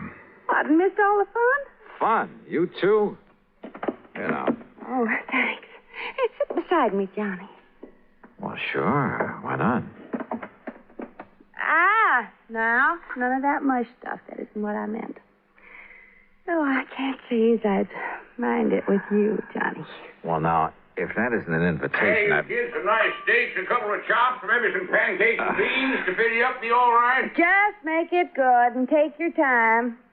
Or shall I do it? Yeah, woman, I can cook better than you any time. Well? Johnny, before you start that... What's the matter with some lights in there, you kids? It's getting dark. Oh. Just mind your own affairs. And I warn you, Johnny, you better watch out for yourself. Yeah, I'll risk it, Durango. You don't, want the light, do you, Carol? You know what I want? What? I don't know why you come out here to bum-spun. Can't I wait? Dollar, I bet you got somewhere else to go. It's going to be pretty late by the time we met. Or I might as well bunk here tonight. Got plenty of room. What do you say? Johnny? Sure, Durango. Thanks a lot. No, Carol. You haven't answered my question, John. Tomorrow. I'll tell you tomorrow when we can be alone. Aren't we alone now? Oh, not as much as I wish we were. You're a mighty cute guy, Johnny. Oh, you don't know me, Carol. I'm really just an old wolf. Oh, I don't believe it. I don't. Ooh. Just one of the roses fell out of my hair. There it is. With buds of roses in her hair and kisses on her mouth. What's that? Pretty. Just a line from an old poem. I have the roses in my hair. What about the rest? Why don't you find out? You kids want to bell down on the jug while you're waiting? Oh, why don't you tend to your cooking? Johnny? That Durango, he certainly puts together a meal in a hurry. Too much of a hurry. And the meal itself, enough for an army. And to see him pack it away, you'd think he'd been out on the range for years. Yes, sir. Nothing like coming home to give you an appetite. Here, scoop yourself up some more beans, Johnny. I still hadn't made any progress in my investigation and encouraged him to talk about himself. He did, willingly. And how much of it was true was something else again. Said he left his father's little farm in Colorado to hunt for gold. Said he'd found it, too, a lot of it. Claimed he'd used that money exploring for oil, wildcatting. That everything he'd touched had turned to money. That he'd made and banked so much he could never spend it all. That's why he'd go on those flings to San Francisco and New York, just to get rid of it. Then come back here to this little plot of ground and rest up for the next excursion to the big city. His only regret was he was too old to make the new West like the old West. Yes, sir. If I was 20 years younger, I'd ride a horse into Dodge City and show all them law and order. I'd show them just exactly how it was in the old days. Like I read about in them magazines. But if all this were true, why the counterfeit money? Those phony, washed-out $100 bills I'd seen on George Reed's desk. The bed in the guest room was as comfortable as my own, but I couldn't get to sleep. Fortunately, for long after the house was dark, it must have been close to midnight, I heard the door of Durango's room open, heard him sneak out of the house the back way. Quickly, as quietly as I could, I slipped on trousers and shoes, took along my gun, and went after him. From the back porch, I could see that there was a light on in one of the small outbuildings.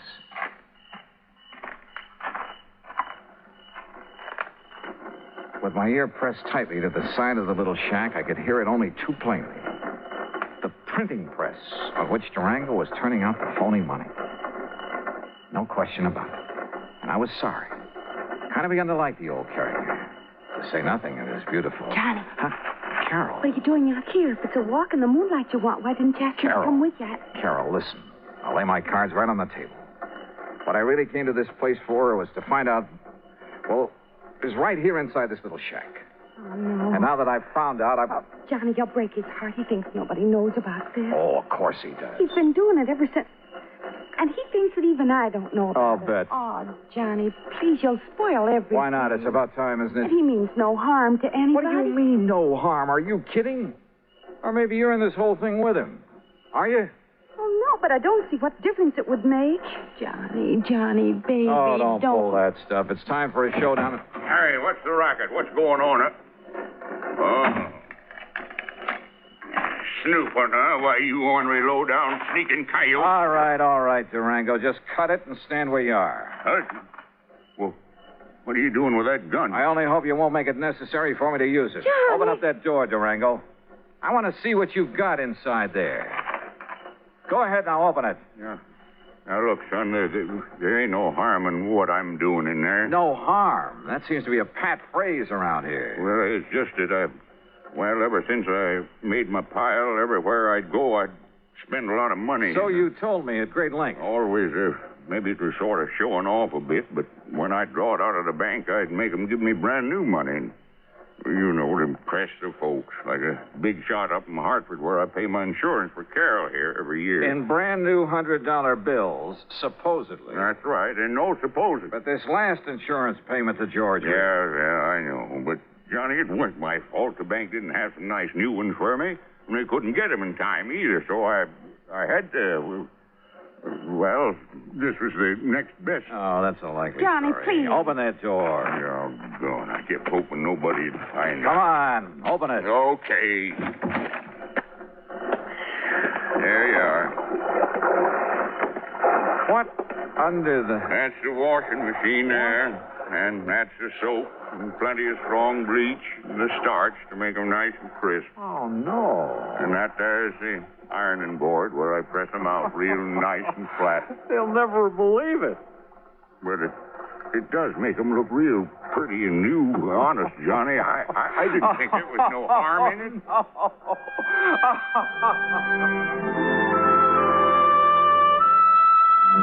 Well, there you have it, George. Full report on the funny money that turned out to be only cleaned up a bit. And the next time, call in the Secret Service, will you? No, I didn't mean that. Just don't question the charges on this account for the extra week I've spent out here. If you could see this pretty little Carol. Oh, that Carol. And if I ever get enough money, so help me, I think I'll retire to Bum-Spung, Oklahoma. Expense account total, including incidentals, and the trip back to Hartford, $171.25. Yours truly, Johnny Dollar.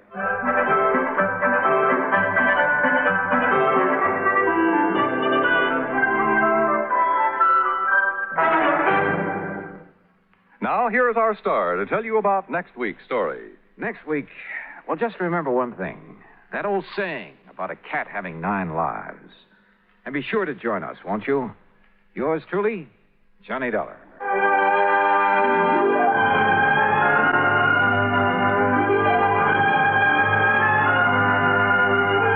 Yours truly, Johnny Dollar, starring Bob Bailey, originates in Hollywood. It is produced and directed by Jack Johnstone, who also wrote tonight's story.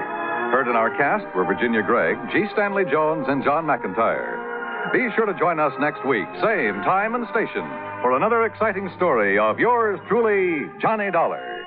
This is Dan Cubberly speaking.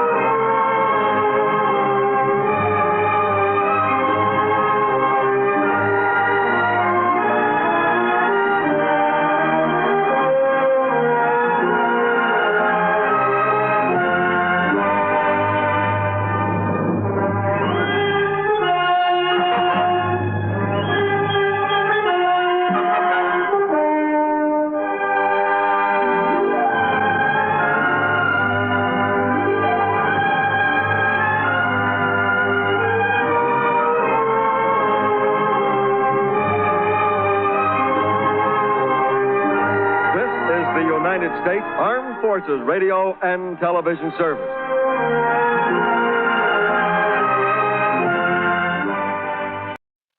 From Hollywood, it's time now for...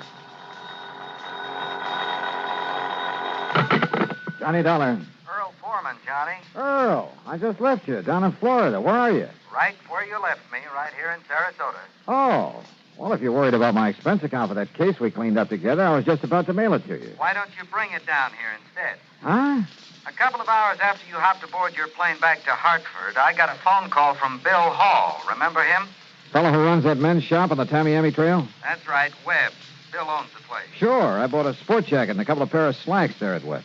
Well, somebody cleaned him out of about $10,000 worth of merchandise last night. Oh? And you'd insured it for him? Yes, I'd also issued a $10,000 policy on the man he had there as a night watchman. Earl. Yeah, Johnny. The police think he was murdered. Okay. I'll grab the first plane I can.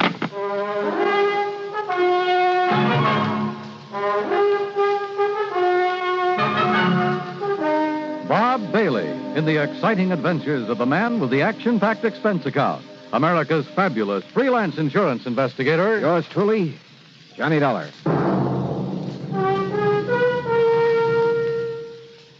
And now, Act One of yours truly, Johnny Dollar.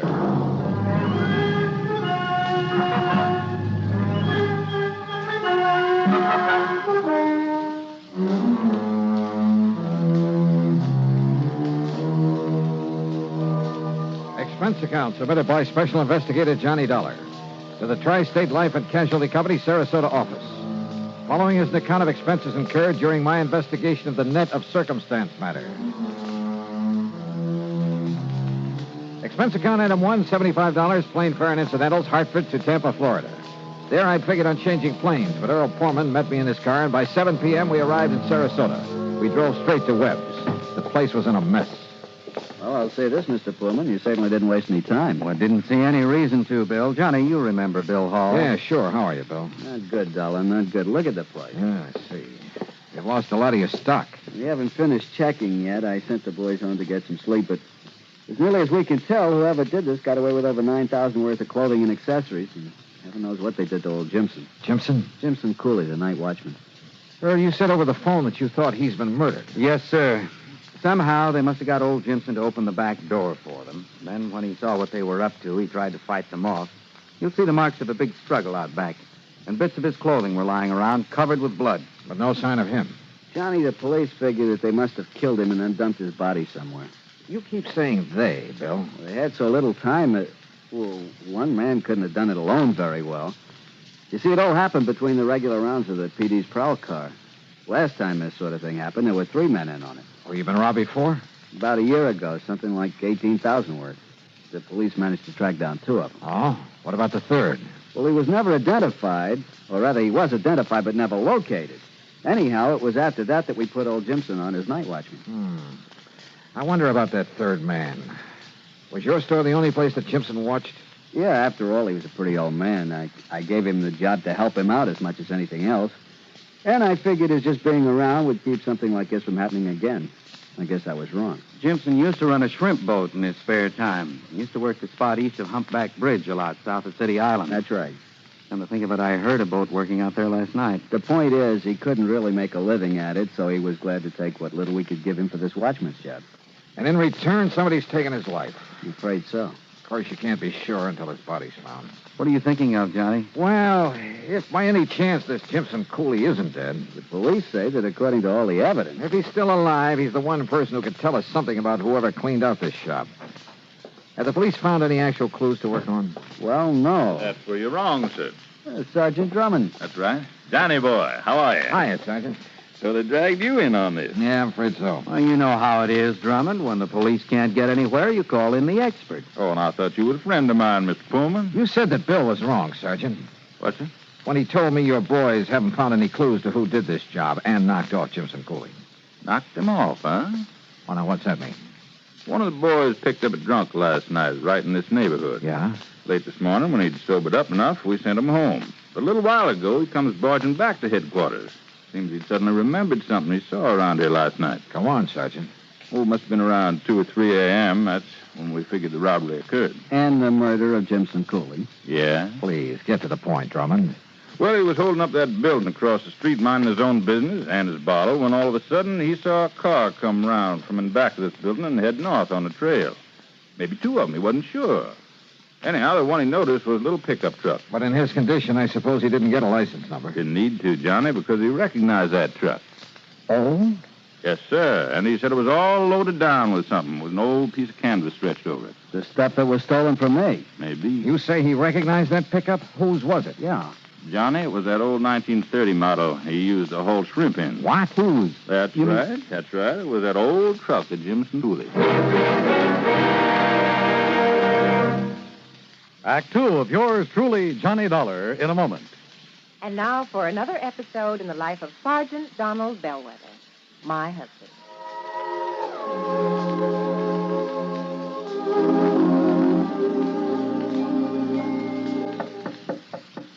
Good morning, Mrs. Bellwether. Would my lady prefer to have her breakfast in bed this morning? Oh, well, perfect husband. Thank you, darling. Ah, here's the tray with the coffee, the toast, and the orange. Oh, fine. I forgot the orange juice. Hold the tray, honey. I'll be right back. Oh, darling, what happened? Oh, I stubbed my toe in the corner of the dresser. The National Safety Council was right. The what? Last night I read something in a National Safety Council pamphlet. Oh, Reba, how can you sit there talking about a pamphlet when I'm dying a slow, tortuous death? Oh, come over here, darling. I'm sorry. All right. Now, what's this about the National Safety Council? Did they predict I would stub my toe this morning? No, silly. It's just a coincidence.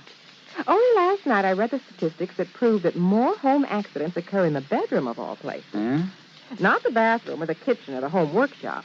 The bedroom. Yeah, okay. From now on, when I walk around the bedroom, I'm going to wear my combat boots instead of these open-toed huaraches. Well, that might help, dear. But what everyone should be most careful of is taking medicine in the dark. Okay, my living safety encyclopedia. I will now fetch your orange. Oh, you're sweet. And it's just too bad that you nice men are so prone to accidents in the home. And the reason is because you brave men usually tackle the hazardous jobs around the house. Hey, I'll remember those kind words as I slowly limp back to the kitchen. One thing in your favor, though, Sarge. Married men stand a better chance of avoiding fatal accidents in the home. Now, is that a fact? Mm-hmm. You know, in one state, 75% of the men involved in home mishaps were unmarried. Well, I'm sure glad I'm married. Because the accident odds are better? You know, because I like my wife. Even when she first wakes up in the morning. That's my Donald. That's my doll.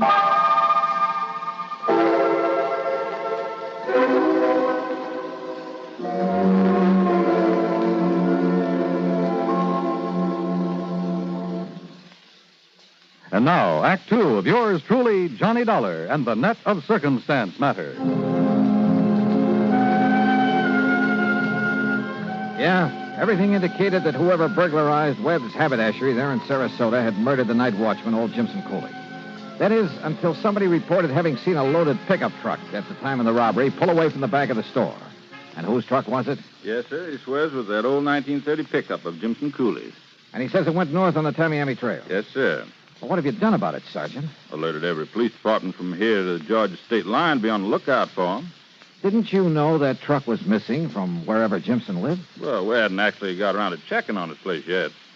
You thought he was murdered, and you didn't even bother to check his home? Well, we called his wife, Johnny, and when she said he hadn't come home with all the evidence of a big fight out back of this store... Oh, fine. You can't blame him, Johnny. All the blood back there, bits of Jimson's clothing that were torn off on... Look, maybe it's just a wild hunch, but... Earl.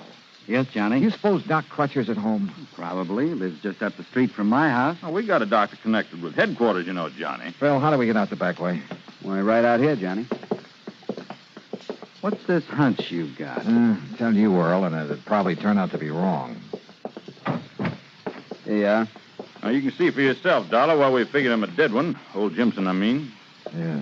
This busted railing, blood spattered around, and look there, where somebody hit the dirt. A pool of blood there, too. He must have lost plenty. And also, we picked up a short length of lead pipe with blood on it. Is this the piece of cloth on the shirt he was wearing? Yeah, Johnny, it's from a shirt I gave him. Torn off in the fight. Oh, well, I guess we must have overlooked that little piece. Yeah. And maybe that isn't all. Mind if I keep it? Oh, sure. Go ahead. Well, what do you mean? Come on, Earl. If you feel like driving me around a bit, there are a couple of people I'd like to see. Sure. No, wait a minute. We'll see you later. Yeah, it was a hunch. Nothing else. But I learned a long time ago that sometimes it pays to play a hunch for all it's worth. Particularly when you haven't anything real solid to work on. Ignoring Earl's questions, I had him drive me to Doc Crutcher's home out on St. Armand's Key. Fortunately, he was at home. Even better, we found him in his study poring over a microscope. Sure, Johnny. I'd be glad to, just as soon as I finish making this hemoglobin count. Well, there's no hurry, Doc. I'll drop by and check with you later. Jimson Cooley, huh? We'll see. Look, Johnny, do you mind telling me what this is all about? Not until I'm sure myself, Earl. Listen, do you think you can find out where old Jimson's wife lives? Well, sure, I guess I could. Don't you mean widow, Johnny? Maybe. Well, last I heard. Everything I've heard, well, it doesn't all tie up. But, Johnny, if Jimson's still alive... That's what I'm banking on. Come on, Earl.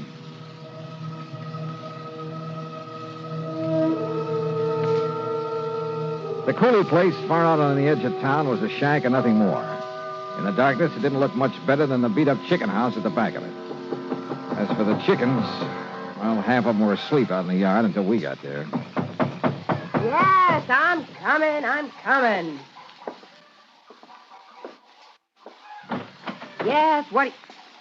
Oh, Mr. Pullman. Mrs. Cooley, this is Mr. Johnny Dollar. Listen now, Mr. Pullman. They found Jimson's body yet? Well, no. As a matter of fact... Well, I sure hope they do. That's all I got to say. Because if they don't, at least what Miss Canterwell told me today, if they don't, I might have to wait 5-6 years before I can collect that insurance that Webb's bought on him.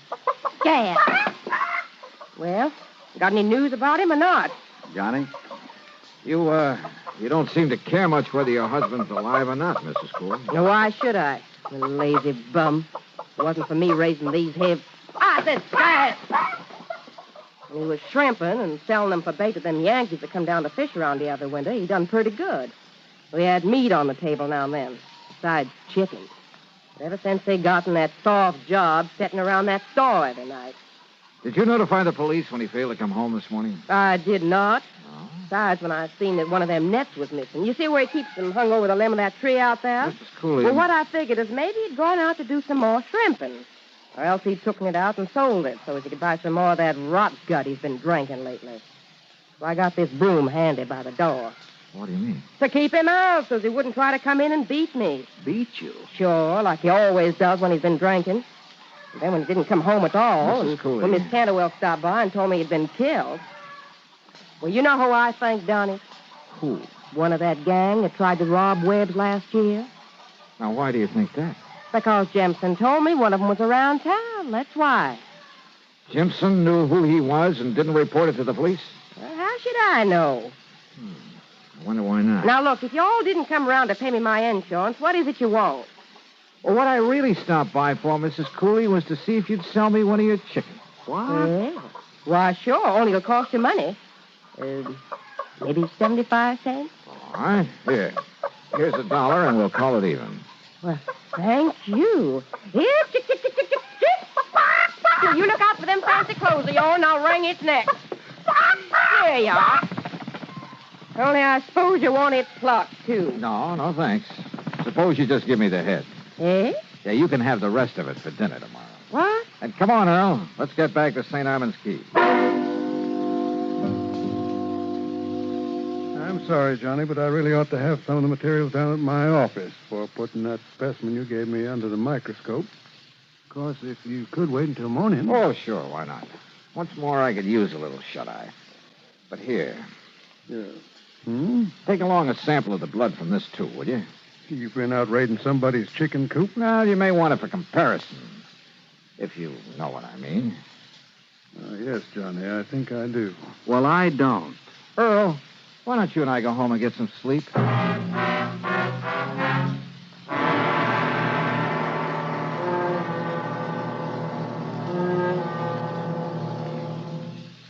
Act 3 of yours truly, Johnny Dollar, in a moment. Do you know who said, "That man is free who is protected from injury"? Those words came from Daniel Webster, one of the most eloquent orators in American history. Webster knew that a man could not be free unless he lived in a country which recognized his right to freedom and created laws to protect that freedom. A slave state may say that its citizens are free, but as long as a single citizen can be harmed by the whim of a country's rulers, true freedom does not exist. A man is free only if his rights to freedom are protected. Remember the words of Daniel Webster. They are part of your American heritage. The free man must be protected from injury. And now, Act 3 of yours truly, Johnny Dollar.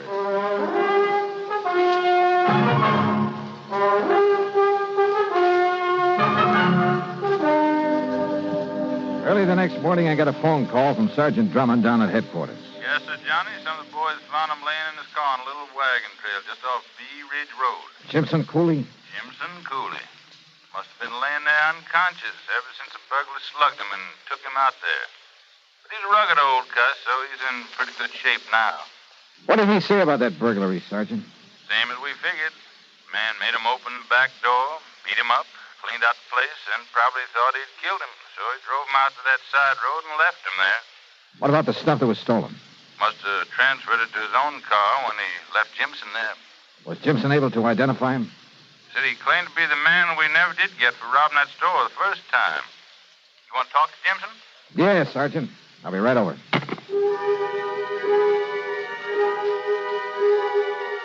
I had Earl drive me down to headquarters. I saw Jimson Cooley, talked to him, but learned nothing from him I didn't already know. He was a disagreeable old coot, the sort who would get drunk and beat his wife. He still wore his badly torn clothes, and yes, he had a couple of cuts and bad bruises. But were they enough to account for all the blood we'd found in back of the store? I asked Earl to drive me over to Doc Crutch's office. Well, just finished, Johnny. And? I'm sorry, but the blood that was spilled out in back of that store was not chicken blood. But... Well, now I see what you were driving at, Johnny. You figured maybe Jimson had done the robbery himself. Wait, Earl. Then he'd covered the place with chicken blood to back up that story of a fight with some burglar. Oh, I think he was in a fight, all right. Huh? But I don't think he lost. Doc? As I started to say, I wanted to check the blood on that piece of his shirt you brought me here in the office where I have a record of Jimson's blood type. I got it when I made his insurance examination. Or was it his? On the shirt?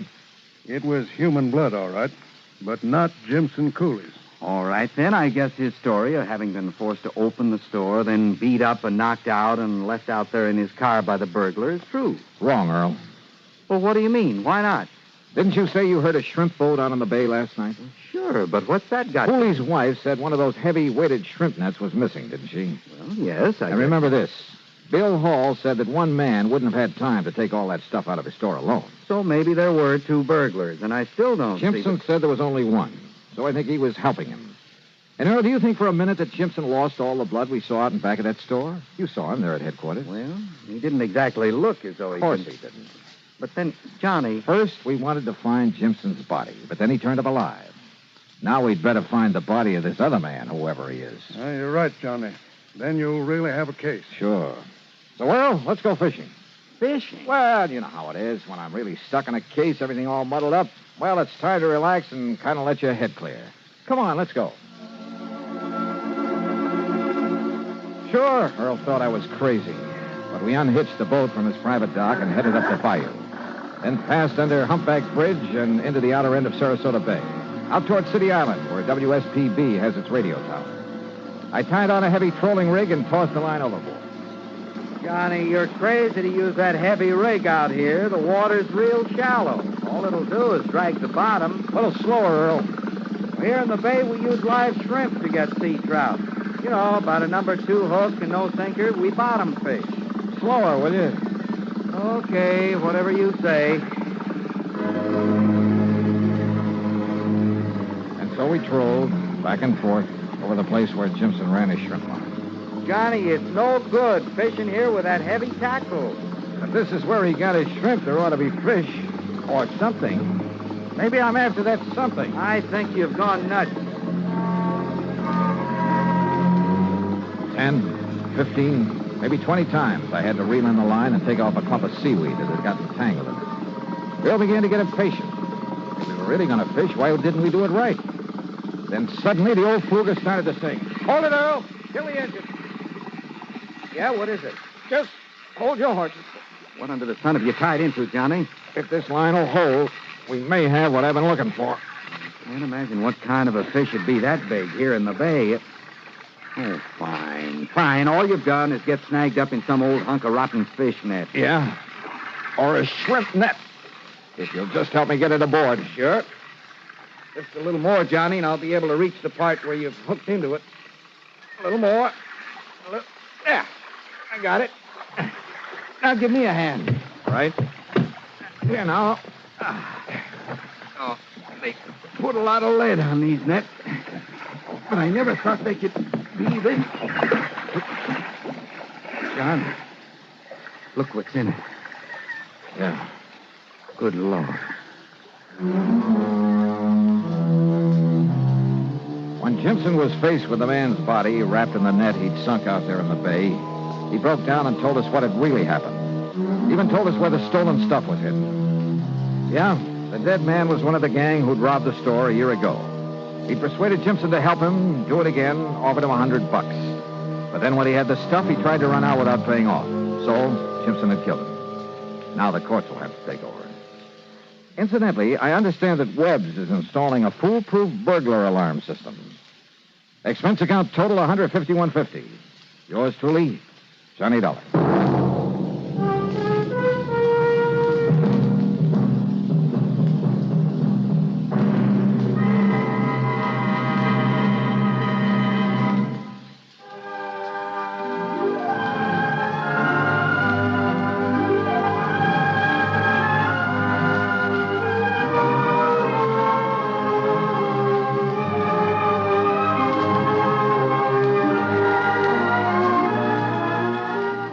Yours truly, Johnny Dollar, starring Bob Bailey, originates in Hollywood and is written, produced, and directed by Jack Johnstone. Heard in our cast were Lillian Baeff, Vic Perrin, Harry Bartell, Barney Phillips, Bartlett Robinson, and Bill James. Be sure to join us next week, same time and station, for another exciting story of yours truly, Johnny Dollar. This is Dan Cubberly speaking.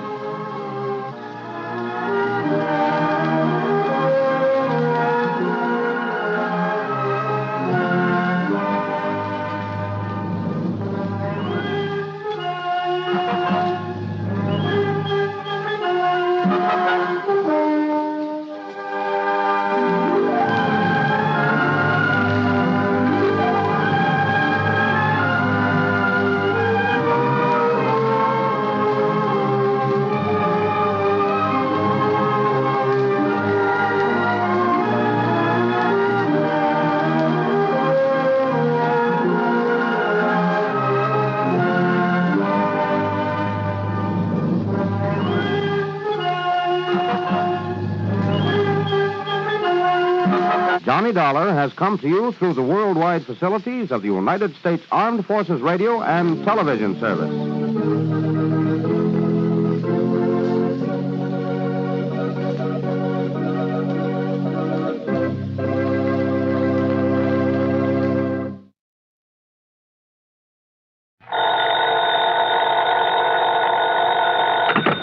Johnny Dollar. This is Harry Branson at Philadelphia Mutual Liability and Casualty Company. Harry, it's been a long time. What's on your mind? John, I have a case for you involving several of our very important clients. Good. Then it ought to pay me a nice big fee. I'm not sure about that, John. Of course, we'll pay your regular expenses and your regular commission. But no extra fee? I don't know. You, huh? That is to say, it all depends on what you're able to, shall we say, unearth. Something or someone, Harry. What? You said unearth, didn't you? What facts you're able to ascertain is what I meant. Oh. So what about these very important clients of yours? John, they have disappeared. Oh, well, then maybe unearth is the proper term. What? What have the police got to say about them? You did call in the police, didn't you? Oh, yes, but they gave up years ago. At least years in the case... ago? That's right. At least in the case... Now, wait a minute, Harry. You say they disappeared years ago. Well, some of them... But now, all of a sudden, you expect me to be able to... What did you say the extra fee will be on this case? I told you it all depends. Exactly. Yeah, on whether I'm able to literally dig them up for you. You know where they're buried? John, this morbid so-called sense of humor... Okay, Harry, okay. I'll be down to see you. And you might have a good, strong shovel ready and waiting for me. John!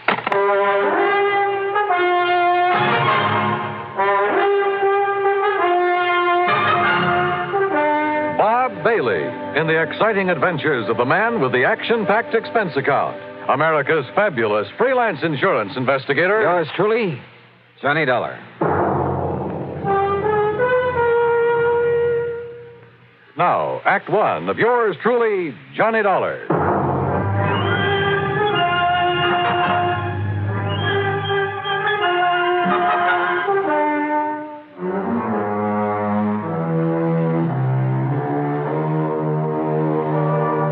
Expense account submitted by Special Investigator Johnny Dollar to the Philadelphia Mutual Liability and Casualty Company. Following is an account of expenses incurred during my investigation of the Casque of Death Matter. Expense account item 1, 1340, train fare and incidentals, Hartford to Philadelphia. I went by train since Harry Branson didn't seem to be in a hurry, and I enjoyed a look at the countryside this time of year. It was a little after noon by the time I reached the office on Walnut Street and sat down to talk with Harry. But I thought I impressed the... Old sober-sides Branson hadn't changed a bit since the last time I'd seen him, and he still looked as though he was carrying the weight of the world on his shoulders. However, now that you have finally arrived, suppose I get right to the point and tell you what this is all about. Well, you said on the phone that some of your policyholders have disappeared. Yes, and you must understand this, John. Yeah? In accordance with Pennsylvania law, in a case of a mysterious disappearance, and I'm sure you're familiar with the mysterious disappearance clause, it's part of all our life insurance contracts. Well, if you mean did I ever read the fine print on one of your policies, the answer's no. You should sometime. The fact remains that when the insured disappears and fails to return or otherwise be accounted for by the end of 7 years, when the company has received no proof the insured is still alive, the company then presumes the insured to be deceased. Do I make myself clear? Keep talking, Harry. It simply means that at the end of 7 years, the full amount of the insurance is then paid to the beneficiary or beneficiaries, whichever the case may be. So, 7 years ago, a Mr. Wilbur Davis of Goshenville here in Pennsylvania mysteriously disappeared. Now his beneficiary is demanding payment of the insurance. Naturally. So why don't you pay it? We shall. But in checking through the files, I've suddenly discovered that his was only the first in a long series of mysterious disappearances. There have been a total of 8, all within a relatively small area, and of recently increasing frequency. When was the last one? The 4th of last month, Mr. Charles Moody. Charles Moody. Where? In the little town of Kirkwood, New Jersey. And the police have found no clue as to what might have happened to him? None whatsoever. One in Goshenville, Pennsylvania, one in Kirkwood, New Jersey. Where were the others? 2 in other small Jersey towns, 2 here in Pennsylvania, and 2 down in Delaware. Any relationship among the beneficiaries? None. That is, none that we know of. Why do you ask that? I just wondered if some one person was killing them off to collect the insurance. No, the beneficiaries are all widely separated individuals, so you can dismiss any possibility of murder. Harry, in a case of this kind, that's the one possibility I never dismiss.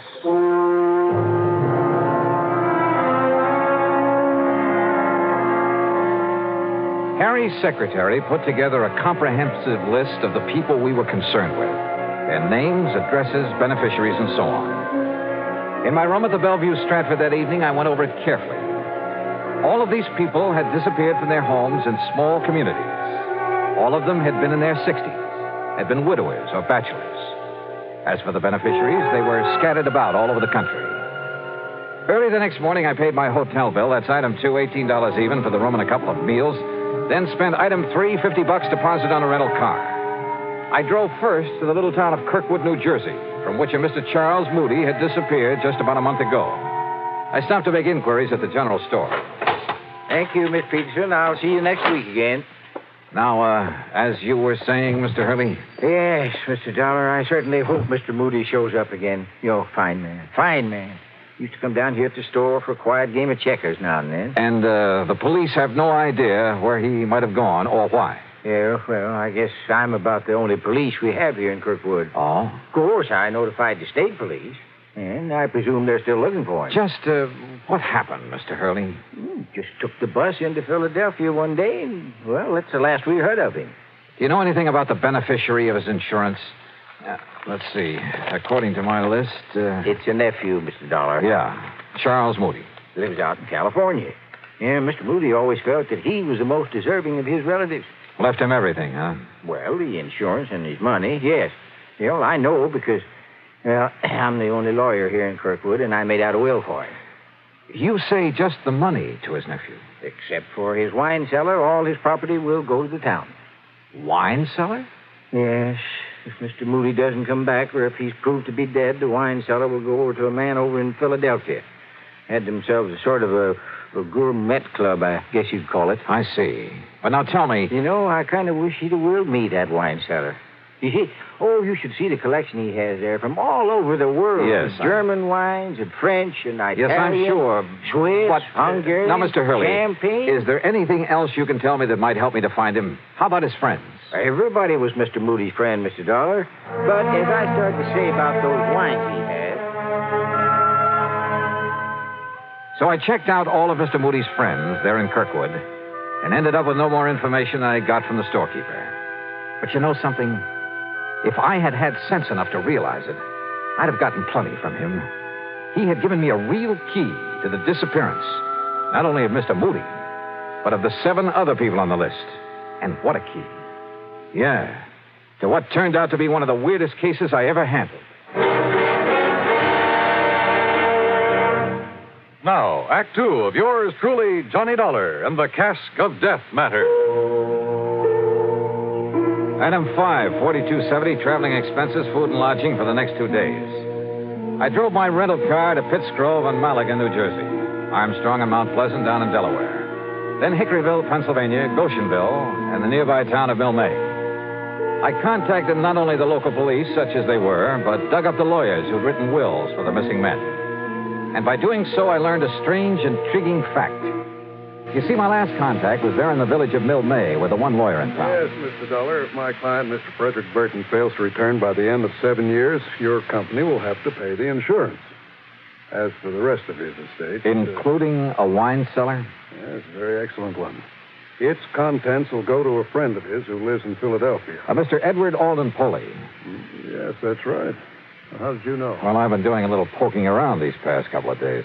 You understand, of course, that's only if we receive some definite evidence of Mr. Burton's death, or if he fails to return before the 7 years is up and therefore legally is presumed to be deceased. Do you know anything about this man, Poley? No, I don't. It seems they had a sort of epicures club. Do you know who the other members of it were? Mr. Burton told me who they are sometime before he disappeared. If you'll just give me a moment, perhaps I can recall their names. You want to check them against this list of mine? Yeah, if you like. All right, let's see. Mr. Frederick Burton, that's your client. Yes? John L. Wakeman over in Hickoryville. Mm-hmm. Wilbur Davis in Goshenville. That's correct. Carmen Phillips and Ralph Hunter from down in Delaware. That's right. And finally, Charles Moody, Nathan Norwood, and William Harnell over in Jersey. Your list is quite correct, Mr. Dollar, except for one omission. There was another? Mr. Bradford W. Turner. Do you know where he lives? Yes, in the little town of Alloway here in Pennsylvania. That is, if he hasn't disappeared. Yes, Good heavens. Do you mean to say that all the others... Well, I know, of course, that Mr. Burton did, but do you mean to say that all the others on that list have disappeared, too? Yes, sir. And I'm going to find out about this Mr. Turner right now. In the town of Alloway, did you say? Well, yes, it's about 18 miles north of here. Okay, sir. And I'm very much obliged to you. Mr. Dollar. Yeah?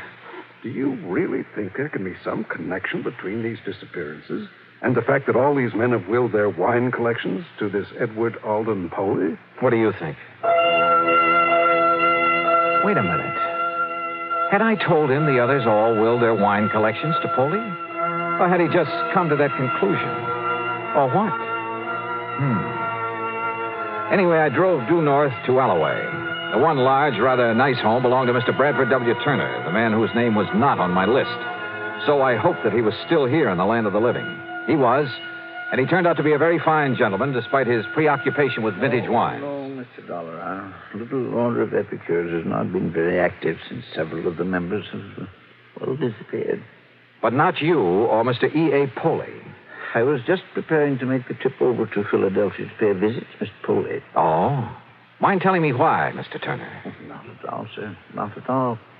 I happen to have an excellent wine cellar. Yes, I rather guessed that. Oh, but it's nothing compared to that, Mr. Poley's. Edward is younger than I, younger than any of us. But his vast labyrinthine cellar is a veritable treasure house of rare and priceless vintage. I see. Now... Even I haven't seen the full extent of it, but... Oh, if only I could get hold of some of that ancient, rare Amontillado he has so often told us about. Promised to show us so many times. Up until now, I've not had anything worthy to offer him in exchange. But now... I've acquired a bottle of very old and very fine Medoc, a Dugrave. So I shall take it to him in the hope... You know, you talk as though this wine collecting were the most important thing in your life. Oh, it is, sir. And with Polly, it's an almost overpowering passion. It is his life. The kind of man who'd kill his own mother for a bottle of wine, huh? That's not the jest you may think it is, Mr. Dollar. Which is why I wonder if this bottle of fine Medoc will be enough. Mr. Turner, you're not taking it over to him. I beg your pardon. I am. Now, look here, Mr. Dollar. I've been awaiting this opportunity for years. Yeah, and you'd probably give just about anything. You are right, sir. I would. Your life?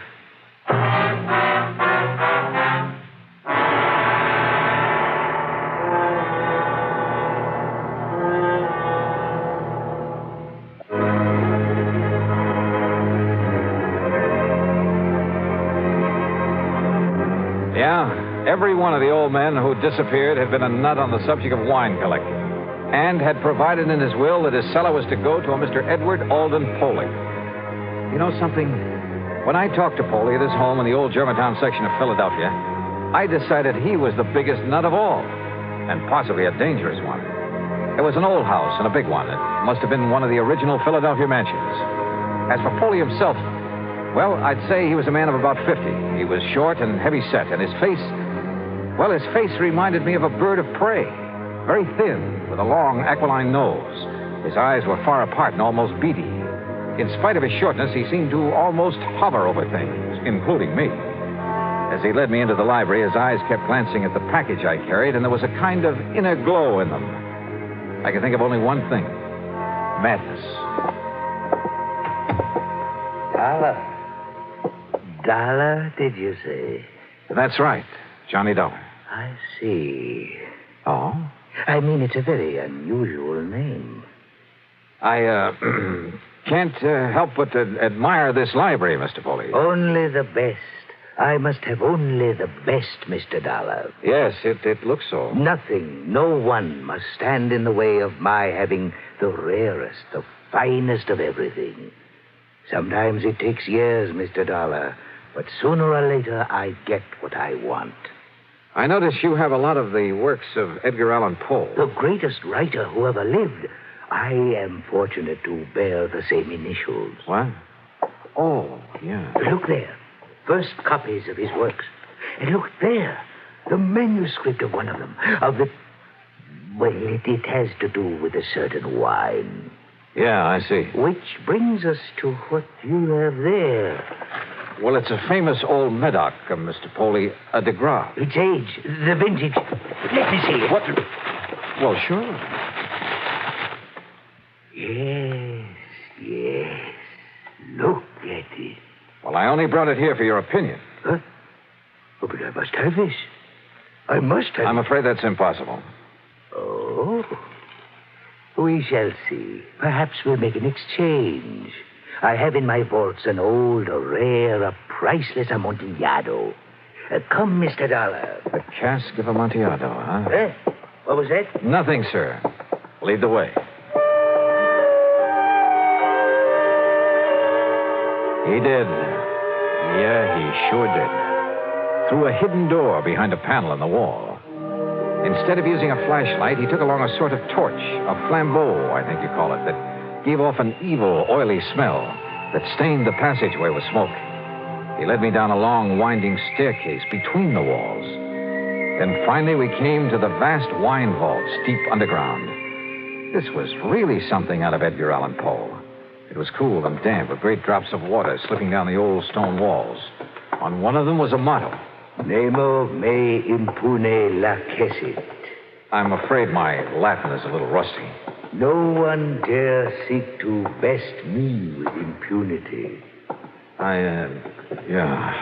But now the Amontillado. A little further. Are you a mason? A mason? A little joke, Mr. Dollar. You see, I am. He pulled a small trowel out of the inner pocket of his coat, then laughed strangely. Sure. The Casque of Amontillado, just like in the story by Edgar Allan Poe. The dark, damp wine vaults, that motto on the wall, the trowel. And this madman was living apart. No wonder his friends had disappeared, because each of them had had some priceless wine that he wouldn't part with. That is, until... The next vault, Mr. Dollar. A large crypt with niches in the wall, some of them blocked in, others empty, waiting. There I'll introduce you to my friends who are gathered there. Your friends? Of the Order of Epicures. They, too, have brought me wines for my collection. Davis, Norwood, Harnell, Hunter, Phillips, Wakeman, Frederick Burton. Those names. Even my old friend Charles Moody. You killed them, didn't you? Killed them? You brought them down here. Let me see the bottle of de Grave. You promised to show them the Casque of Amontillado. Yes. Then buried them here in one of these crypts. Yes. But, Mr. Dollar, you must not keep our friends waiting. Yeah. There's the mortar and the bricks. And the Amontillado? In the niche behind you. The mortar box. A hole for mixing and that shovel. Yes, the shovel. And with it, you'll join my friends.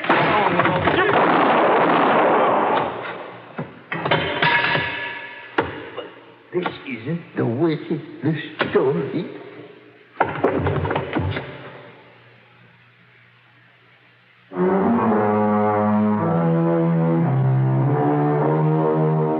The 8 men who disappeared, yeah, they were all buried behind the bricks and mortar that walled up 8 of the niches in that deep underground vault. Funny, I completely forgot to look to see if there was a Casque of Amontillado in that cellar. Edward Alden Poley, when the courts get through with his case, I'm sure he'll be committed to an institution for the rest of his life. Yeah, I told you in the beginning, this was the weirdest case I ever tackled. Expense account total, including incidentals and the trip back to Hartford, $101.20. Yours truly, Johnny Dollar.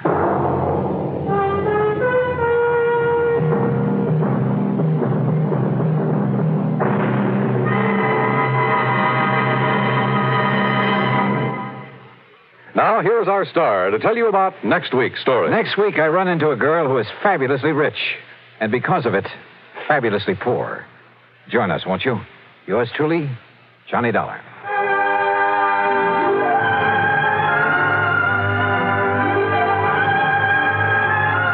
Yours truly, Johnny Dollar, starring Bob Bailey, originates in Hollywood and is written, produced, and directed by Jack Johnstone. Heard in our cast were Harry Bartell, Horace Lewis, Bartlett Robinson, Farley Bear, and Marvin Miller. Be sure to join us next week, same time and station, for another exciting story of yours truly, Johnny Dollar. This is Dan Cubberly speaking.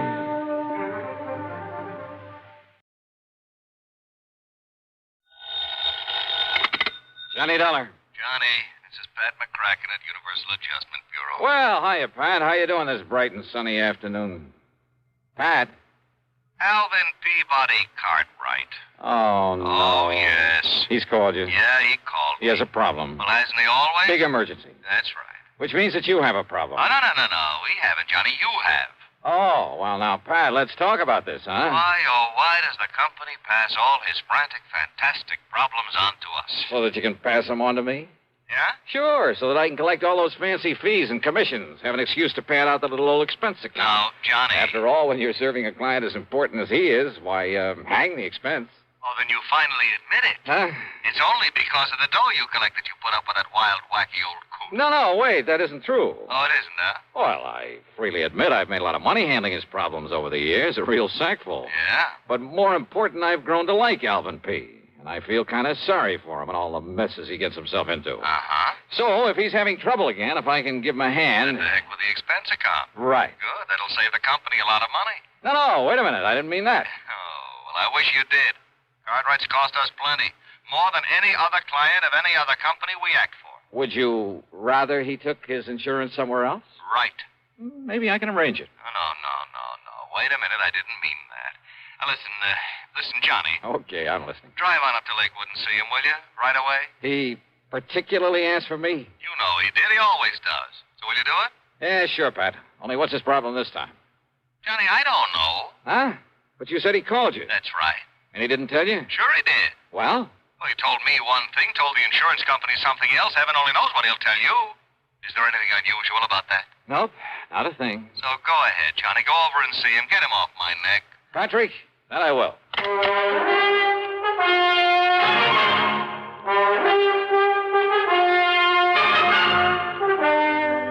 CBS Radio brings you Bob Bailey in the intriguing adventures of the man with the action-packed expense account, America's fabulous freelance insurance investigator. Yours truly, Johnny Dollar.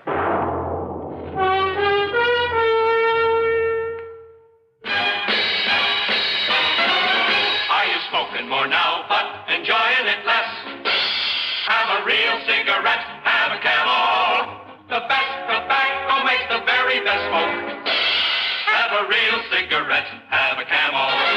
Are you looking for flavor and mildness? Have a real cigarette, have a Camel. The best tobacco makes the very best smoke.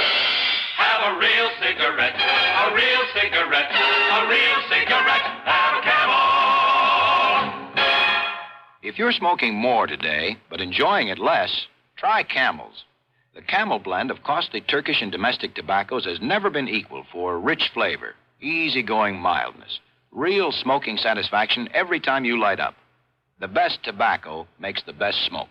Have a real cigarette, a real cigarette, a real cigarette, have a Camel. And now Act One of yours truly, Johnny Dollar.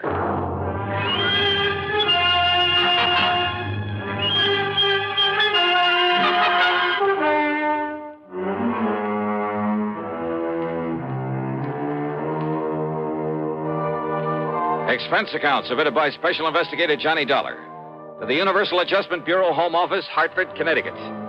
The following is an account of expenses incurred during my investigation of the merry-go-round matter. Doing a job for Alvin Peabody Cartwright was like riding a merry-go-round, a shoot-the-chutes, a roller coaster, and a razzle-dazzle all in one. Anyhow, expense account item 1, $4 for a tank full of gas, and hoping the snowplows had cleared off the highway, I headed north to Lakewood.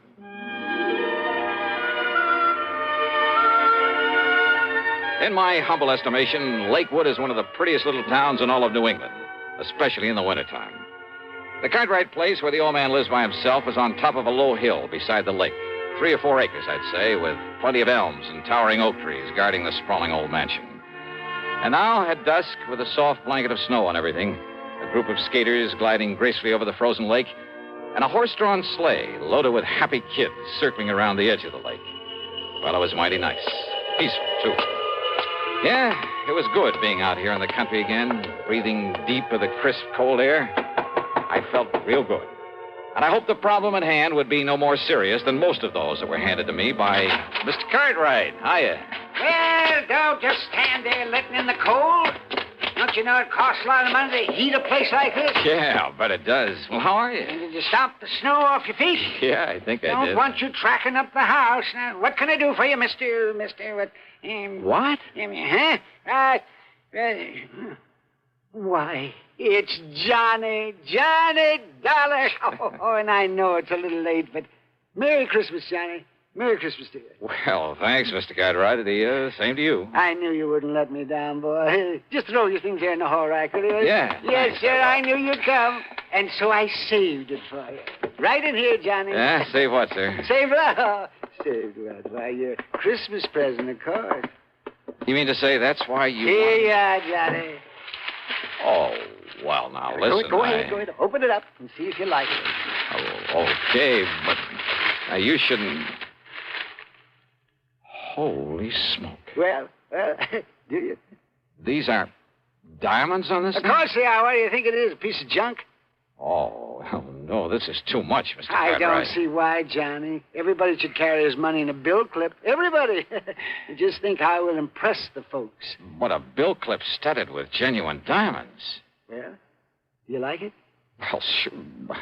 Well, I don't know how to thank you, You don't sir. need to, boy. You don't need to. If you like it, that's all that counts. So, Merry Christmas. Use it in good health. And, before you go, yes, let me wish you a Happy New Year, too. Belatedly. Yeah, well, thanks. You mean this is the only reason you call me up here? Of course not, John. Can't you see I'm in trouble? Terrible problem. Terrible. Better tell me all about it, then. Come, Johnny, and I'll show you. And I hope to heaven you can help me with this.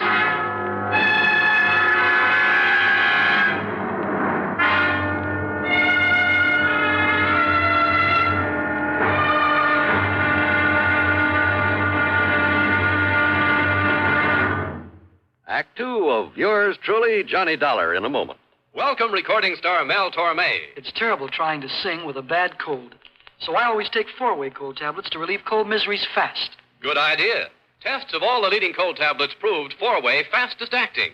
4-way starts in minutes to relieve muscular pains, headache, reduce fever, calm upset stomach, also overcomes irregularity.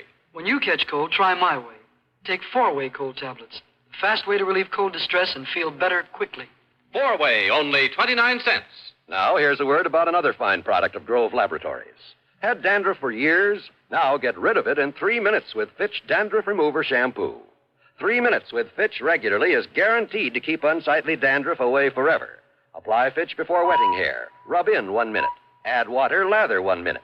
Then rinse 1 minute. Every trace of dandruff goes down the drain. 3 minutes with Fitch. Embarrassing dandruff's gone. Fitch can also leave hair up to 35% brighter. Get Fitch Dandruff Remover Shampoo today. And now, Act two of yours truly, Johnny Dollar, and the Merry-Go-Round Matter.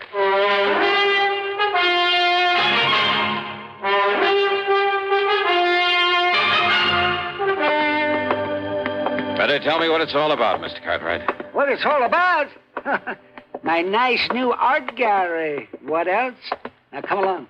You have an art gallery now? Johnny, ever since I went over to Paris last summer and saw that Louvre place with all those pretty things in it, I decided I'd better have an art gallery, too. Maybe not as big, but with everything just as good. Well, the Louvre has some pretty valuable things. And by spending a bit of money, I have some things that even the Louvre couldn't get. Here, I'll turn on the light. Now then, how do you like it? Wow. The gallery was 50 or 60 feet long, maybe 30 feet wide, with a high vaulted ceiling. A floor of solid marble. The tall, narrow windows were all of beautiful stained glass. Around the walls were some of the finest paintings I've ever seen. That's a Romney, Johnny. A genuine Romney. And you see this Matisse over here? And how about this Van Gogh? There were statues and various other sculptures, beautiful tapestries, valuable urns and vases, rare pieces of jewelry, and, well, just about everything you could think of. Cartwright must have poured millions into this place, and all within the space of only a few months. Isn't it nice, Johnny?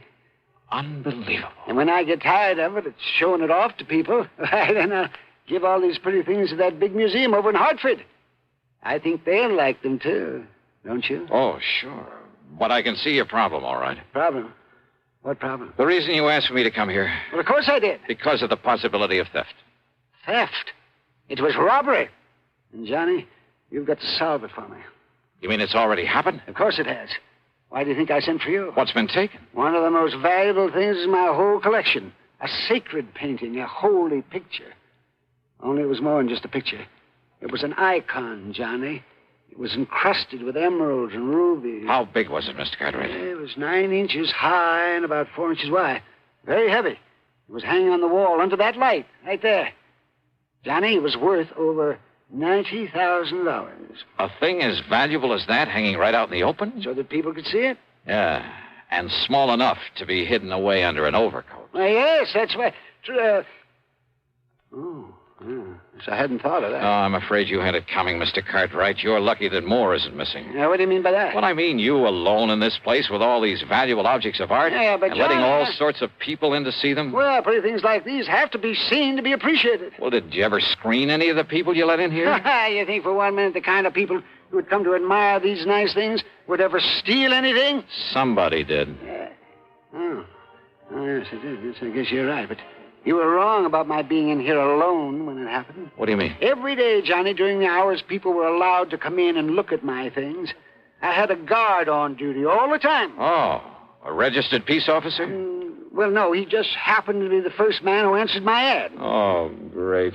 Where is he now? Well, after this happened yesterday, I suppose it was unkind of me, but I let him go. I telephoned him this morning, told him not to bother coming back, and I sent him a check for a couple of $100. Just severance pay. In other words, you paid him for robbing you. You know where he lives? Anything about him? Yeah, you see, now, I have his address in town. Okay, then you better give it to me. And he wasn't the only precaution I took, you know, sir. You see, I never let more than one person come here into the gallery at a time. And I always stayed with him. Always. So? Well, it was getting late. The guard was about to leave.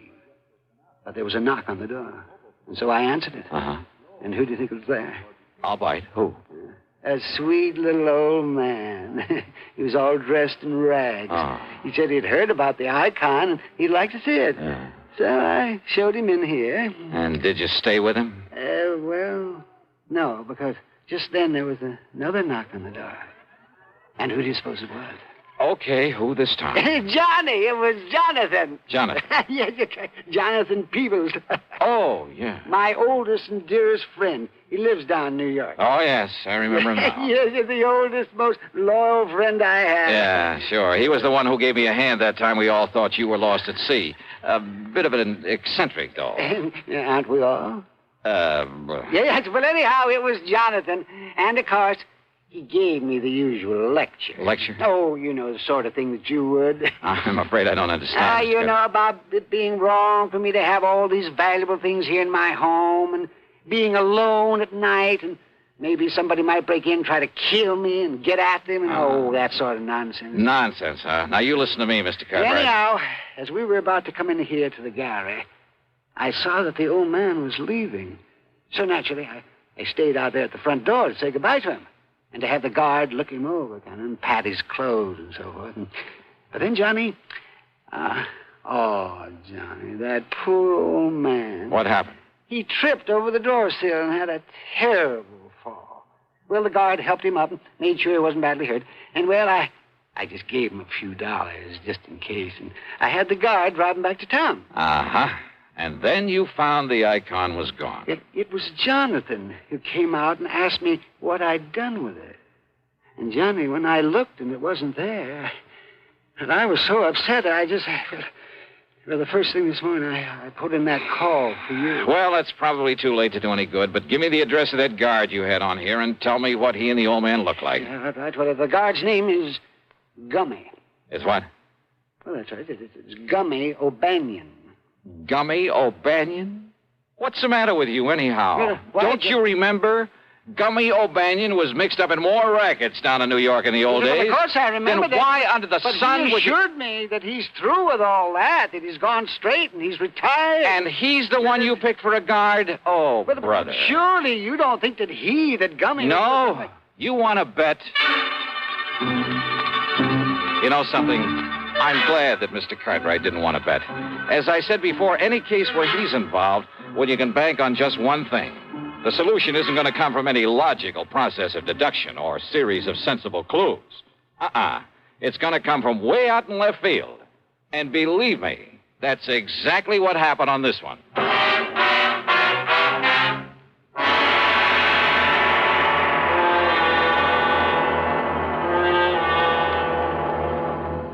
Constipation is something people don't talk much about, but it can be a problem for anyone, even doctors.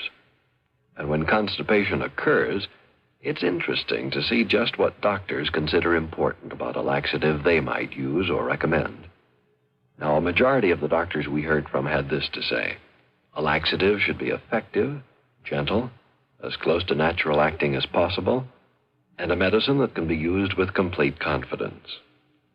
Well, pleasant-tasting chocolated X-Lax is effective. Overnight, it helps you toward your normal regularity. X-Lax is gentle.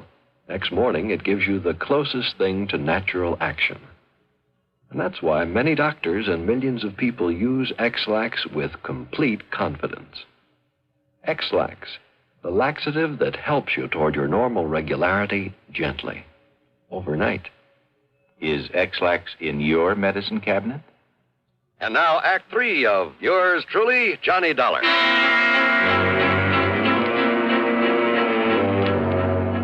The address of Gummy O'Banion turned out to be little more than the shack at the south end of town. But there was a light inside, so I parked well on down the street, then pulled a peeping Tom act at the window the light was coming from. The window was slightly ajar. Inside, sitting at a bare wooden table, guzzling beer, were O'Banion and a ragged-looking little old man. On the table between them was a stack of bills. Not only 10s and 20s, but I spotted several 50s among them as they poured them over. If I had known I could have picked up easy money like this, I would have went legit long before I did. Yeah, Gummy? And you know what? What, Gummy? Old Cartwright says he's sending me 200 severance, too. What do you think of that, Doc? 200? That's right. So, with that and all this dough the other guy gives us for that act we pulled at the front door... Other guy? Why, Doc, you and me won't have to work for months. That's pretty good, huh, Gummy? Yeah, Doc, that's pretty good. Well, then open me up another bottle of that beer, huh? Sure. There. But, Doc, I still don't get it. Why that other guy wanted us to make all that fuss for him there at the front door. You falling down and me helping you up and all. A diversion, they call it, whatever that means. Diversion. Diversion? Yeah, and what'd you say his name is, the one that give us the dough, huh? Oh, crazy kind of name. Reminds me of a church like Steeple, only it wasn't. I didn't wait to hear that name. I didn't need to. Because things had suddenly begun to add up the wrong way. Instead of disturbing the two lucky gentlemen, I got back into my car and drove hard. And I didn't stop until I got all the way down to New York, to a fancy apartment building on East 52nd Street. It was well after midnight, and the uniformed doorman was half asleep and a little grumpy about it all. Look, what do you think I am, your brother's keeper or whatever it is they say? And that crazy old man. And you have no idea at all where he might be, huh? Your name ain't Dollar, is it? What'd you say? I asked, is your name Dollar, all? Yeah, that's right, Johnny Dollar. Why? Well, why don't you say so? Ed, old Coot left this note for you. He what? Here you are. Dear Johnny, I have tried all day to reach you by phone. But with no success. Knowing you, I'm sure that sooner or later you will come to look for me here at my apartment. I can only ask your indulgence. My indulgence? And beg that when you return to Alvin Cartwright's home, you speak with me before you talk further with him. What? The icon, incidentally, is safely ensconced in the bottom of one of the large Roman urns there in the gallery. Sincerely, Jonathan W. Peoples. But now, will somebody please tell me? Huh? What's the matter, mister? Here's a 5-spot for your trouble. Well, thanks, Johnny. You're okay.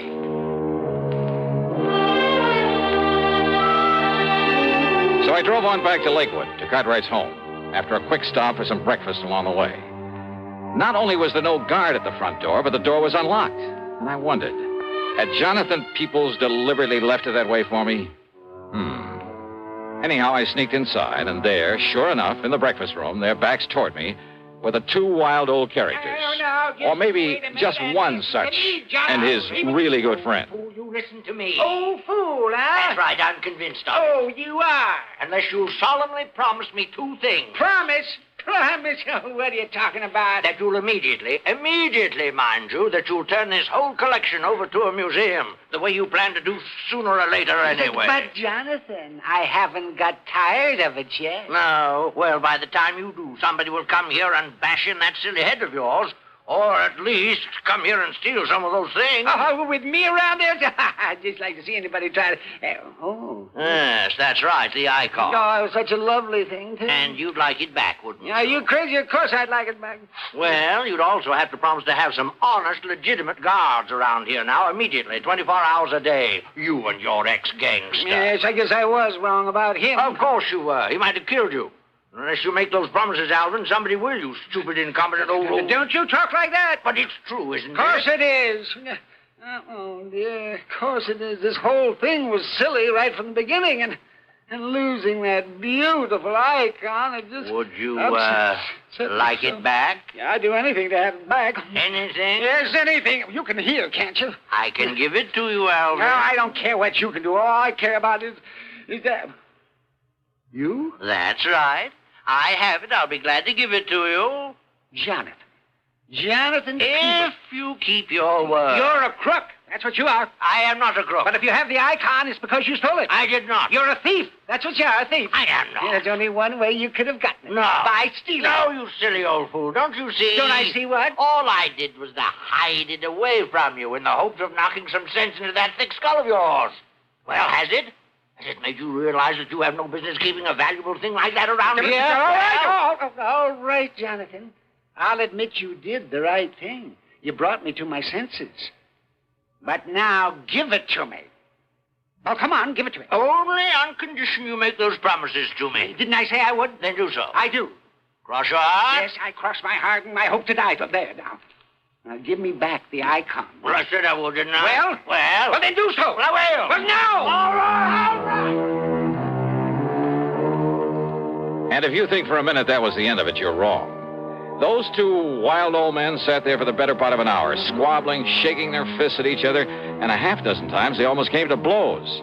But finally they ran out of breath, put their arms around each other, shed some tears of repentance, and then, as they've done so many times before, quietly, solemnly swore undying friendship for each other.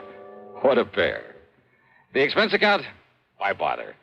After all, by now, Alvin Peabody Cartwright has probably forgotten he even sent for me. So, yours truly, Johnny Dollar.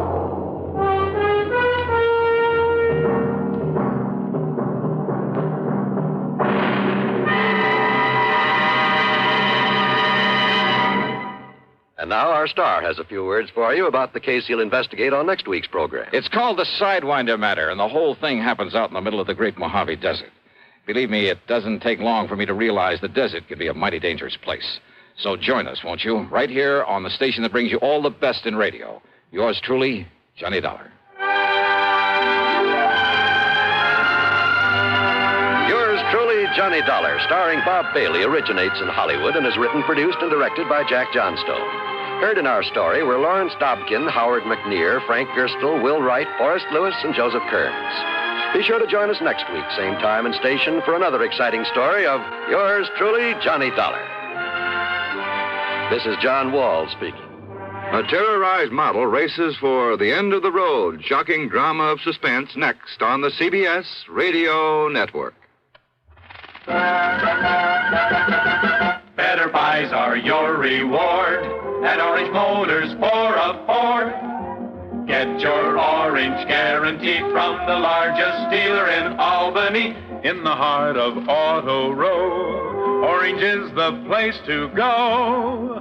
Orange Motors has the ports, it's true, plus 44 years of experience too. Orange Motors, if you're wise, for better service, better buys. Want a new Ford right now? Come to Orange Motors and choose from a large selection of new 1960 Fords. Orange has new Fords and new Falcons, lots of them. For a better deal, buy Ford. Buy at Orange Motors, 799 Central Avenue, Albany. Want a new Ford right now? Go to Orange Motors right now. Better Ford buys, used or new, at 799 Central Avenue. Orange Motors, if you're wise, for better service, better buys. Radio 59, WROW, first on the dial, serving Albany, Troy, and Schenectady.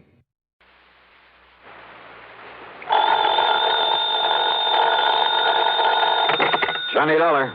Hi there, Johnny. This is Helen Daner. Helen Daner? That's right. I live out here in Morro Bay, California. I see. Insurance with one of the companies you represent, the Greater Southwest Insurance Company. Oh, yeah, I do a lot of work for them. But also, Johnny, do you mind if I call you Johnny? Well, no, not at all, Miss Daner. Or is it Mrs.? It's Miss, or better still, just Helen. As I started to say, I not only have that insurance, but, Johnny, I never miss that radio program of yours where you tell all about those exciting cases you solve. Sometimes I just don't see how you do it. Well, I hope you never find out about the ones I miss out on. But now, Miss Daner... I don't think I've missed a single one of your programs. Good. I'm your most loyal listener, and I think you're wonderful. Well, thanks. And that's why I'm calling you instead of the police about this. Well, look, Miss Stainer, Oh? Yes. Calling about what? Johnny, if the police weren't able to nab them, isn't that what you say, nab them? Yeah, sure, but go on. Well, Johnny, these terrible people might suspect that I'm the one who told the police about them. What people, Miss Stainer? And if that happened, well, I guess you can just imagine what they might do to me. Well, who are these people you're talking about, and just what is it they're up to? All right, Johnny. Now listen carefully. Yeah. Yes? Miss Stainer? Hello? Hello? Hello?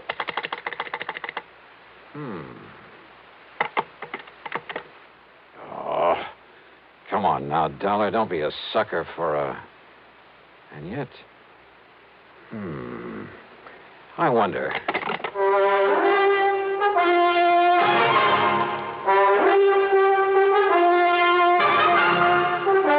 Bob Bailey in the exciting adventures of the man with the action-packed expense account. America's fabulous freelance insurance investigator. Yours truly, Johnny Dollar.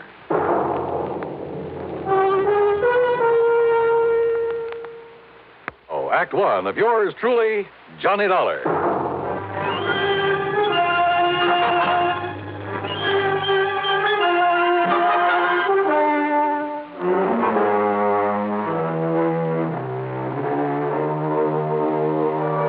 Expense account submitted by Special Investigator Johnny Dollar to the Greater Southwest Insurance Company, Home Office, Los Angeles, California. Following is an account of expenses incurred during my investigation of the Big H matter. Expense account item 1, 275, long-distance telephone call to Hollywood 82124. That is to say, the office of Royal J. Harkins, contact man at Greater Southwest Insurance in Los Angeles. It was late in the day, but luckily he was still in his office. Nice to hear from you again, Johnny. What can I do for you? Roy, I'm putting this call on expense account. Oh? But that ain't all. If I could make connections down to New York, well, let's see. There's a plane leaving for the West Coast a little after midnight, so I'd arrive in L.A. early in the morning. You coming out here? Unless somebody's been pulling my leg. Roy, do you have a policyholder named Helen Daner? Yes, somewhere up we certainly do. Well, now, what's that mean? She's an elderly woman, a spinster, who lives up in the little town of Morro Bay. That's about 200 miles north of here. Johnny, she called this office early this afternoon. She demanded your phone number there in Hartford. And? Well, I didn't give it to her. Why not? Because she wouldn't say why she wanted to get in touch with you. Oh, fine. And knowing how busy you always are, well... But then, just a few minutes ago, I began to wonder about it. Yes? Well, after all, if she wanted to contact you about some insurance matter... Yeah. What? Well, did you call her back? Yes, since we handle all her insurance. That is, I tried to, but I got no answer. Then, Roy, I'm going to grab that plane I was talking about. Well, now, wait. Did she get to you? Did you talk to her? Yes. And it has something to do with her insurance? Plenty. So I'm flying out there, Roy, at your company's expense. Now, just a minute, Unless, Johnny. of course, you'd rather pay off her insurance to some beneficiary. Johnny. Then just be sure to have a rental car waiting for me when I pull into the airport. Item 2, 162.85 plane fare. The big mainliner took off from New York's International Airport promptly at 12:30 a.m. At 6:30 Pacific time, I stepped off the plane at L.A. International. Dollar, over this way. Oh, hi, Roy. I didn't exactly expect you to be here in person this early in the morning. Well, I am. I've got a rental car ready and waiting for you out at the curb. Good. But listen, you still haven't told me what this is all about. Because I'm not too sure myself. But you sounded over the phone as though something's happened to the old lady. Miss Helen Daner, I mean. That's exactly the way I meant it to sound. And since I still haven't been able to get her on the telephone... Well, what? What's happened to her? I don't know. This my car? That's right. Oh, start making some sense, will you? I wish I could. Well, do you actually know that something's happened to Miss Daner? Nope. But if it hasn't, I've got to do everything I can to prevent it. Johnny, prevent what? Royal, I only wish I knew. Johnny!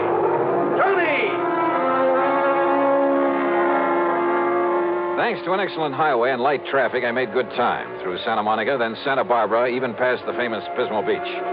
It was just afternoon when I pulled into Morro Bay. When I stopped for gas, that's item 3, 420, I looked up Miss Helen Daner's address in the local phone book.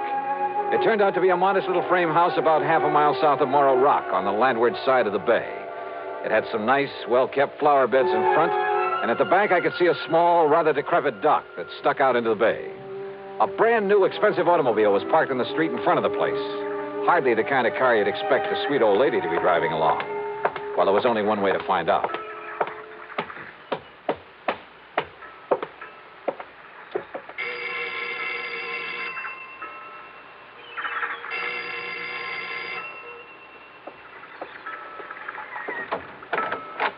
Yes? Miss Helen Daner? No, I'm Bessie Daner, Helen's sister. And who are you, young man? Johnny Dollar. I'm from Hartford, Connecticut. Is your sister... Oh, yes. I've heard Helen speak of you. You're an old friend of hers, aren't you? Well, yes, I guess Won't you come in? Well, is she here, Miss Daner? Well, she ought to be back from the market any minute. The market? But she hasn't been at all well, you know. That's why I've come to live with her, sort of take care of her. I see. But I did think it was all right to let her walk down to the market this morning. Would you like to come in and wait for her? Which market, Miss Daner? Well, it's the first one down the street. Now, do you see it? That little supermarket just 2 blocks away. Oh, yeah, I see. So if you'd like to come in and wait... No, thanks. I'll pick her up there. Well, but Mr. Dollar... Thank you very much. Mr. Dollar...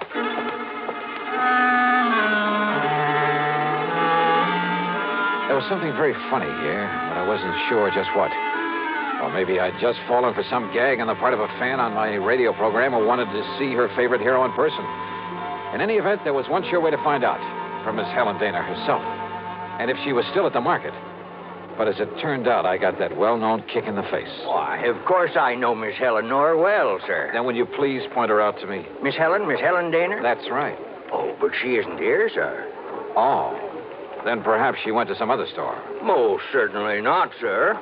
What? We deliver everything that she orders to her little house up the street. Well, that still doesn't prove well, anything. You see, Miss Helen hasn't been out of that house for weeks, hasn't budged. You're sure of that? Why, of course I'm... Why, what's the matter, sir?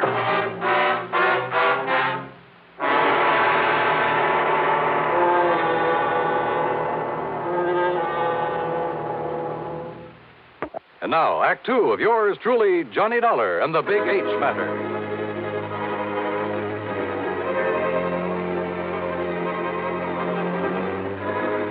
If old Miss Helen Daner, who telephoned me in Hartford, asked me to come out here to Morro Bay in California, if Miss Daner hadn't budged from her little house in weeks, why had her sister told me she was at the market? Could all this somehow tie in with the terrible people she tried to tell me about on the telephone? I jumped into my car and drove back to the little home on the bay.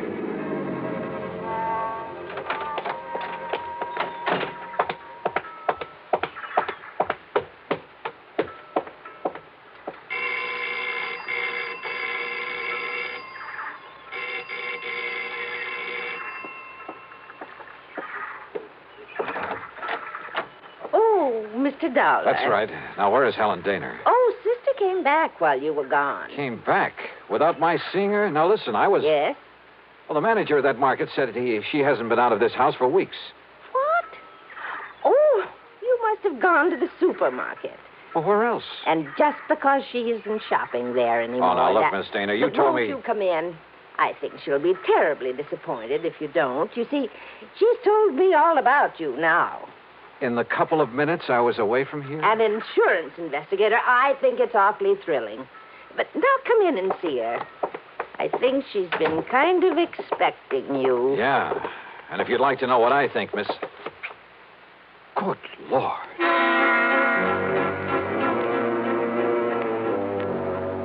In the middle of the tiny living room was a heavy oaken armchair. Sitting in it, tied down to it, was a sweet-looking gray-haired lady of maybe 70 or 75. A handkerchief was lashed tightly across her mouth, and the eyes behind her old-fashioned steel-rimmed glasses were filled with tears and a look of utter despair. I swung around to her so-called sister and was struck by two things. She seemed to have suddenly lost about 20 years. Her face wore an unpleasant smirk, and in her right hand was a .38 aimed at me. Don't move, Mr. Dollar. This gun is not only loaded, but cocked, and it has a hair trigger. Stand perfectly still, because it'll be right in the middle of your back. So, while I take away your gun... All right. Now, sit over there in that chair against the wall. You'd better do as I say, Mr. Dollar.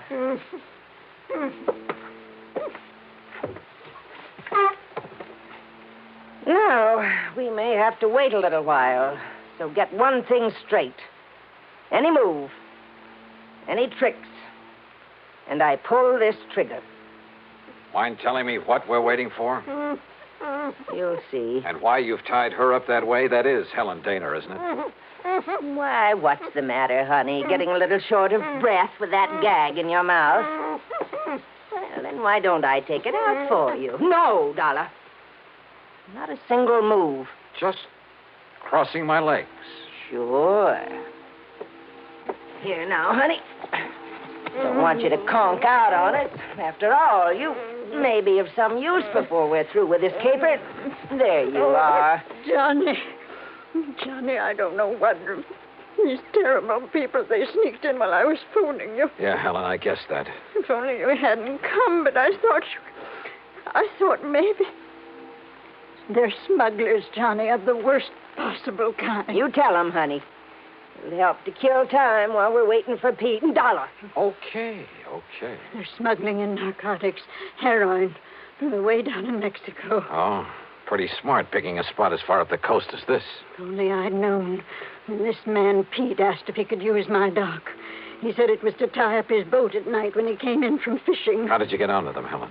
When they saw I turned my lights out so early every night, they thought I was asleep. That I wouldn't notice he wasn't taking fish off his boat, but little cans of heroin. Heroin? Then Bessie here, who can look so sweet when she wants to. Why, Helen, I thought I was pretty sweet. Then Bessie would meet him with her car. How did you know it's heroin? Because they told me they'd use it on me if I don't behave myself. Which is a lot better than you'll get, Dollar. And besides, Johnny. Yeah? I found a little of it that was spilled on the dock. And I remembered how you described it once when you caught a man bringing in the terrible stuff. Yeah, she's a real smart old biddy. Except when she phoned to you, Dollar, and we caught her at it. We can handle her all right. With a little H in her veins, we can even let the neighbors see her now and then. And with me acting as her sister, taking care of her. Oh, listen, here he comes now from the dock. Just relax, Dollar.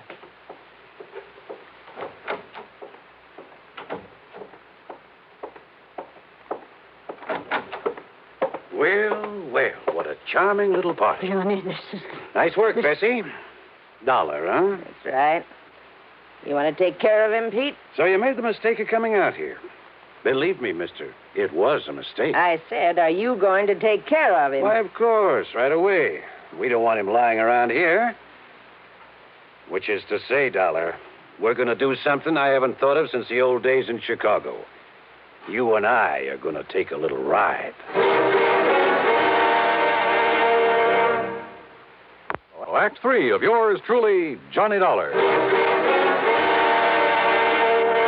Take a little ride, huh? That's right. Chicago style. Exactly, Dollar. Oh, no, Johnny, don't you see what that means? He's going to take All right, honey. Just keep out of this. No, I won't. Pete's going to kill him. That's right.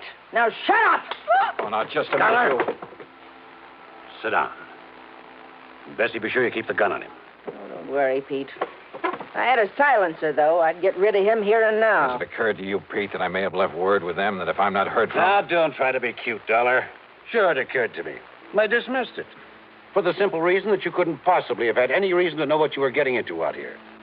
So forget it. What are you going to do with him, Pete? Well, whatever it is, it'll have to wait till after dark, when this one-horse town closes up for the night. Well, then what? Well, I've got to be sure that Dollar's body won't be found until No. Shut up. until we're through with this operation.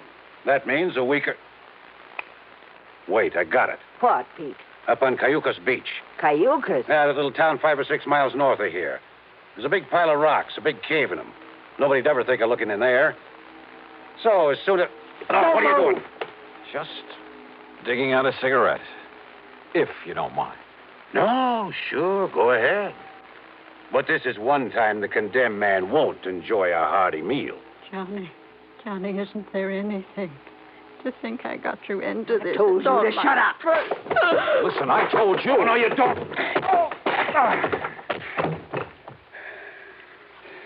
Finish him off, Pete. No. No, we'll wait for dark and do it right.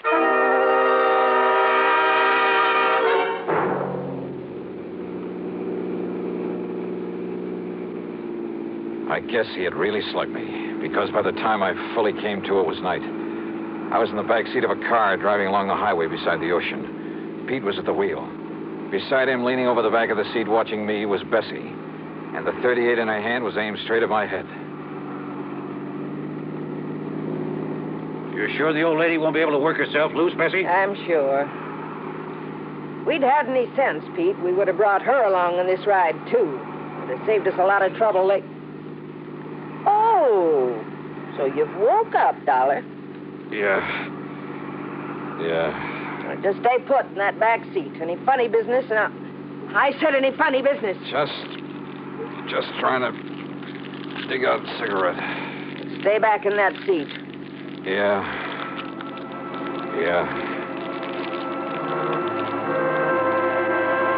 She didn't take her eyes off me for a second, or the gun either. As clumsily as possible, I struggled with a pack of cigarettes, rolling and squeezing it, and hoping the tobacco was plenty dry. Then, having apparently failed to pull out a cigarette, I turned the pack upside down over my hand. And the fine tobacco poured into it. I took a deep breath. What's the matter, Dollar? You need some help with that. Oh, no, my eyes! Hey! My eyes! Oh! Instinctively, she dropped the gun, put her hands to her eyes, now filled with tobacco dust. With what little strength I had, I picked up the gun and slammed it against the side of Pete's head.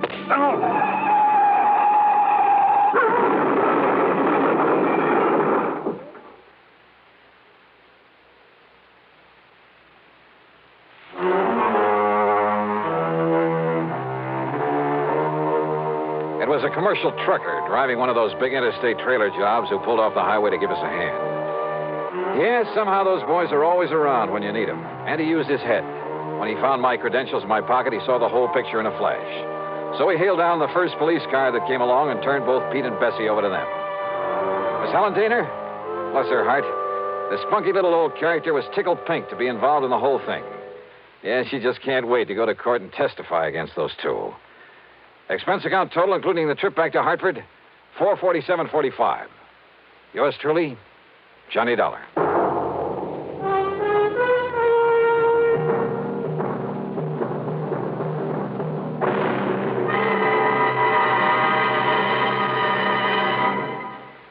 Now, here is our star to tell you about next week's story. Next week? Well, so help me, it's the wildest case I ever got messed up with. Join us, won't you? Yours truly, Johnny Dollar.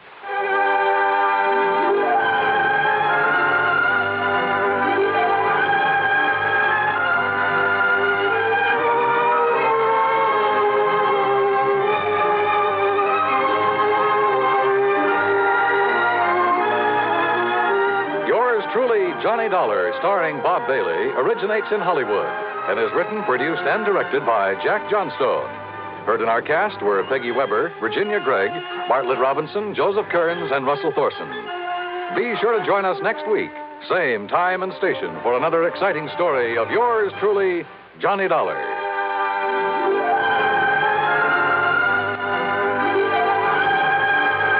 This is Dan Coverly speaking.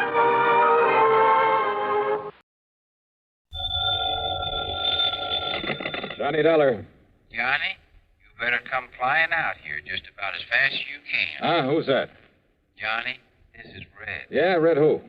Well, you know, your favorite fishing guide. Red Barrett? That's right. Lake Mojave Resort out in Arizona? Yes, sir. Well, Red, you old scalawag, how are you, and how's the fishing? Just great. That is, if you know where the good holes are. And believe me, you do. Now, that's really a fact, Johnny. I really do. I guess I'm the best fishing guide this country ever saw. Yeah, and I suppose you think it's time I made another trip out there and tangle with some of those beautiful lunker bass. Well, now, Johnny... it's no good, Red. I just can't do it. Now, you listen. The way the work is piled up on me, I'm just about going crazy. I've been trying to get away for some kind of a vacation for weeks now, but I just can't do it.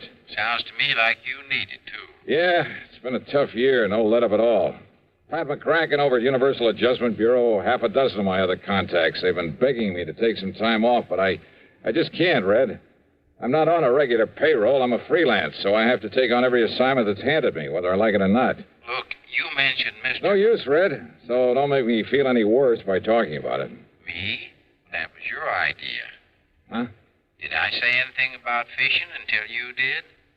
Oh, now, wait. You mean there's some insurance matter I ought to look into out there? It was this Pat McCracken you mentioned that said I better call you. Oh, great. And he's the one who's been after me to take a rest. So, what's happened out there? That's the thing. It ain't what has, but what's going to happen. Yeah? Like what? Come on, get to the point, Red. Well, Johnny, when it does happen, well, it's going to be pretty tragic for Lake Mojave Resort. You mean somebody's trying to wreck the place? Something like that? Much worse, Johnny. Much worse. Well, what is it? Well, I just don't think I ought to tell you over the phone. But, Red, unless I know... And if somebody was to hear me talking to you this way... Red, look. And anyhow, you'll find out soon enough when you get here, Johnny. And you won't like it. No, sir. Red, quit stalling, will you? Of course, if you just want to sit around up there in Hartford and let a terrible thing like this happen without even raising a finger... Well, I just can't believe you'd do that. Look, will you stop beating around the bush and... Red? Red? I can't tell you over the phone. It's too awful. Now listen, you old goat. But, Johnny, they say there's an airplane leaves New York City just about 12 o'clock noon. So what? So it'll get you in Las Vegas about 9:45 tonight. Okay? What do you mean, okay? I mean, just you be sure and be on it. And I know you will. Oh, now look, I can't... Goodbye, Johnny. Red! Oh, if that crazy old coot thinks I'm going to fly all the way out there just because he... And yet, if he was serious...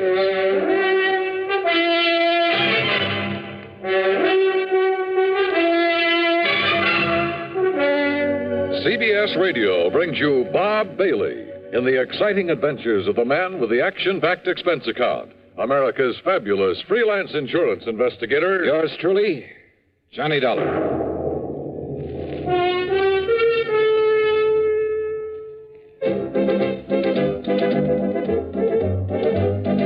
Winston tastes good like a cigarette should.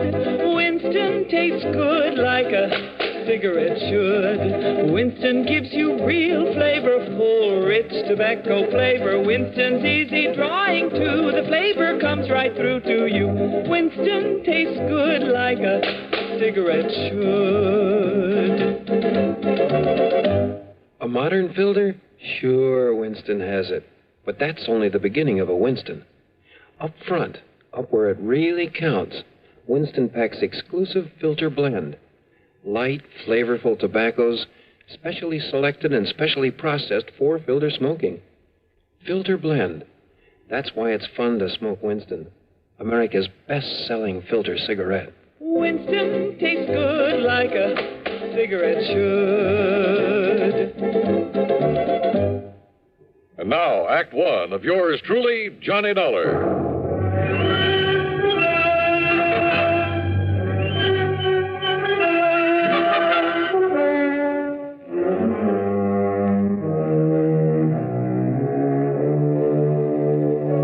Expense account submitted by Special Investigator Johnny Dollar to the Universal Adjustment Bureau, Hartford, Connecticut. Attention, Mr. Pat McCracken. Following is an account of expenses incurred during my investigation of the Red Mystery Matter. That crazy phone call from Red Barrett. I know that wild old character pretty well. I'm fully aware of his faculty for stretching the truth, making a couple of mountains out of a molehill or two. And once or twice before, I'd wound up making the trip across the country just to wet a fishing line with him. And yet, those other times I'd fallen for his gag, I'd run headlong into serious insurance matters. Trouble with a capital T. And if he really meant what he said about something terrible impending at Lake Mojave Resort, well, there was one way to find out. Expense account item 1, $153, plane fare, Hartford to New York to Las Vegas, Nevada.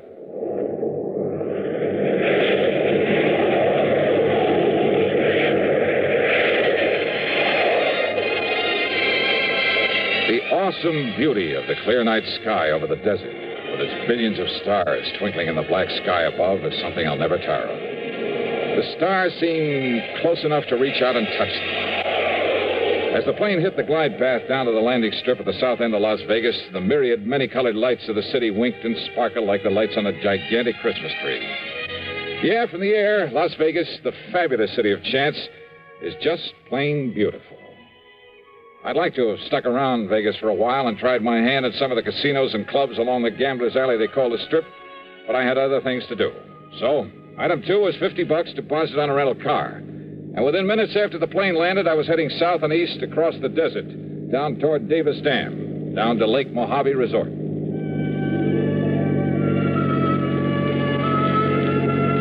The desert, mile after mile of nothing but sand and sagebrush and Joshua trees, of tumbleweed and cactus, of high plateaus and broad windswept mesas.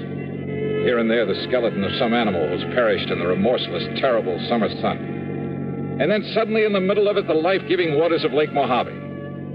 At the south end of the lake, just above Davis Dam, is the resort, with its clean, comfortable motel, a good restaurant, tackle shop, and dock.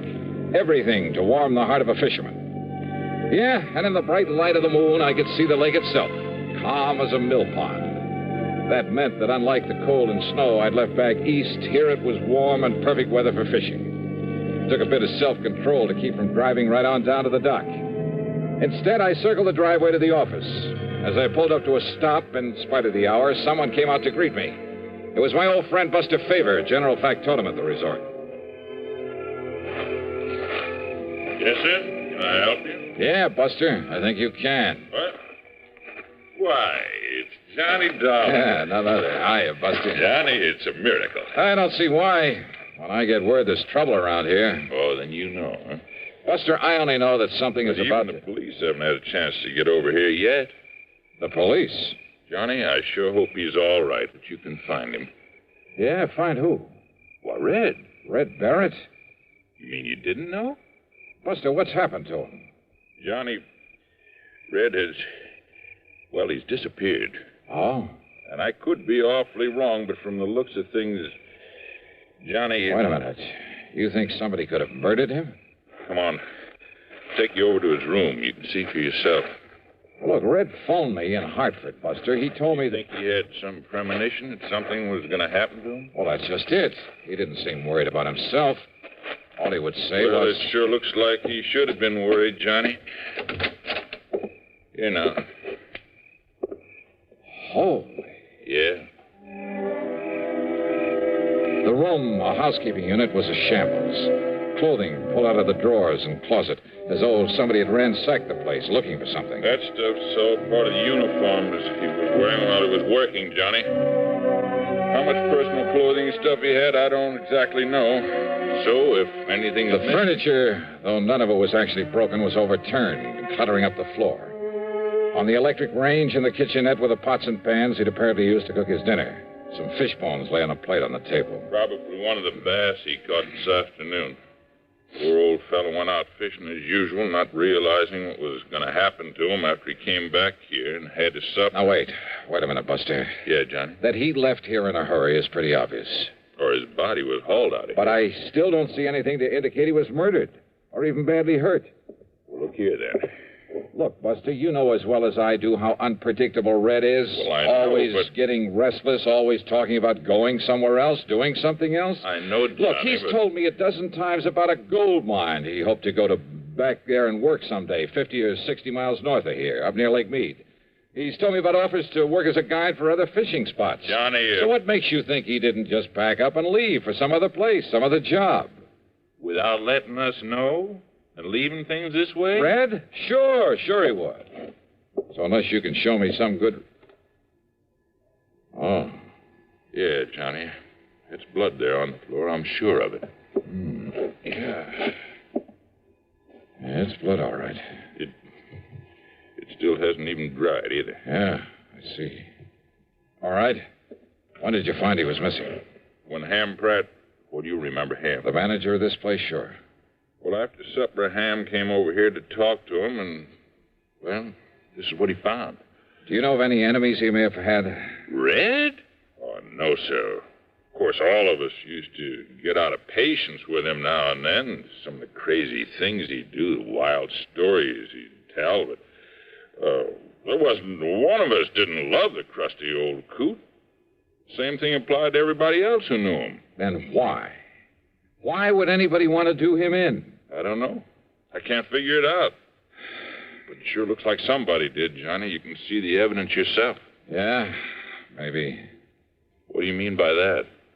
Red's phone call that brought me out here. If he'd thought that he himself was in danger, don't you think he would have said so?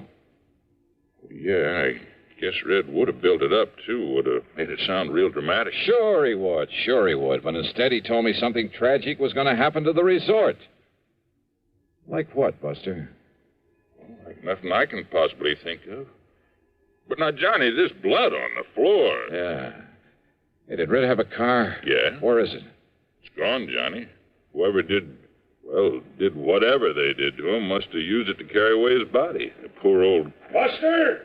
I've just got a lead on it. Oh, Ham, come in. You see, I phoned everybody up and down the lake to look out for... Johnny! Ham, how are you?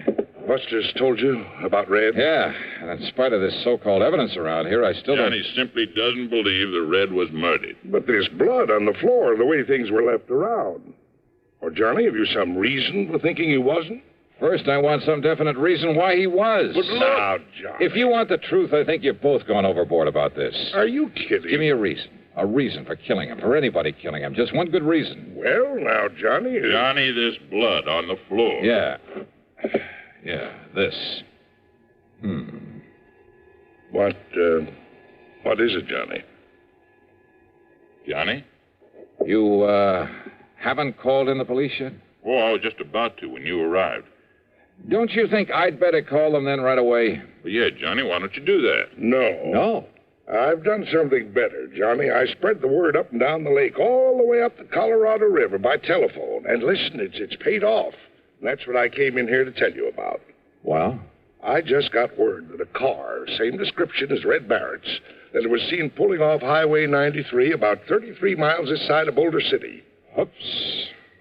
What, Johnny? You want me to find poor old Red, huh? Well, of course, if the poor old fella's still alive. And maybe I will. And when I do, I have a sneaking suspicion I may have a score to settle with you two. Now, just a minute, Johnny. If you mean to imply that either of us did him... I didn't say that. Well, Johnny, what do you mean? You don't know, Buster? Well, if you think you can find Red, and if I can be of any help to you... No. That's exactly what I don't want. Well, now, Johnny... Just let me work out this little mystery myself. Well, of course. No help, no interference from either of you. Johnny, this isn't like you. I don't understand. You don't, huh? I swear it. Yeah? We'll see.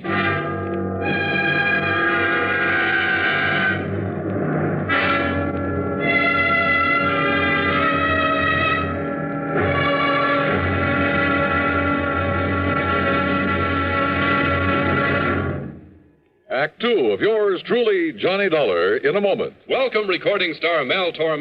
It's terrible trying to sing with a bad cold. So I always take 4-way cold tablets to relieve cold miseries fast. Good idea. Tests of all the leading cold tablets proved 4-way fastest acting. 4-way starts in minutes to relieve muscular pains, headache, reduce fever, calm upset stomach, also overcomes irregularity. When you catch cold, try my way. Take 4-way cold tablets. The fast way to relieve cold distress and feel better quickly. 4-way, only 29 cents. Now, here's a word about another fine product of Grove Laboratories. To get rid of embarrassing dandruff in 3 minutes, change to Fitch Dandruff Remover Shampoo.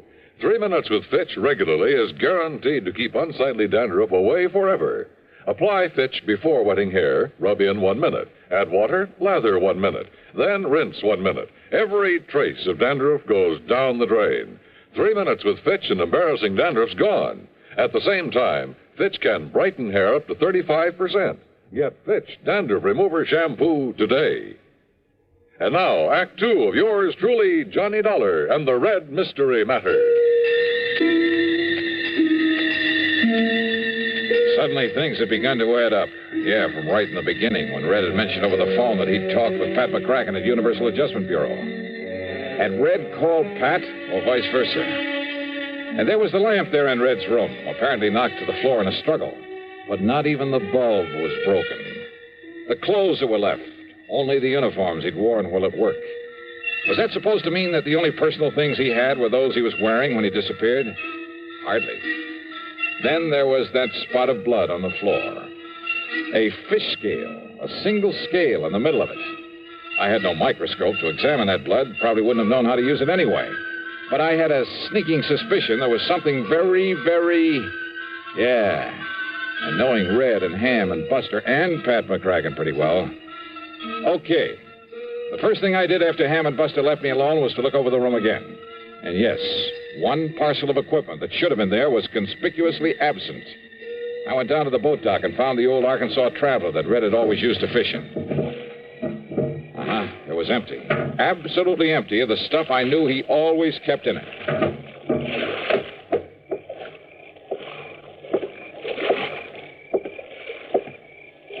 Johnny? Wow. What are you doing up and around this time of night, Ham? Oh, just sort of checking up on things. Yeah? Or checking up on me? Oh, now, Johnny. You hoping to find some lead on Red there and his boat? I found exactly what I expected, Ham. Nothing. I don't understand. Don't you? Johnny, what goes with you? You've certainly been acting kind of feisty this trip. Yeah, well, I'm sorry. Now, if you feel you have some lead on Red, on what may have happened to him, well... Yeah, I think I have. And you helped to give it to me. I did. But there's no point in following it up till morning. What is the lead? No help, no interference, remember? Okay, Johnny, whatever you say. No use doing anything till morning, eh? That's right. Then you, Well, what? Oh, I was just thinking. Remember a couple of moonlight nights like this when you were here before, how you and I took the workboat and a couple of fishing rods? How we plugged those deep coves just above the dam? Yeah, we took some nice fish out of there, didn't we? Yeah. I'm going to be blunt with you, Johnny. You aren't yourself. You're a bundle of nerves. Been working too hard? Yeah, much too hard. Well, one great cure for that. Why don't we go out there and pick us up a couple of nice bass? Okay. Why not? Unless, of course, you feel you ought to do something more about finding Red. I told you, no more until morning. I also told you I'm sorry. Let's go fishing. Sure, Johnny. I understand. Yeah, I guess you do.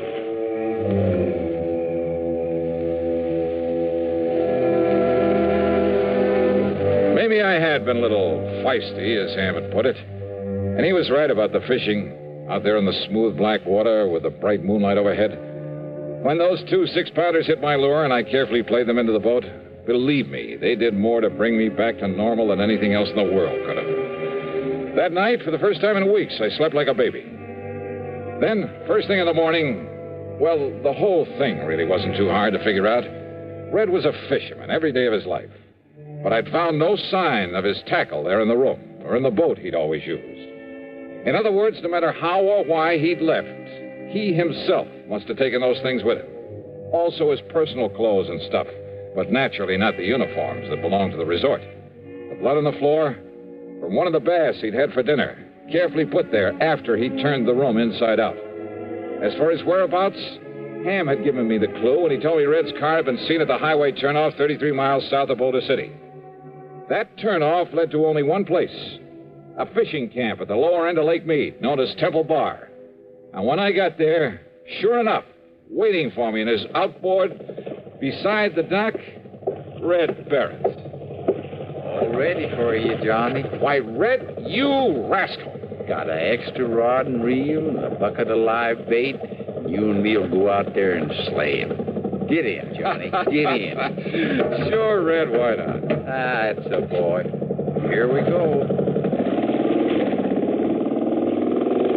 Yeah, I just knew a smart man like you could track me down. Hey, you're working here now, huh? Well, I got kind of restless and thought maybe I'd make a change. And as long as Ham Pratt was willing... Then Ham was in on this plot to get me out here. Why, sure he was. And the terrible things to happen at Lake Mojave? Why, of course, Johnny. They've lost me, haven't they? Ah, you old son of a gun. Hey, Buster in on it, too? No, Ham's probably telling him about it right now. Probably showing him the letter he got from Mr. McCracken. McCracken? Pat McCracken? Yeah. Now, maybe you better read this one that he wrote to me. First part's just the usual howdy-do's, but here. And read. I'm convinced a man can take only so much, even Johnny Dollar. And I'm afraid that unless he gets some rest and relaxation, he'll crack up one of these days. So if you and Ham Pratt can somehow contrive to get him out there for some of that fishing he loves so much, go to it. If he catches on, if he starts worrying about the expense, tell him it's on the house. Tell him Merry Christmas. Sincerely yours. Well, God bless Pat McCracken. As for you, Red, you old reprobate. Johnny, there's a hole over near the gyp beds where there's an old 10-pounder laying under a rock, just waiting for you and me. Brother, let's go.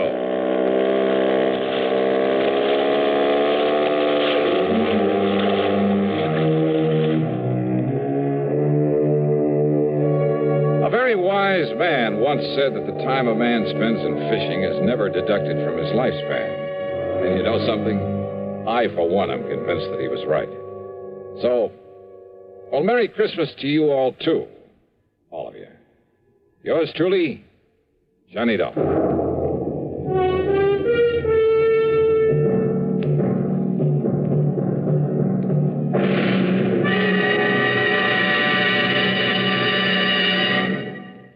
Our star will return in just a moment. Every year, some Christmas celebrations are ruined by fire. A little precaution can prevent a Christmas fire from happening in your home. First of all, make sure your tree is on a firm foundation so it can't fall over. Then be sure to use only approved lighting. Wiring that's frayed may be dangerous. Replace it. Never use lighted candles. Let all the glow of Christmas come from within, not from fire.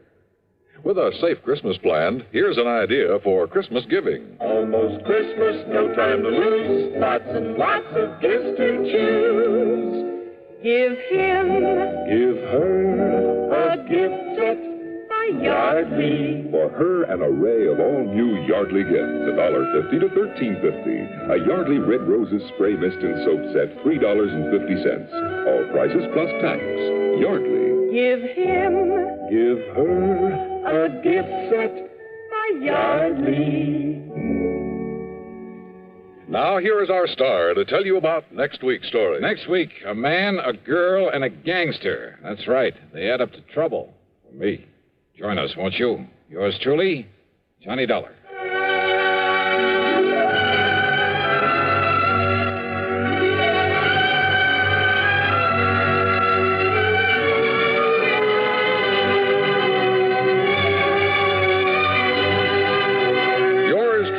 Johnny Dollar, starring Bob Bailey, originates in Hollywood and is written, produced, and directed by Jack Johnstone.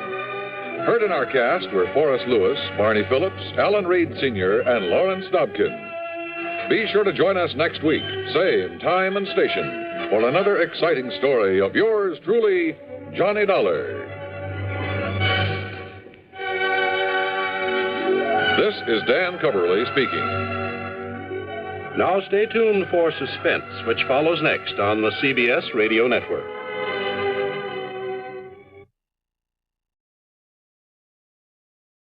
From Hollywood, it's time now for Johnny Dollar. Hillary Fuchs, Johnny. How's your time these days? Time to live, time to die, you know. What's up? A claim on a $100,000 policy. I want it investigated. 100,000? What kind of policy? Straight life. You sound worried. I am. I think we're going to be taken this time, Johnny.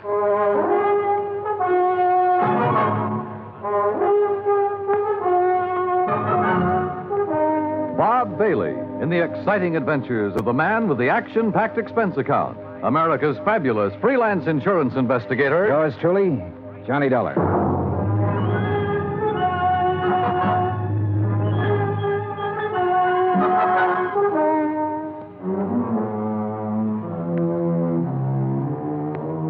Expense account submitted by Special Investigator Johnny Dollar. To Continental Insurance and Trust Company, 657 North Spear Boulevard, Hartford, Connecticut. The following is an account of expenses incurred during my investigation of the Desalles Matter. I'd heard of Dave Desalles. I guess everybody in this country's heard of him at one time or another. Desalles Television, Desalles Radio, Desalles Electronics, Desalles Appliances, racetracks, theaters, Desalles this and that. But up until the time I talked to Hillary Fuchs about the case, I had never put a man behind the name. Expense account item 1, $2, 2 drinks. For Hillary Fuchs and myself. We had them in his office out of my bottle over his desk. Just plain worn out with it. Stuck. Ooh, have some water. Oh. But I'll tell you this. I'm not going to make a present of $100,000 of stockholders' money to anybody. I wouldn't do that either. Drink your drink. Here's to war. Salute. Now, while that's settling, maybe you'll settle down and tell me what it's all about. Dave Desalles. Know him? I've heard the name, yeah. Well, he's dead. Drowned 4 days ago out on the coast. So? Did you ever see our K policy series? I've heard of it. Well, the premium's about triple a normal life policy. It's designed only for people with big money. Sure. But it's got a feature that makes those people with money look at it a long time. Uh-huh. This clause isn't anything more or less than the old accident clause paying double indemnity. Broken down, we aren't taking much of a chance. The incident statistics are with us. All right, I'll look it up if I need it. Okay. 3 months ago, we insured Dave Desalles on one of those K policies. 4 days ago, he fell off the back of a yacht and drowned, and we're hooked for $100,000. Well, accidents happen. You betcha, all the time. But I'm not sure it was an accident. At least there's not enough proof in this coroner's report to convince me. You say it happened 4 days ago? Yes. Has a claim been filed yet? Yes, and the beneficiary is the deceased's widow. Inquest? Inquest, burial, everything. Was there an autopsy? No, there was not. Investigation? Yes, it was handled by the local police in San Ladillo. San what? Oh. San Ladillo, a little place about 30 miles south of Los Angeles. 4 days ago. Why didn't you put someone on it then? I did. Bert Kenyon. Here's his last report. No evidence available to dispute coroner's verdict of accidental drowning. Recommend claim be honored.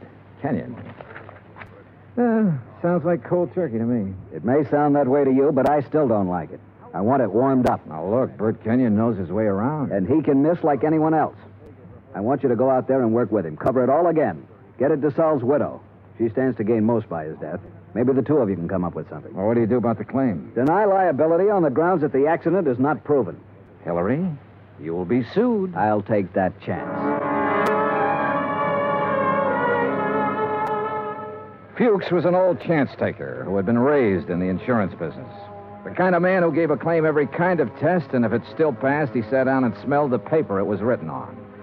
And if he didn't like that, he'd take his chance. Expense account item 2, $138, plane fare to Los Angeles. Item 3, $3. A telegram to Bert Kenyon advising him of my arrival, which turned out to be at 1 o'clock in the morning, 10 minutes ahead of a fog that blanked out the whole area at the airport. Johnny! Johnny Dollar! What? Oh, hey, Bert. How are you? Johnny, good to see you. Good to see you. Come on, I got a car. Well, have you got a cigarette? I ran out 2 hours ago. Sure, man. Here you go. Good to see you. Good to see you, boy. The last time I saw Bert Kenyon was July, a year ago, in Dayton, Ohio. He was there working on an arson claim for the National Underwriters. Before that, I'd run into him in Denver, Portland, and Chicago. And we'd worked together for 2 weeks in New Orleans on the San Antonio case. He sent me a Christmas card every year. I sent him one. We were as close and as far apart as two friends can be. When I saw him this time, he looked tired and thinner. And he lit one cigarette after the other. You'll like San Ladillo, Johnny. Yeah? How's the hotel? Oh, old Spanish job. Big rooms, fireplaces, smells kind of damp all the time. You get used to it. Are you tired? Yeah. Well, tell me about the claim, Bert. Nothing to tell. Routine so far. Oh, Fuchs was pretty worried about it. He doesn't like the coroner's report. You know, Fuchs, worry. That's what he gets paid for. Oh, that's what we get paid for, too. Okay. On the face of it, I'd question the claim right away. Just on the 3 months period alone, I'd question it. You still think it was an accident? I think we should pay up and shut up. I'd like to have met this Desalles guy, Johnny. Stocks and bonds and pretty blondes. He sure had them all. Wait till you meet Mrs. Desalles. Wait till you see the layup. Boy. And Fuchs worrying about $100,000 claim. Do you know how much Desalles' widow is worth? $8 million. $100,000 means about that much to her. Not that much. Peanuts. You want to hear something funny? Real funny? Go on. Desalles bought that policy one day at the racetrack at Del Mar. Yeah, because an insurance broker gave him a tip on a horse. Yeah. I can just see Fuchs worrying about his 100,000 and finding out about that part. How did you find out about it? Mrs. Desalles, she told me the story. What about her? Now, what about her? She's the beneficiary. Well, I told you, 100,000 doesn't mean a thing to her. Why would she kill him for $100,000? Why not? Fuchs sent you out here to take over because he thinks I lost stuff, didn't he, Johnny? He sent me out to see if I could give you a hand. He wants us to cover the whole thing again. Wouldn't kid an old pal, would you? I'd never try, Bert. I bet you wouldn't. I just bet you wouldn't. In another 10 minutes, we were in San Ladillo, a sprawling little town built around a natural harbor. The houses looked expensive, the boats even more expensive. Kenyon pointed out one house on a hill, a 3-story affair with an acre or so of lawns around it. He explained it was the Desalles home. I checked into the San Ladillo Hotel and got a good night's sleep. Next morning, Bert Kenyon and I went over to the statements of everyone who had been on the yacht the night Desalles went overboard. Then we went out and interviewed everybody again, including Mrs. Desalles. It's getting awfully dull. You understand we have to do this. All right. Dave and I were having drinks with a few friends. He said he felt like getting a little air. He went up on deck. A few minutes later, someone was looking for him. Mr. Burke. It might have been. Well, that's what's on your statement. All right. Mr. Burke. We couldn't find Dave, and then I remembered he was on deck. We went up there and saw his hat floating on the water. We looked around. We didn't see him. I sent one of the crew to call for help. They fished him out an hour or so later. You were never on deck until then? No, I wasn't. Who were they? You said they fished him out. Police. Someone. I don't know. There were a lot of men. They tried to give him artificial respiration. Well, what did you do? I watched. What else was there to do? Hard thing to watch, Mrs. Desalles. Your husband just drowned? Yes. Yes, it was. Is that all? Yeah. That's all.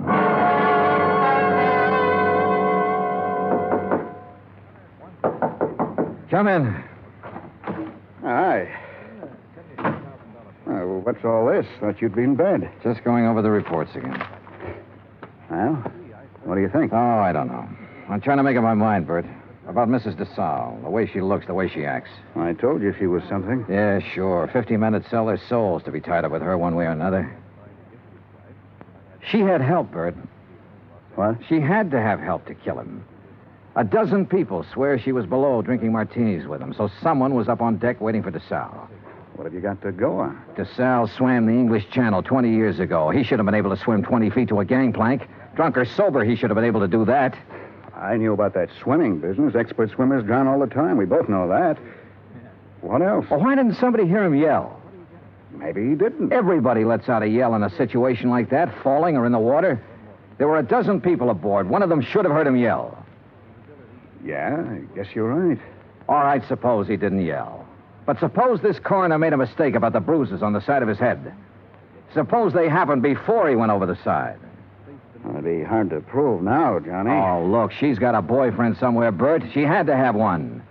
The servants can be gone over. Somebody at the house has seen him. He's called her, sent her messages. He's our boy. We can bring him out in the open. We'll get help from Los Angeles. We'll call the legal department and get them busy. Get permission to exhume the body and have an autopsy. We'll bring... What? Let this one go, huh? What? Drop it. It's just lousy enough to get by, Fuchs. We got a good case, Bert. I know. I've known it all along, Johnny. A sellout? Mrs. Desalles offered me the whole 100,000. The whole 100,000, Johnny, to let it get by. Who helped you do it? I don't know. I wasn't interested anymore when she came up with the offer. Look, what does Desalles mean to you and me? Nothing. He had a whole life, the best it could give him. We can't bring him back. I'll split the $100,000 with you, Johnny. We'd have a little chance for some things, too.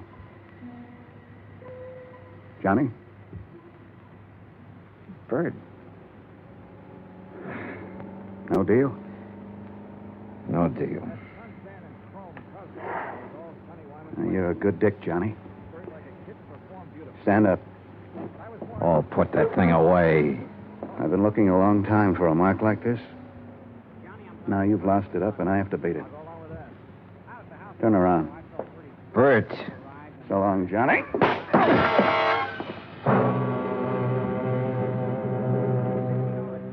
I went down to my knees trying to hold onto the desk. I saw him stand there a minute, like he might want to help me. And then he was gone. I did everything I could to make my feet, but my legs wouldn't work. And then it was all over.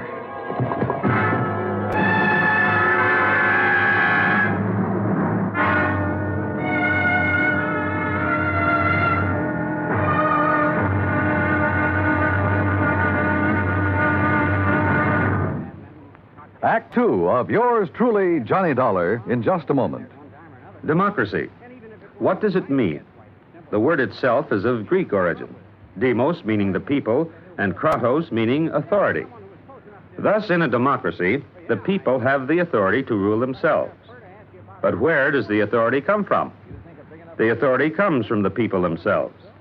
They put it in their constitution, and the constitution can't be changed by anyone except the people. That puts the supreme power of the government of a democratic country right in the hands of the people, and the people elect their representatives to run the government. In that manner, democracy gives everyone equal representation in the government. Democracy provides mankind with its greatest legacy of freedom. Now, Act two of yours truly, Johnny Dollar, and the Desalles Matter.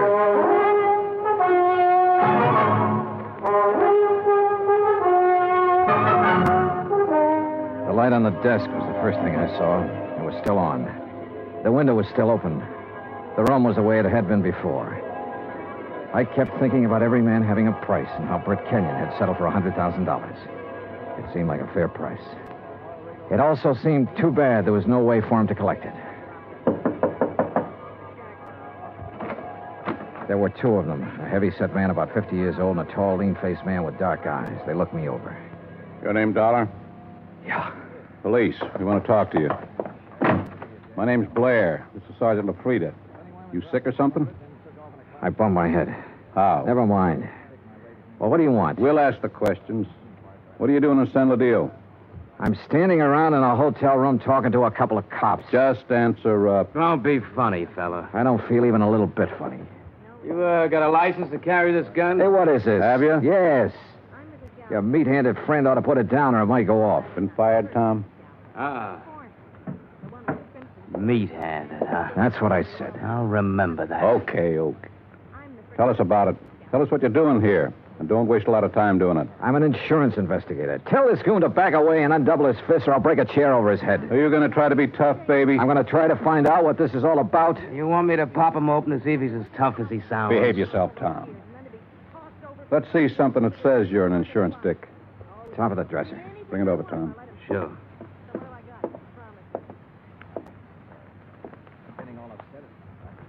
Here.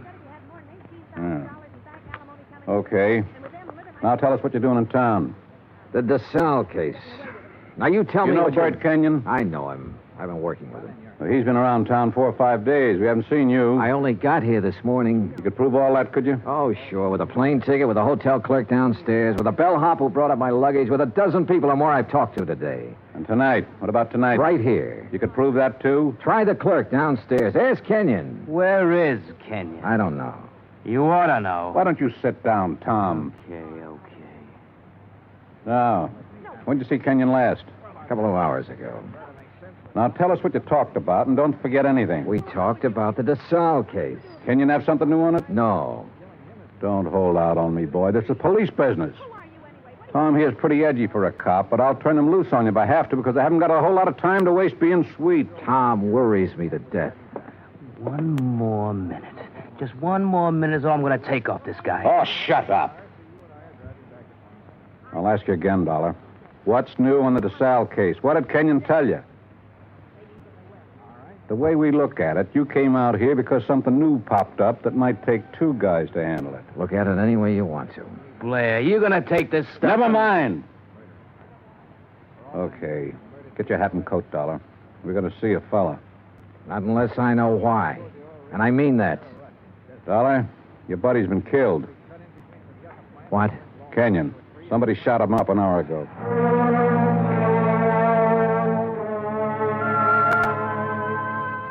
I put on my clothes and we went downstairs and climbed into a battered-looking police car. Tom LaFrida drove. I sat with Blair in the back seat. No one said anything. A half a mile out of San Ladillo, we turned onto the main highway and drove to a spot about 2 miles away, all-night filling station. There were a couple of highway patrol cars there, an ambulance, and men in dark suits who looked the way policemen always look. Wait here. Keep an eye on him, Tom. Sure. Be just a minute. He's a soft old gink. I suppose you're hard. I know how to handle pinballs like you. Before we're through, you and me, we'll have it out. Okay, Dollar. Get out. Yeah, sure. Tom, put the spotlight on him. Okay. Good. Now, Posey. Posey, take a good look at this man. You ever seen him before? No. Look good. Take your time, boy. No, man I saw was shorter by this much. He wasn't as husky. Okay. You go on back of your place there and get some sleep, boy. That all? There'll be more by morning. Go along now. Sure. Night. What was all that? Tom, get out. You stick around here with Dick and Wally. Okay. You're the boss. You get in the front, Dollar.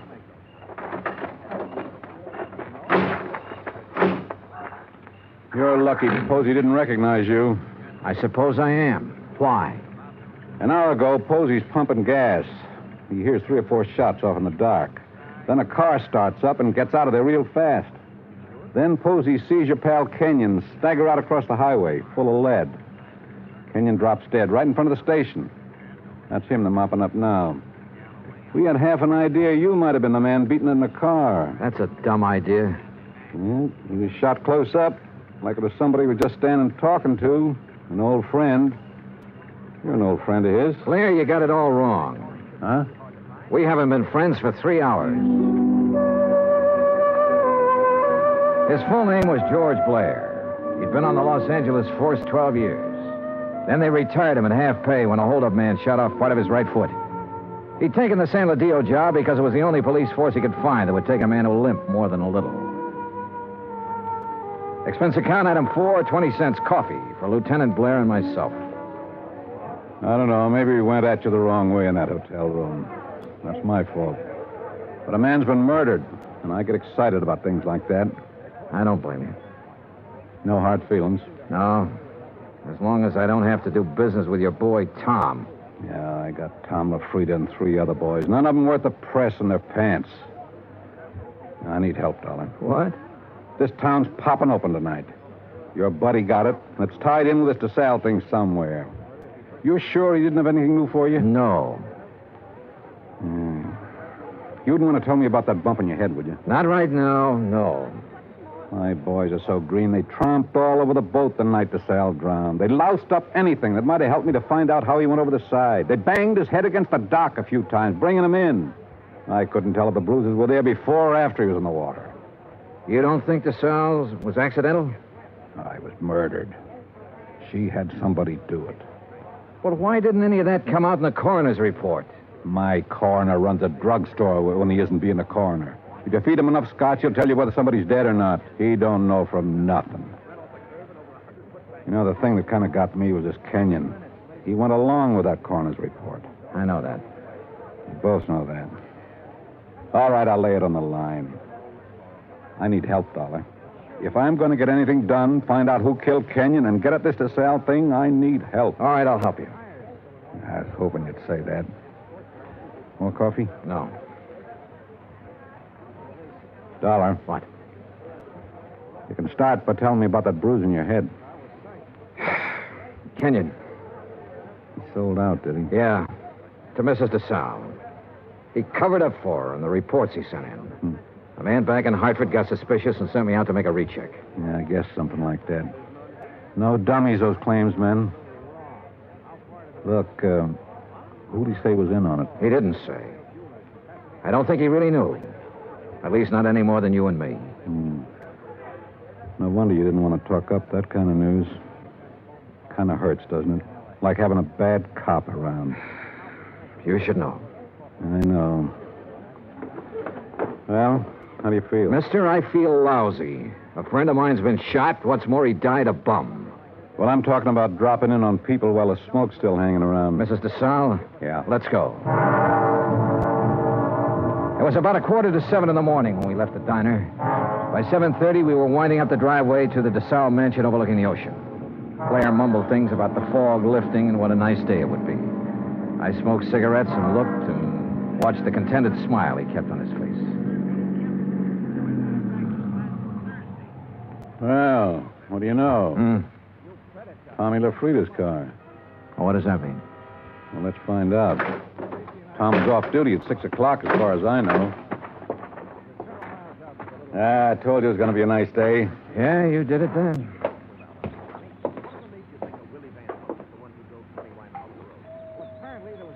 Nice place. The only thing nicer is Buckingham Palace. Mrs. Desalles picks up all these little knickknacks when we probate that will. The boat down there, everything. Nice.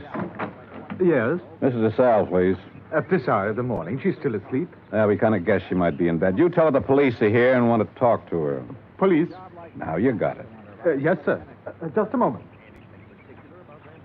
That's you, Blair? Hello, Tom. I'm waiting to see her, too.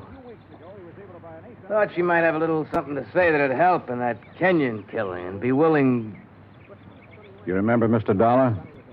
Mister? That's what I said, Tom. What is this? He's giving me a hand. You trust him. Better than I do you. Kind of a crack is that? No crack. Just that you're always talking when you ought to be listening. Besides that, you've been drinking again. Go on, get your hat and get out of here. Don't I just gave you an order. Beat it. Okay. He'd like to kill somebody, that bird. I'm not so sure he didn't. You got a gun in that coat? No. Take mine. What? I don't like him being here. It just came to me.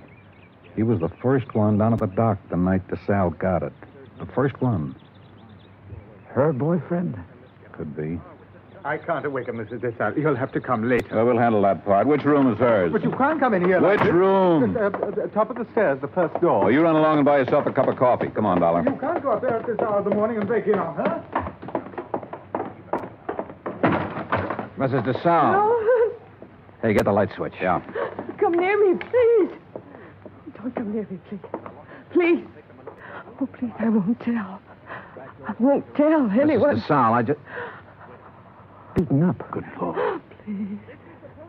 Oh, please don't. Look, Mrs. Desalles, we aren't going to hurt you. Tell us who did this to you. Tell us why. Tom LaFrida? Was it Tom? Tom helped you get rid of your husband, is that right? We know that's right. Now, what about Kenyon?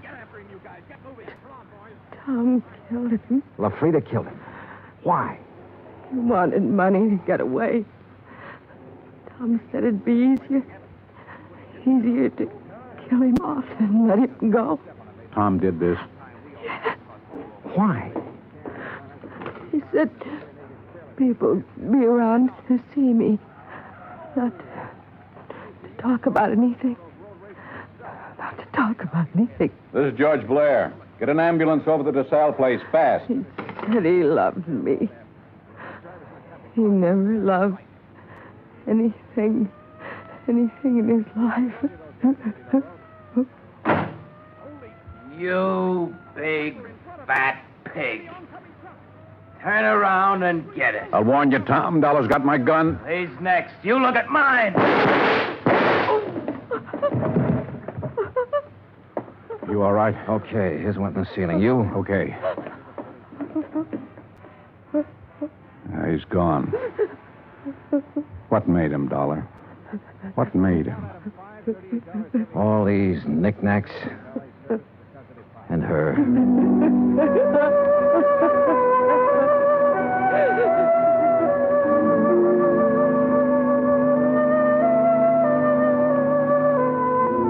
Expense account item 5, $25. One phone call to Hartford.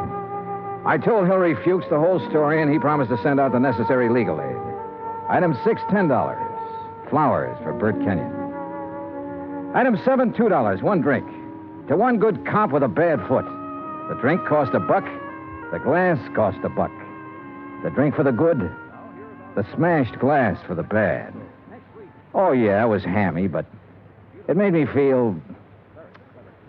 Expense account total, $416. Remarks, none. Yours truly, Johnny Dollar.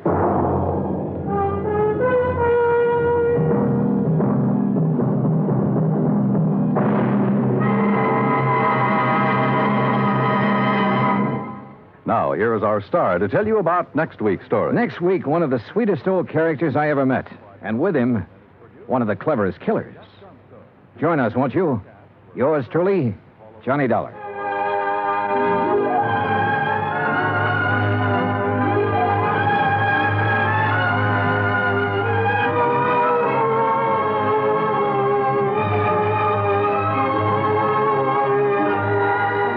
Yours truly, Johnny Dollar, starring Bob Bailey, originates in Hollywood. It is written by John Dawson and is produced and directed by Jack Johnstone. Heard in our cast were Virginia Gregg, Harry Bartell, John Stevenson, Will Wright, James McCallion, and Ben Wright. Musical supervision is by Amerigo Marino. Be sure to join us next week, same time and station, for another exciting story of yours truly, Johnny Dollar. Dan Cubberly speaking. Johnny Dollar has come to you through the worldwide facilities of the United States Armed Forces Radio and Television Service.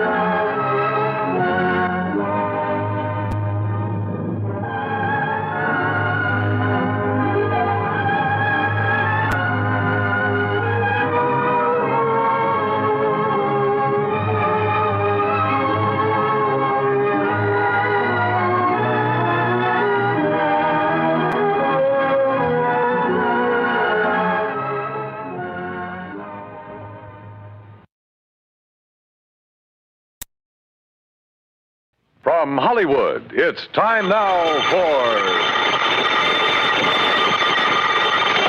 Johnny Dollar. Earl Poorman. Hi, Earl. How are things down in sunny Florida? How soon can you come down here, Johnny? You got troubles? Yes, over a $2,000 insurance claim. Oh, now wait, Earl. How can you justify my fee and expense account on a claim as small as that? Johnny. Yeah? The responsibilities of an insurance company sometimes involve far more than just collecting premiums and paying off on claims. Well, sure. Keeping your clients happy, a little good old public service now and then. That's right. Even a little attention to our national security. Sure. But on such a small policy, I still don't see how you can justify national security. Yes, Johnny.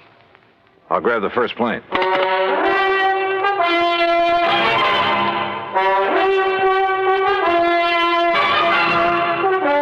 Bob Bailey in the exciting adventures of the man with the action-packed expense account, America's fabulous freelance insurance investigator. Yours truly, Johnny Dollar. And now, Act One of yours truly, Johnny Dollar.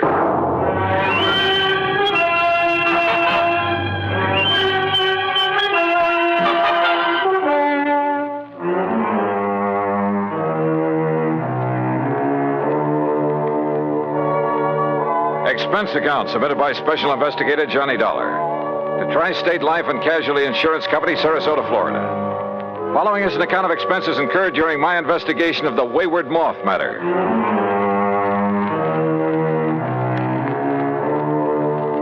Expense account item 1, 9620, plane fare and incidentals, Hartford, Connecticut to Sarasota, Florida. There I was met at the airport by my old friend and fishing pal, Earl Poorman, and we drove on into town. You, like my new car, Johnny? When aren't you driving a new car? Well, now let's get down to electric cases. windows, power seat, air conditioning. Yeah, sure. Look, you said something about national security in connection with this insurance claim. Yes, Johnny, I did. Well, explain yourself. Well, that's the trouble. I can't. You mean to say you had me fly all the way down here? Now, wait, Johnny. Or was it just some trick to inveigle me into fishing, huh? Is that it? A crack at some of the great Florida fishing you've been promising me all these years? Well, who knows? Maybe while you're here, we will be able to get in some fishing, too. In addition to what? Sure, Johnny. I just had my boat repainted, the engine overhauled. We'll go out in the Gulf for kings and bluefish. Earl. And in the bay and the bayou back of the house, I promise you redfish and sea trout until you get tired reeling them. All right. Just tell me why you've had me come all the way down here to investigate a lousy $2,000 claim. I told you I don't really know. All right, Earl. National security is involved. Yes. Well? Okay, Johnny. I issued a policy covering the chemical plant of Dr. John C. Allworth. What kind of chemicals? Well, you see, I don't know. Huh? I issued the policy at the specific request of Todd Swamp. Who's he? Chamber of Commerce. Knows more about this whole area and its people than anyone else. Well, surely you've seen this chemical lab. No, I haven't. You what? As a matter of fact, its exact location is a complete secret. Oh, now look, Earl, if you've issued a policy, if you're ready to pay off a claim. But if you haven't seen... Look, how do you know a couple of $1,000s worth of damage occurred? I've taken Todd Swamp's word for it. I trust him implicitly. Well, this is the doggonedest... Earl, how can I possibly investigate something if I can't even... If nobody knows what... I give up. I'm sure that Todd will tell you everything. I'll take you in, introduce you to him, then I'll leave you with him. Leave me? That's the way he says it has to be. Here, take the keys to my car. You'll probably need them. But how will you get back? And... if you need anything or if I can be of help, you know where to call me, at the office or at the house out on St. Armand's Key. Come on, let's go in.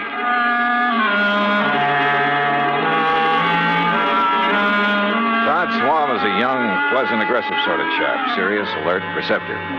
He thanked Earl for bringing me, then led me alone into his private office.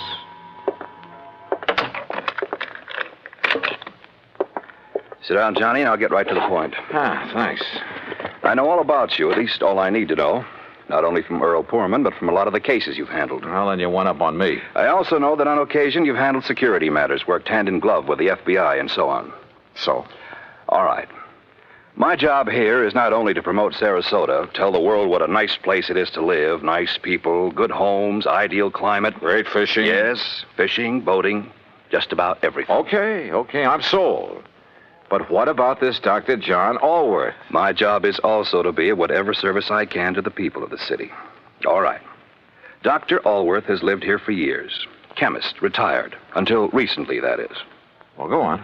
Now, in his small laboratory, carefully hidden in the swamps of the Everglades, for security reasons, Dr. Allworth is producing an important rocket fuel ingredient. Oh? For use at one of the testing centers here in Florida. Cape Canaveral? He and his assistant work entirely alone, for obvious reasons. Look, Earl says there's been some damage at his place. That's why I asked him to have you come down. But only a couple of $1,000s worth. That is beside the point, Johnny. I think it's a case of sabotage. But if nobody's even permitted to know where the place is... And if you're ready, we'll go out there right away, okay? Right.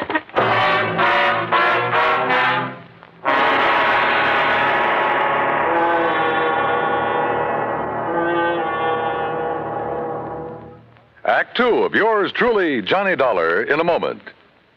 And now, Act 2 of yours truly, Johnny Dollar and the Wayward Moth Matter.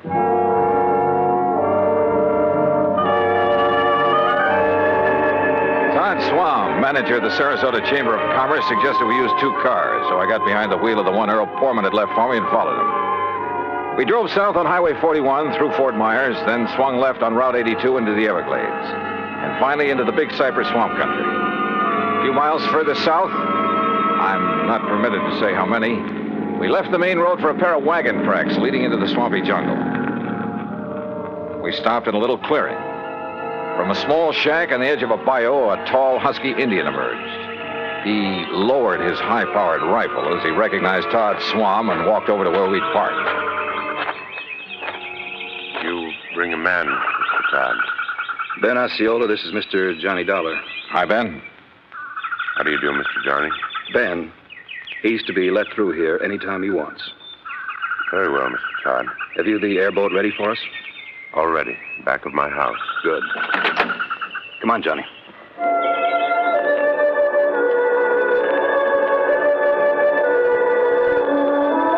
The airboat, parked on the edge of a bayou back of Ben Osceola's shack, was an aluminum hull about 12 foot long, square across the bow instead of pointed. 2 high seats were built up on it. At the back was a powerful motor with a propeller of the airplane type. Todd Swam and I climbed onto the precarious little seats, and we took off. And brother, I mean took off. What a ride. The airboat half planed, half skipped over the shallow water of the bayou. Perched up over the hull itself, I kept waiting for us to flip. After a quarter mile or so, we came on a vast plain of soggy, grassy marshland, splotched here and there with patches of clear water. Now and then, on half-submerged logs, big turtles quickly drew in their heads as we approached. More than once, a huge alligator gave us the beady eye, then quietly sank below the surface of a shallow pool. Plenty of rattlers and cottonmouths around here, too. Thanks a lot. Finally, we pulled up to an acre or so of brush and trees that looked almost like an island in the middle of the swamp. On it sat a long, low building made of concrete block. This is the place, Johnny. Unless you'd like to ride around a bit more. No, thanks.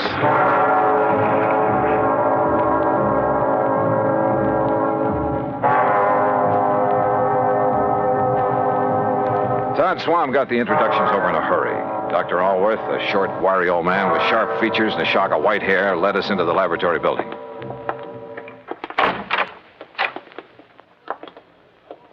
No, Mr. Dollar, not in there. Oh. No one is permitted in the laboratory except myself and my assistant. Oh, I'm sorry, Doctor. You lead the way. About your assistant, Dr. Allworth. It was in the vault that the accident occurred. It was an accident. Of course it was. Who would possibly want to... Plenty of people, Doctor, and you know it. It may sound corny, but this whole country has enough enemy agents. You speak as though we were at war, Todd. Well, we're certainly in a Cold War. And speaking of agents... A moment, please, gentlemen, while I work the combination of this lock. This vault looks big enough for a bank. In it, I keep 2 things, Mr. Dollar. The finished rocket fuel component. Yeah? And the delicate apparatus with which I complete the final secret stage of its production. Apparatus no one but myself has ever seen. And you're letting us see it? Well, the accident has rendered it completely unrecognizable. I still haven't learned what happened here, you know. Matter of fact, I haven't either, Johnny. But I certainly have my suspicions. Doctor. There we are. No, don't go in. Well, The substance on the floor is so corrosive that... Well, look. You can see how the legs of that heavy metal table have completely corroded. Left nothing but a pile of splintered metal and rust. The rocket fuel did that? Now, there, in the corner at your left, are the rotting, tangled remains of the apparatus I mentioned. The apparatus the insurance money will replace so I can make up for valuable time lost. Doctor, I tell you, it was no accident. What happened, Mr. Dollar, is that the heavy glass flagon containing the finished rocket fuel additive... Glass, Doctor? A very special glass, over an inch thick. The flagon containing about 5 liters of it was on that marble slab there in the middle of the floor, ready to be crated and shipped to its destination. I see. I had completed processing it night before last. Early yesterday morning, for some reason I have not been able to determine, the flagon exploded. Well, I'll bet I can find a reason. Where's that assistant of yours? Leon? Yes, Leon Salkoff. Salkoff? Yes, Johnny. A man doing secret work for the rocket missile project hires an assistant with a name like that. Now, Todd, Leon Salkoff. Doctor, there was a famous, well, I should say infamous character by the name of Salkoff during the last war, a young chemist. Yes, Mr. Dollar. Mixed up in a couple of industrial bomb plots. And if this is the same man... It is the same man. Well, then, good heavens. Exactly what I think. No. You're both wrong. This man was cleared in the war trials. Well, what difference does that make? I say a leopard can't change his spots. But don't you see that not even he knows the combination to this vault? Some other way to get in? Those little windows up there? 8 inches square and 2 inches thick. And you're sure there's nothing in your process that would cause the bottle to explode? Oh, I have checked and rechecked it. Where was Leon Salkoff when it happened, and where is he now? Well, he went to Fort Myers for supplies early this morning. He should be back. My guess is that he kept right on going. Yeah, Todd, I'm inclined to agree with you. Because, Doctor, if what you've told us is true, well, somehow, someone must have got to this stuff.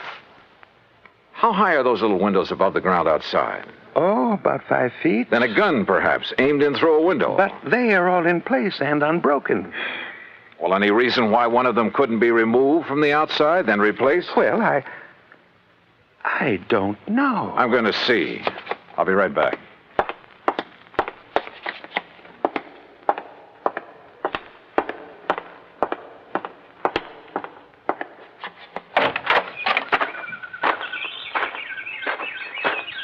Stop! Don't move! What? Do not move, mister. Or I will shoot you right through the heart. Act 3 of yours truly, Johnny Dollar, in a moment. And now, Act 3 of yours truly, Johnny Dollar, and the Wayward Moth Matter.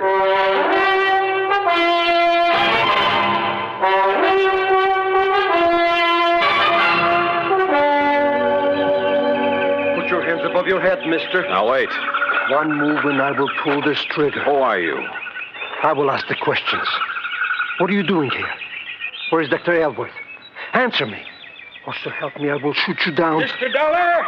Mr. Dollar, did you find anything? Doctor! Stay there, Doctor. There's a man out here with a gun. What's that? No, don't come out here. Leon, no, that's Mr. Dollar. What? Johnny Dollar, insurance investigator, to arrange the payment of our claim. You're sure, Doctor? Of course I'm sure. Well, I recognized Mr. Swan's car at the shack of the Indian. But when I saw the other car, well, I was worried about you. No, it's all right. He's here to help us. Salkoff, so you finally decided to come back. Mr. Swan. What took you so long, Leon? All the way into Fort Myers this morning, I puzzled over how the flagon could possibly have exploded in the vault. You found the answer? Or have you known it all along, Salkoff? I do not understand, Mr. Dollar. I think I do, Johnny. I thought so from the first. I've heard about you, Salkoff, about some of your activities during the last war. I pray that heaven will forgive me for what I have forced to do in that conflict, Mr. Dollar. Forced? It is my hope that by serving this wonderful country that has given me refuge, in some way I can make up for the terrible things I was compelled to do for the men who sought to rule the world. Now, that's a very pretty speech. Oh, it's true, Mr. Dollar. You've only to consult the records of the war trials. I may take a look at those records before I'm through with this case. I humbly beg you to do so. You still haven't told us where you've been all day, Leon. I tried to figure out how the explosion could possibly have occurred. So I telephoned one of our contacts. Contacts? The glass company that has furnished us with the heavy flagons. But there is no way the additive could have caused them to disintegrate. Disintegrate? No, Doctor. Where the flagon had stood, we found a pile of granulated glass. The flagon had completely crystallized. Oh, but even so, Wait. Of course. By some means, a critical... Exactly. A critical... The formula for the glass that I obtained from the glassworks indicated the possibility. Would you gentlemen mind telling us what this is all about? Mr. Dollar, I believe Leon has found the answer. Well, if he has, I'll take back a lot of the things I've said and thought about him. Of course, we can't be sure until we proved it. It means waiting until morning. Oh, great. Meantime, we have a lot of work to do.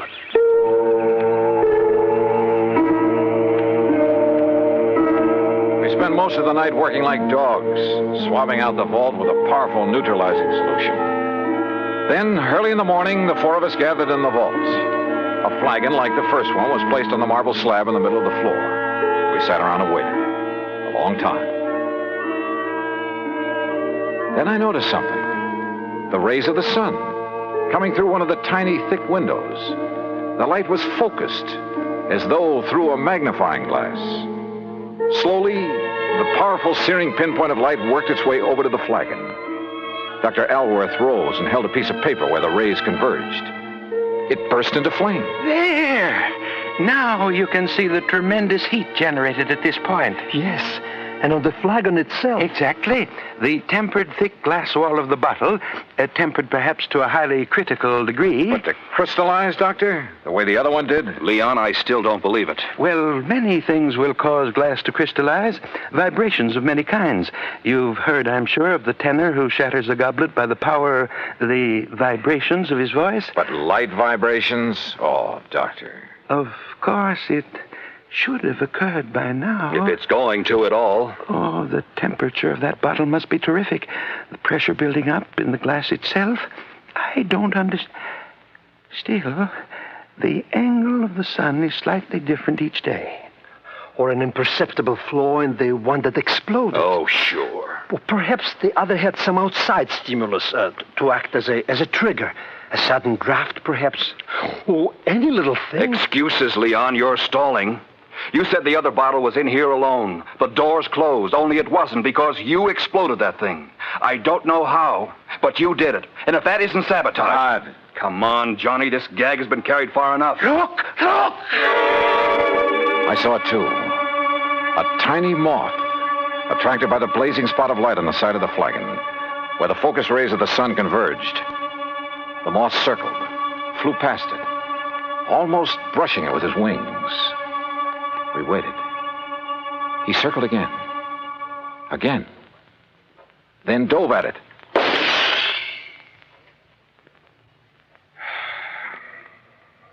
Well, Todd. Yes. Leon, I apologize.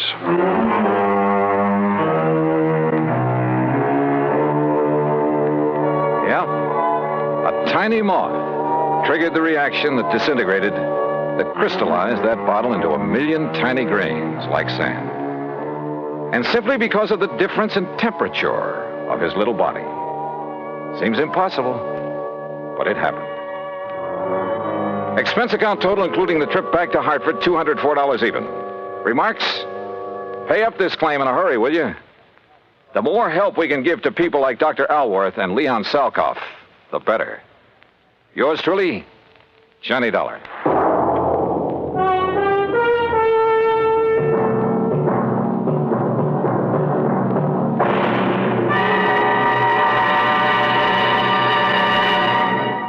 Our star will return in just a moment.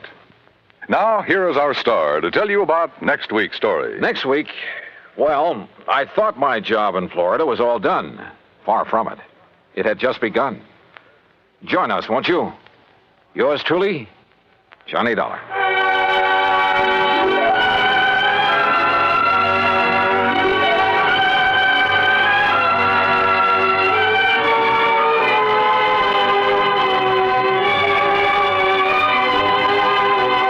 Yours truly, Johnny Dollar, starring Bob Bailey, originates in Hollywood and is produced and directed by Jack Johnstone, who also wrote today's story. Heard in our cast were Vic Perrin, Herb Ellis, Paul Richards, Lou Merrill, and Leon Belasco. Be sure to join us next week, same time and station, for another exciting story of yours truly, Johnny Dollar.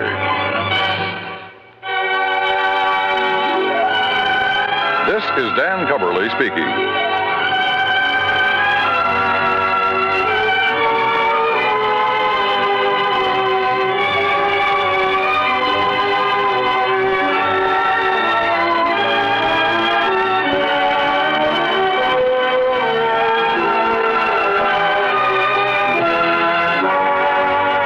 United States Armed Forces Radio and Television Service.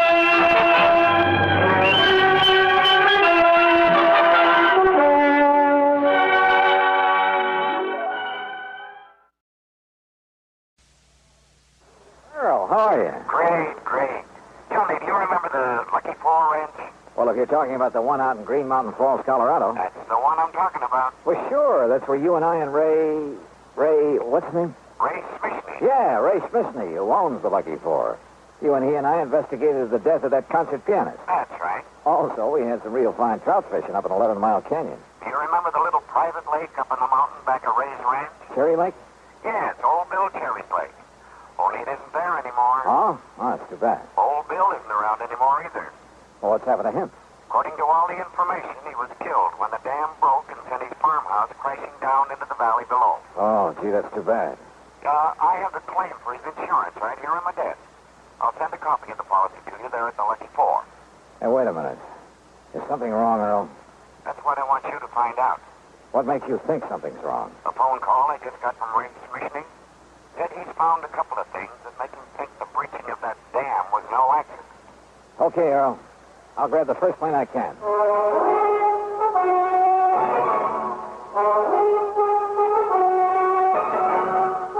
Bob Bailey in the exciting adventures of the man with the action-packed expense account, America's fabulous freelance insurance investigator. Yours truly, Johnny Dollar.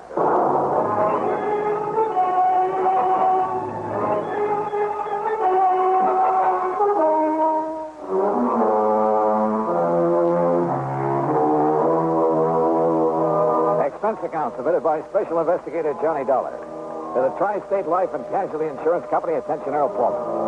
Following is an account of expenses incurred during my investigation of the Lucky Four matter.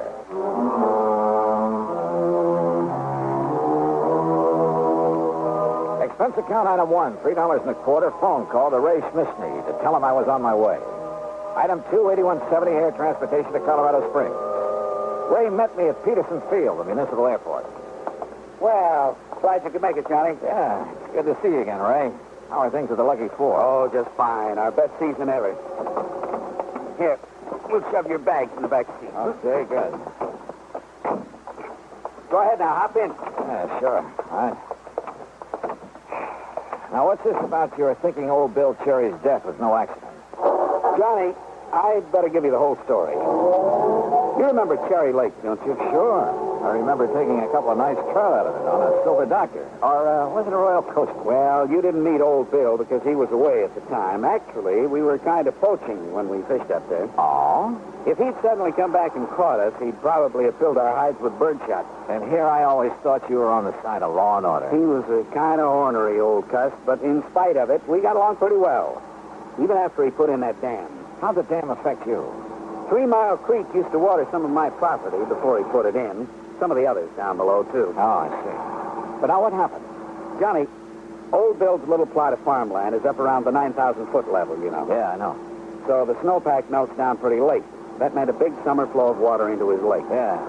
And what about when some of your big summer rains come pouring down? It was during one of the big rains a couple of weeks ago, one night it was, that the dam gave way. Johnny, that thing busted loose like an explosion. And what was left of old Bill's house came tumbling down on the Lucky Four property. And old Bill? Oh, we found his body in the wreckage. Oh, hold on. I'm going to take my favorite shortcut and get away from the highway traffic. Sure. But now, Earl Foreman told me you seem to think that dam didn't give way by itself. Well, I did in the beginning. Everybody did. And why not? Homemade dam, more water in the lake than ever before, more water pouring down out of the sky to fill it up. Big storm. Maybe it was even hit by lightning. But now? Johnny, I went up there and poked around a couple of days ago. First chance I've had since the rain quit. And what did you find? A couple of things I want you to look at. What kind of things, Ray? Now, they may not mean a thing, Johnny, any more than who's the beneficiary of old Bill's insurance. Which reminds me, did Earl send me something in the mail? Oh, yeah, a big envelope, Johnny, and I opened it by mistake. It was supposed to contain a copy of Bill Cherry's policy. It did. And when I looked at it and saw who the beneficiary is... Hey, sounds to me like you need a tune-up, brother. That's funny. Let's stop and take a look, huh? Yeah, why not?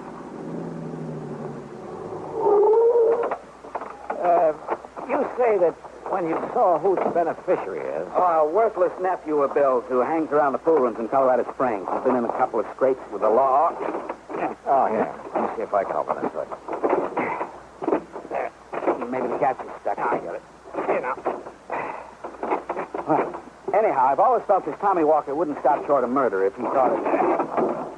There you are. Oh, good. And... Holy... Ray. Hey, look at all those crazy wires. No wonder she was missing. You didn't put that wiring in there? Are you kidding? Ray, come on, hit the deck. Huh? Come on the side of the road, back of this rock. What's the matter? All right, get down fast. What's got into you, Johnny? And look. No, you look. Johnny, holy smoke. Yeah, you look. Well, that was some kind of a bomb wired up in there. Yeah, by somebody who meant business. Johnny. By somebody who must have seen you poking around up near Old Bill's dam. You mean... Who must have found out you'd sent for me. What'd you say the name of Old Bill's nephew is? Act 2 of yours truly, Johnny Dollar, in a moment. Many of us on the job are clock watchers and time clock punchers just waiting for time to quit. When is it really time to quit? The man with a set day of work has a schedule to adhere to, but the fighting man quits only when the job is done, and to him, capture by the enemy does not mean the end, but perhaps only the beginning of the most important part of his job. One of the points of the Code of Conduct for the American fighting man says, quote, "If I am captured, I will continue to resist by all means available. I will make every effort to escape and aid others to escape. I will accept neither parole nor special favors from the enemy." Unquote. The strong ideals set forth there are the same ideals that gave great determination to one young officer of the United States Navy. Half an hour after Lieutenant Edward V.M. Isaac's ship was sunk by 3 torpedoes in the Atlantic Ocean in May 1918 at the height of World War I, he was taken prisoner by the commander of the German submarine U-90. During the U-boat's trip back to Germany, Lieutenant Isaac learned a great deal of vital secret information about U-boat movements. Determined to make this information available to the United States and Allied naval authorities, Lieutenant Isaac, while on his way to a prisoner of war camp, risked his life by jumping through the window of a rapidly moving train. Severely injured by his fall, he was again captured.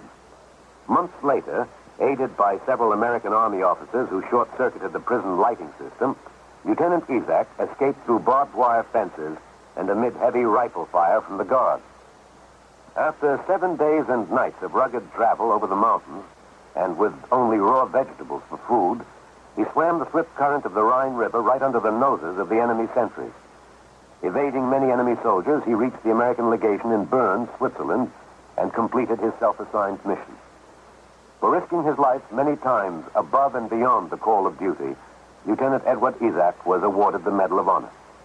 His personal code of conduct had made him realize that war doesn't end with confinement as a prisoner of war. That is when the real responsibility may begin. And now, Act 2 of yours truly, Johnny Dollar, and the Lucky 4 Matter. It was the driver of a big interstate moving van that came to our rescue after Ray's car blew up. He'd seen the explosion from the highway, seen one of the fenders flying through the air. Yeah, somehow those big truckers are always around to give you a hand. He drove us into Colorado Springs. Item 3, $50 deposit on a rental car, and we headed east on Highway 24 to Green Mountain Falls. The Lucky 4 is on a level spot on the side of a mountain, about half a mile up from the highway. 6 or 8 nice modern cottages share a beautiful view of Pikes and several other high peaks that surround colorful Ute paths. I dumped my luggage, set a load of Ray's pretty wife Lee, and we headed up a narrow wagon trail up the side of the mountain in Ray's Jeep. Here, Johnny, that truck driver gave me this souvenir. Hey, looks like a piece of the wiring we found under the hood before your car blew up. That's what it is. Now, look, you see there where 3 Mile Creek bounces down over the rocks? It's quite a flow there, Ray.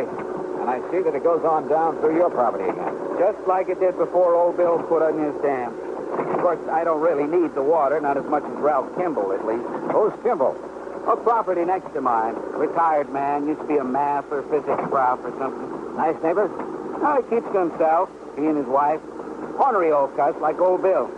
They had no use for each other. Didn't like interference. Now, you see that clearing up ahead?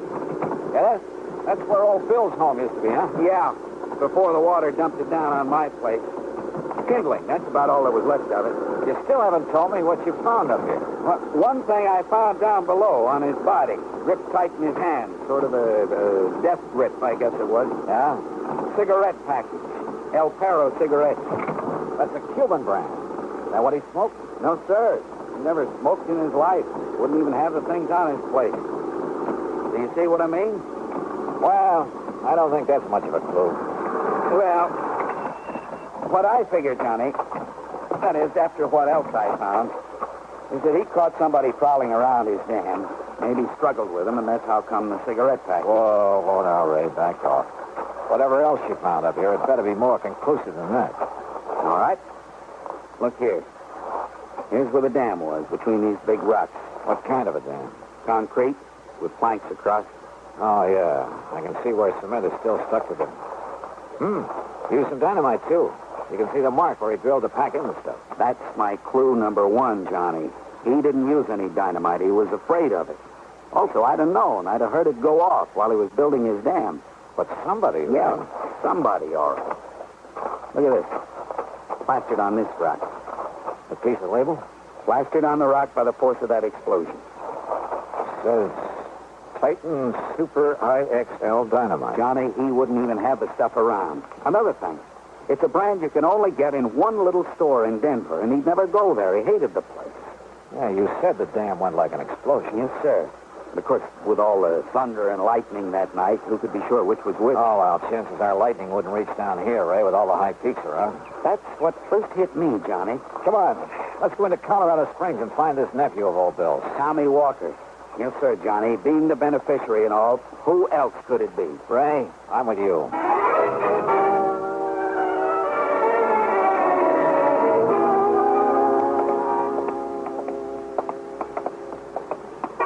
Doesn't look to me like there'd be any cheap pool halls in this part of town. No.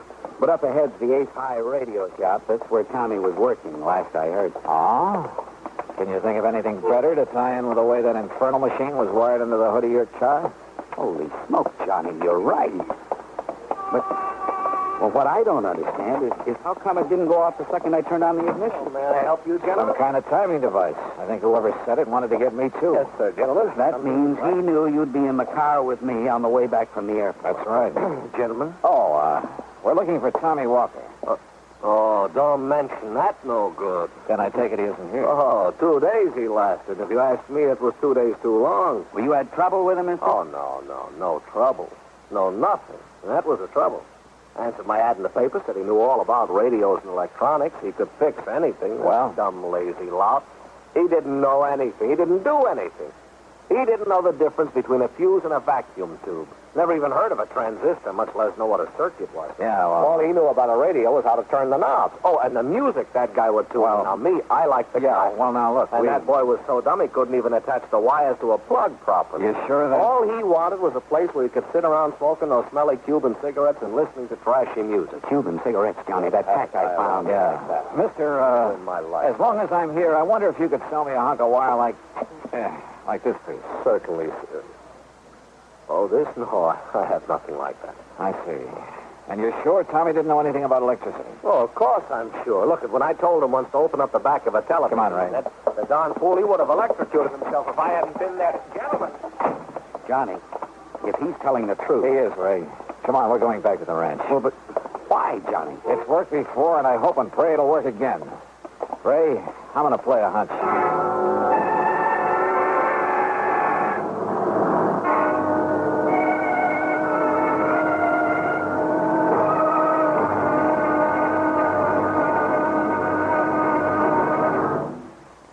Act 3 of yours truly, Johnny Dollar, in a moment. And now for another episode in the life of Sergeant Donald Bellwether, my husband.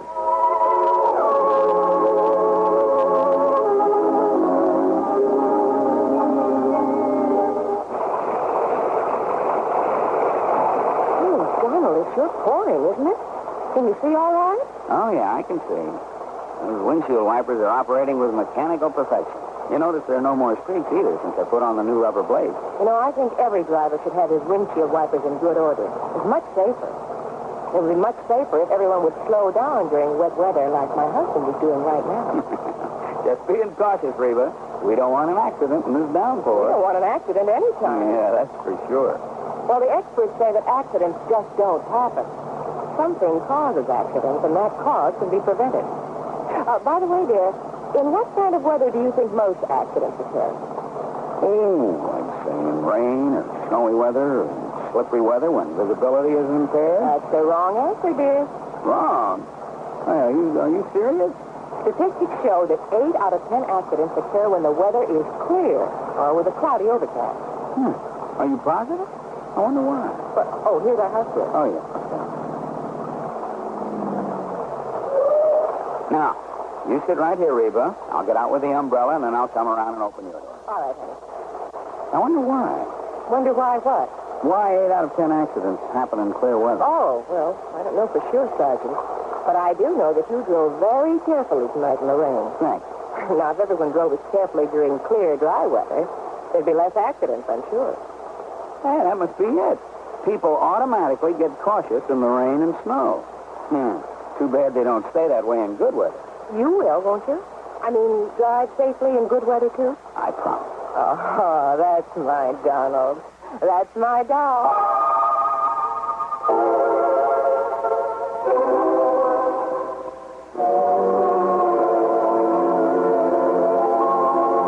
And now, Act 3 of yours truly, Johnny Dollar, and the Lucky Four Matter. Back at the Lucky Four, Ray's wife, Glee, made us a couple of sandwiches and some coffee. We'd kind of forgotten about lunch. While I looked over the insurance policy that Earl Pullman had sent on to me. Yeah, Tommy Walker was the only beneficiary. But, and this was the important part, he was due to receive the munificent sum of $1,000. And that's all. That's all? You mean he'd kill his uncle for $1,000? I don't think so, Glee. Well, and yet, if Tommy is the only one to benefit... Listen, Ray. You told me right off the bat you hadn't liked the idea of old Bill putting that dam up there. Johnny. Johnny, no. That is... None of us liked it. What do you mean by us? Well, none of us. The Kimballs and us. Only because it kept the creek from coming down here. He made a diversion when he put in that dam. But after I put in the pumps, we've had plenty of water. And I'd have had to put in the pumps anyway. Do you ever use dynamite around here, Ray? Sure. Most everybody does one time or another. And in this whole section, use it to clear the land. Johnny, that... Listen, Johnny, I don't know what you're driving at. Most everybody does, huh? Yes. Have you ever used that particular brand? Titan Super IXL? No, sir. Never in my life. But you knew where to get it. Everybody does, Johnny. Johnny, please. Everybody, huh? Yes. Including Ralph Kimball next door? Mr. Kimball? Huh? Yeah. Maybe I'd better go over and talk to him, huh? They're not at home. He went to Denver this morning early, but Johnny... How do you know? She told me they were going. She dropped in last night, and she told me, and I said Ray was going, too, to meet... Johnny, look. She drop in here very often? Well, only since the dam broke, and... Well, they weren't too friendly before, but now... Well, Physics professor, huh?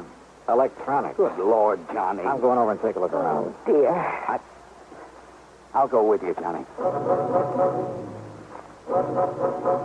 Ray had minimized the problem he'd had when the dam was put in. Maybe his next-door neighbor hadn't. Kimball had kept to himself, Ray said. It was very much like old Bill Cherry, an ornery sort of cuss who didn't like interference. And old Bill's dam had certainly interfered with Kimball's water supply. We started our search in the workshed back at Kimball's house. Here it is, Johnny. Take a look. Titan Super IXL. Look here, Ray. This rock drill the same size as the one used up on the dam? Sure is, Johnny. And if we can find some of it.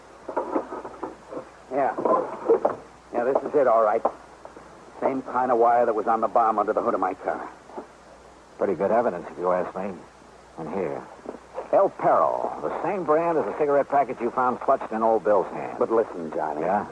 This is only what you'd call circumstantial evidence. But if there's enough of it. Listen. Yeah? Maybe you underplayed it. Maybe you were pretty sore about that dam. Well, of course I was. And so was Kimball. Well, he threatened to sue, Johnny. He threatened a lot of things, but that doesn't... All right. Call that the motive. Now, this evidence, this rock drill. But a lot of people use them, maybe even this same size. And this wire, the same kind used to hook up that bomb. But, well, most anybody could get wire like that. I think. The point is, he has it. And the right brand of dynamite. Well, anybody who knows that store up in Denver... As for hooking up that infernal machine, Kimball was a physics professor, electronics. Yeah. Yeah, that's true. Did he know about your private shortcut to Denver? Yes. Yes, Johnny, I told him one time. He also knew when you and I would be on that road. Clee had told his wife. She probably told her why I was coming here. Yes, that's true. Kimball and his wife left for Denver early this morning. And look, Johnny. Huh? The mud on these boots here in the corner.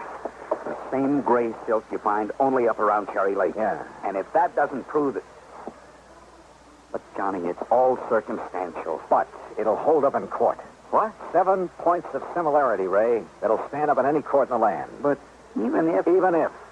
Because what the law calls 7 points of similarity, as any mathematician can tell you, will occur only once in 38 billion times. That's true? That's true. And that's what's going to hang Mr. Kimball. That, Mr. Dollar, is not true. Kimball. Oh, now, surely you're not going to be foolish enough to use that thing, Kimball.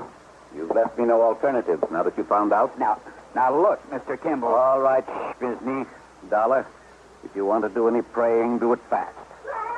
What? Yes, Mildred? Ray's wife. Ray's wife? Yes, she's coming over here with a shotgun. Shotgun, eh? Well, she's too late. Oh, no, she isn't. Stay right where you are, Mrs. Kimball. Mother can help me. I'll pull it. Oh, Stand right where you that are. was too close, Johnny. Yeah. Shall we join the ladies?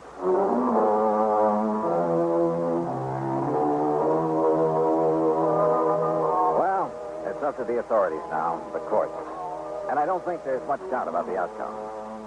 Kimball's attempt to kill us was the clincher.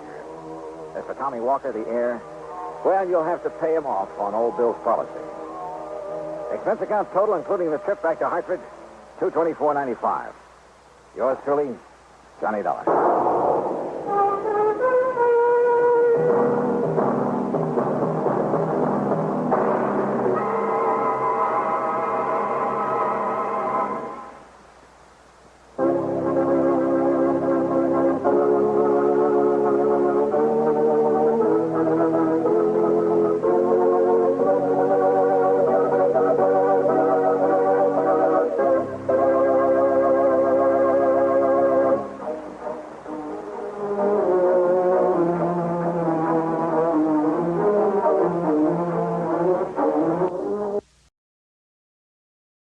From Hollywood, it's time now for...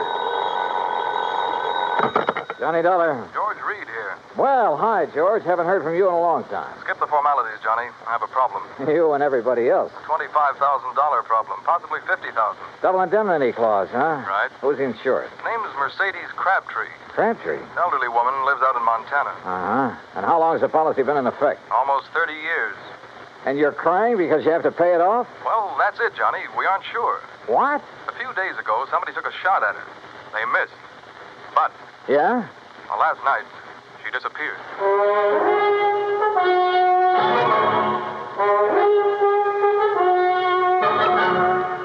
Bob Bailey in the exciting adventures of the man with the action-packed expense account. America's fabulous freelance insurance investigator. Yours truly, Johnny Dollar.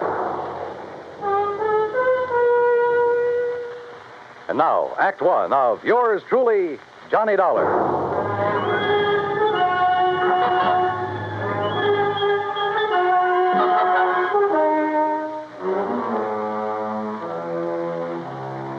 Expense account submitted by Special Investigator Johnny Dollar to Floyd's of England, American Branch Office, Hartford, Connecticut. Following is an account of expenses incurred during my investigation of the Silver Belle Matter, spelled B-E-double-L-E. Expense account item 185 cents, taxi from my apartment to George Reed's office. He was on his feet waiting for me. His suit looked like he'd slept in it. Close the door, Johnny. Yeah, sure. Johnny, I'm not going to mince words with you. This one's important, not only to me, but to Floyd. Oh, how come? Because Mrs. Crabtree was one of our first American clients, and because Murdoch Morton sold her that policy. Murdoch Morton? Who dat? My goodness, Johnny. Mr. Morton's the president of our company. You should know that by now. Oh, yeah, I suppose I should. Yes. Well, at the time Mr. Morton sold her the policy, he and Mrs. Crabtree became very close friends. And where was Mr. Crabtree while all this was going on? He'd been killed in an accident in his mine 6 months before. Johnny, you have a very suspicious... I know, George. Prettier people than you have told me. Yes. Well, anyway, since that time, Mr. Morton and Mrs. Crabtree have corresponded regularly. And when Mr. Morton heard that someone had taken a shot at her... Now, wait a minute, George. Mr. Morton's in London, right? Yes. Well, just how did he happen to hear about the shooting? Through Mrs. Crabtree? No, Mrs. Henrietta Scott wrote to him. Oh. And just who is Mrs. Henrietta Scott? According to her letter to Mr. Morton, she claims to be Mrs. Crabtree's only friend in Silver Gulch. Silver Gulch? Montana. It's where Mrs. Crabtree's lived for over half a century, and it's where Mr. Morton wants you to go immediately. Oh. When did Mrs. Crabtree disappear? We received a telegram from Mrs. Scott early this morning. She was supposed to have dinner with Mrs. Crabtree last night and got up to her house, but it was empty. She waited until midnight, checked again this morning, then wired us. Who's the beneficiary on that life policy, George? Doesn't mean a thing. No? Why not? Well, only a couple of people know the policy exists. Also, the beneficiary happens to be Mrs. Crabtree's favorite charity. Good luck, Johnny. Oh, thanks, pal. I'm going to need it. Expense account item 2, $178, air transportation to Butte, Montana. Item 3, $14.90, bus fare, Butte to Silver Gulch. Like George had said, it wasn't much of a town. I checked into the Silver Queen Hotel, rented a battered Model T, and drove out to the home of Mrs. Henrietta Scott.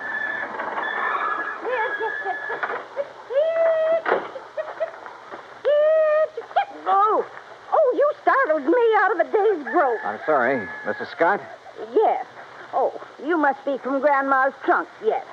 Beg your pardon? Grandma's trunk. They sent you, didn't they? Well, come along with me. It's in the house. Mrs. Scott, wait a minute. I'm afraid you've made a mistake. You mean you're not from Grandma's trunk? I don't even know Grandma. It's an antique shop in Butte. They said they'd send a man out to offer me a price for my hand-carved rosewood headboard. You're not him, huh? No. My name's Johnny Dollar. I'm an insurance investigator. Well, why didn't you say so right off? Come on inside. I suppose you're here about poor Mercedes Crabtree. God rest her soul. Yes, that's right. Is she still missing? Rest her soul. Sit down anywhere. Oh. No, not there. Well, on the settee. That's it. You comfortable now? Fine, thanks. The sheriff and a couple of men who work for Charlie Greenpaw were out looking for her most of yesterday. They're at it again today, but they won't find her. Leastwise alive. Well, can you think of anyone who might have reason to kill her? Well, now that's hard to say. Most people in this town right now, they ain't got no use for her. They say she's stopping progress. Now, just what do you mean by stopping progress? Well, Charlie Greenpaw's busy getting some of the old buildings fixed up so they're livable again. He's planning on turning the whole town into a tourist attraction. Uh-huh. Well, Mercedes, she won't hold still for it. She won't let him set foot on any of her land. Won't sell none of it, neither. Does she own very much of the property around here? Little more than half of Main Street. And the thing that Charlie wants most, the Silver Belle. The Silver Belle? Richest silver mine in Nevada. Leastways, it was once. George Crabtree discovered it. Yes, When well, the now- vein ran out, he's killed trying to find it again. After that, the mine was closed. Mrs. Scott. Of course, the town closed down when the mine did. Mrs. Scott, were you with Mrs. Crabtree the day someone tried to shoot her? No. She was walking up toward her mine, alone.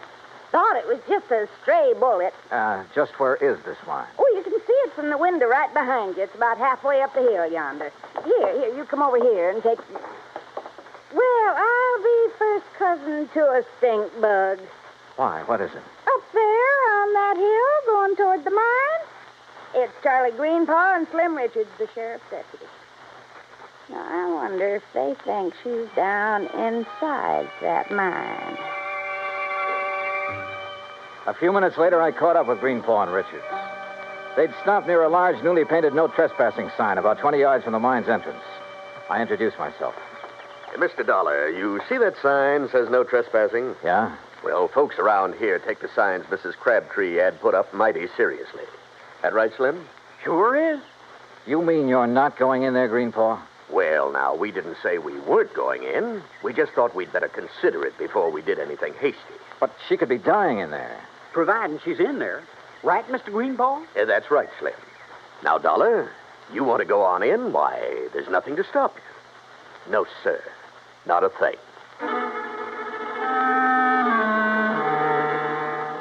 I left daylight behind as I followed the narrow tunnel deep into the side of the hill. About 50 yards down, the tunnel branched off in two different directions. I stopped for a moment, then took the one to the right. I hadn't gone 10 feet when it happened. Holy jump.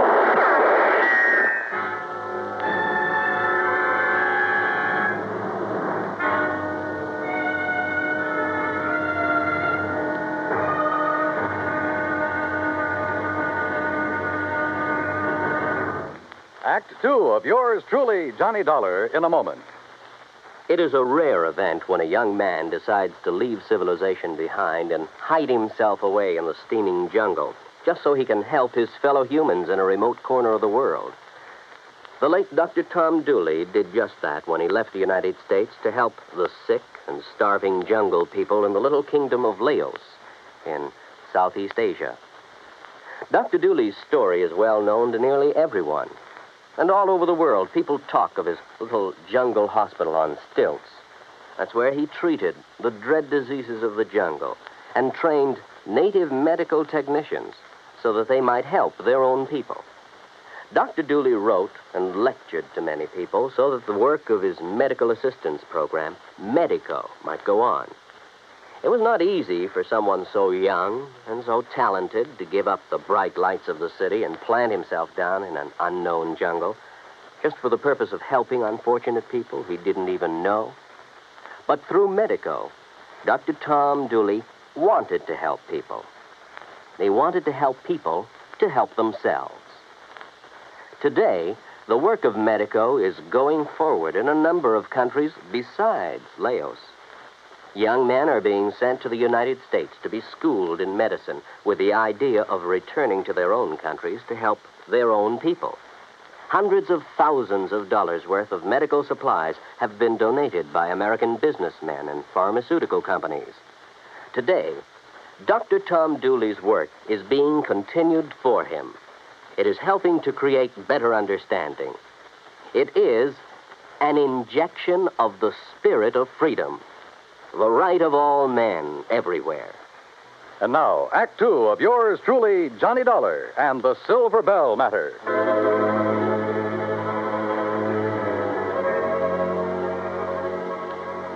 I wasn't alone in the mine, that was for sure. But whoever was in there with me wanted to be alone and resented the intrusion. I wondered if they could hear, so I picked up a rock and tossed it on down the side of the tunnel.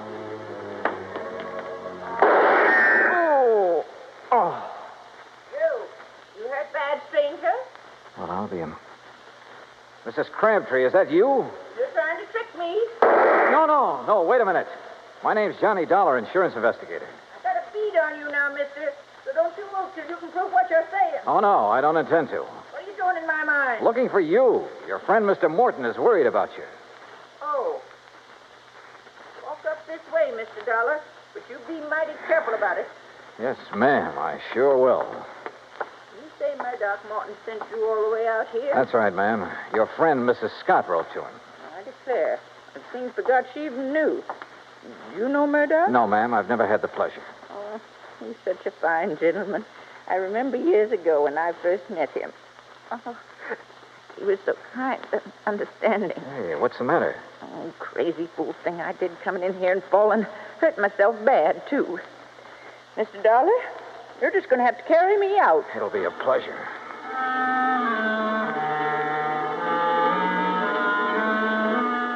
She couldn't have weighed more than 80 pounds, 6-shooter and all.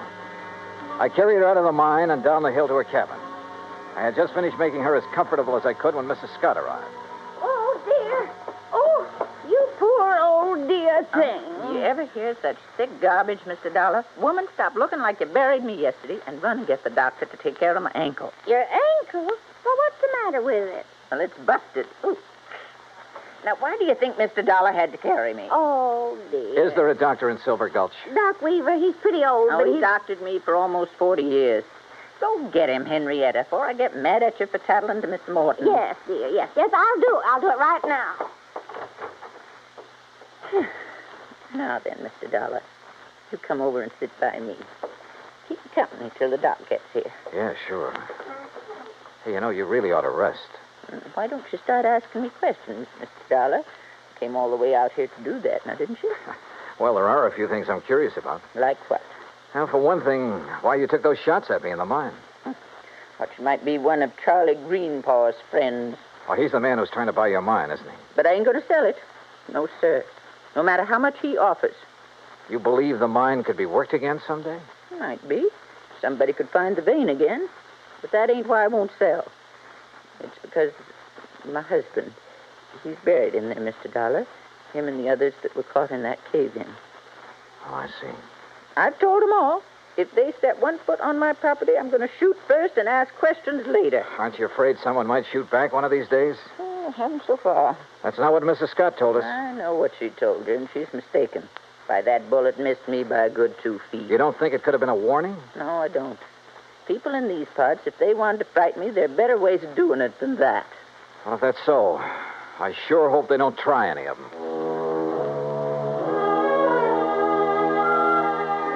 No one, at least so far as she knew, had reason enough to try killing her. Not even Charlie Greenpaw, although she refused to cooperate with the Silver Gulch Improvement Committee. I waited until Mrs. Scott returned with the doctor, then left and drove back to my hotel. I had finished supper and was heading toward my room when someone called me. Oh, Mr. Dollar. Yeah? Oh, Mr. Greenpaw, I was just thinking about you. That's so? Yeah. I was wondering why you hadn't thought to take a look in the Silver Belle mine when you first heard that Mrs. Crabtree was missing. Well, to tell the truth, I'd left the search up to the sheriff until today. Then this morning, Isabel, that's my wife, she said if something did happen to Mrs. Crabtree, it sure looked like I did it. Good thing you listened, because she was right. Yes, I know. Say, Dollar, I hear Mrs. Crabtree's taking quite a shine to you. Oh, where'd you hear that? Doc Weaver said that's all she talked about. Hey, look, if you'd like to pick yourself up a few $100s, you sure could do it easy. Oh? How's that? Just get the old lady to sell me her mine and the acreage along next to Mrs. Scott's place. Uh-huh. I'd give her full value for both. And that'd come to enough money for her to live on the rest of her life real comfortable. Now, you do that, Dollar, and I'll give you $1,000 cash. You know something, Greenpaw? What's that? I could have been mistaken about you. You want that mine and the land around it real bad, don't you? Sure. I spent a good deal of money fixing up the old buildings here in town. If I can get the Silver Belle and enough land out there to put a dude ranch on, why, this town will be able to make Virginia City look second-rate. Now, what do you say? I don't know. I'll relay your proposition to Mrs. Crabtree. The rest is... What's all the excitement out there? Oh, it sounds like... Miss Greenpaw! What is it, Slim? What's going on? Fire! Miss Crabtree's cabin. It's blazing like fury.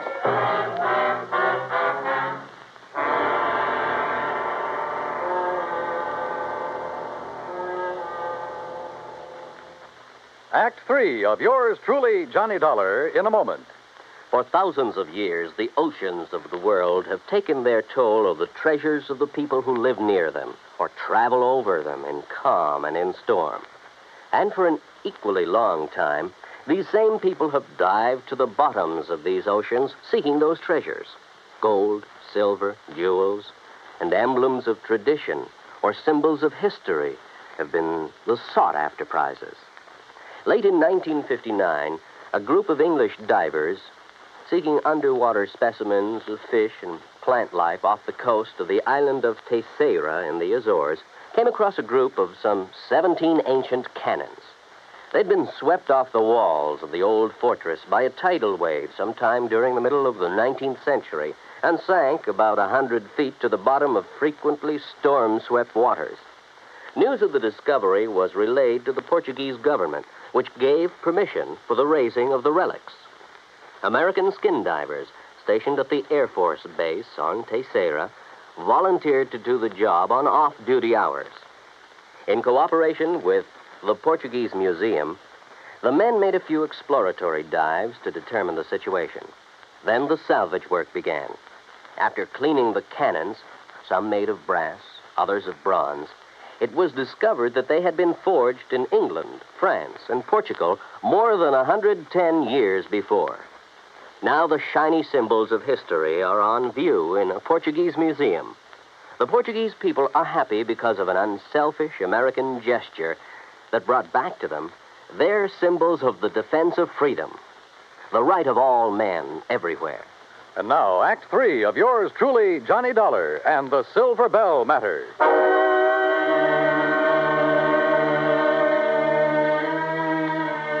By the time we reached the cabin, it was all over. For a moment, I was afraid Mrs. Crabtree hadn't managed to escape.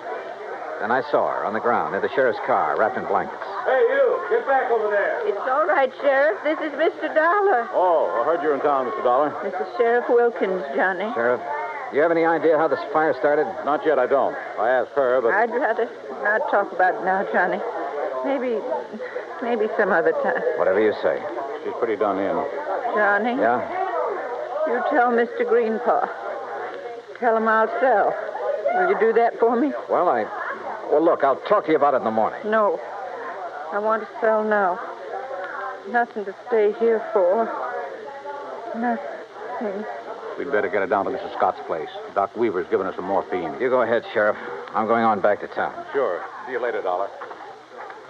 Oh, Mr. Dollar, is she going to be all right? Yeah, I think so. Greenpaw, do you have a map of this area, including all the land you're planning on buying? Not on me. It's down at the office. You want to see it tonight? Yeah, I sure do.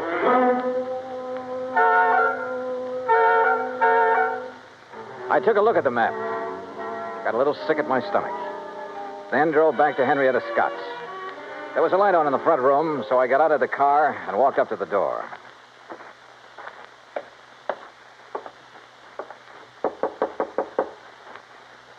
Yes, who is it? Johnny Dollar, Mrs. Scott. Oh? Well, isn't it a little late to come calling, Mr. Dollar? I mean, after all, Mrs. Crabtree is sleeping sound, and I'm all ready for bed. I want to see Mrs. Crabtree. I want you to wake her up. Well, I just couldn't do that. The doctor told me she should have as much sleep as she can get.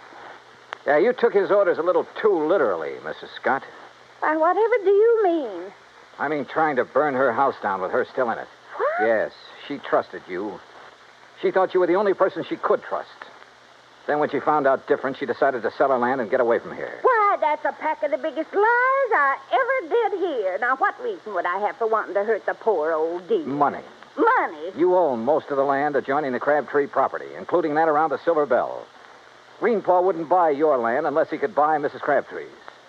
When she refused to sell, you decided to see that property changed hands the hard way. If that's so, why would I be so concerned about her? Now, why would I write Mr. Morton telling him she'd been shot at and then wiring when she disappeared? Why? To protect yourself. You purposely missed her that day. You had to set up your alibi. You got no proof. No, you're right. I haven't. But Mrs. Crabtree has. She knows who and what started that fire in the cabin. Now, get out of my way. No. Oh. Mrs. Crabtree. Mrs. Crabtree. Huh? What is it? All right, Mr. Dollar. You move away from her. Not until I find out. Move away now, or I'll shoot. Oh, well, when you put it that way, Mrs. Scott, I'll have to. You were right about me missing her on purpose. Anybody's lived up here long as I have, they don't miss with a rifle good as this one. Mr. Dollar? Mr. Dollar, she started the fire. Mercedes, you shut up. You try and make me. Maybe I will, like I should have before. You see that... Oh, no, you don't. No. Give me that rifle, lady. No. Why? Why did you have to ruin it? Why? Somebody had to. You okay, Mrs. Crabtree? Yes. Did I do good getting her attention? You did just fine.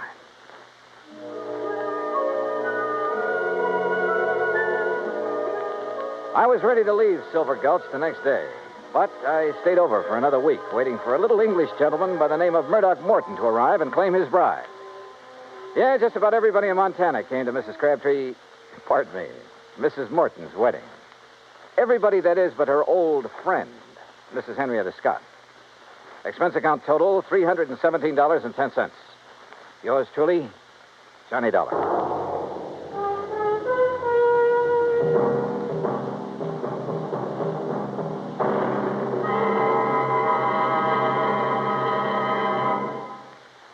And now here is our star to tell you about next week's story. Next week, a beautiful girl is killed. And with her goes a big part of my own heart. It's one of those things that... Well, join us, won't you? Yours truly, Johnny Dollar.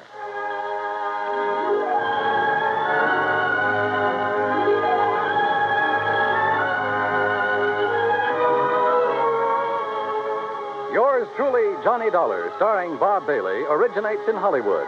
Written by Charles B. Smith, it is produced and directed by Jack Johnstone. Heard in our cast were Virginia Gregg, D.J. Thompson, G. Stanley Jones, Frank Nelson, Sam Edwards, and Will Wright. Be sure to join us next week. Same time and station for another exciting story of yours truly, Johnny Dollar. This is Dan Coverly speaking.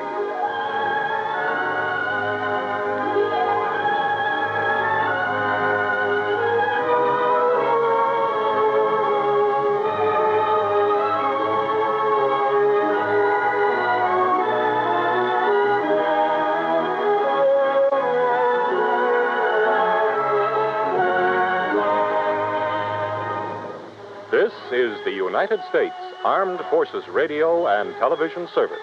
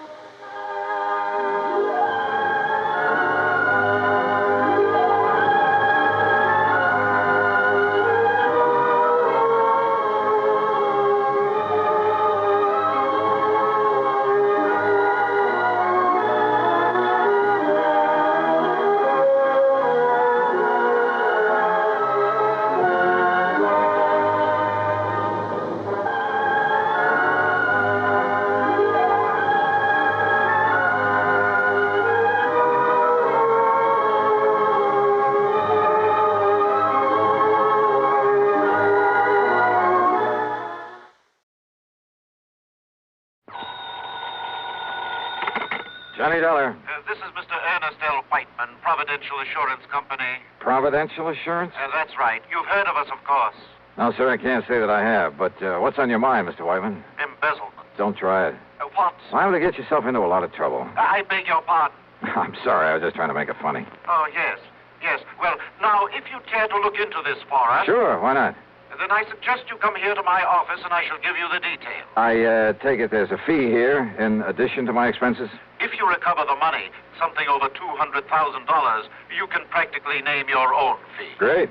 That is up to, say, $5,000. On a $200,000 loss? That's right. Oh, well, then maybe I'd better figure on padding out my expense account. Now, just a minute. Oh, stop worrying, Mr. Whiteman. But if you have any intention of Just keep your shirt on. I'll be over to see you.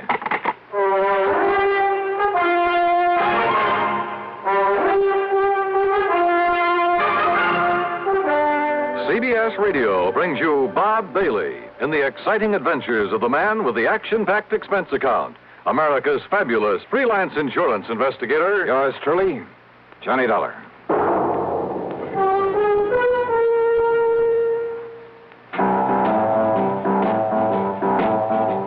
Talk about best-selling records. Here's a familiar tune about America's best-selling filter cigarette, Winston.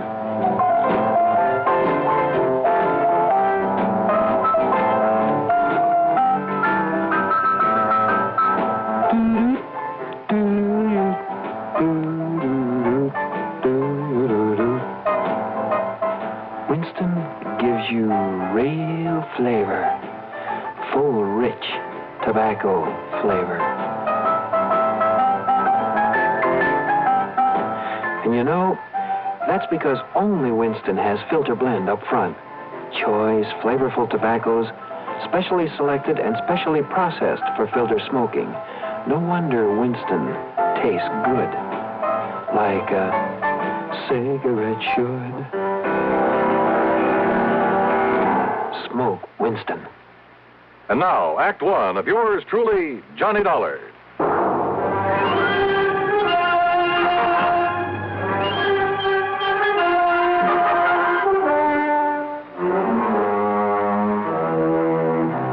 Expense account submitted by Special Investigator Johnny Dollar to the Providential Assurance Company, Hartford, Connecticut. Now, at this point, I don't know if it's the home office or not. Anyhow, following is an account of expenses incurred during my investigation of the Hand of Providential Matter.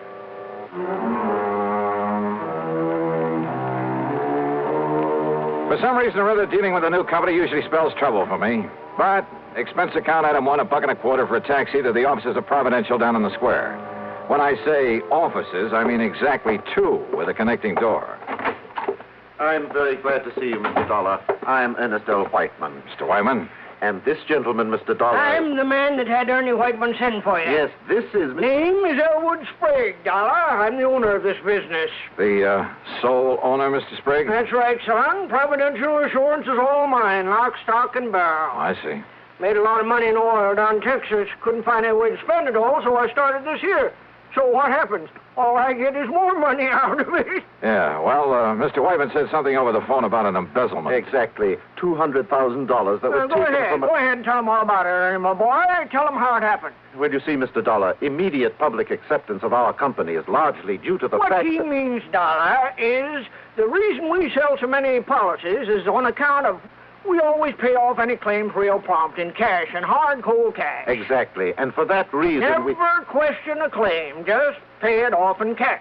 That's what we promise, and that's what we do. And for that reason, Mr. Dollar... That's why so many people who can't afford much insurance come to us. Yes, but as a result... So what happens? Instead of a nice tax loss, there ain't enough claims to fill your hat.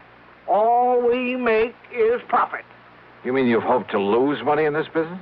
Tax loss, Mr. Dollar.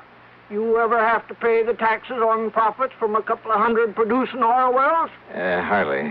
But now, Mr. Whiteman, about this embezzlement... as I started to say, paying off in cash as we do... That's right. Means keeping a lot of cash on hand. Oh? Then this embezzlement was of your own money? Exactly. The money was stolen from us. You kept that kind of money here in a safe or something? Well, wouldn't keep it laying around on the floor, would you? Well, have you any idea who might have taken it? We most certainly have. Sure. It was Hauser. Tom Hauser. The only one besides Whitey had the combination to the safe. He also kept the books, Mr. Dollar. Well, didn't you check his books periodically? Oh, of course I did. But when I discovered the loss this morning, I also discovered he'd been juggling the accounts. Well, how long ago did this Tom Hauser work here? Up until yesterday. As I told Mr. Sprague, I informed Hauser last night that I planned to check the cash as well as the books this morning. So what happens? This morning he's gone, and so is the money. Well, Dollar? When you ask me, this sounds like the most loosely run insurance company. Mr. Dollar. How you ever managed to get a license from the Insurance Commission? Well, now, that license is something we ain't bothered with yet. You what? We gotta make sure we got a business first, don't we?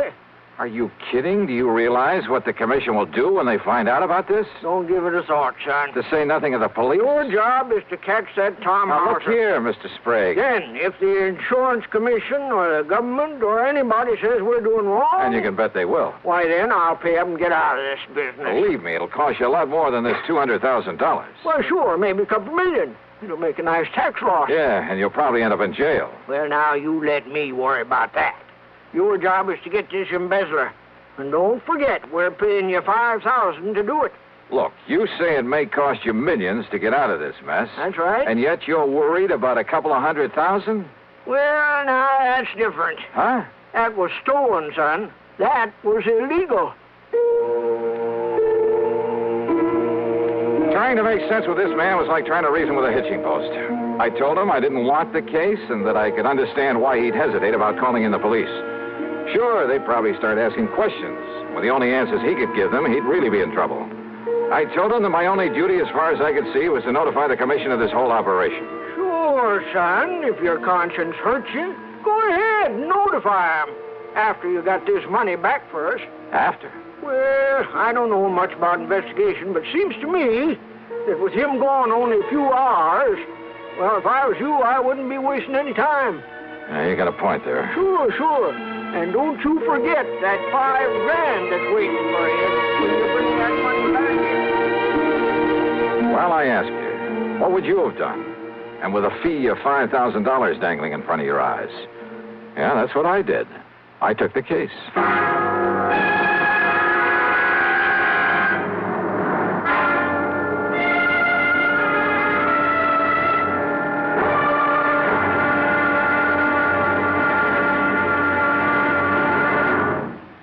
Act 2 of yours truly, Johnny Dollar, in a moment. Higginbotham here. We will now commence our lesson in stereophonic reproduction. Listen to the call of the spotted bill snicker on ordinary stereo.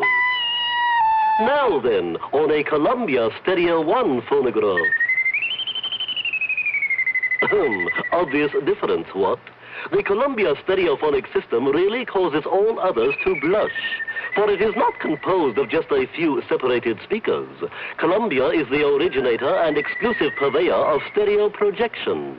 Only Columbia fills every inch of a room with real, lifelike sound. Now, when I was bird-watching with the Duchess of... But let that pass. You simply must hear the Stereo 1 phonograph by Columbia. Ask your Columbia phonograph dealer for a demonstration. And, chaps, portables are priced as low as $39.95. Consoles commence at $129.95. Lost that bird. And now, Act Two of yours truly, Johnny Dollar and the Hand of Providential Matter. Hoping the insurance commission wouldn't hang me if they ever found out I'd taken an assignment from this outfit, I decided to check the last known whereabouts of the embezzler, the bookkeeper who'd stolen some $200,000 from them. After getting his description and his address for Mr. Sprague, I spent item 2, $1.85, for a taxi to a dingy rooming house on the north side of town. At the front door, I was met by a frowsy old maid wearing a rather slovenly blue housecoat. She looked like she'd just gotten out of bed, and her stringy black hair was up in paper curlers. Special investigator, huh? That's right. Here, my credentials. Johnny Dollar, freelance. Well, Mr. Tom Hauser ain't here right now. I know. Have you any idea where he might be? I seen him leaving bag and baggage late last night. Guess he's gone on a trip somewheres. I was sitting by the front window having a can of beer before I went to bed, and I seen him get in his car and drive off. Yeah, well, just let me have the key to his room. Are you sure that's all right unless you got some kind of a warrant? Yeah, I'm sure. The key, please. Well, I ain't had a chance to clean his room up yet today. Don't do it. Don't touch a thing of his until I tell you to. Oh, well, now look, dearie. Just let me have the key. And here's a 5-spot for your trouble. Oh. Well, now, you're what I'd call a real gent.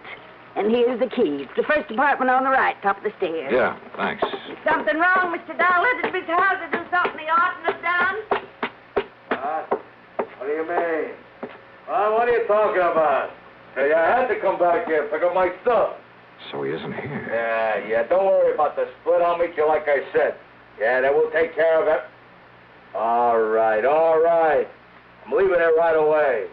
Neither Johnny Dollar nor anybody else will ever... He what? Well, if he does, I'll be ready for him. So come on now, hang up. Let me get out of here. Stop worrying, pal. I can take care of him and anybody else. Quietly as possible, I slipped the key into the door. I had some difficulty turning it, but finally heard the lock slip. Then I started slowly turning the knob. And then, well, I'm not quite sure exactly what did happen, except the door was suddenly pulled open so quickly that... Okay, baby. Oh. Hey, you want some more? What's the idea hanging around outside? Wait a minute. You must be Dollar. Yeah, Johnny Dollar. Then, baby, I'm gonna make sure you never get up again. No! Never!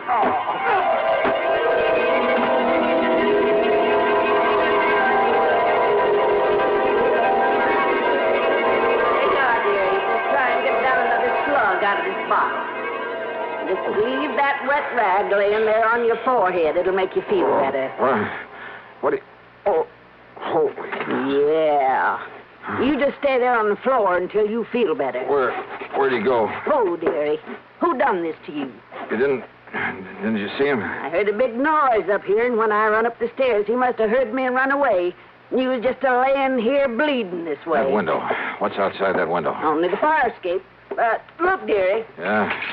Busted table lamp. This must have been what... Don't touch it. What? No, I'll wrap it in my handkerchief and... But who could have come here and done this to you? I can't imagine. Well, I can. Tom Hauser. Item 3, $1.20 for a cab to police headquarters. Anybody but Sergeant Ed Wilson would have asked a lot of questions that I didn't feel like answering. Ed simply took the lamp, told one of the boys in the lab to check, and if he found any prints on it, to classify them, then send a teletype to Washington. Item 4, $1 even for a cab to my apartment. After a long, cool shower, I felt somewhat better. I just got back into my clothes when the phone rang. Johnny Dollar. Ed Wilson, Johnny. Those prints on that lamp. Yeah, Ed. Thomas Harker, alias Tim Hosker, alias Tommy Hauser, alias just about everything else you can think of. Johnny, that boy is one of the 10 most wanted. No kidding. And for everything from safe-cracking to murder. You got any kind of a lead on him? Only that rooming house where he slugged me. Then he may be 100 miles away by now. I wouldn't bank on it. So, Ed. Yeah? You'd better put out that good old dragnet. Oh, don't worry, Johnny. But listen, just remember one thing about him. Like what? If that boy thinks you recognize I didn't him, even get a look at him. maybe he doesn't know that. And if he finds out he didn't kill you, Johnny, Well? he'll be back to finish the job.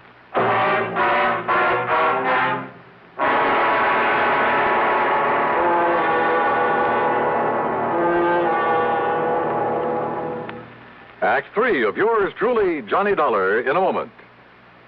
Here's Hollywood star Mona Freeman. Who feels like acting with a miserable cold? I relieve cold distress the fast way with 4-way cold tablets. Yes, tests of all the leading cold tablets proved 4-way fastest acting.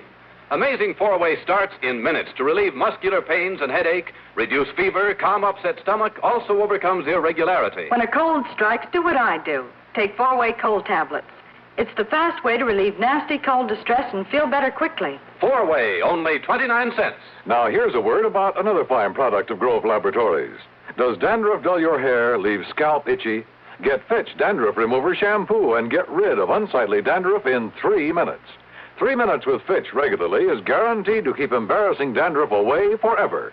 Apply Fitch before wetting hair, rub in 1 minute. Add water, lather 1 minute. Rinse 1 minute. Every trace of dandruff goes down the drain. 3 minutes with Fitch, unsightly dandruff's gone. Fitch can also leave your hair up to 35% brighter. Fitch Dandruff Remover Shampoo. And now, Act 3 of yours truly, Johnny Dollar.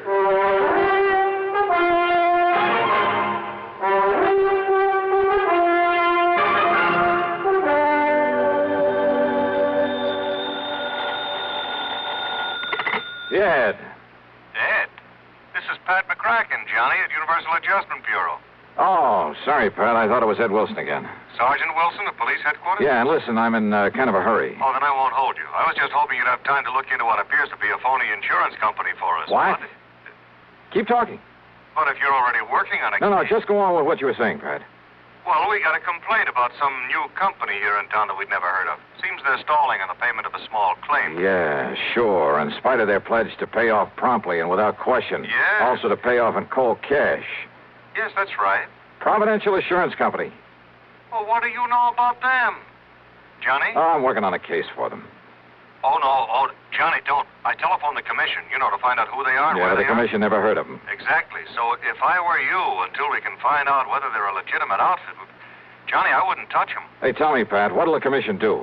But they've notified them by mail. They're sending over a committee to investigate, to look at the books and so on. When? First of the week, Monday or Tuesday. Why? That may be too late. What? If that outfit's what I think it is, and if I can do what I think I can. Johnny. Well, if I can't collect my fee and expenses from them, maybe I'll send a bill on to you. What? After all, I may be doing the whole insurance business a great and glorious service. Johnny, what are you talking about? That is, if I don't get killed first. Listen, I'll Johnny. see you later. And now the question is, but wait a minute. If Providential is what I think it is, where does Tommy House's theft of $200,000 come in? If he was working for them.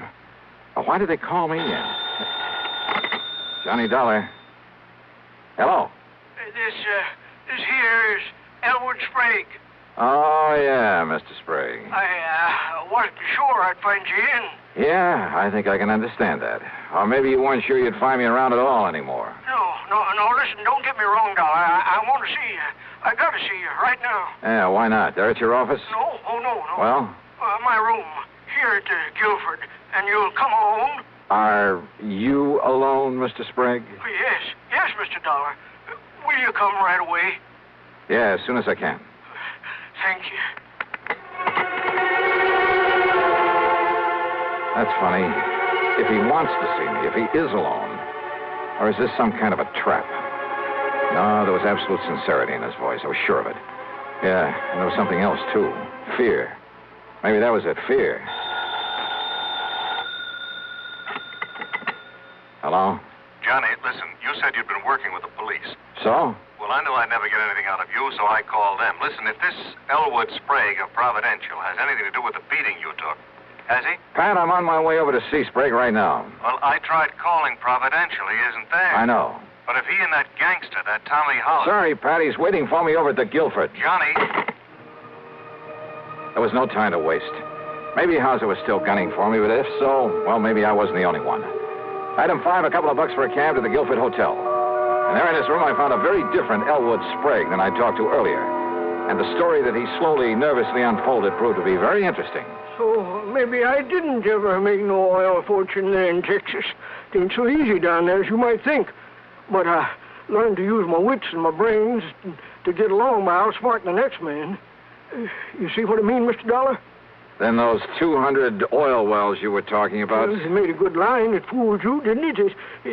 It even fooled Ernie Whiteman for a while. That's what gave him the idea. The idea for what, Mr. Sprague? Well, me to front for this insurance racket. You know, collect a lot of premiums and then we'd skip town. Right in the heart of the insurance industry? Always harder to pick out a bad apple in a barrel full, ain't it? Oh, brother. So what happened? That Ernie's a salesman, Johnny. When he got started on the country people around here, the money come rolling in. And when somebody made a claim, we stalled him on it. How long did you think you could get away with this? Until the commission got wise to us, then we'd move out. The commission was planning to investigate you next week. I know. Only by that time we'd be out of here. You and Whiteman and this Tommy Hauser. Hauser. Ernie brought him in. He said because he had a record, the police would know about him, so he would take the rap if anything went wrong. But then he walks out with all the money last night. And then you sent for me. Why? Because Ernie and me go after Hauser, he might have killed us. Ernie didn't want to send for you, but I made him. I held a gun on him. Oh, real nice people. Because maybe Hauser didn't know you. Maybe you could nab him and get the money for us. So what if you did get wise to us? What if we should have to cut you in to keep you from blabbing to the law? You rotten. Do you think everybody in this world is a crook? Well, at least it was better than leaving Hauser get away with all of it. It looks to me like he has so far. But, Johnny, now listen. Oh, I'm listening. Now, Ernie didn't know it, but I heard him on the phone. He was talking to Hauser. He was double-crossing me. They're meeting somewhere to split the money. Yeah? Well, what else could you expect? Now, listen, Johnny. Then they're coming over here to kill me so that I can't talk, you see. That's when I phoned you to come over here. And you think for 1 minute I'm going to stick my neck out to save that lousy hide of yours? Oh, you got to, Johnny. You got to. All I got to do is turn you over to the police. The police? Or would you rather just sit here and wait for Hauser and Whiteman? Well? Oh, all right, Johnny. All right, come on. At least it may keep you from getting shot, which is better than you deserve it. Well? Ernie. Back inside, please. Ernie, Both of you. That gun. That's right. The one that killed Hauser when he tried to hold out on me. The one that's going to kill you, Elwood, for what I heard just now through this door. Oh, no, Ernie, please. Johnny. And, of course, that means you'll have to go with him, Dollar. Now, get inside that room. Pat, Both of you. I kind of thought you might be coming over here. What are you talking about? After I told you where I was headed. You too, Sergeant. Sergeant. The police! That's right. So you'd better drop Look that. out! You think you're going to...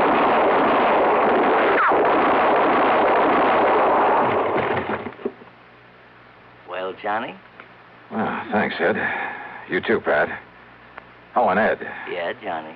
Maybe you'd better put a pair of cuffs on Mr. Sprague here. You know, to keep him out of any more trouble. Oh, I'll go along peaceful.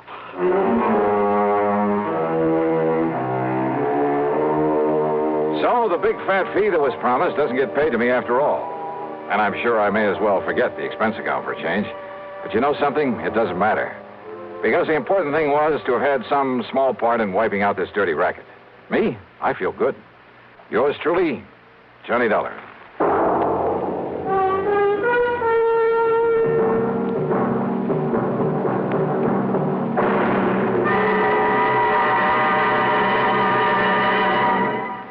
Our star will return in just a moment. Constipation is something people don't talk about much, but it can be a problem for anyone, even doctors. And when constipation occurs, it's interesting to see just what doctors consider important about a laxative they might use or recommend. Well, a majority of the doctors we heard from had this to say. A laxative should be effective, gentle, as close to natural acting as possible, and a medicine that can be used with complete confidence. Now, X-Lax has been popular with many doctors and millions of people over the years because pleasant-tasting chocolated X-Lax is effective. Overnight, it helps you toward your normal regularity. X-Lax is gentle, Next morning, it gives you the closest thing to natural action. And that's why many doctors and millions of people use X-Lax with complete confidence. X-Lax, the laxative that helps you toward your normal regularity gently, overnight. Is X-Lax in your medicine cabinet? Now, here is our star to tell you about next week's story. Next week, a man who uses government help to promote his one-man crime wave. Join us, won't you? Yours truly, Johnny Dollar.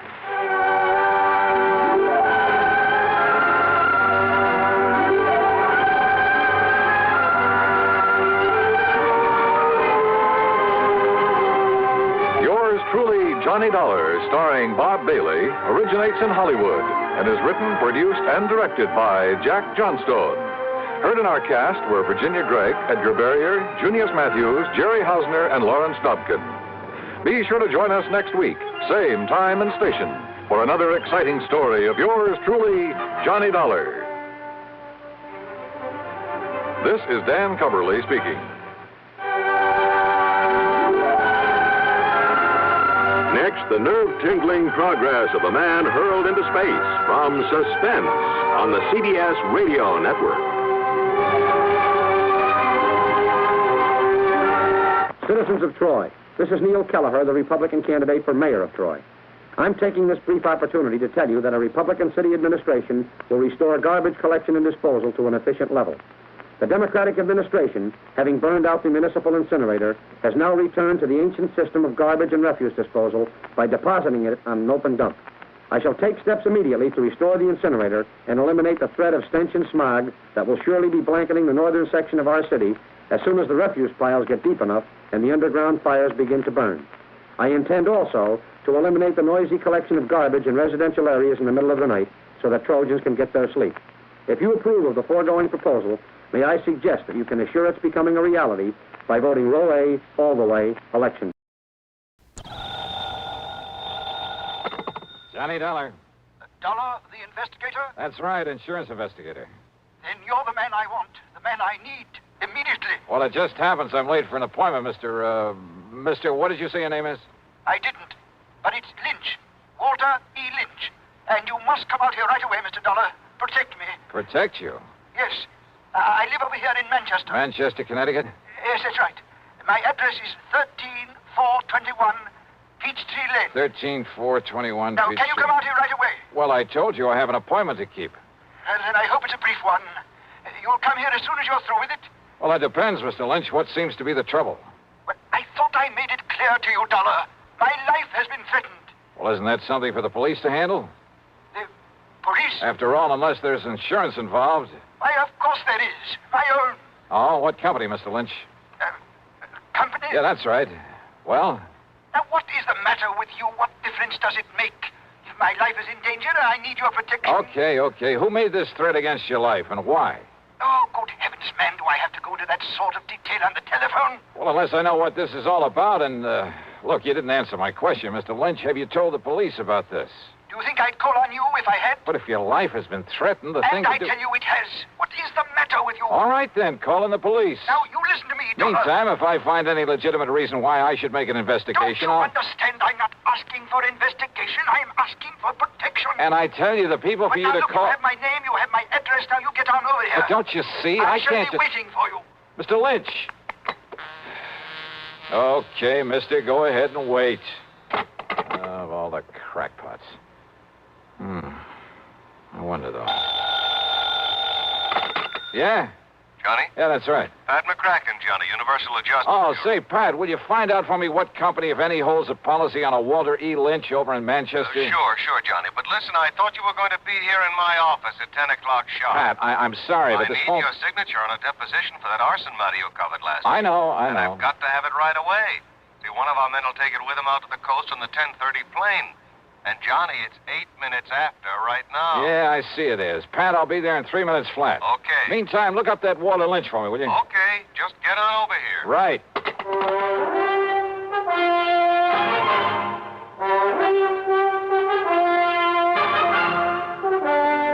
CBS Radio brings you Bob Bailey in the exciting adventures of the man with the action-packed expense account, America's fabulous freelance insurance investigator. Yours truly, Johnny Dollar.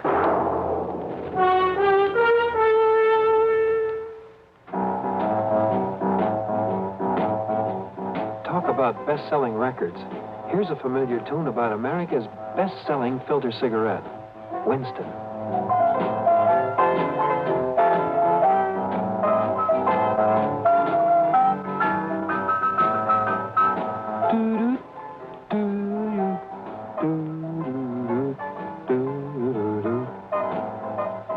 Winston gives you real flavor, full, rich tobacco flavor. And you know, that's because only Winston has filter blend up front. Choice, flavorful tobaccos, specially selected and specially processed for filter smoking. No wonder Winston tastes good, like a cigarette should. Smoke Winston. And now, Act One of yours truly, Johnny Dollar.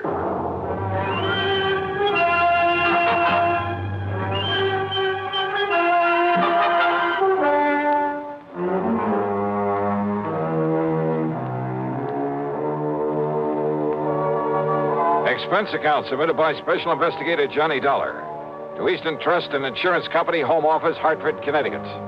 Following is an account of expenses incurred during my investigation of the Hapless Ham Matter. Expense account item one, $1.20 plus another $1 for the cab driver who got me from my apartment to Universal Adjustment Bureau in record time. I barged in on Pat McCracken without being announced, put my John Hancock on the deposition, after which he witnessed my signature. All right, there we are. Now, here you are, Miss Delsey. Give these to Mr. Peterson and tell him happy plane trip. Yes, sir, right away. Oh, and see if Bartell has found any of that lynch information I asked him about. There's been a lynching, Mr. McCracken? No. Just do as I say. Now, go ahead. But I thought I heard you... Yes, sir. Hey, what is the worry on this man Lynch, Johnny? Well, Pat, he sounded like a crackpot. He called me on the phone just before you did, said his life is being threatened. Oh, another one of those things, huh? Yeah. Who was threatening him? Oh, I don't know. He was a bit evasive about it, same as he was about naming his insurance company. Well, I know I never heard of him. What did you tell him? I told him to call the police, then unless there was some insurance angle that required investigation, you know. Right, exactly right. Although, of course, if Bartell does find something on him, if he is a client of one of the companies... It's still a police matter. Why call on me to play bodyguard? Well, you know, Johnny, if you would have your telephone number unlisted, you'd save yourself a lot of these nuisance calls. Yeah, I know. Oh, yes? Here's a photostat of the lynch policy Mr. Martell said you asked him for. Oh, then there is one. Thank you. And I thought you were talking about some kind of a lynching somewhere, Mr. McCracken. Isn't that funny? Yes. Thank you. Thank you, Miss Delsey. That'll be all. Well, I was only... Yes, sir. Now, let's see, Johnny. Walter E. Lynch. Policy issued 1954, Eastern Trust and Insurance. Face value is... Yeah, I see. 50,000 smackers. Yes, a lot of money. Let's see the name of the beneficiary. Oh, a nephew. Fred Lynch, New York City address. I wonder, Johnny. So do I. How well Freddie and his uncle get along. Named him as beneficiary. 5 or 6 years ago, things can change, Pat. There's one way to find out. And with $50,000 to be paid out if anything does happen to him. Yes. Go ahead, Johnny. Go ahead and pay Mr. Walter Lynch a little visit. At company expense? Well, now, Well? Oh, sure, why not? I'll notify Eastern that we've assigned you to this, but that you'll send your expense account directly to them. Okay? Okay.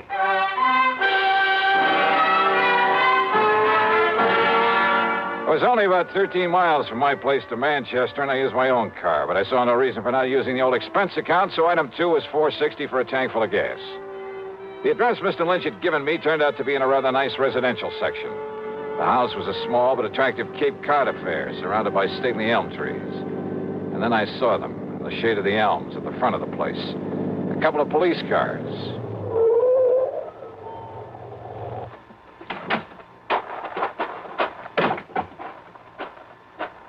Just a minute there, mister. Huh?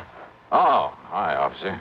Who are you and what do you want around here? Oh, my name is Dollar, Sergeant Johnny Dollar, insurance investigator. I came here to see Mr. Lynch. Insurance investigator, huh? Any credentials? Better let me see them. Oh, sure, you're okay. Here you are. Hey, what's happened around here? Okay, Dollar. You boys act pretty fast, don't you? What do you mean? Is Mr. Lynch in some kind of trouble? I'd call it worse than trouble, Dollar. He's dead. He's what? That's right. Murdered. Well, then I'd better get inside there and see what's what. Yeah, Dollar. Sure, maybe you better.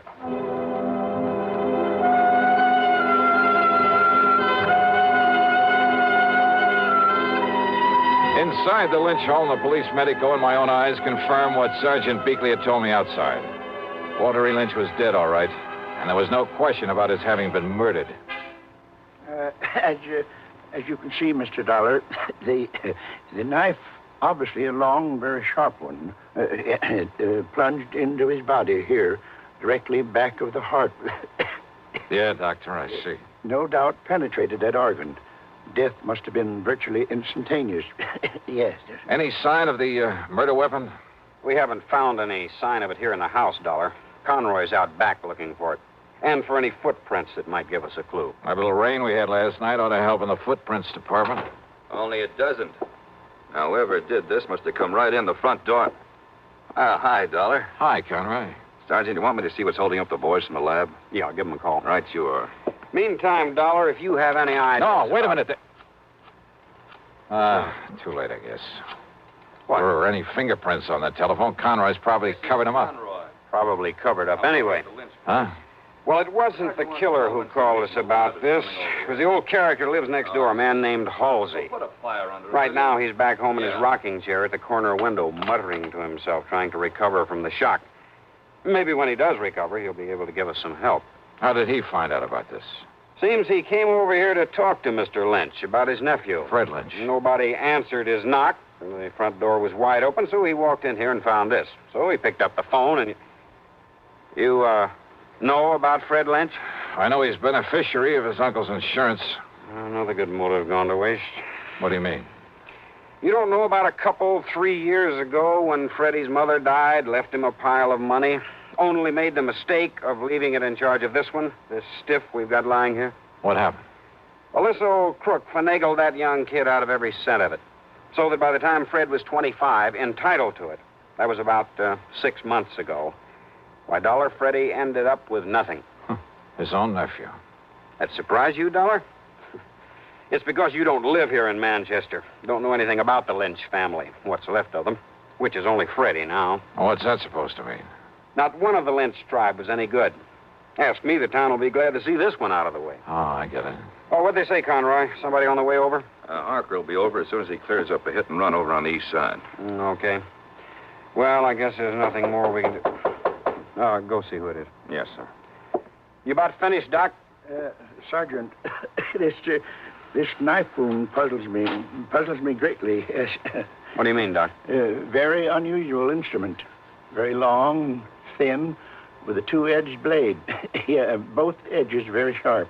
That's so? Yeah, very unusual. Sergeant, you said a neighbor, Mr. Halsey, found him here? Yeah, did somebody speak my name? Here's the man who was knocking on the door. Oh, Mr. Halsey, come in. I don't know that I want her, Sergeant. With that poor man laying there dead. Mr. Halsey, this is Johnny Dollar, insurance investigator. Eh? Insurance investigator? Yeah, I understand you came over here to talk with Mr. Lynch about his nephew, Mr. Halsey. Freddie. Why, that worthless young wastrel, that... Why do you say that? Well, because he never did a day of honest work in his life. The theater, that's all he cares about. Theater? In New York City, that pit of iniquity spends all his time with sinful people, actors, chorus girls, and the like. I take it you don't have much use for people in show business. Scum of the earth. That's what they are. That's all they are. Yeah, and well, he's one of them. Now, Mr. Halsey, and when I saw him here this morning... What? He was here? No doubt come to beg some money from his uncle. Why didn't you tell me that, Mr. Halsey? Of course his uncle cut him off from the money his mother left him. Wouldn't you have done the same? Mr. Halsey, listen. Eh? Will you... Yes, well, wouldn't you? Look here now. An actor he is, and that sinful city down there. Wait a minute. You say that Freddie was here this morning? Yeah, of course he was. When? That's why I finally made up my mind to come over here and talk to Walter about him. What time was he here? Well, from 9:30 to a few minutes of 10. Doc, have you been able to fix the time of death? Very, very close, Sergeant, yes. By the body temperature. What time would you say, Doctor? About 10 o'clock. Mr. Halsey, are you sure it was a few minutes of 10 when Freddie left here? Well, of course I am. How sure? I was sitting by the window listening to my radio like I always do. Thought you didn't like anything about show business. Radio is different. Oh, thanks. Freddie left his house just before the WDRC announcer gave the time as 10 a.m., and radio time is accurate time. I see what you meant, Sergeant, about a motive going to waste where Freddie was concerned. What are you talking about, Dollar? The doc says death was about 10 a.m. I know. So? And Mr. Halsey, you're sure that Freddie didn't come back here after 10? What's the difference? Of course I am. These eyes of mine may be pretty old, but they never miss anything. Well, what's the difference, Johnny? Freddie's the one that killed him. Lord knows he's the one logical suspect. No, Sergeant. Doc says approximately 10. So, all right, it was a few minutes of before Freddie left here. So Freddie killed him. Now, look, everything ties up. Yeah, and the kind of a knot that's going to hang that boy. No, Sergeant, I wish it was that easy. Oh, of course it is. Motive, opportunity, everything. It all spells Freddie Lynch. No. Conroy put a tracer on him. Right, Sergeant. Sergeant, I'm afraid you're wrong. How can I be? That is, if Mr. Halsey is sure of his times. Of course I am. On the radio. Okay, Dollar, why? Because Walter E. Lynch was still alive after 10 o'clock. What are you talking about? How do you know? Because he'd called me on the phone. Because I myself was talking to him at exactly 8 minutes after 10.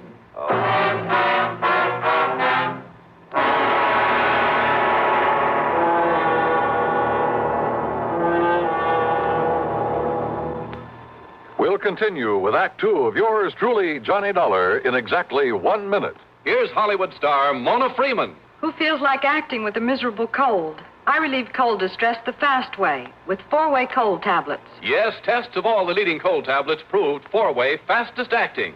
Amazing 4-way starts in minutes to relieve muscular pains and headache, reduce fever, calm upset stomach, also overcomes irregularity. When a cold strikes, do what I do. Take 4-way cold tablets.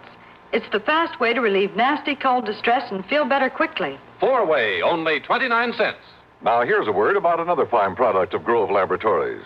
Had dandruff for years? Now get rid of it in 3 minutes with Fitch Dandruff Remover Shampoo. 3 minutes with Fitch regularly is guaranteed to keep unsightly dandruff away forever. Apply Fitch before wetting hair. Rub in 1 minute. Add water, lather 1 minute. Then rinse 1 minute. Every trace of dandruff goes down the drain. 3 minutes with Fitch, embarrassing dandruff's gone. Fitch can also leave hair up to 35% brighter. Get Fitch Dandruff Remover Shampoo today.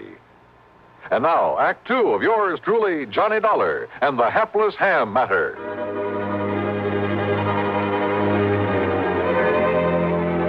No question about it. I was the perfect alibi for Freddie Lynch. Freddie had left his uncle's house a few minutes before 10.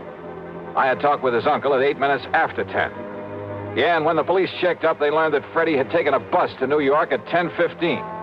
On foot, and he was on foot. Old man Halsey had seen that. He had to leave the house before 10 to make that bus.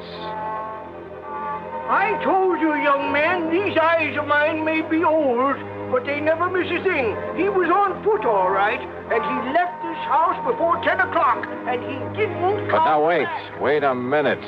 If someone else came in here to commit the murder after Freddie left, why hadn't old man Halsey seen that person? You're right, Dollar. Nobody else came here, so it must have been Freddie killed his uncle. All right, now look, Sergeant. Only how could he? Because if you talked to Mr. Lynch at 8 minutes after, and Freddie was on his way to the bus station, and he had to be... Wait, then Sergeant. it's impossible. Dollar, this really bugs me. All right, listen, the murder weapon. Very unusual. I know, Doc, you told me. It must have been something I'd never seen before. I wouldn't be too sure about that, unless you feel the same way Mr. Halsey does about show business. Why? Terrible, sinful, iniquitous, immoral. Yeah, maybe you're right on this one. What are you getting at, Dollar? Getting out. Was that an express, that bus that Freddie took to New York? No, it was a local. But I don't see Then what... with luck in my own car, I can beat him down there. Do you know where he lives, Mr. Halsey? I certainly do. All right, where? At 1231 West 43rd Street. Good. I'll see you later. Now, Dollar... Oh, and Sergeant, maybe you can fix any tickets for speeding I pick up along the way. Somehow, just lucky, I guess, I managed to reach the address in New York without getting pinched.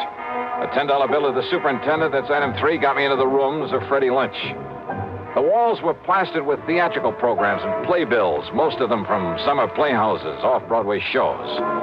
In a closet, I found some costumes he'd used in various productions. In one corner was a battered shield with a broken spear beside it. Some heavy oriental belts and jewelry, the long robe of an Arabian desert rider with a sort of turban to go with it. Yeah, everything fitted in very nice.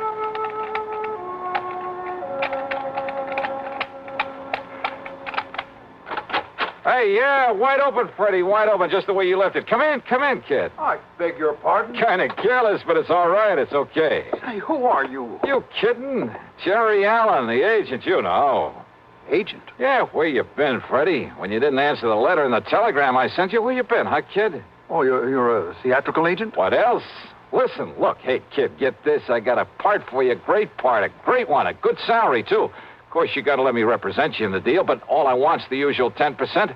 Well, how about it, huh, kid? Jerry Allen, you say? Yeah, sure, that's right. Oh, we never been introduced, but I caught you in half a dozen things, and you're good, boy, good, real good. Well, I like to think so. Sure you are. And being it's my business, I got to keep adding to my stable of actors, see what I mean? So if you want this part, well...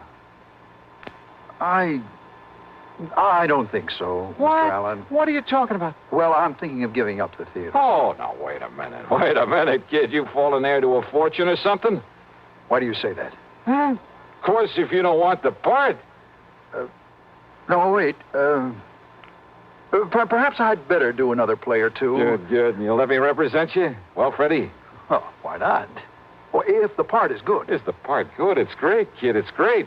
And if this thing doesn't hit Broadway the first time out... Hey, listen. It's a new play written by Johnstone. You get that? Johnstone? No, I'm afraid I don't recall ever... Well, sure you've heard of him. Why, man, he's had more hits. Oh, and listen, Freddie, listen to this part. All right.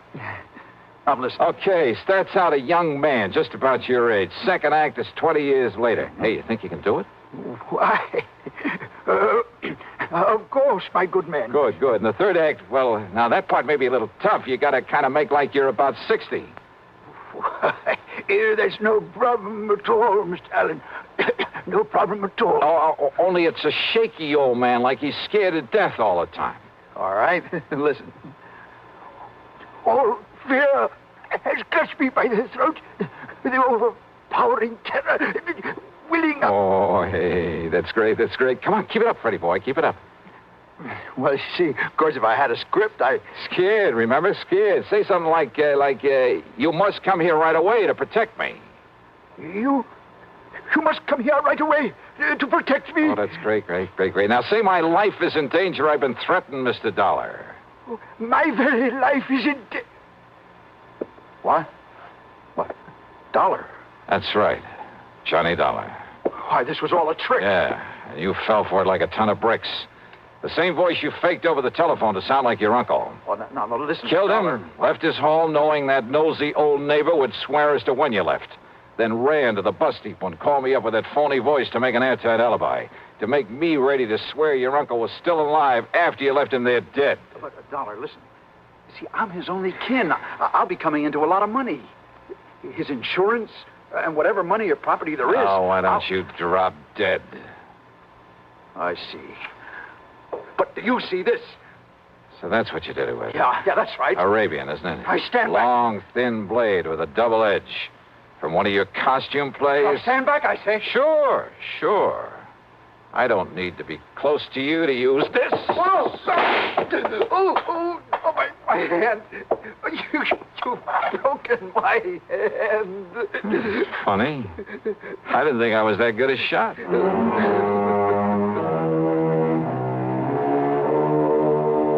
So now I'll have to make another deposition for the sake of another trial.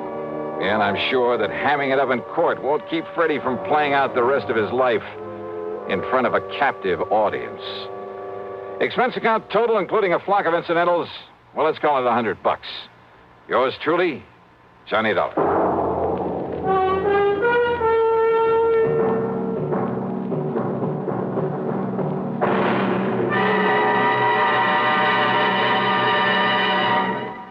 Now, here's a word from our star about the case he'll investigate on next week's program. Thanks, Daniel. It's called the Unholy Two Matter and involves a pair of characters who fit that description perfectly. One of them a killer. And if you're at all curious about what to do when you've got the situation well in hand and then suddenly a gun is shoved into the middle of your back, well, join us, won't you? Right here on your favorite station at the usual time on Sunday. Yours truly, Johnny Dollar.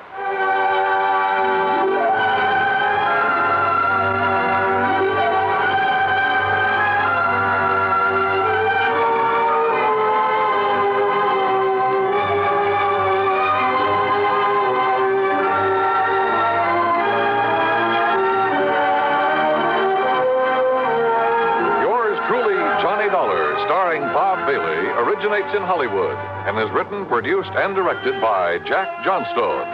Heard in our cast were Virginia Gregg, Chet Stratton, Florence Dobkin, Sam Edwards, Herb Ellis, Ralph Moody, and Junius Matthews.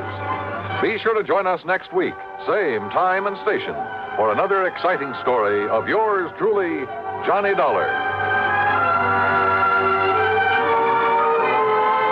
This is Dan Coverly speaking.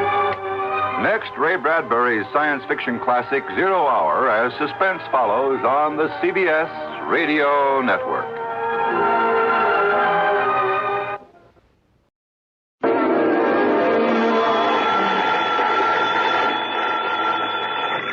Johnny Dollar. Les Walters, Johnny, at Worldwide Mutual. Well, hi, Les.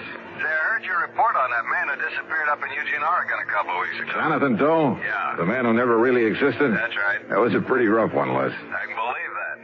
So it ought to be a lot easier for you to find a man who does exist. Or who did. Well, which is it? I wish I knew. His name is Elmer Leumas. Leumas. Leumas. So what happened? I told you he disappeared. I mean, what have you got to go on? Leads, clues, whatever you want to call them. Well, that's the funny part of it. Yeah? Nothing, Johnny. Absolutely nothing to go on. You call that funny? So maybe you better come on over here. We can talk about it. Well, now, Les. Yeah? So maybe you're right.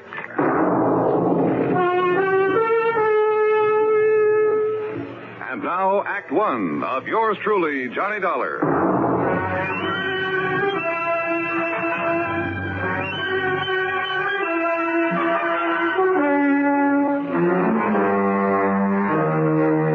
Expense account submitted by Special Investigator Johnny Dollar to the Worldwide Mutual Insurance Company, Home Office, Hartford, Connecticut.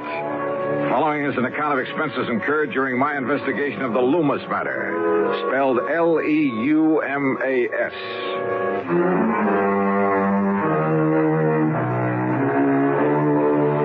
No leads at all, huh? Well, at least it gives me a clean, uncluttered start. So, expense account item 1, $1.10 for a taxi to the office of Worldwide Mutual in the Sperling Building down on the square. Hi, Johnny. I suppose I could have saved time by telling you over the phone just to pack your bags and head on down to Vineland, but sit down. Thanks. Vineland, New Jersey? That's right. About halfway between Philadelphia and Atlantic City. Yeah, Les, I know the place. I handled a couple of... Hey, wait a minute. You said Leumas? That's right, Elmer Leumas, the man who disappeared. Isn't there a Leumas glass company in Vineland? One of the biggest. Up till a few years ago when he retired, Elmer Leumas was the sole owner of it. And he must be plenty wealthy, huh? Millions. Which offers a lot of possible reasons for his disappearance. That's right. Okay, then, Lester, tell me all. I thought I made myself clear, Johnny, when I said I should have sent you right on down there to Vineland, because all I know about him is that he's wealthy, retired, sportsman, yachtsman, that sort of thing, and he suddenly vanished. How old a man is he? Well, according to this copy of the policy, he's 59. Straight life? Straight life. And who stands to benefit if his body just happens to turn up somewhere dead? His wife, Lena. How old is she? Let's see, she was 30 last June. Aw. That's right. And incidentally, I understand she's quite a beauty. At least according to Harry Ware, who sold the policy. Incidentally, huh? What do you mean by that? Oh, use your head, Les. Young, attractive woman, wealthy husband, nearly twice her age. Here we go again. Now, don't go jumping to conclusions, Johnny. Oh, no, of course not. Of course not. But just how soon do you suppose I can make connections to Vineland, New Jersey?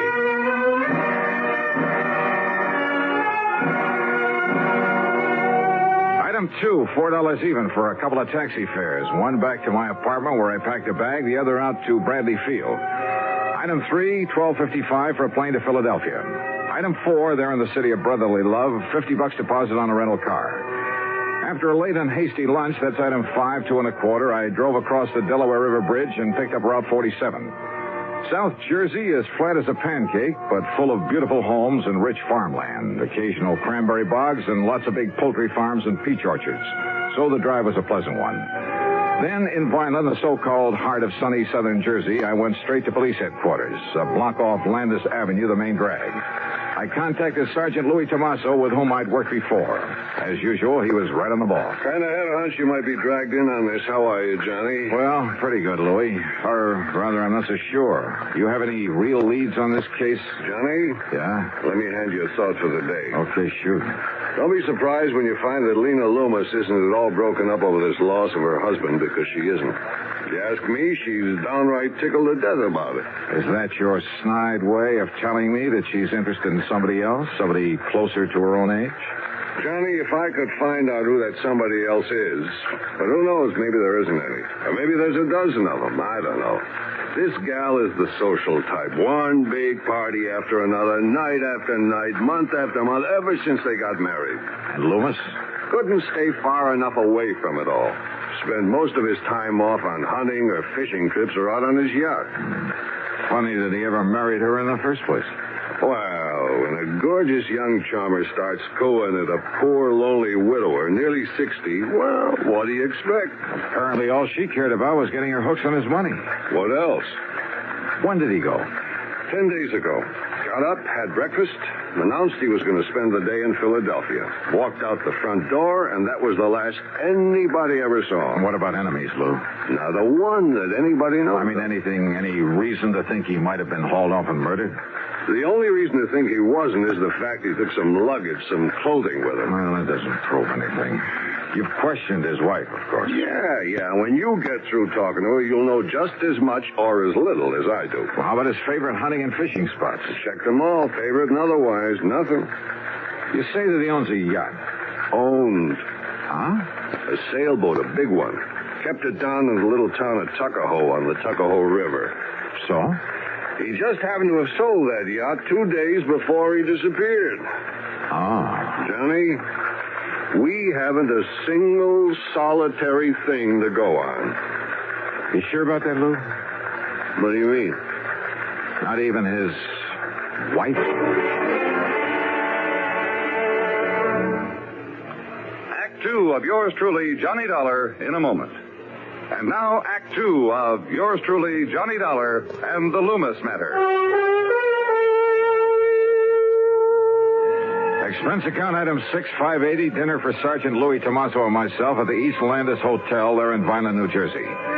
Then he gave me some directions, and I left him and drove east on Landis Avenue. In case you're interested, I found out that a guy by the name of Landis founded this fair city.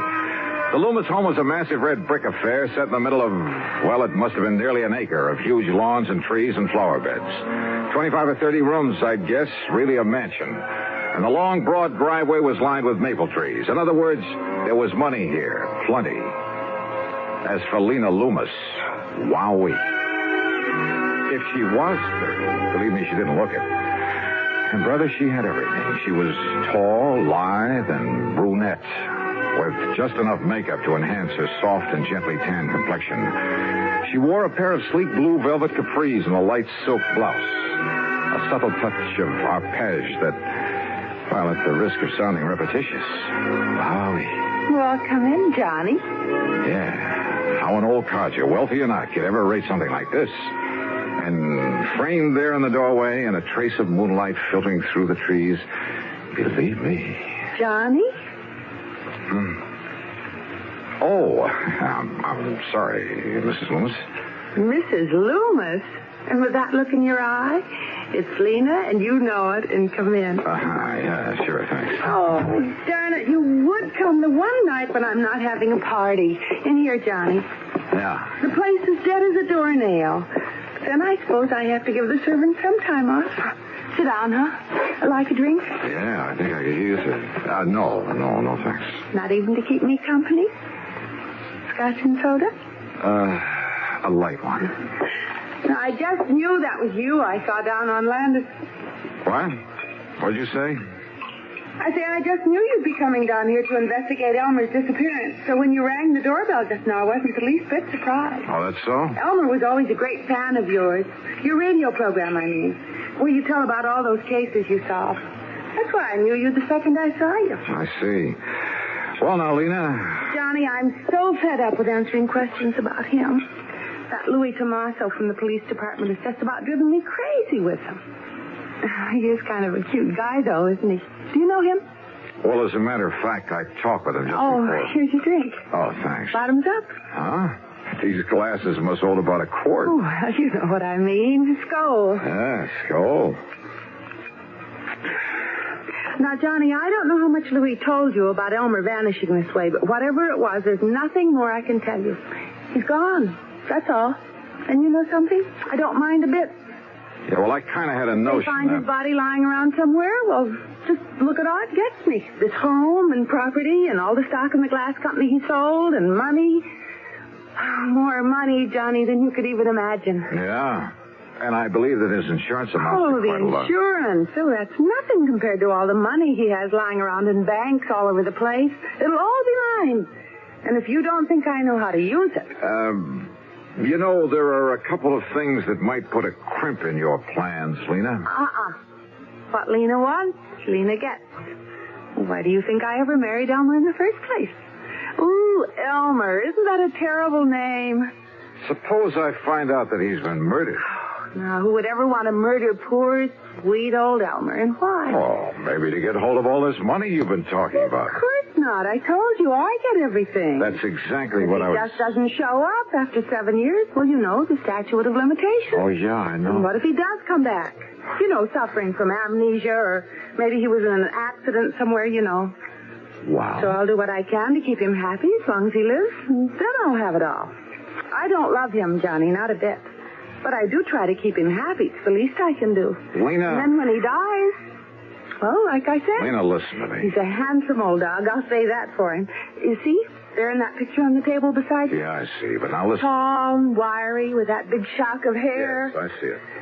But why he kept that mustache and Van Dyke? Well, they made him look even older than he was. I mean, than he is. What did you mean, was? What? Now, Lena, listen. There are some things I want to know. How about another drink? For instance, your husband had a yacht. Oh, didn't you know? He sold it just before he disappeared. To whom? Does it matter? Yes. Well, it was some man by the name of... Well, here's the bill of sale. His name is Samuel Remley. Remley. Right here. R-E-M-L-E, Samuel Remley. At Tuckahoe, New Jersey. So now you've asked a question, you've got an answer, so let's have another drink, huh? So help me, I simply couldn't pin her down to answering my questions. After a solid hour of trying, all I ended up with was an invitation to stick around for a big party she was throwing the following night. Young, charming, attractive, yes.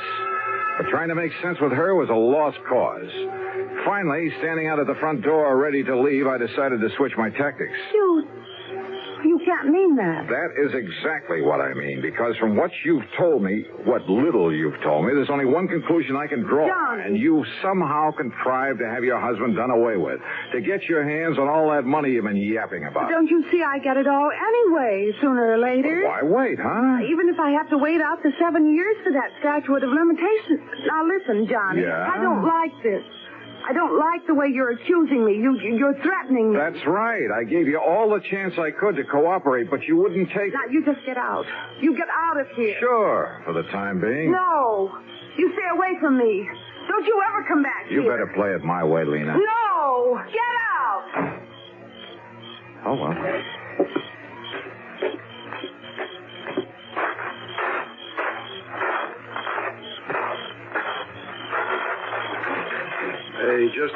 Just a minute, buddy. Oh? Who are you? Me? I just happened to be looking out for Mrs. Loomis. Yeah? Yeah, and I don't like what I was hearing just now. Oh, that's too bad. Now, if you get out of my way. Oh, no, you don't, Buster. Oh, no. Jerry? Jerry. That's right, me.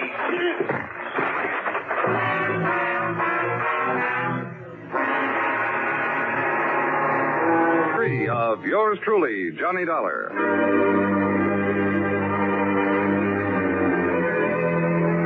When I came to, my card case was gone. There was a lump on my head that must have been made by a blackjack. And inside my head was the solid conviction that Lena Loomis was, without question, responsible for the disappearance, possibly the murder of her husband.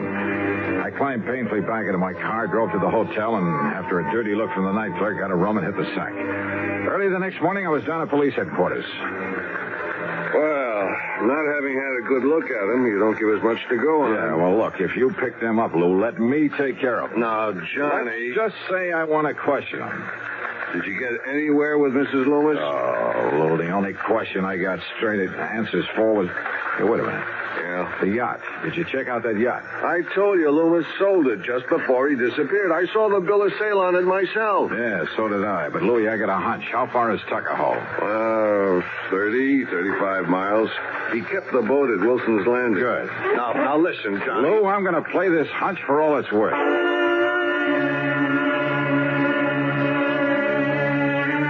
It was more than a hunch, because it had to do with a rather strange and interesting combination of names.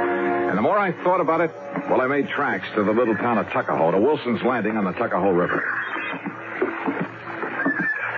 Here you are, Mr. Dollar. Right here is where the Lena was tied up. But the owner, this Mr. Remley, he took it out last night? Yes, sir. Did you know the previous owner? No, I'm kind of new here. But the boss must have. Captain Wilson. Where is he? Been down to Atlantic City the past week. All right. What does this Samuel Remley look like? Well, Mr. Remley's an old man, about 60. Yeah? Tall, slim, kind of wiry. Full head of hair, a mustache, and a little Van Dyke beard? Oh, no, sir. Mr. Remley's clean shaved and wears a butch. Well, now listen. Yes, sir? Do you know where he headed for when he took off last night? No, I don't, sir. Then show me the nearest telephone. Item 7, $3 for telephone calls. I hit pay dirt on the fourth one to the Coast Guard station at Cape May. Why, yes, Mr. Dollar. The Lena pulled in here a couple hours ago. Good. She's tied up at the clubhouse dock. I can see her from here. Then, Captain, I'll be right down there.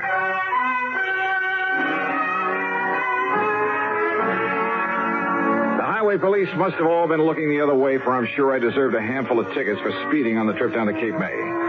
And there I found the Lena, tied up and taking on supplies. The owner? Well, when I told him who I was, he spread his hands quietly, smiled, led me down into the cabin, and poured a couple of drinks. Salute, Mr. Dollar. Salute, Mr. Well, is it Loomis or Remley? Either. The names tip you off? It took a while to get through this thick skull of mine, but, well, the rather unusual spelling of your right name, Leumas. Yes. And spelled backward, it comes out Samuel. Elmer spelled backward comes out Remley.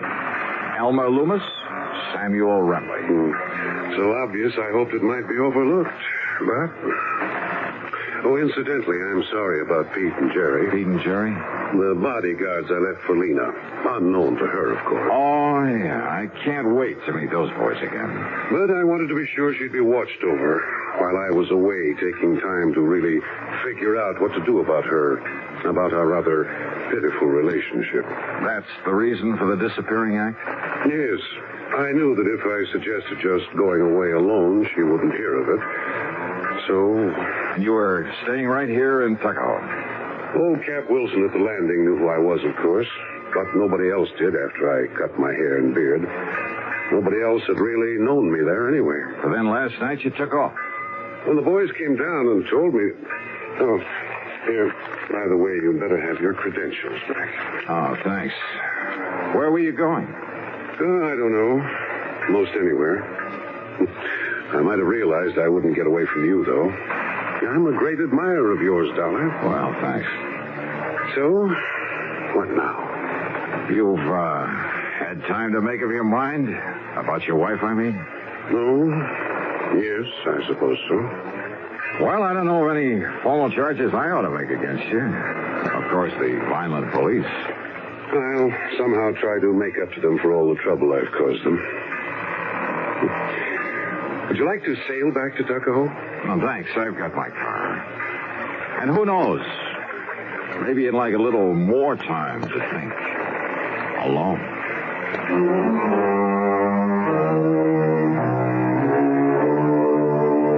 So, it wasn't much of a case after all. The two thugs, Sergeant Louis locked them up for assault, and I guess that'll have to do for them. As for Leumas and his wife, well, I'm glad it isn't my problem. Expense account total, including the trip back to Hartford, $89.50. Yours truly, Johnny Dollar.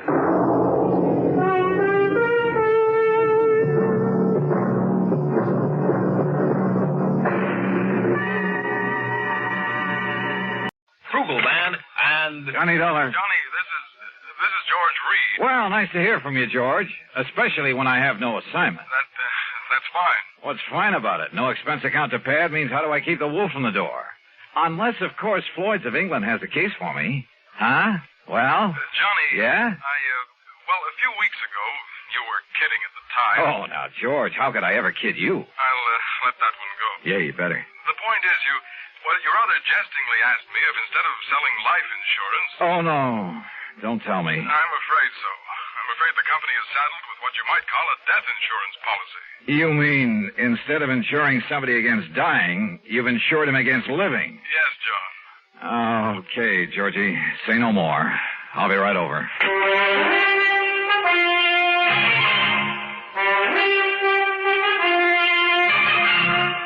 Bob Bailey in the exciting adventures of the man with the action-packed expense account. America's fabulous freelance insurance investigator. Yours truly, Johnny Dollar. Act one of yours truly, Johnny Dollar.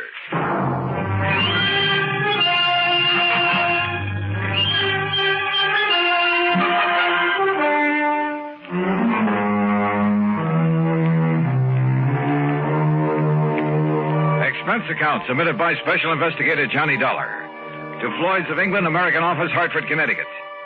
Following is an account of expenses incurred during my investigation of the Hope to Die matter.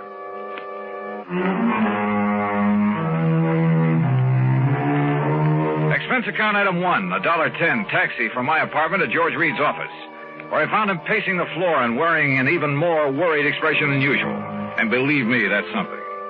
This thing has me so riled up, Johnny, I can hardly see straight. Well, you should have known better than to issue a policy like that, George. It was Harry Baxter. Baxter? He filled in here for me while I was on vacation. I should have known better. What'd he do, sell a lot of policies that you shouldn't have to handle? No, just this one. And I swear I don't understand it.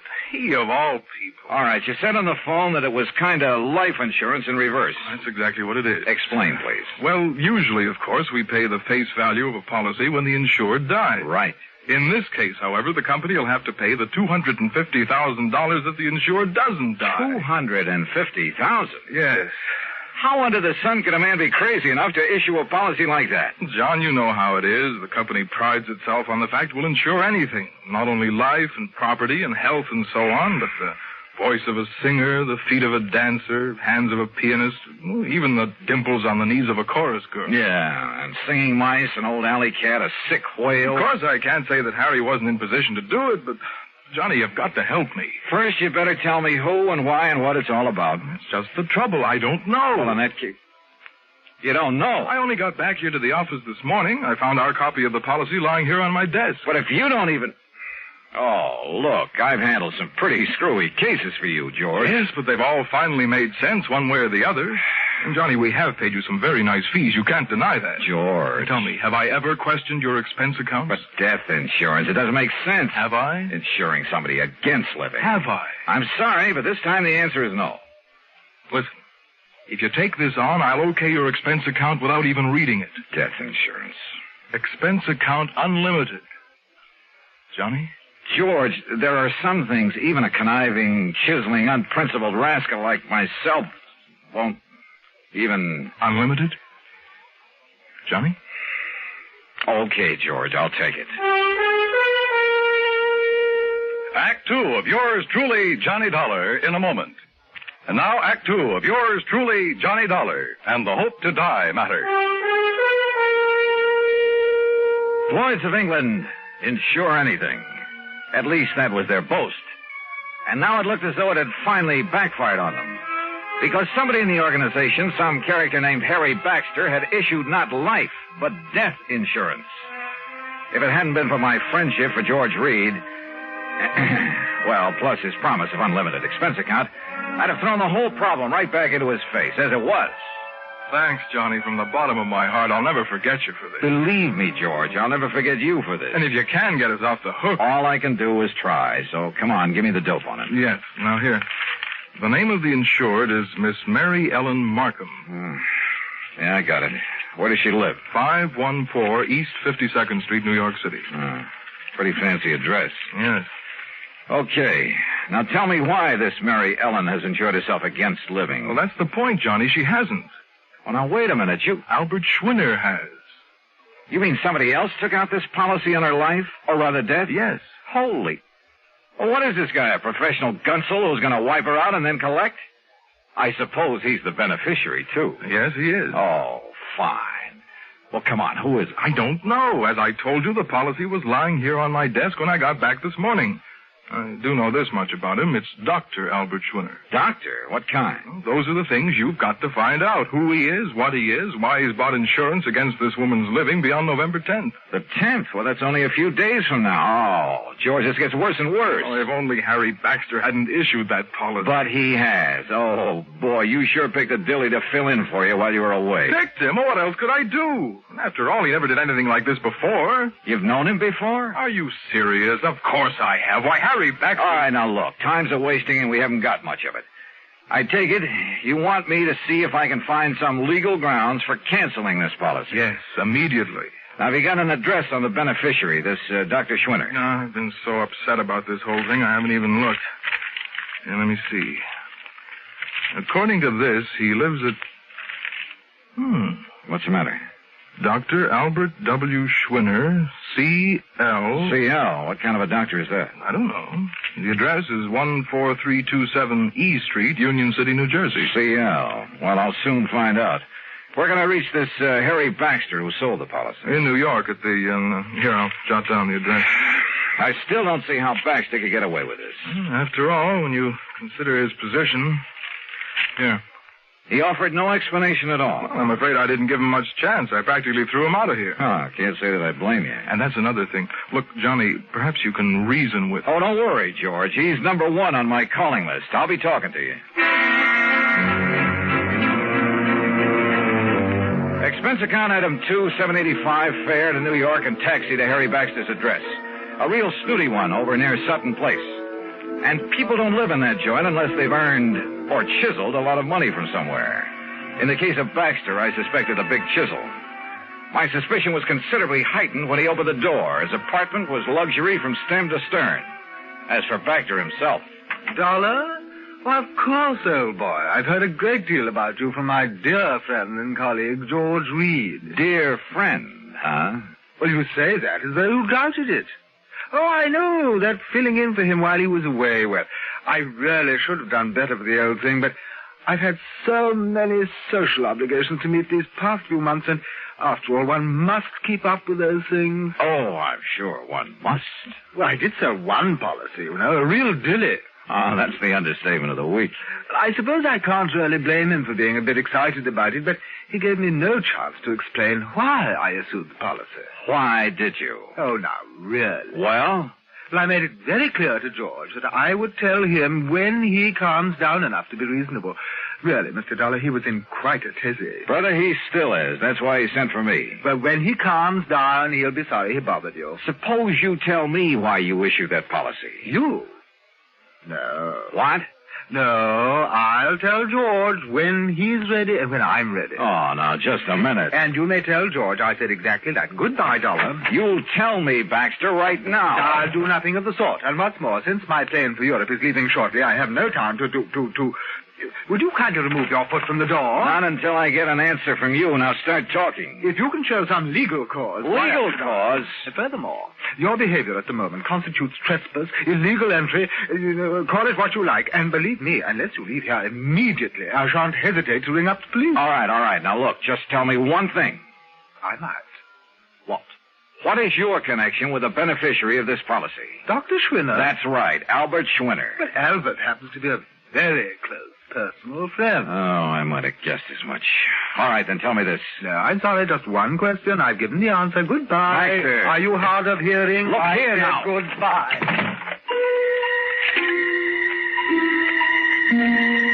Well, there was no point in trying to batter down the door of Harry Baxter's apartment, so I left.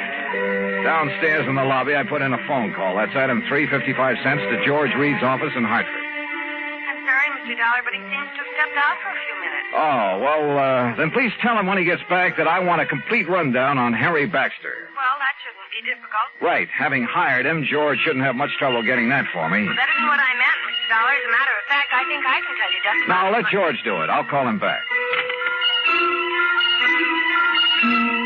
Item 4, 65 cents taxi to Mary Ellen Markham's apartment on East 52nd Street. A uniformed nurse met me at the door, told me I could stay with Miss Markham only a very short time, then led me into the bedroom. And there, carefully propped up in bed, lay a pale, wan, tired woman who looked to be 65 or 70. The room was full of flowers. You may leave us, Mrs. Haskell. I'll ring when I need you. Yes, Miss Markham. Sit down, Mr. Dollar. Thank you. I'm sorry I won't be able to speak with you very long. But as you can see... Yes, I can, of course. I'll get right to the point. You must know, I'm sure, that someone has just taken out a policy on your... Well, an insurance policy on you.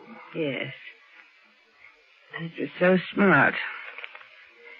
And so helpful with Harry Baxter. Oh. You see, I am suffering from a rare, incurable disease of the blood. I'm sorry. I don't have long to live. A few days, perhaps. A few weeks at the most. Excuse me. This is such an effort. Well, you're getting the best of care, I trust. Yes. It's the very best. Now, what do you wish to know? You know a Dr. Albert Schwinner, don't you? I've known Albert for many years. We've been great friends. Then why does he take out a policy that indicates he hopes that you'll die? Hopes?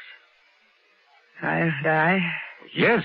What else could it be? Oh, you don't understand. Don't you see? Schwinner has bought insurance against your living beyond November 10th. Yes. Yes. My 50th birthday. You mean to say you're... The reason so. Yes? I'm sorry. You mustn't. Oh, I know. I'm tired. Yes. But just one more thing. Your doctor, the doctor who's taking care of you. Albert. Albert? This same Dr. Schwinner? Yes. Now you must leave.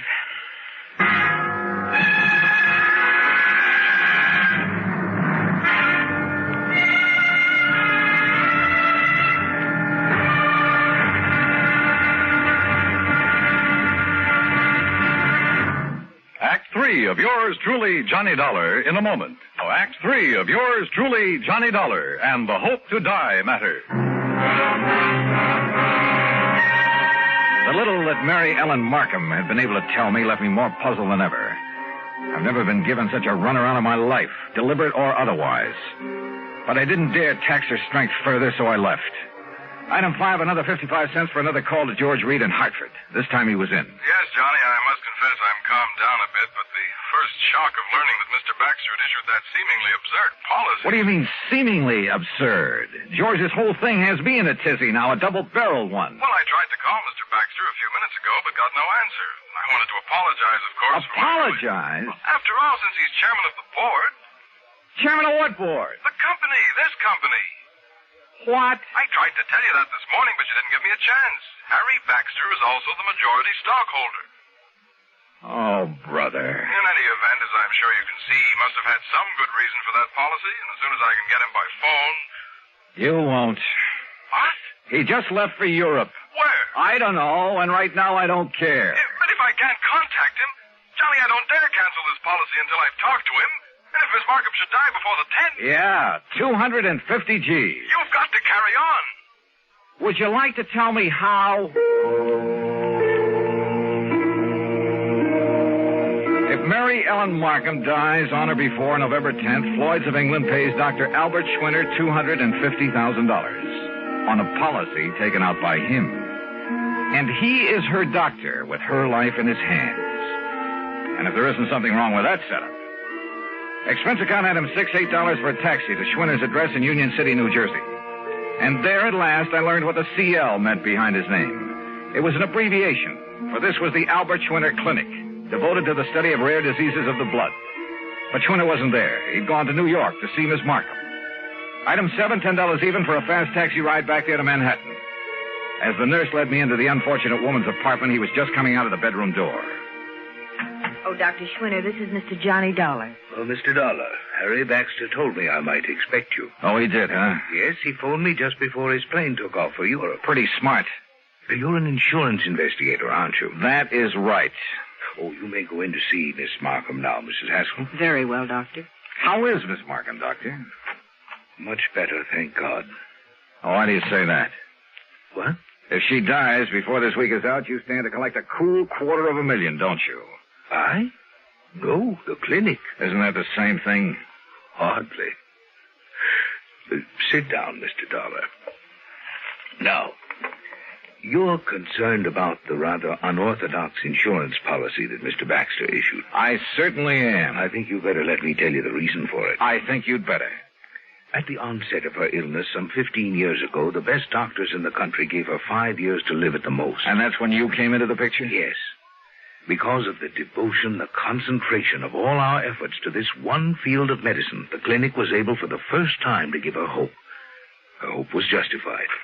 We have given her years of life. But now, wait a minute, Doctor. She told us then that if she could be helped to live until she was 50... And that'll be on the 10th? Yes.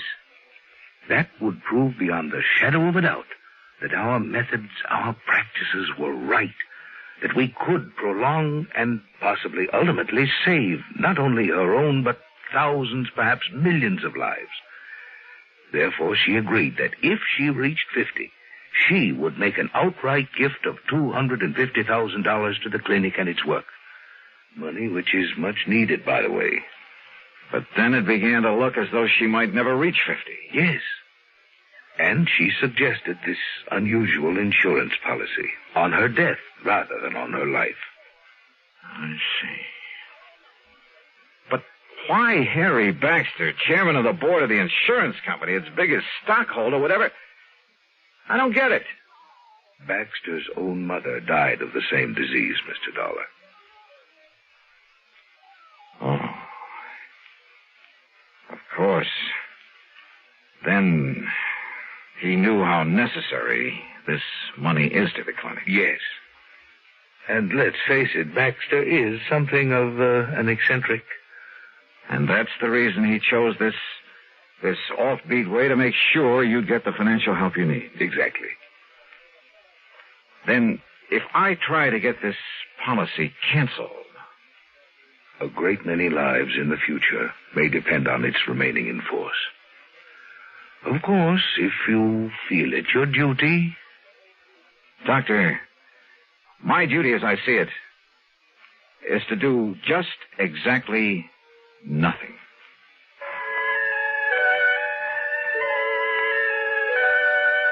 Mary Ellen Markham did live to see 50, but only for a few days.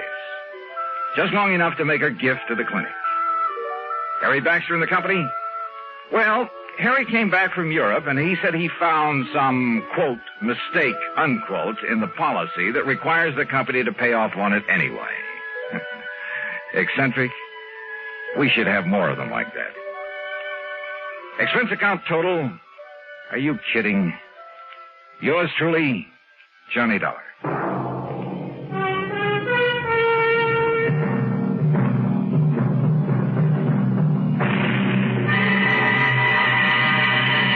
Savings Deposits Program.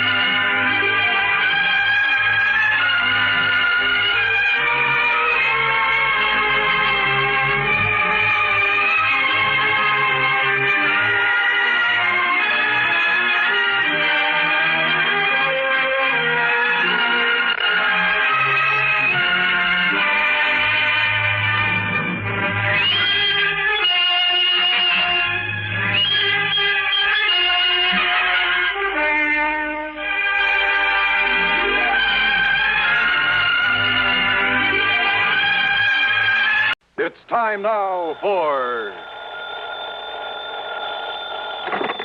Johnny Dollar. Hi there, Johnny. This here is Sidewinder Wilson. Oh, well, what can I... Who did you say? Sidewinder Wilson, you know, out here in Bumswung, Oklahoma. Oh, wait a minute. You mean that old friend of Durango, Laramie Dalhart? I sure do. Unless you've forgotten it, I'm the man that helped you find Durango that time he disappeared. Sure, of course you did, Sidewinder. If it hadn't been for you, we'd never have found the old coat. Yes, sir. Oh, what's on your mind? Well, if you should just happen to mosey out here to Bumspung, well, Johnny, I think I could show you something that'd make your eyes pop out all over your head. Sidewinder, is this an insurance matter? Now, you don't think I'd be calling on you if it wasn't, do you? What's it all about? Well, I'll tell you when you get here. Well, now, Sidewinder, I'll be waiting for you at Durango's ranch. So long, Johnny. Well, now, wait a minute. Sidewinder.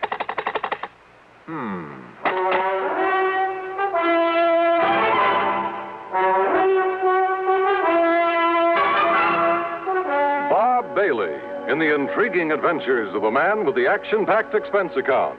America's fabulous freelance insurance investigator. Yours truly, Johnny Dollar.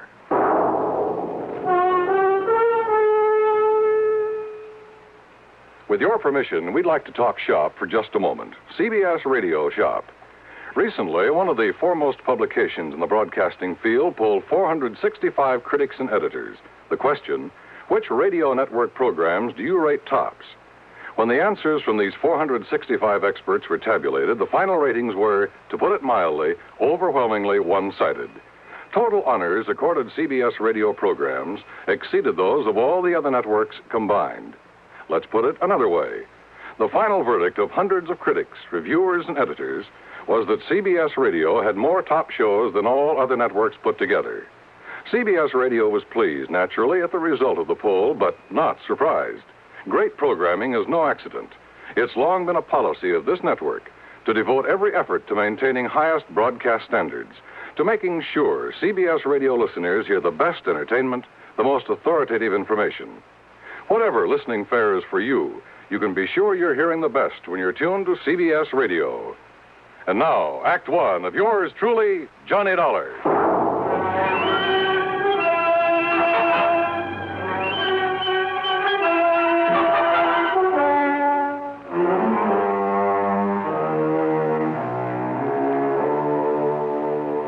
Expense account submitted by Special Investigator Johnny Dollar to Floyd's of England, North American Office, Hartford, Connecticut. Following is an account of expenses incurred during my investigation of the Fairweather Friend Matter.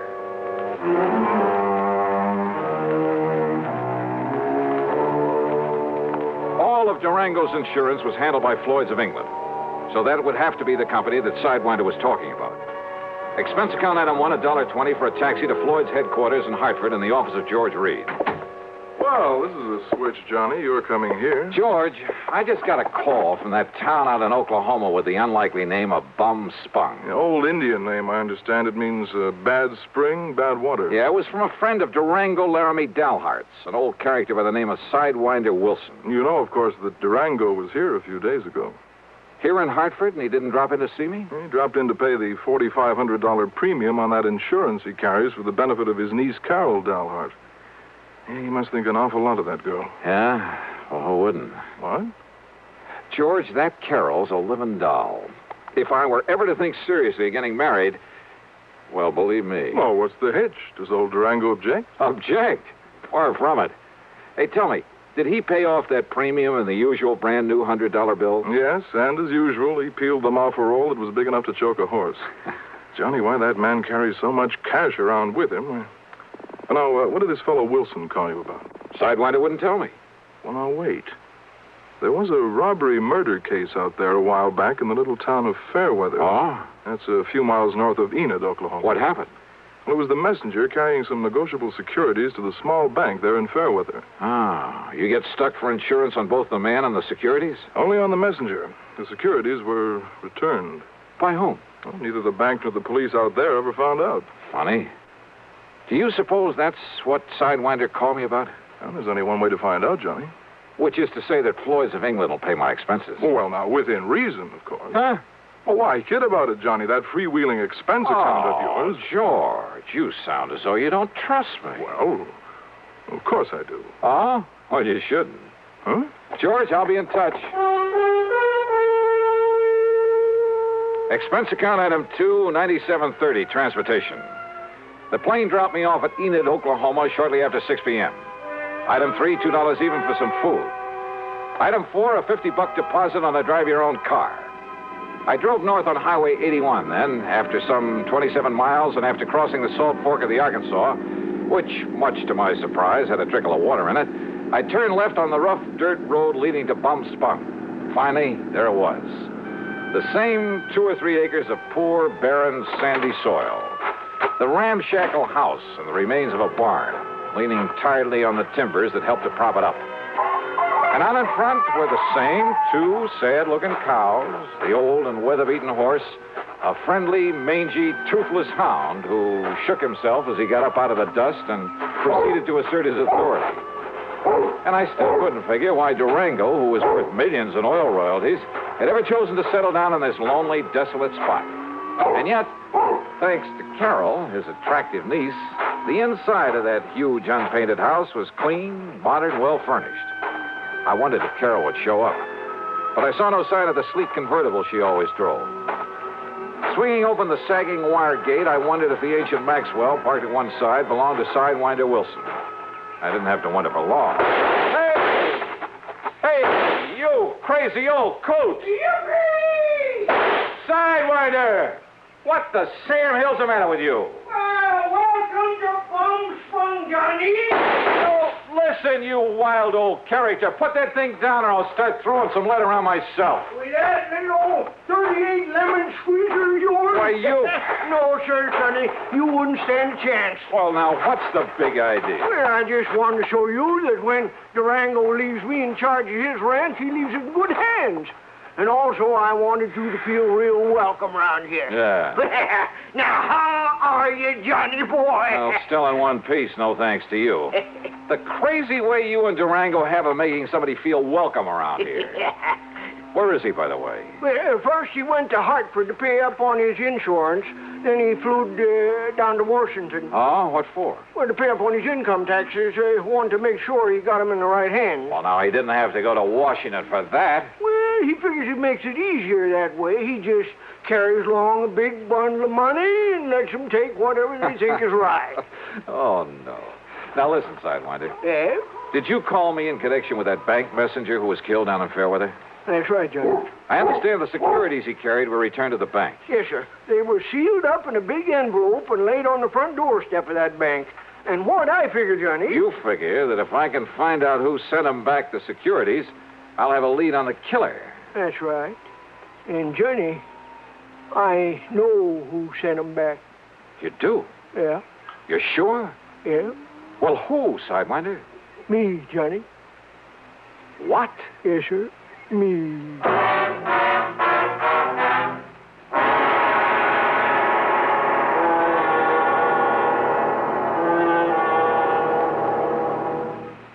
Act 2 of yours truly, Johnny Dollar, in a moment.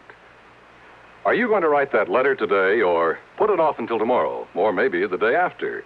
How about that spring suit you plan to have altered? Will you take it to the tailor tomorrow morning bright and early, or will the week somehow glide by while the suit just hangs on in your closet? If you're a confessed procrastinator, you're not unique. The putting off habit can be mild or chronic, but some matters, serious matters, are highly dangerous to assign to mañana. One of the most important of these is getting protection from crippling, killing polio. When life-saving Salk vaccine was first introduced in 1955, it was hailed as a major medical discovery. Yet at the beginning of this current year, some 98 million Americans, the majority of our population, had not received even one inoculation. Why had all these people failed to take the simple measures necessary to gain protection from polio? If you were among them, this year, don't take a chance. Don't put off those polio shots any longer. Get in touch with your family doctor or local health department right away. And now, Act 2 of yours truly, Johnny Dollar and the Fairweather Friend Matter. Come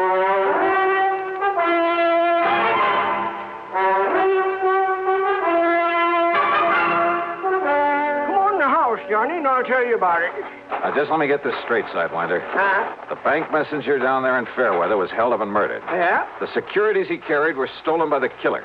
Then they were returned to the bank. That's right. And I'm the one who returned them. Sidewinder, you... Now, look. Don't tell me that you're the one. Me? You think that I'm the one that killed that messenger? I didn't say that. But that's what you were thinking, ain't it? Well, you said yourself that whoever returned those securities... I said whoever left them back at the bank. Now, just you stand real still, Johnny. Oh, come on now. Put that thing down, Sidewinder. And don't you move none. Look, would you listen to me? And maybe you even better stop talking, or that Sidewinder rattlesnake coming toward you might take it into his head to... Easy now. Oh, yeah. I can hear him. Easy now, whilst I get a bead on him with this study. There you be. Right in one eye, not t'other. And I'll just cut off his rattles and add them to my collection. Oh, brother, thanks. No wonder they called you Sidewinder. Yeah. That's the 427th rattle so I've taken off these varmints. I just don't like them, Johnny. They ain't like Diamondback. These Sidewinders around here will sneak up on a man, just like that dirty snake that killed the bank messenger. And you know why he done it, Johnny? You still haven't told me who he is. It was to collect that insurance on him, that's who. Oh? Yes, sir. The man that killed him was his hair. What you call his beneficiary. How do you know, Sidewinder? Because I lived on the Fairweather. That is, when I ain't up here looking after Durango's place. Yeah?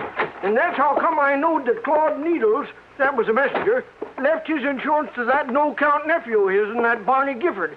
Sit down. Barney Gifford, huh? Yeah. So what I done was talk it over with Durango and Carol Dalhart. Where is Carol, Sidewinder? I've been waiting for you to ask that, Johnny. Oh, she'll be around. Good. You're kind of sweet on her, ain't you?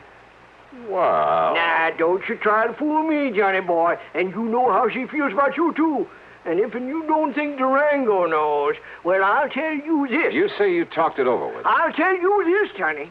Durango finds that you've been out here and went back to Hartford without hitching up with Carol. Sidewinder, would you... Well, I'll tell you this. He's liable to shotgun you into it if he catches you around here. Oh. And don't you try to tell me you wouldn't like being married to her, too. Sidewinder.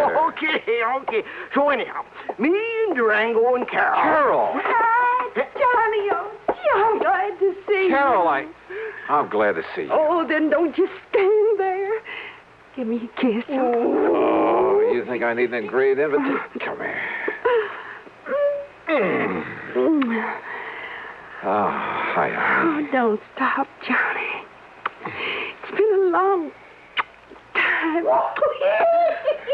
if Durango could see this. Oh, drop that, Sidewinder. Yes, sir. He'd have that shotgun out so fast. Oh, man. Oh, it's been an awful long time, Joe. Oh, too long. I thought you were never coming back here. I'm here. Uh-huh. So let's make up for lost time.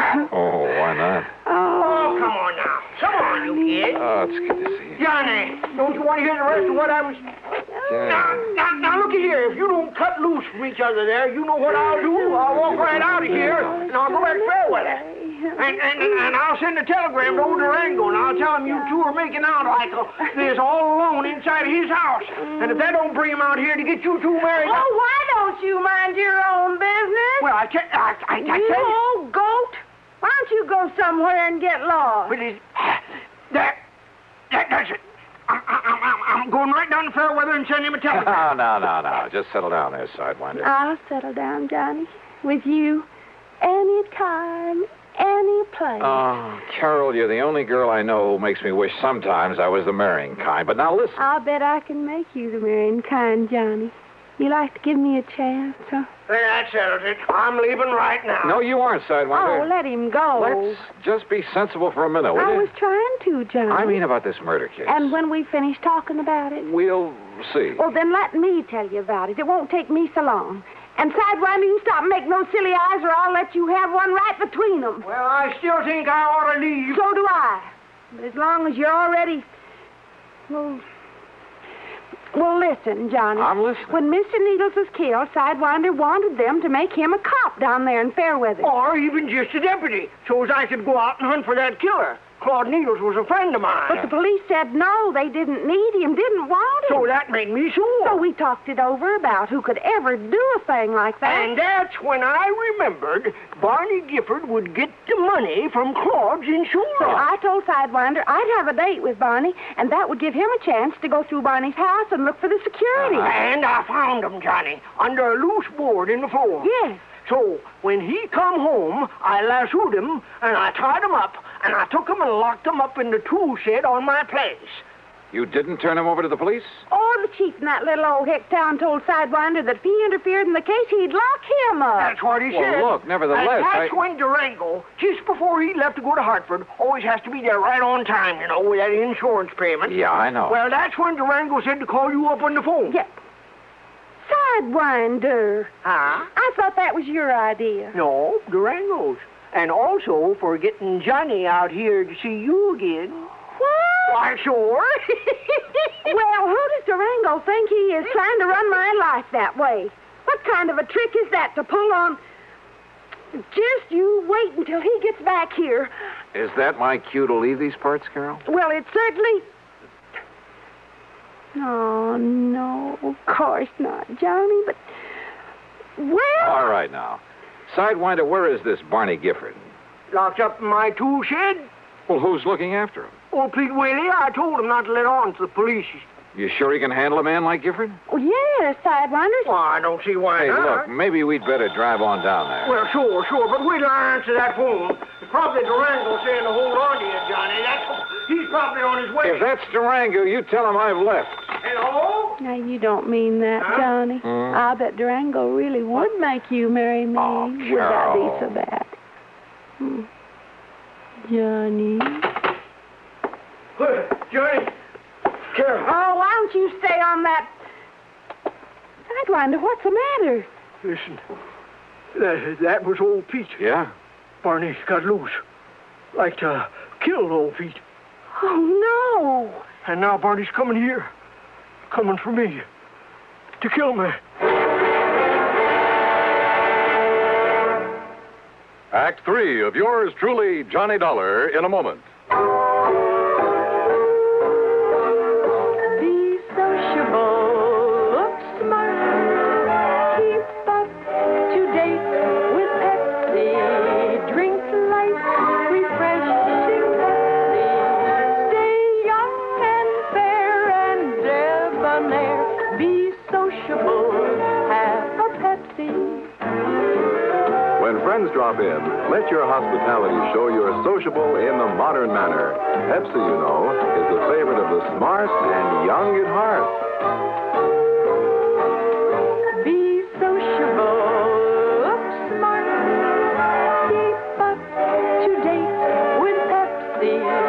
Drink light, refreshing Pepsi.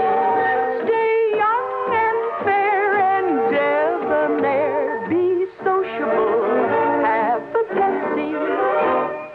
Have you tried a Pepsi lately? And now, Act 3 of yours truly, Johnny Dollar. Okay, then. If Barney Gifford's coming here, we'll be ready for him. We'll... Sidewinder, you aren't afraid of him, are you? He's a bad one, Johnny. But if Sidewinder was able to subdue him before... Well, I caught him off guard, Johnny. He didn't have no gun then, but he has now. He took old Pete. And Barney's a deadly shot. It's the only good thing you can say about him. And don't you see, it's dark outside now. If we stay around here inside the house, we'll be like a flock of sitting ducks. Yeah, but I don't think we'll stay inside. You mean we'll just run away from him? No. How long ago did he get away from Pete? Well, Pete says it was more than an hour ago. Then we haven't any time to waste. What are you going to do, Johnny? I know what you're going to do, Carol. Yes? Get out of here. Go on back to Enid. Tell the police. By the time they can get up here, Sidewinder and I will either have things under control or, well, then they can take over. Why don't you phone the police? Because I'm telling you to go on down there. You're just trying to get me away from here, aren't you? That's right. No, Johnny. I can shoot just as good as you and Sidewinder, and there's plenty of guns in the back room. No, Carol, that doesn't make any difference. You think I'm going to leave you here with a killer after old Sidewinder, and if Barty finds you with him, he'll try to kill you, Carol, too. will you just... I won't go, Johnny. I won't leave you. Okay. We're just wasting time. I haven't seen any car lights out on the road, but that doesn't mean that... That's right, mister. It doesn't mean a thing. Ham. The front door had been pushed open by the barrel of a high-powered rifle that slowly fanned the three of us. I knew that if I made a move to draw my handgun, if Sidewinder took a step toward his .30-30 on the table, and if Barney was the excellent shot that Carol said he was... All right. Put your hands up and come walking out this door. Listen, Barney Gifford... Do like I say. Come on, Carol. Sidewinder. Come on, don't try anything. All right, Barney. Not so brave now that I got the advantage, are you, Sidewinder? All right. If you got to kill somebody, kill me. You leave them alone. Now that they know all about me? No, sir. I'm going to kill all of you like I killed old Pete. Now, stop. You keep your dirty hands off of me, you... Keep them up, Carol. So you're not carrying a gun. I know that Sidewinder never carries it. But you do, don't you, mister? Thanks. And I think I'll use it to kill you. So if you want to put your hands down to pray... Well, Sidewinder... Yes, Johnny? You think maybe this is retribution for that killing you did today? Killing, Johnny? Yeah, when I first got here. You remember. Oh... I don't know what you're talking about, mister. But I'm not going to waste any time. Barney, please... Shut up, Carol. You're going to go first. All right, now listen, Gifford. And you, mister. And last of all, Sidewinder. Huh? What's that? It's a snake. It's a rattler. It's back of you, Sidewinder. No. It's over next to Barney. Where? I can't see it. Where is it? I'll kill it. Where is it? Right here. Oh.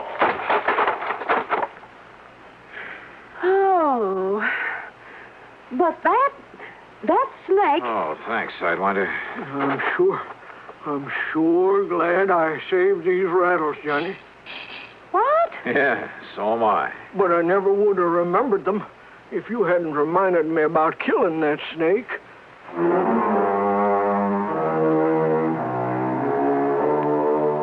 You know something? I hated to leave that place. To leave Carol is what I really mean. But there was another phone call. Sidewinder answered it. And yep, it was from Durango, phoning from Enid. Durango was so tickled to learn I was still around that he promised to come out to the ranch as fast as he could. Yes, sir, just as soon as he can pick up the preacher. Sidewinder. Well, much as I love that gal. Well, expense account total, including the trip back to Hartford and mileage on the rental car, $203.50. Yours truly, Johnny Dollar.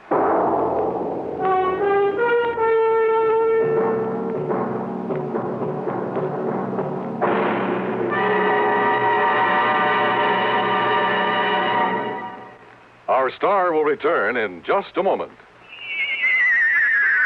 Be careful. You're going to land in a bathtub. Who's driving this flying saucer, you or me? Well, what do you see? Oh, germs. Millions and millions of germs. Sure, here on Earth, disease, germs, and viruses live in bathrooms. Wait, here comes a lady. She's putting a dash of Lysol in with those suds, and she's mopping the floor. Wow, look at those germs and viruses drop dead. Boy, are you stupid. I thought all Martians knew that Lysol brand disinfectant kills disease, germs, and many deadly viruses on contact. Disinfects from one cleaning to the next as nothing else can. That's right. I remember my 7 grandmothers saying Lysol makes your favorite cleaner work better, including many that claim to sanitize. I'm sorry you learned to speak English by listening to commercials. And Lysol comes in regular or pine fragrance for as little as 29 cents. How much is that Martian money?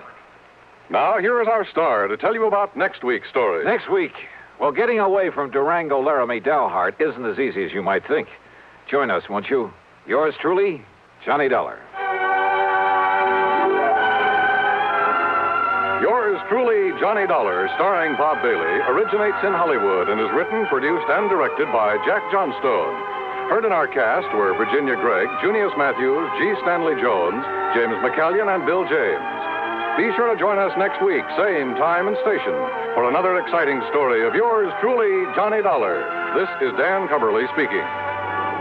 Suspense is next over the CBS Radio Network. WROW, Albany, New York. 10, 10, 10.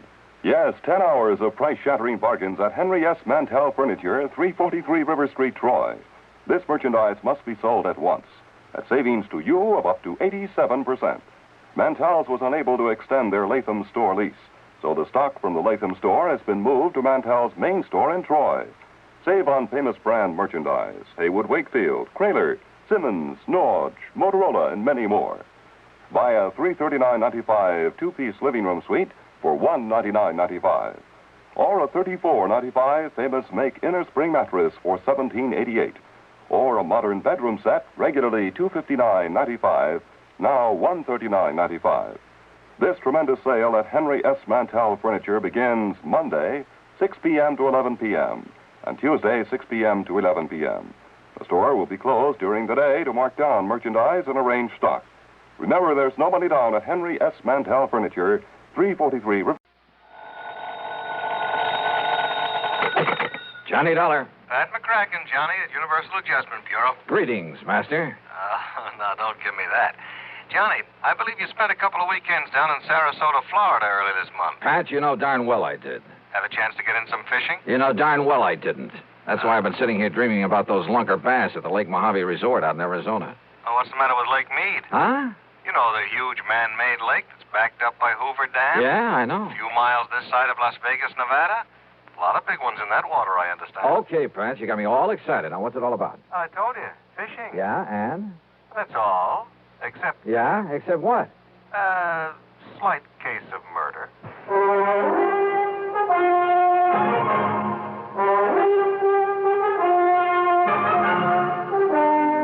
Bob Bailey in the exciting adventures of the man with the action-packed expense account. America's fabulous freelance insurance investigator. Yours truly, Johnny Dollar.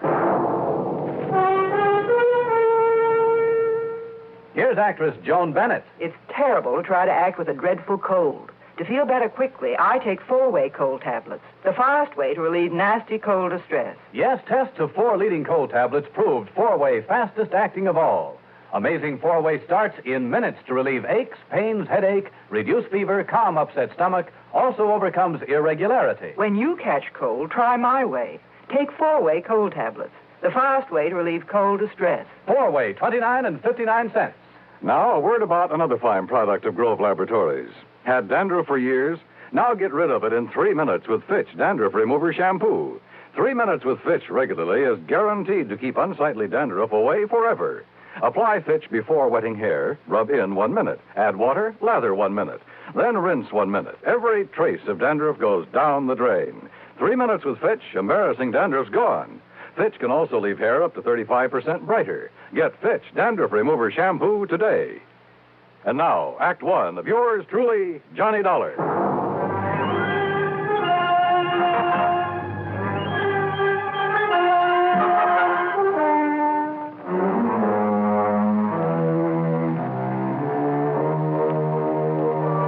Expense account submitted by Special Investigator Johnny Dollar to the Universal Adjustment Bureau, Home Office, Hartford, Connecticut. Following is an account of expenses incurred during my investigation of the Lake Mead Mystery Matter. All right, now, Johnny, your contact will be Mr. Roscoe Trimmer. He's head of the local office of Greater Southwest Insurance and Liability right there in Las Vegas. You said murder. Can you give me any details? No, you'll have to get everything from Trimmer. All I know is there's a $20,000 policy involved and double indemnity. So the sooner you get out there, the better. Okay, Pat. I'll grab the first plane I can. Expense account item 1, $2 even for a fast taxi to the airport. Item 2, $6.70 plane fare to New York. Item 3, $145.05, another plane ticket, and I barely made the 12 o'clock noon mainliner, which promptly took off and headed west to Las Vegas, Nevada.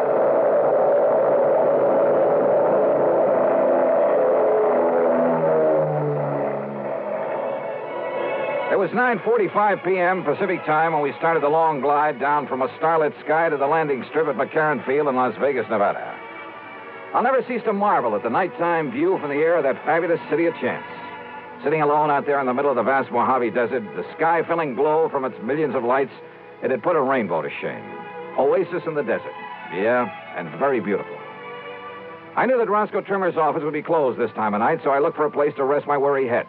Item 4, $1.50 for a cab into the Flamingo. And I just happened to remember that the Flamingo has an excellent casino.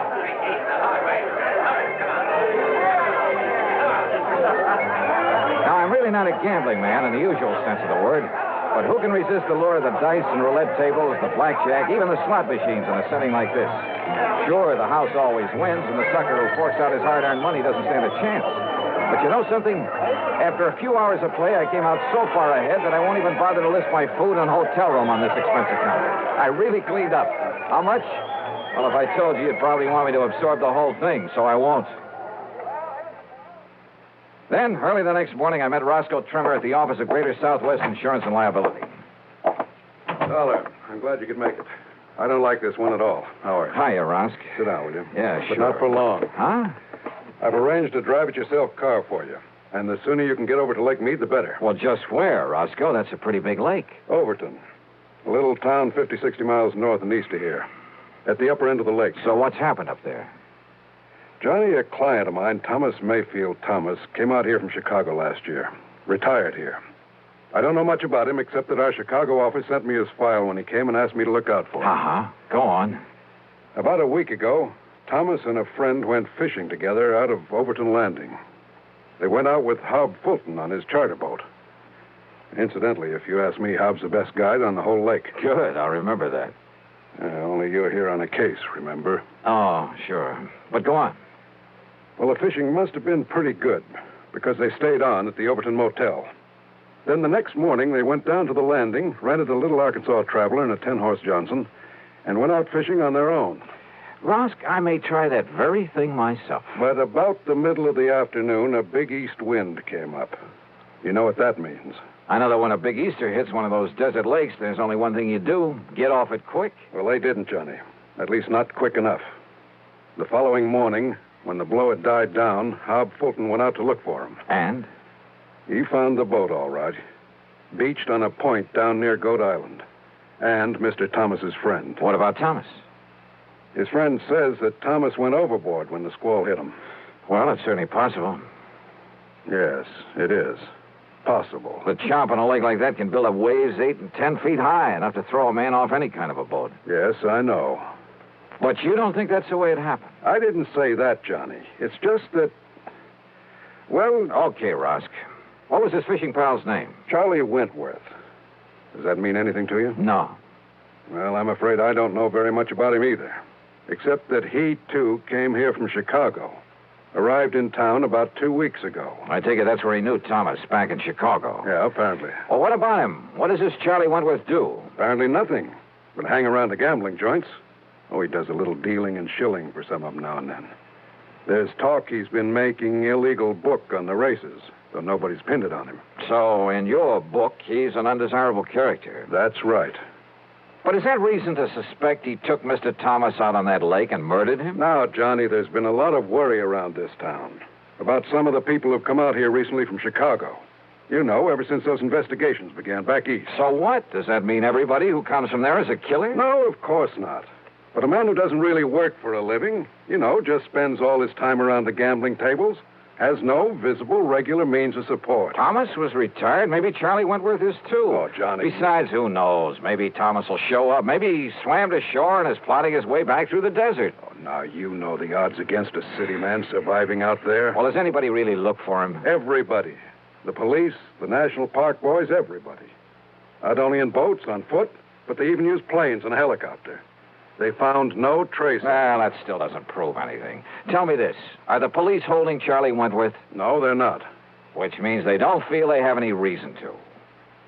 But you still think I ought to investigate? Yes, I do. Roscoe? So do I.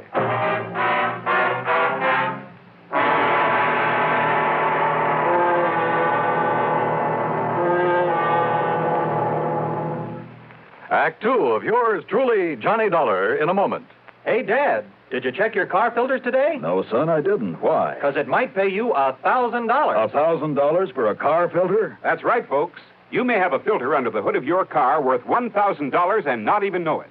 A Fram filter worth 1,000 silver dollars. A regular filter change is important to today's cars. So important that Fram Corporation is paying $60,000 to get you to check your filters now. Last year, in preparation for Fram's silver anniversary, 10,000 secretly numbered Fram filter cartridges were distributed all over the United States and installed in cars during regular servicing. These filters are worth from $1 to $1,000. You may have one in your car right now and not even know it.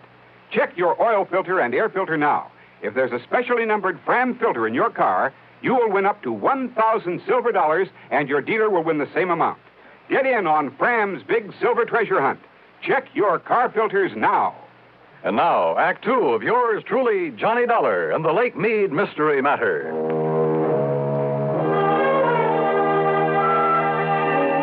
Neither the police nor anybody else in Las Vegas seemed to think Thomas was murdered out on Lake Mead. But what Roscoe Trimmer told me made me suspicious, of Thomas's fishing pal, a man named Charlie Wentworth. Expense account item 5640. I telephoned to my old friend Ken Bugby, reporter on the Chicago Citizen News. Thomas? Yeah, that's right, Ken. What can you tell me about him? Well, not everybody knew it, Johnny, but he was a mouthpiece for the old Moretti mob. That was some years ago. Oh? When they started the big cleanup, well, either Thomas couldn't or just plain wouldn't get them off the hook. Let them all go to jail. Then he settled down and retired in his home out in Elmhurst. Well, he's certainly not there now, Ken. No, about a year ago, he suddenly sold his place, packed up, moved out west somewhere. Why? Do you know? Change of climate, I guess. What about him, Johnny? Ever hear of Charlie Wentworth? You kidding. He was one of Moretti's trigger men. Casual Charlie, they called him. You, know where he is now? Oh, they sent him up to Joliet prison along with the rest of the mob. Those boys will be in the clink the rest of their natural... Oh, wait a minute. Yeah? Casual Charlie and Snooty Wilson were released. Yeah, and... Hey, that was just about the same time that Thomas moved away from here. If that means anything. Baby, I got a hunch it means everything. Oh? Like what, Johnny? Thanks a lot, Ken.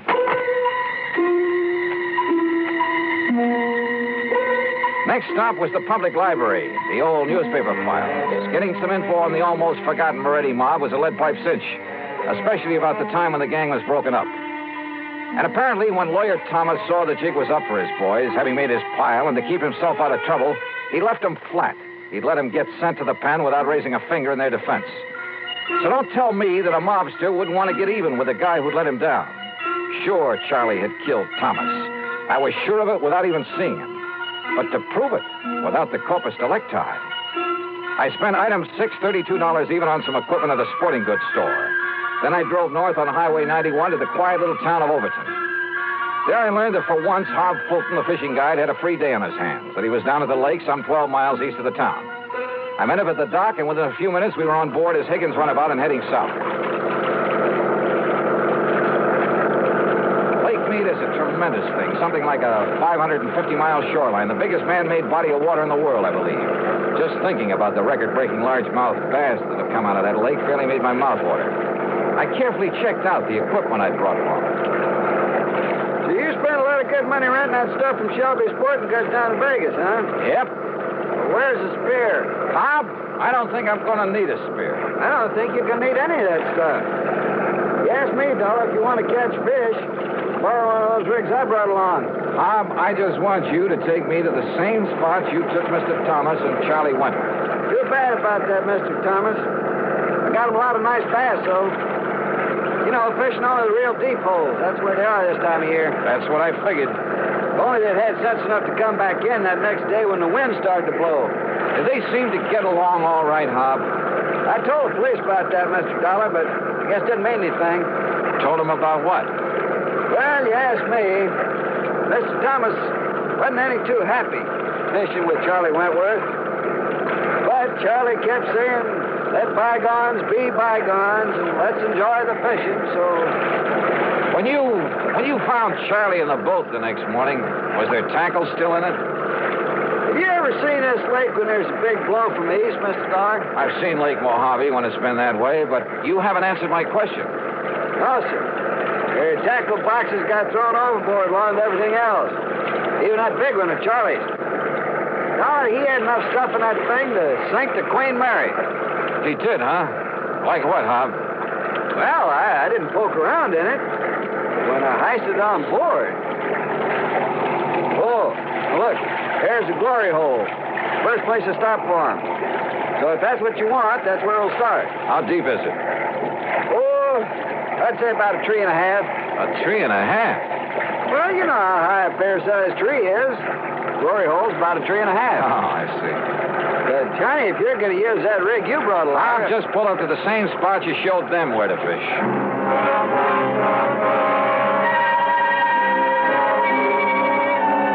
By the end of 2 hours, I'd tried at least half a dozen of the holes where Hob had taken Thomas and Charlie. No luck.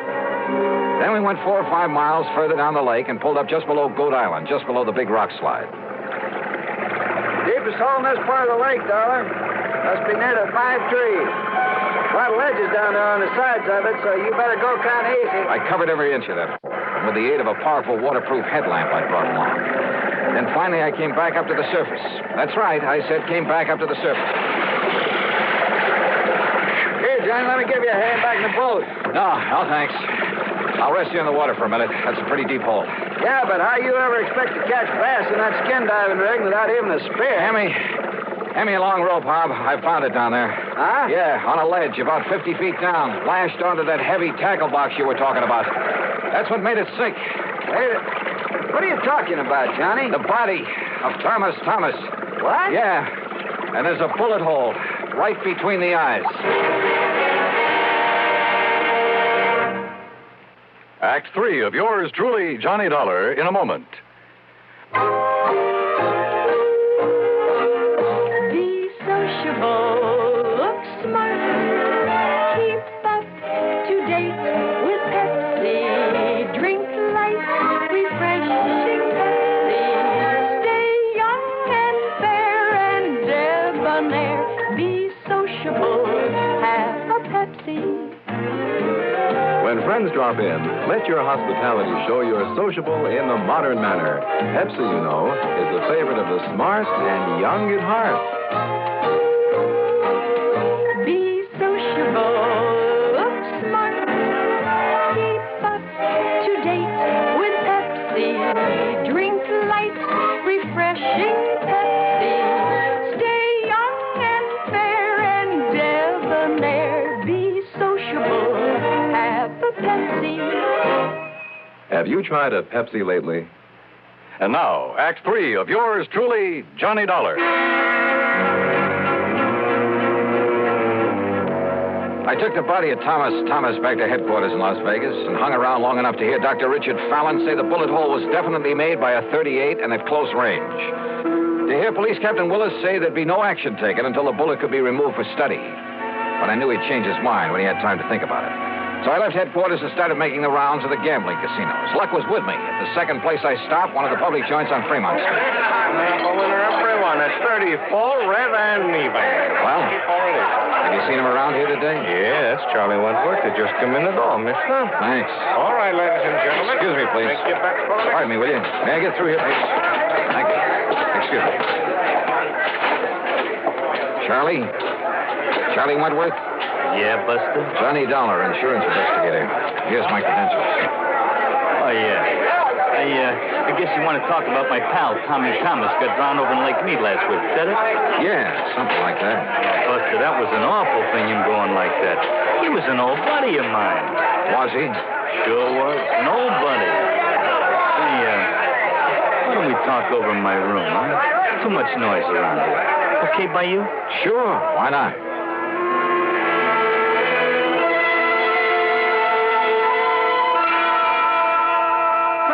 Are you kidding? I'm not kidding. No. Listen, Dollar, I haven't packed a rod since the old days of the Moretti mob back in Chi. I'll bet. That's a fact. It's a truth. You think I want to get in trouble again? Well, you're wrong, see? Maybe. Look, I did my stretch, and it learned me a lesson. I'm all through with that kind of stuff. I'm all through with it. Oh, sure. It's a fact. It's the truth. I'm strictly legit now. You understand? What about making book around town without a license? Who said that? Well? You can't prove it. You or nobody else. And what's that got to do with Tommy Thomas and the poor guy getting drowned? Tell me that, huh? What is this Dollar anyhow? You really hated his guts, didn't you? Well, sure. Wouldn't you if... Well... Sure. Because when the chips were down, he didn't give you a hand. He let you and the rest of the mob take the rap. Kept his own skirts clean at your expense. Listen, what are you trying to do? Get me excited? Say something I shouldn't say? I don't mean... Keep talking, Charlie. Sure I hated him. I could have killed him. At first, that is. Only at first. Anybody would have felt that way. But, you know, after a few years in the clink, you learn better. What good's it do you? Those things don't matter. You've learned your lesson. I know I did. Oh, you became a paragon of virtue, I suppose. I don't know what you're talking about, but that's all over. You hear me? When I just happened to find him living here in Vegas, that was all over. Let bygones be bygones. I mean it. We was pals. Charlie, there's about as much truth in that. That's a fact. That's the truth. Then why did you kill him? That's a lie. You can't prove it. That's where you're wrong. Huh? I have absolute proof. Oh, yeah? Yeah. I found it on his body. His body? I fished it out of Lake Mead this morning. Now, listen. You had Hob Fulton show you all the deepest holes when you went out fishing with him. Then the next day, you took Thomas out there alone. You killed him, tied that weighted tackle box to his body, and let him sink down in the deepest hole of all, down below the rock slide. That windstorm. Yeah. Gave you the greatest excuse in the world for coming back alone, didn't it? You couldn't have had it better if you'd planned that storm yourself. But it didn't excuse the bullet hole in Tommy Thomas's head from your gun. From my gun? Yeah. No longer packing a rod, huh? Dollar, maybe I sort of, kind of, well, maybe I forgot about this one.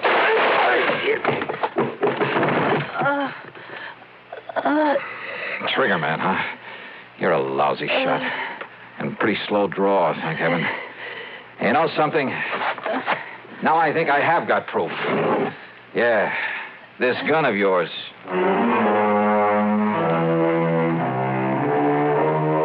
Down at headquarters, the ballistics team took less than an hour. Yep. The bullet they'd found in Thomas's body came from the same gun Charlie had tried to kill me with. So it's back to prison for him for a long, long time.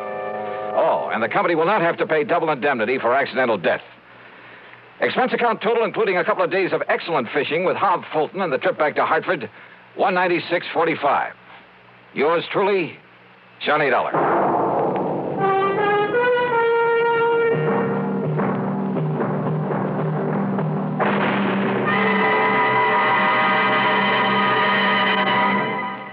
Our star will return in just a moment.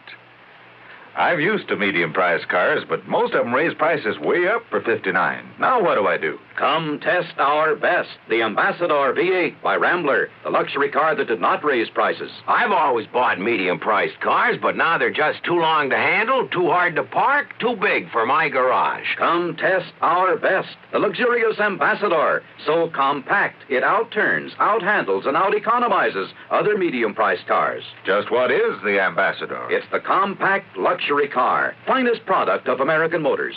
Ambassador has generous shoulder room, hat room, and leg room and no awkward hump in the middle of the floor. Ambassador offers personalized luxury, individual front seats that adjust to each person's exact leg room, adjustable headrests, 270 V8 horsepower, best power-to-weight ratio in the medium-priced field, air coil ride. It's the finest car ever priced so close to the lowest.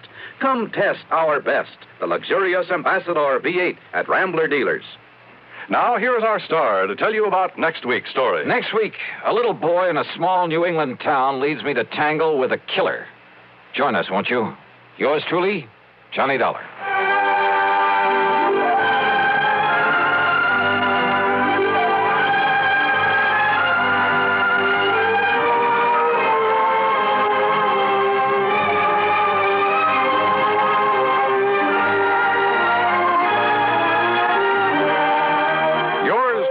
Johnny Dollar, starring Bob Bailey, originates in Hollywood and is written, produced, and directed by Jack Johnstone. Heard in our cast were Larry Dobkin, Bartlett Robinson, Frank Nelson, Harry Bartell, and Gil Stratton, Jr. Be sure to join us next week, same time and station, for another exciting story of yours truly, Johnny Dollar.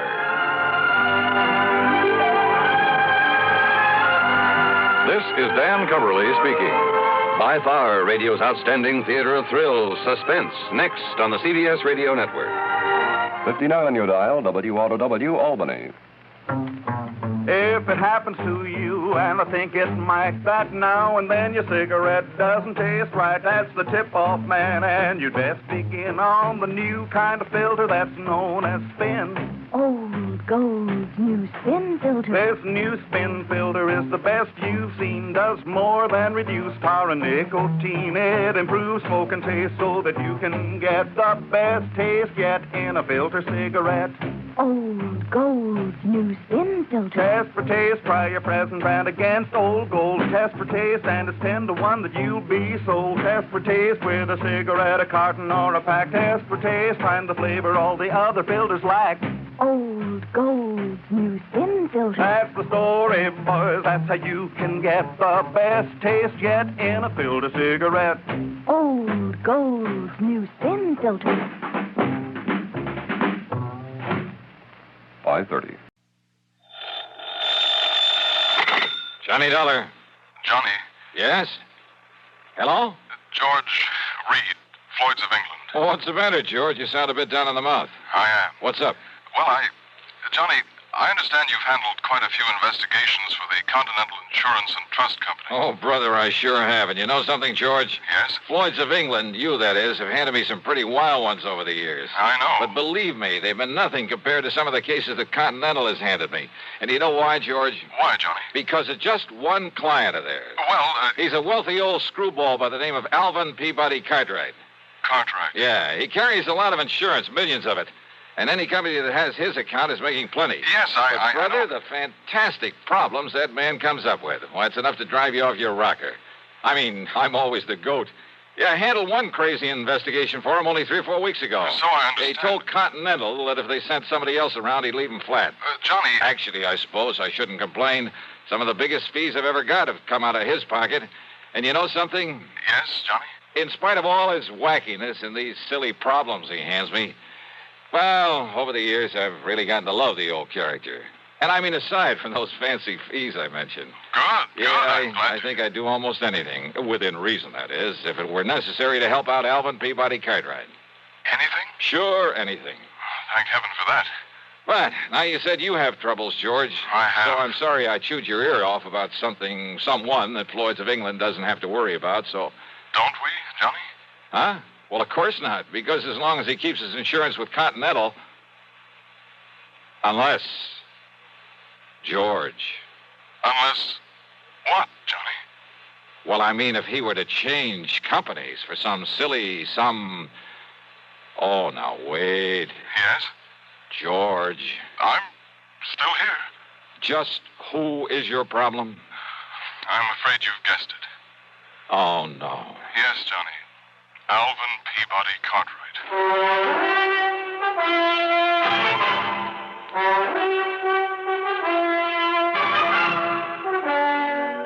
CBS CBS Radio brings you Bob Bailey in the exciting adventures of the man with the action-packed expense account, America's fabulous freelance insurance investigator. Yours truly, Johnny Dollar.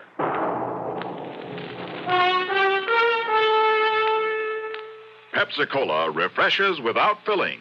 Why? Because it's truly light. Charlie, you're forgetting something. Wait, Kay, there's more. Yes, ice-cold Pepsi is the delicious refreshment that goes great at a picnic or a party. But, Charlie... And Pepsi goes fast. People like it, so keep plenty handy. There. Oh, you did fine, except for one thing. Well, I mentioned lightness and how Pepsi refreshes and how fast it goes. You left out Pepsi sociability. You know the Be Sociable song. But, Kay, I can't sing. I can. Listen. Be sociable, look smart, keep up to date with Pepsi. Drink light, refreshing Pepsi. Stay young and fair and debonair. Be sociable, have a Pepsi. Well, at least I can say this. Pick up an extra carton of Pepsi today. Please do. And now, Act One of yours truly, Johnny Dollar.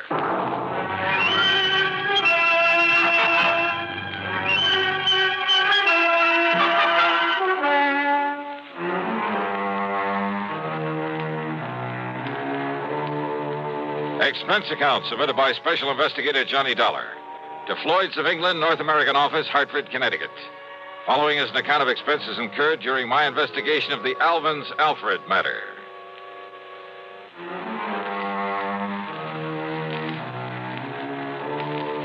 The assignments George Reed usually handed to me were usually bad enough. But a combination of both George and Alvin Peabody Cartwright could be just a little too thick. Anyhow, expense account item one, $1 for a cab to his office. Now look, George, don't tell me Cartwright has shifted all his insurance over here to Floyd's of England. Sit down, Johnny, please. Sure. Well? Yes, he has. Then, baby... As a matter of fact, after months of effort and expense, I managed to sell him on our company myself. Oh, brother. But if you have any idea of the amount of his annual premiums, well, Johnny, it's a real feather in my cap. But don't you realize what you've got yourself in for? I'm afraid I'm beginning to. So, Johnny, if you can get him off my neck... Cartwright? Twice in 1 month? Don't bank on it. But tell me all anyhow. Well, it's really my own fault. So anxious to get his business. And if you know how much that man spends on premiums every year... Yeah, you said that. Now get to the point. And I suppose I should have been more thorough, but... Well, we figured that Continental had known what it was doing, and we simply made a direct transfer of all his policies to this company, including the one that concerns us now. Only it should never have been issued. What kind of a policy? Straight life. On Cartwright? No. With all the riders attached to it. Johnny, it not only covers her life, but accident, injury, mysterious disappearance, just about anything you can think of. Covers whom? Well? The name on the policy. Alfred. Alfred? Alfred Cartwright. A relative? No. No. But if his last name is... is... Johnny, according to this policy, Alfred is a ward of Alvin Peabody Cartwright. That's funny. I never knew that Cartwright had a... Well, what's the difference? What's happened to this Alfred? According to Mr. Cartwright, it was an abduction. Oh, a kidnapping, huh? No, not exactly. Well, what do you mean? If he was abducted, that means he was...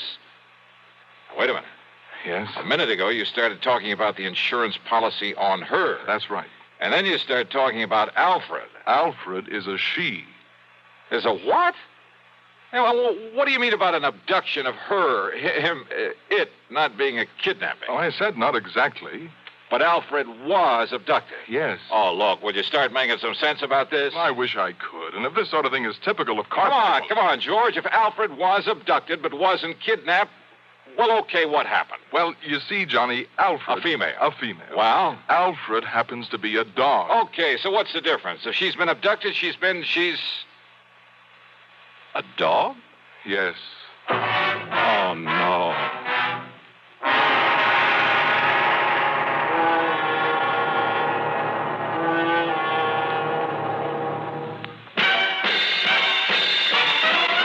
Are you smoking more now, but enjoying it less? Have a real cigarette, have a Camel. The best tobacco makes the very best smoke. Have a real cigarette, have a Camel. Are you looking for flavor and mild?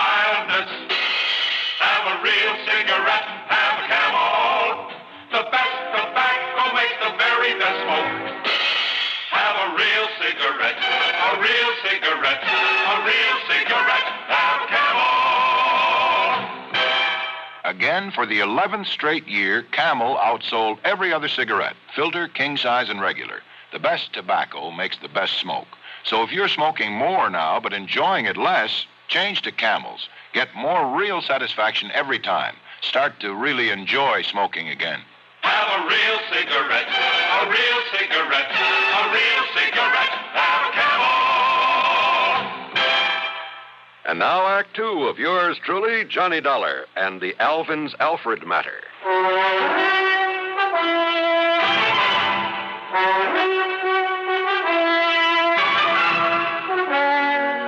George, life, accident, injury, mysterious disappearance, all that insurance on a dog? Yes, Johnny. A female dog? Yes. By the name of Alfred? Yes. A pet of that lovable old crackpot Alvin Peabody Cartwright? His ward, Johnny. At least that's the way it reads on the policy, and that's why we thought nothing of it when the policy was transferred to us from Continental Insurance and Trust. Oh, brother. But why Continental ever wrote such a policy in the beginning? Oh, that part's easy, George. But the premium's only a drop in the bucket. I mean, compared to that on the rest of Cartwright's insurance. Now, listen. If they'd refused to write this complicated policy on his dog, they'd have lost all his business. Well, they have now, to us. And, Georgie, you can lose it just as fast unless you try to do something about this disappearance of that pooch. Unless you do something about it, Johnny. You've got to find Alfred and return her to him. So will you drive on over to Lakewood and talk to Mr. Cartwright, see what you can do? So help me, George. And, Johnny, I promise we'll not question a single item on your expense account, no matter what it is. Oh? As for a nice big extra fee, well, you name it. Well, will you do it? Okay, George, on one condition. Yes? That you keep this thing under your hat. I mean, after all, if the word ever got out that Johnny Dollar was chasing around the countryside looking for a dog napper... Johnny, I promise. I cross my heart and hope to die. What a business. With no limit on the expense account, I should have hired a Rolls, complete with liveried chauffeur. But instead, item 2 was $4.20 for a tank full of gas for my own car. Within the hour, I was pounding on the front door of the Cartwright home over in Lakewood.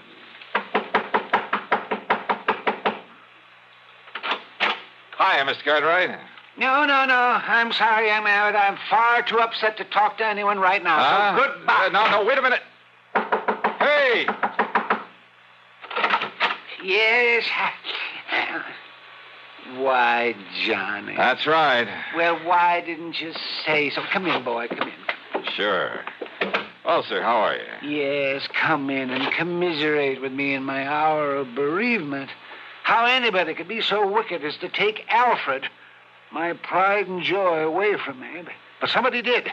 And, Johnny, you must find her and must bring the culprit to justice. Spare no effort, spare no expense, but come on, Johnny. Well, have you any idea, Mr. Cartwright, who might have walked off with the pooch? Pooch? Oh, Johnny, how can you use such a term? Alfred was almost like a child to me. Dear little thing. Oh, yeah, I'm sure. But you haven't answered my question. Do I know who committed this dastardly deed? Yes. Of course I do. Oh, sir. Come along, Johnny. I'll show you Alfred's picture so you'll know her when you see her. All right. But now, why send for me, Mr. Cartwright? What? Well, I mean, if you know who did this. I certainly do. And, Johnny, he must be made to pay the penalty for this nefarious deed. Now, look. Here's dear little Alfred's room. Huh? Well, do you like it? Isn't it nice? I could hardly believe my eyes. It was more like the playroom for some much too wealthy child. Why, he must have spent thousands on it. On the soft, thick, wall-to-wall carpeting, all the furnishings, including a bed in the corner with a foam rubber mattress.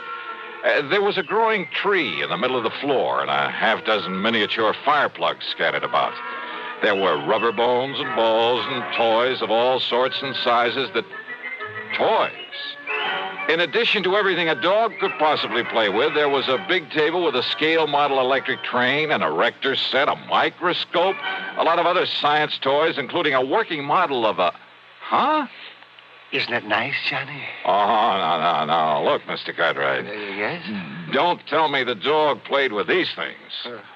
What thing? Well, this toy seismograph. Toy? What are you talking about? That really works. See? See how the recording needle gave a jump on the roll of tape on it? It runs for a week. Keeps perfect time. Oh, well, sure. So the dog could tell when there's been an earthquake somewhere. Is that it? Well, no. But I may as well admit, Johnny, that some of these things are mine. Yours? Yes. When I was a child, the only toys I had were the ones my poor mother could make with her own hands. And I always said that if I ever had the money, I'd make up for it. That I'd have all the things I couldn't have then. So maybe I'm just a silly old man, second childhood, that sort of thing. But I said I'd have them, and now I have. I see. Did you ever have a nice electric train when you were a youngster? Well, no. My folks couldn't afford it. Yes, but I bet you wanted one, didn't you? Oh, sure I did. Doesn't every... Yes, and after you'd grown up, I bet you spent as much time looking at them in the store windows as any kid. All the time wishing you dared to buy one. Just to have it. You think it's all a joke, Johnny? Joke, Mr. Cartwright? About the man who buys his son a train for Christmas and then, well, you know, plays with it all Christmas morning? Yeah, maybe you got a point there. Of course I have. And that's the trouble with growing up. People get so proud or stuffy or something that they won't unbend. They won't let their hair down and enjoy some of the simple little things that they'd really like to do. They're so afraid that somebody might laugh at them. I'm not laughing, Mr. Cartwright. And that's why I like you, Johnny, because you've sense enough to realize that, well, maybe an eccentric old character like me isn't so eccentric after all. That he's just become smart enough to get rid of a lot of nonsensical inhibition. Yeah, you have got a point there. Well, maybe you can understand why this same old man is so upset about losing a wonderful companion, his dog. She was such a dear. I looked all over before I found her and bought her and brought her here. Her, Mr. Cartwright? Yeah, that's right. Then why did you name her Alfred? Well, to be honest about it, Johnny, I'd really hoped for a boy. Yeah. Yes.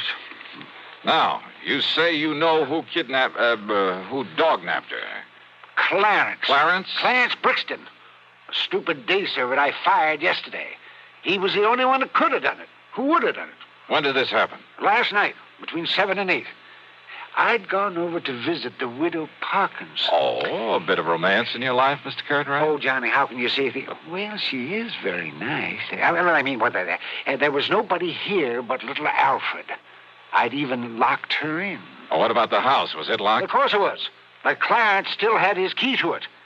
And if you know this house, Johnny, and nobody could have broken in. Oh, I'm sure of that. Besides, there was no sign of anybody trying to. There was no footprints outside. There was no ladder marks. There was nothing. Even the stupid local police agree that Clarence must have done it. Then why haven't they nabbed him? Because they believe his alibi. From that character, that wife of his. They live the other side of town, and she swears he was at home when it happened. And you're sure that only he had a key to this house? That's right, outside of my own. So he must have done it. Only the dumb police won't do anything because of his so-called alibi. And we got to break that alibi. That's right. But how? How, Johnny? Well, I got a crazy idea. Huh? Well, I thought I was the only one who got crazy. Let me take a real close look at one of these toys in here. One of these toys? Yeah, that's right. It's a long chance, Mr. Cartwright.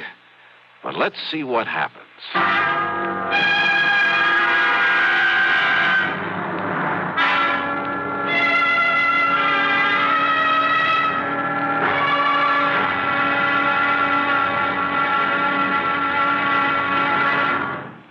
Act 3 of yours truly, Johnny Dollar, in a moment. Welcome, recording star Mel Torme. It's terrible trying to sing with a bad cold. So I always take 4-way cold tablets to relieve cold miseries fast. Good idea. Tests of all the leading cold tablets proved 4-way fastest acting. 4-way starts in minutes to relieve muscular pains, headache, reduce fever, calm upset stomach, also overcomes irregularity. When you catch cold, try my way. Take 4-way cold tablets. The fast way to relieve cold distress and feel better quickly. 4-way, only 29 cents. Now here's a word about another fine product of Grove Laboratories. Had dandruff for years? Now get rid of it in 3 minutes with Fitch Dandruff Remover Shampoo. 3 minutes with Fitch regularly is guaranteed to keep unsightly dandruff away forever. Apply Fitch before wetting hair. Rub in 1 minute. Add water, lather 1 minute. Then rinse 1 minute. Every trace of dandruff goes down the drain. 3 minutes with Fitch. Embarrassing dandruff's gone. Fitch can also leave hair up to 35% brighter. Get Fitch Dandruff Remover Shampoo today. And now, Act 3 of yours truly, Johnny Dollar.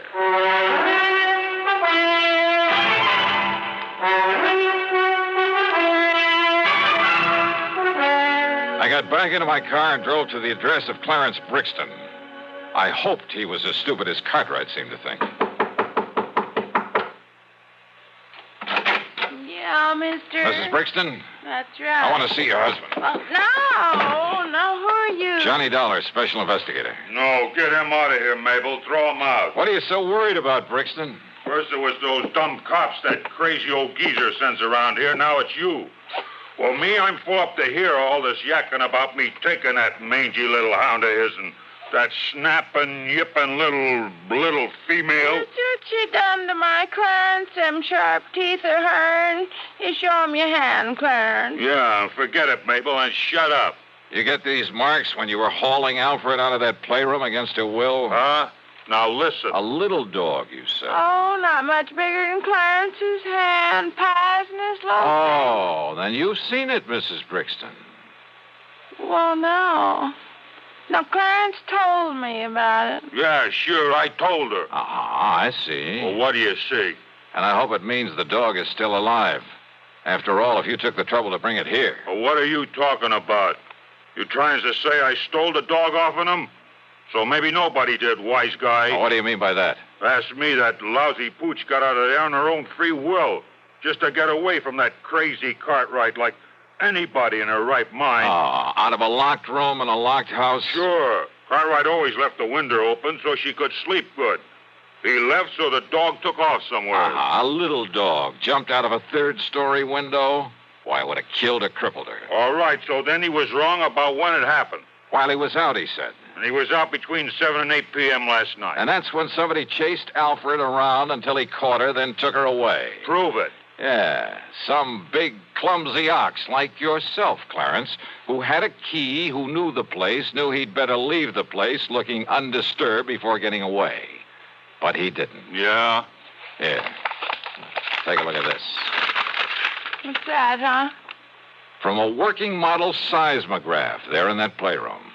What? You see, Clarence?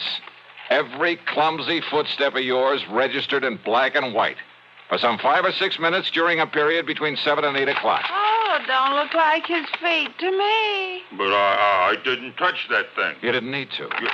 You mean them squiggles on the paper, my footsteps? What do you think?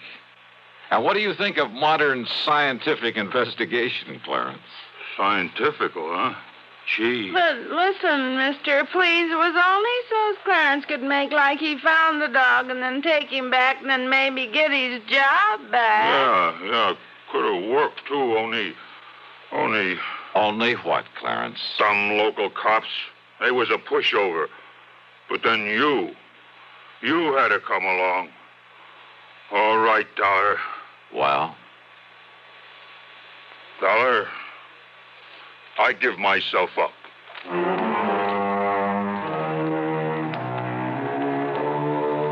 Oh, sure. Modern scientific investigation. But he fell for it. And Mabel brought the dog up from the cellar, and she was kind of a mangy little pooch. The dog, I mean. But she meant the difference between keeping or losing Cartwright's insurance account. Which reminds me, you can forget the expense account. Cartwright did well by me, as usual. And he'll probably break down and take Clarence back. Oh, well. Yours truly, Johnny Dollar.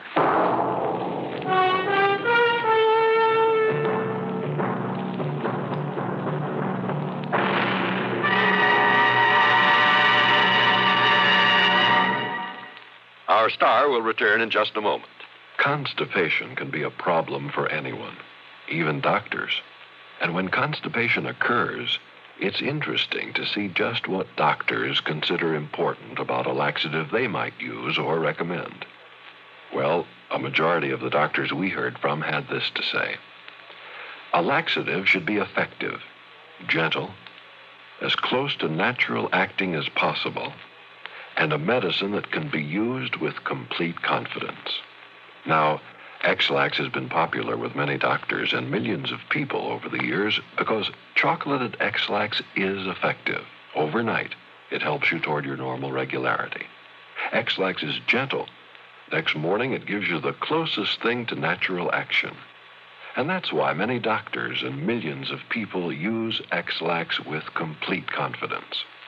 X-Lax, the laxative that helps you toward your normal regularity gently, overnight. Is X-Lax in your medicine cabinet? Now, here's our star to tell you about next week's program. Well, first, a real hearty welcome to WATV in Birmingham, Alabama, and to KSOB in Cedar City, Utah. Glad to have you with us on the network. Next week, I run up the biggest, the fattest expense account you ever heard of. Join us, won't you? Yours truly, Johnny Dollar.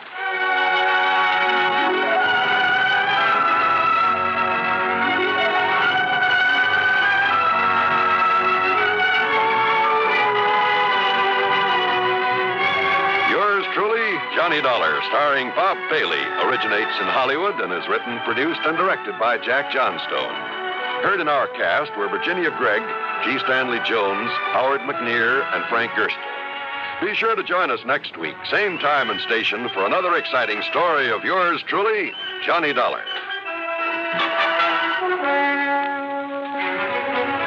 This is John Wall speaking. From Hollywood, it's time now for Johnny Dollar. Oh, hi, man. How's your stomach, Johnny? What? Rich food give you any trouble? Who is this? Why, your old buddy, Angie Orsatti. Oh, hi, Angie. Glad you got my message. Yeah. How about dinner tonight at Antoine's, Johnny? Shrimp gumbo, oysters, Rockefeller. Yeah, sounds fine. Only I've got to do some work first. Man, I thought you was here in New Orleans on vacation. Nope. Little matter of fire insurance and the company's check for $16,000. Somebody trying to cheat him out of it, huh? You won't believe this, Angie. Somebody turned it down. What?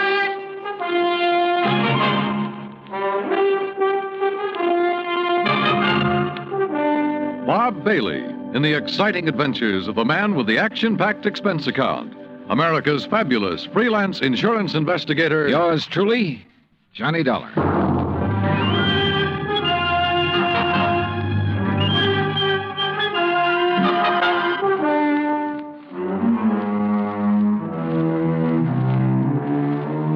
Expense account submitted by Special Investigator Johnny Dollar to Providential Fire and Marine, 787 Greenleaf Avenue, Hartford, Connecticut.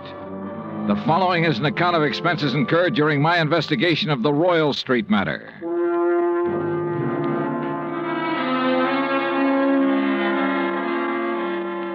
Expense account item 1, $103.82, transportation to New Orleans. Item 2, $4.20, cab from the airport to the Roosevelt Hotel. After unpacking, I put in the call to my old friend Angie Orsatti. Nobody knows the French Quarter or the people living there like Angie does. For 3 months of the winter, he stays in the swamp trapping muskrats. The rest of the year, he lives with his mother near the Cabildo. Angie wasn't in, but his mother said she knew where to reach him, and 5 minutes later, he returned my call. We arranged to meet for dinner, then I phoned the agent who had sold the policy in question. His name's Binford, and naturally, he was anxious to see me. C.D. Binford's office is on the 3rd floor of the Hibernia Bank building. He's a stocky, red-faced man, probably in his late 50s. Come in, Mr. Dollar. Come in. Thanks. Help yourself to the chair. Say, you fellas sure don't waste any time, do you? We try not to, Mr. Binford. C.D., boy. What? You call me C.D. like all the other folks do. Oh, okay, C.D. Yeah. Now, like I was saying, you boys sure don't waste any time at all. Why, I didn't even call the home office till day before yesterday. I know. When was the fire? Last week on Thursday night. What'd they tell you about it? Oh, not very much. Figured I'd get all the information from you. Well, it's a doozy. First time I've ever run across a policyholder who wasn't yelling for us to pay him yesterday for his loss today. You know what I mean? Yeah. Who is the insured, Mr. CD? Man named Dupas, Henry Dupas. Took out a policy for $48,000. That's full coverage on his antique shop down on Royal Street. How long ago? August, just 3 months back. I'd been after him for, maybe 5-6 months to buy some protection, but he kept saying didn't have the money. Didn't have the money? And one day I dropped in to see him about his car insurance, and right off he told me to write a policy giving him full fire coverage on the shop. Well, how do you arrange to pay it? Cash, in full, the day I delivered the policy. He tell you why he changed his mind? Yeah, not exactly. Bet he mentioned something about times being better. I reckon there must have been. Why'd he say that? Well, a few days later, he had the back part of his shop all painted and fixed up. That's the part that burned. And he hired himself a girl to work in the office. A real good looker, too. Well, what caused the fire? You know? I sure do. Antique kerosene lamp got knocked over accidental. According to what Dupas told the fireman, he was in the back of the shop with a customer showing him the lamp. Uh-huh. When it fell, the fire started. The two of them tried to put it out. Reckon that's why they didn't call the fire department right off. Uh-huh. And did Dupas tell you the same thing? Dupas? He didn't tell me nothing. Well, he reported the fire to you, didn't he? He did not. And that's what's got me so riled up. I wouldn't know about it now if I hadn't dropped in there the other day. Was Dupas there when you stopped in? Yes, sirree. And when I saw how the place looked, the whole back of the store gutted out and a slew of his antiques destroyed, I let him have both barrels, I tell you. Oh, what'd he say to that? Well, nothing too much. Just acted like he wasn't interested in whether we paid for it or not. Didn't even ask for a claim for him. That's funny. Sure is. I thought maybe he was so upset over losing some of his valuable antiques, he didn't know what he was doing. So, after I checked with the fire department, got a copy of their report, I typed up a claim for him.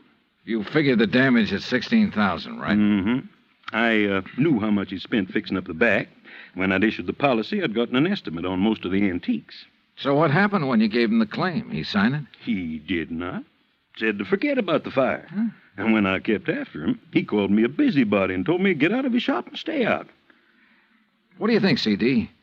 You have any idea why he didn't report it or sign that claim? If I had, boy, I wouldn't have sent for you. I left Binford's office and walked over to Canal Street. The sun had gone down and a cool breeze was coming in off the river, bringing with it the smell of coffee beans and fruit from the banana boats. I crossed Canal and turned onto Royal, heading into the French Quarter.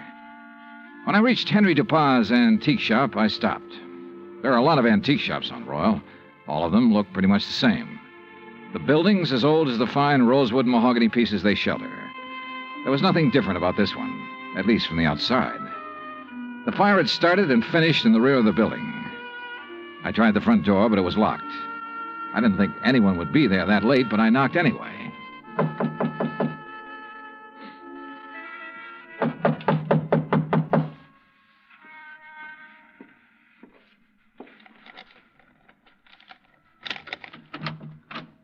Yes, who is it? Mr. Dupas? Who is it? My name's Dollar, Mr. Dupas. I represent the Providential Fire Marine. Why do you people persist in annoying me? Well, we wouldn't if you'd tell us about the fire. There's nothing special about that fire, Mr. Dollar. It was an accident. Well, then why didn't you file a claim? You're entitled to enough money to cover your loss. Mr. Binford explained that to me quite carefully. If you haven't talked to him, Mr. Dollar, you should. Oh, I've talked to him. Well, then go away. Well, not until you answer a few questions. No, leave me alone, please.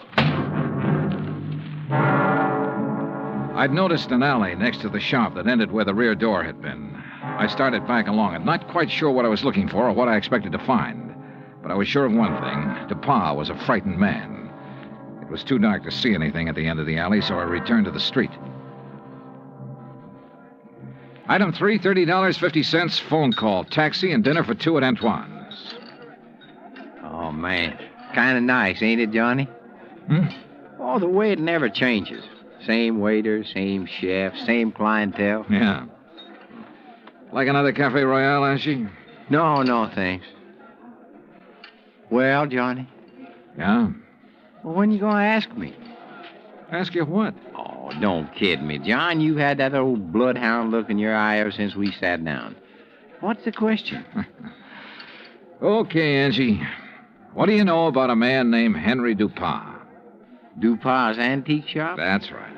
Oh, not much. Seen him around some's all. Yeah, where? Oh, you know what kind of places I like, Johnny. Yeah, but I can't picture Dupas liking them. Well, maybe he don't, but maybe that little old blonde he's been carrying with him does. Blonde? Yeah, you know. Female, girl, bleached hair. I know.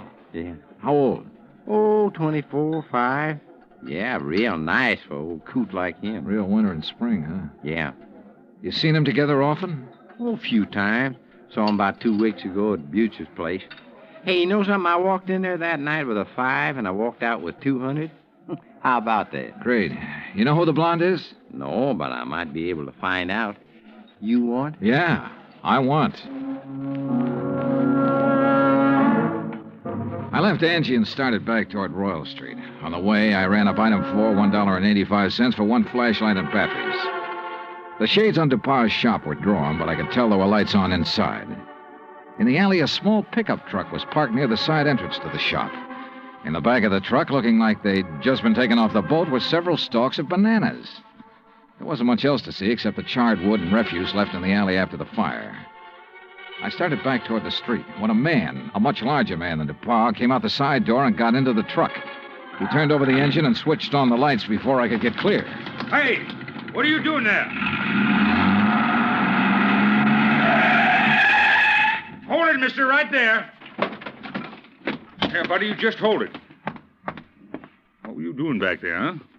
Well, right now, mister, I'm wondering what this load of bananas is doing in an antique shop. What is it, Carl? Well, I just caught this guy snooping around in the back. What? It's Mr. Dollar. Yeah, that's right. You know him, Dupas? He's one of those insurance men I told you about. Oh, well, what are you here for, Dollar? Didn't Dupas tell you he doesn't want any money from you people? Now, why not? Because he's afraid we might have to take a good look around before paying off? No, son. Now, look, Dollar. Mr. Dupas has been okay with you people, so you got no reason to come snooping around. Especially after he's told you he don't want you around. So now maybe Mr. Dupas will have to do something to keep you away. Ain't that right, Mr. Dupas? You know what I mean. Yes. Yes, all right, I'll do it, Carl. And he'll never bother us again. Go on, Dollar. Get out of here. At the time, I had no idea what they meant to do, so it wasn't easy to turn my back on them. But I did. And nothing happened. I went back to my hotel and hit the sack, and I must confess I slept later than usual the next morning. I was still in bed when the phone rang.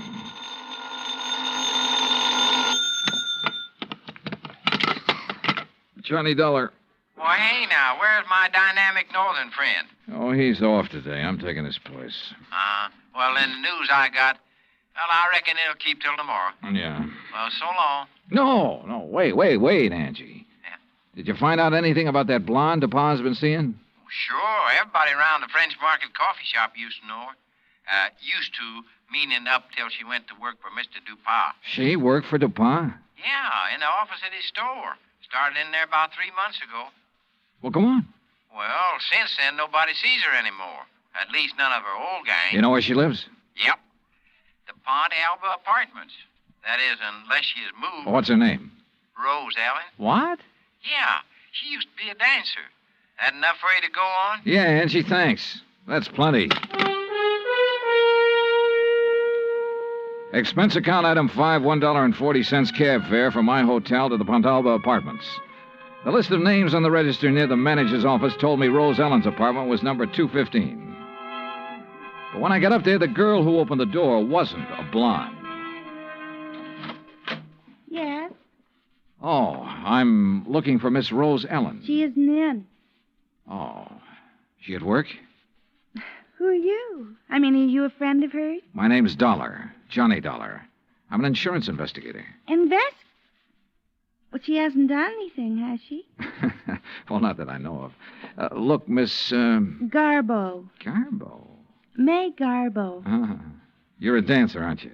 How'd you guess? Oh, I'm good at recognizing talent. Oh? Would you like to come in? I've got some coffee on. Well, that'll be just fine. Say, you've certainly got a nice view of the square from here. I suppose. Don't you think so? Oh, sure, if you like that sort of thing. Me, I just think the square's kind of square. Oh, oh, that's good. That's very I brought good. it up the day we moved here. You and Rose move in here together? Uh-huh. Oh, sit down, Johnny. Make yourself at home. Well, thanks. Gee, you're so polite. You wait to be asked. Yeah. Look, tell me, what time do you think Rose will be home? Oh, I couldn't say. May, this is important. What time does she usually get home? Well, I don't know. I mean, after all, she's got her own life to live, you know, and I'm not her keeper. Okay. Sometimes she doesn't get home for days. Oh, I better get the coffee. She ever say anything to you about the fire? Huh? What fire? The fire down at the antique shop. No, you want cream and sugar? No, thanks, just black. Good. When was that? The fire? Last Thursday night. That's funny. What's funny? That was the last time I saw her. What? Yeah. Rose went to work last Thursday, but she never came home.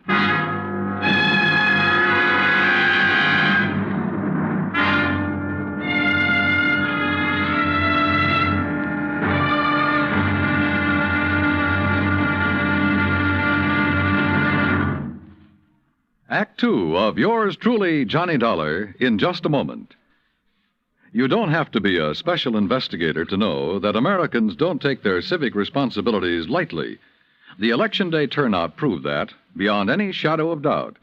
So now it's time for you to face up to another responsibility to the nation in just as straightforward a way. Our Ground Observer Corps needs volunteers. We at CBS Radio urge you to write or telephone your nearest Civil Defense Center to learn how you can help in this vast program that patrols our skies. Now, Act Two of yours truly, Johnny Dollar, and the Royal Street Matter.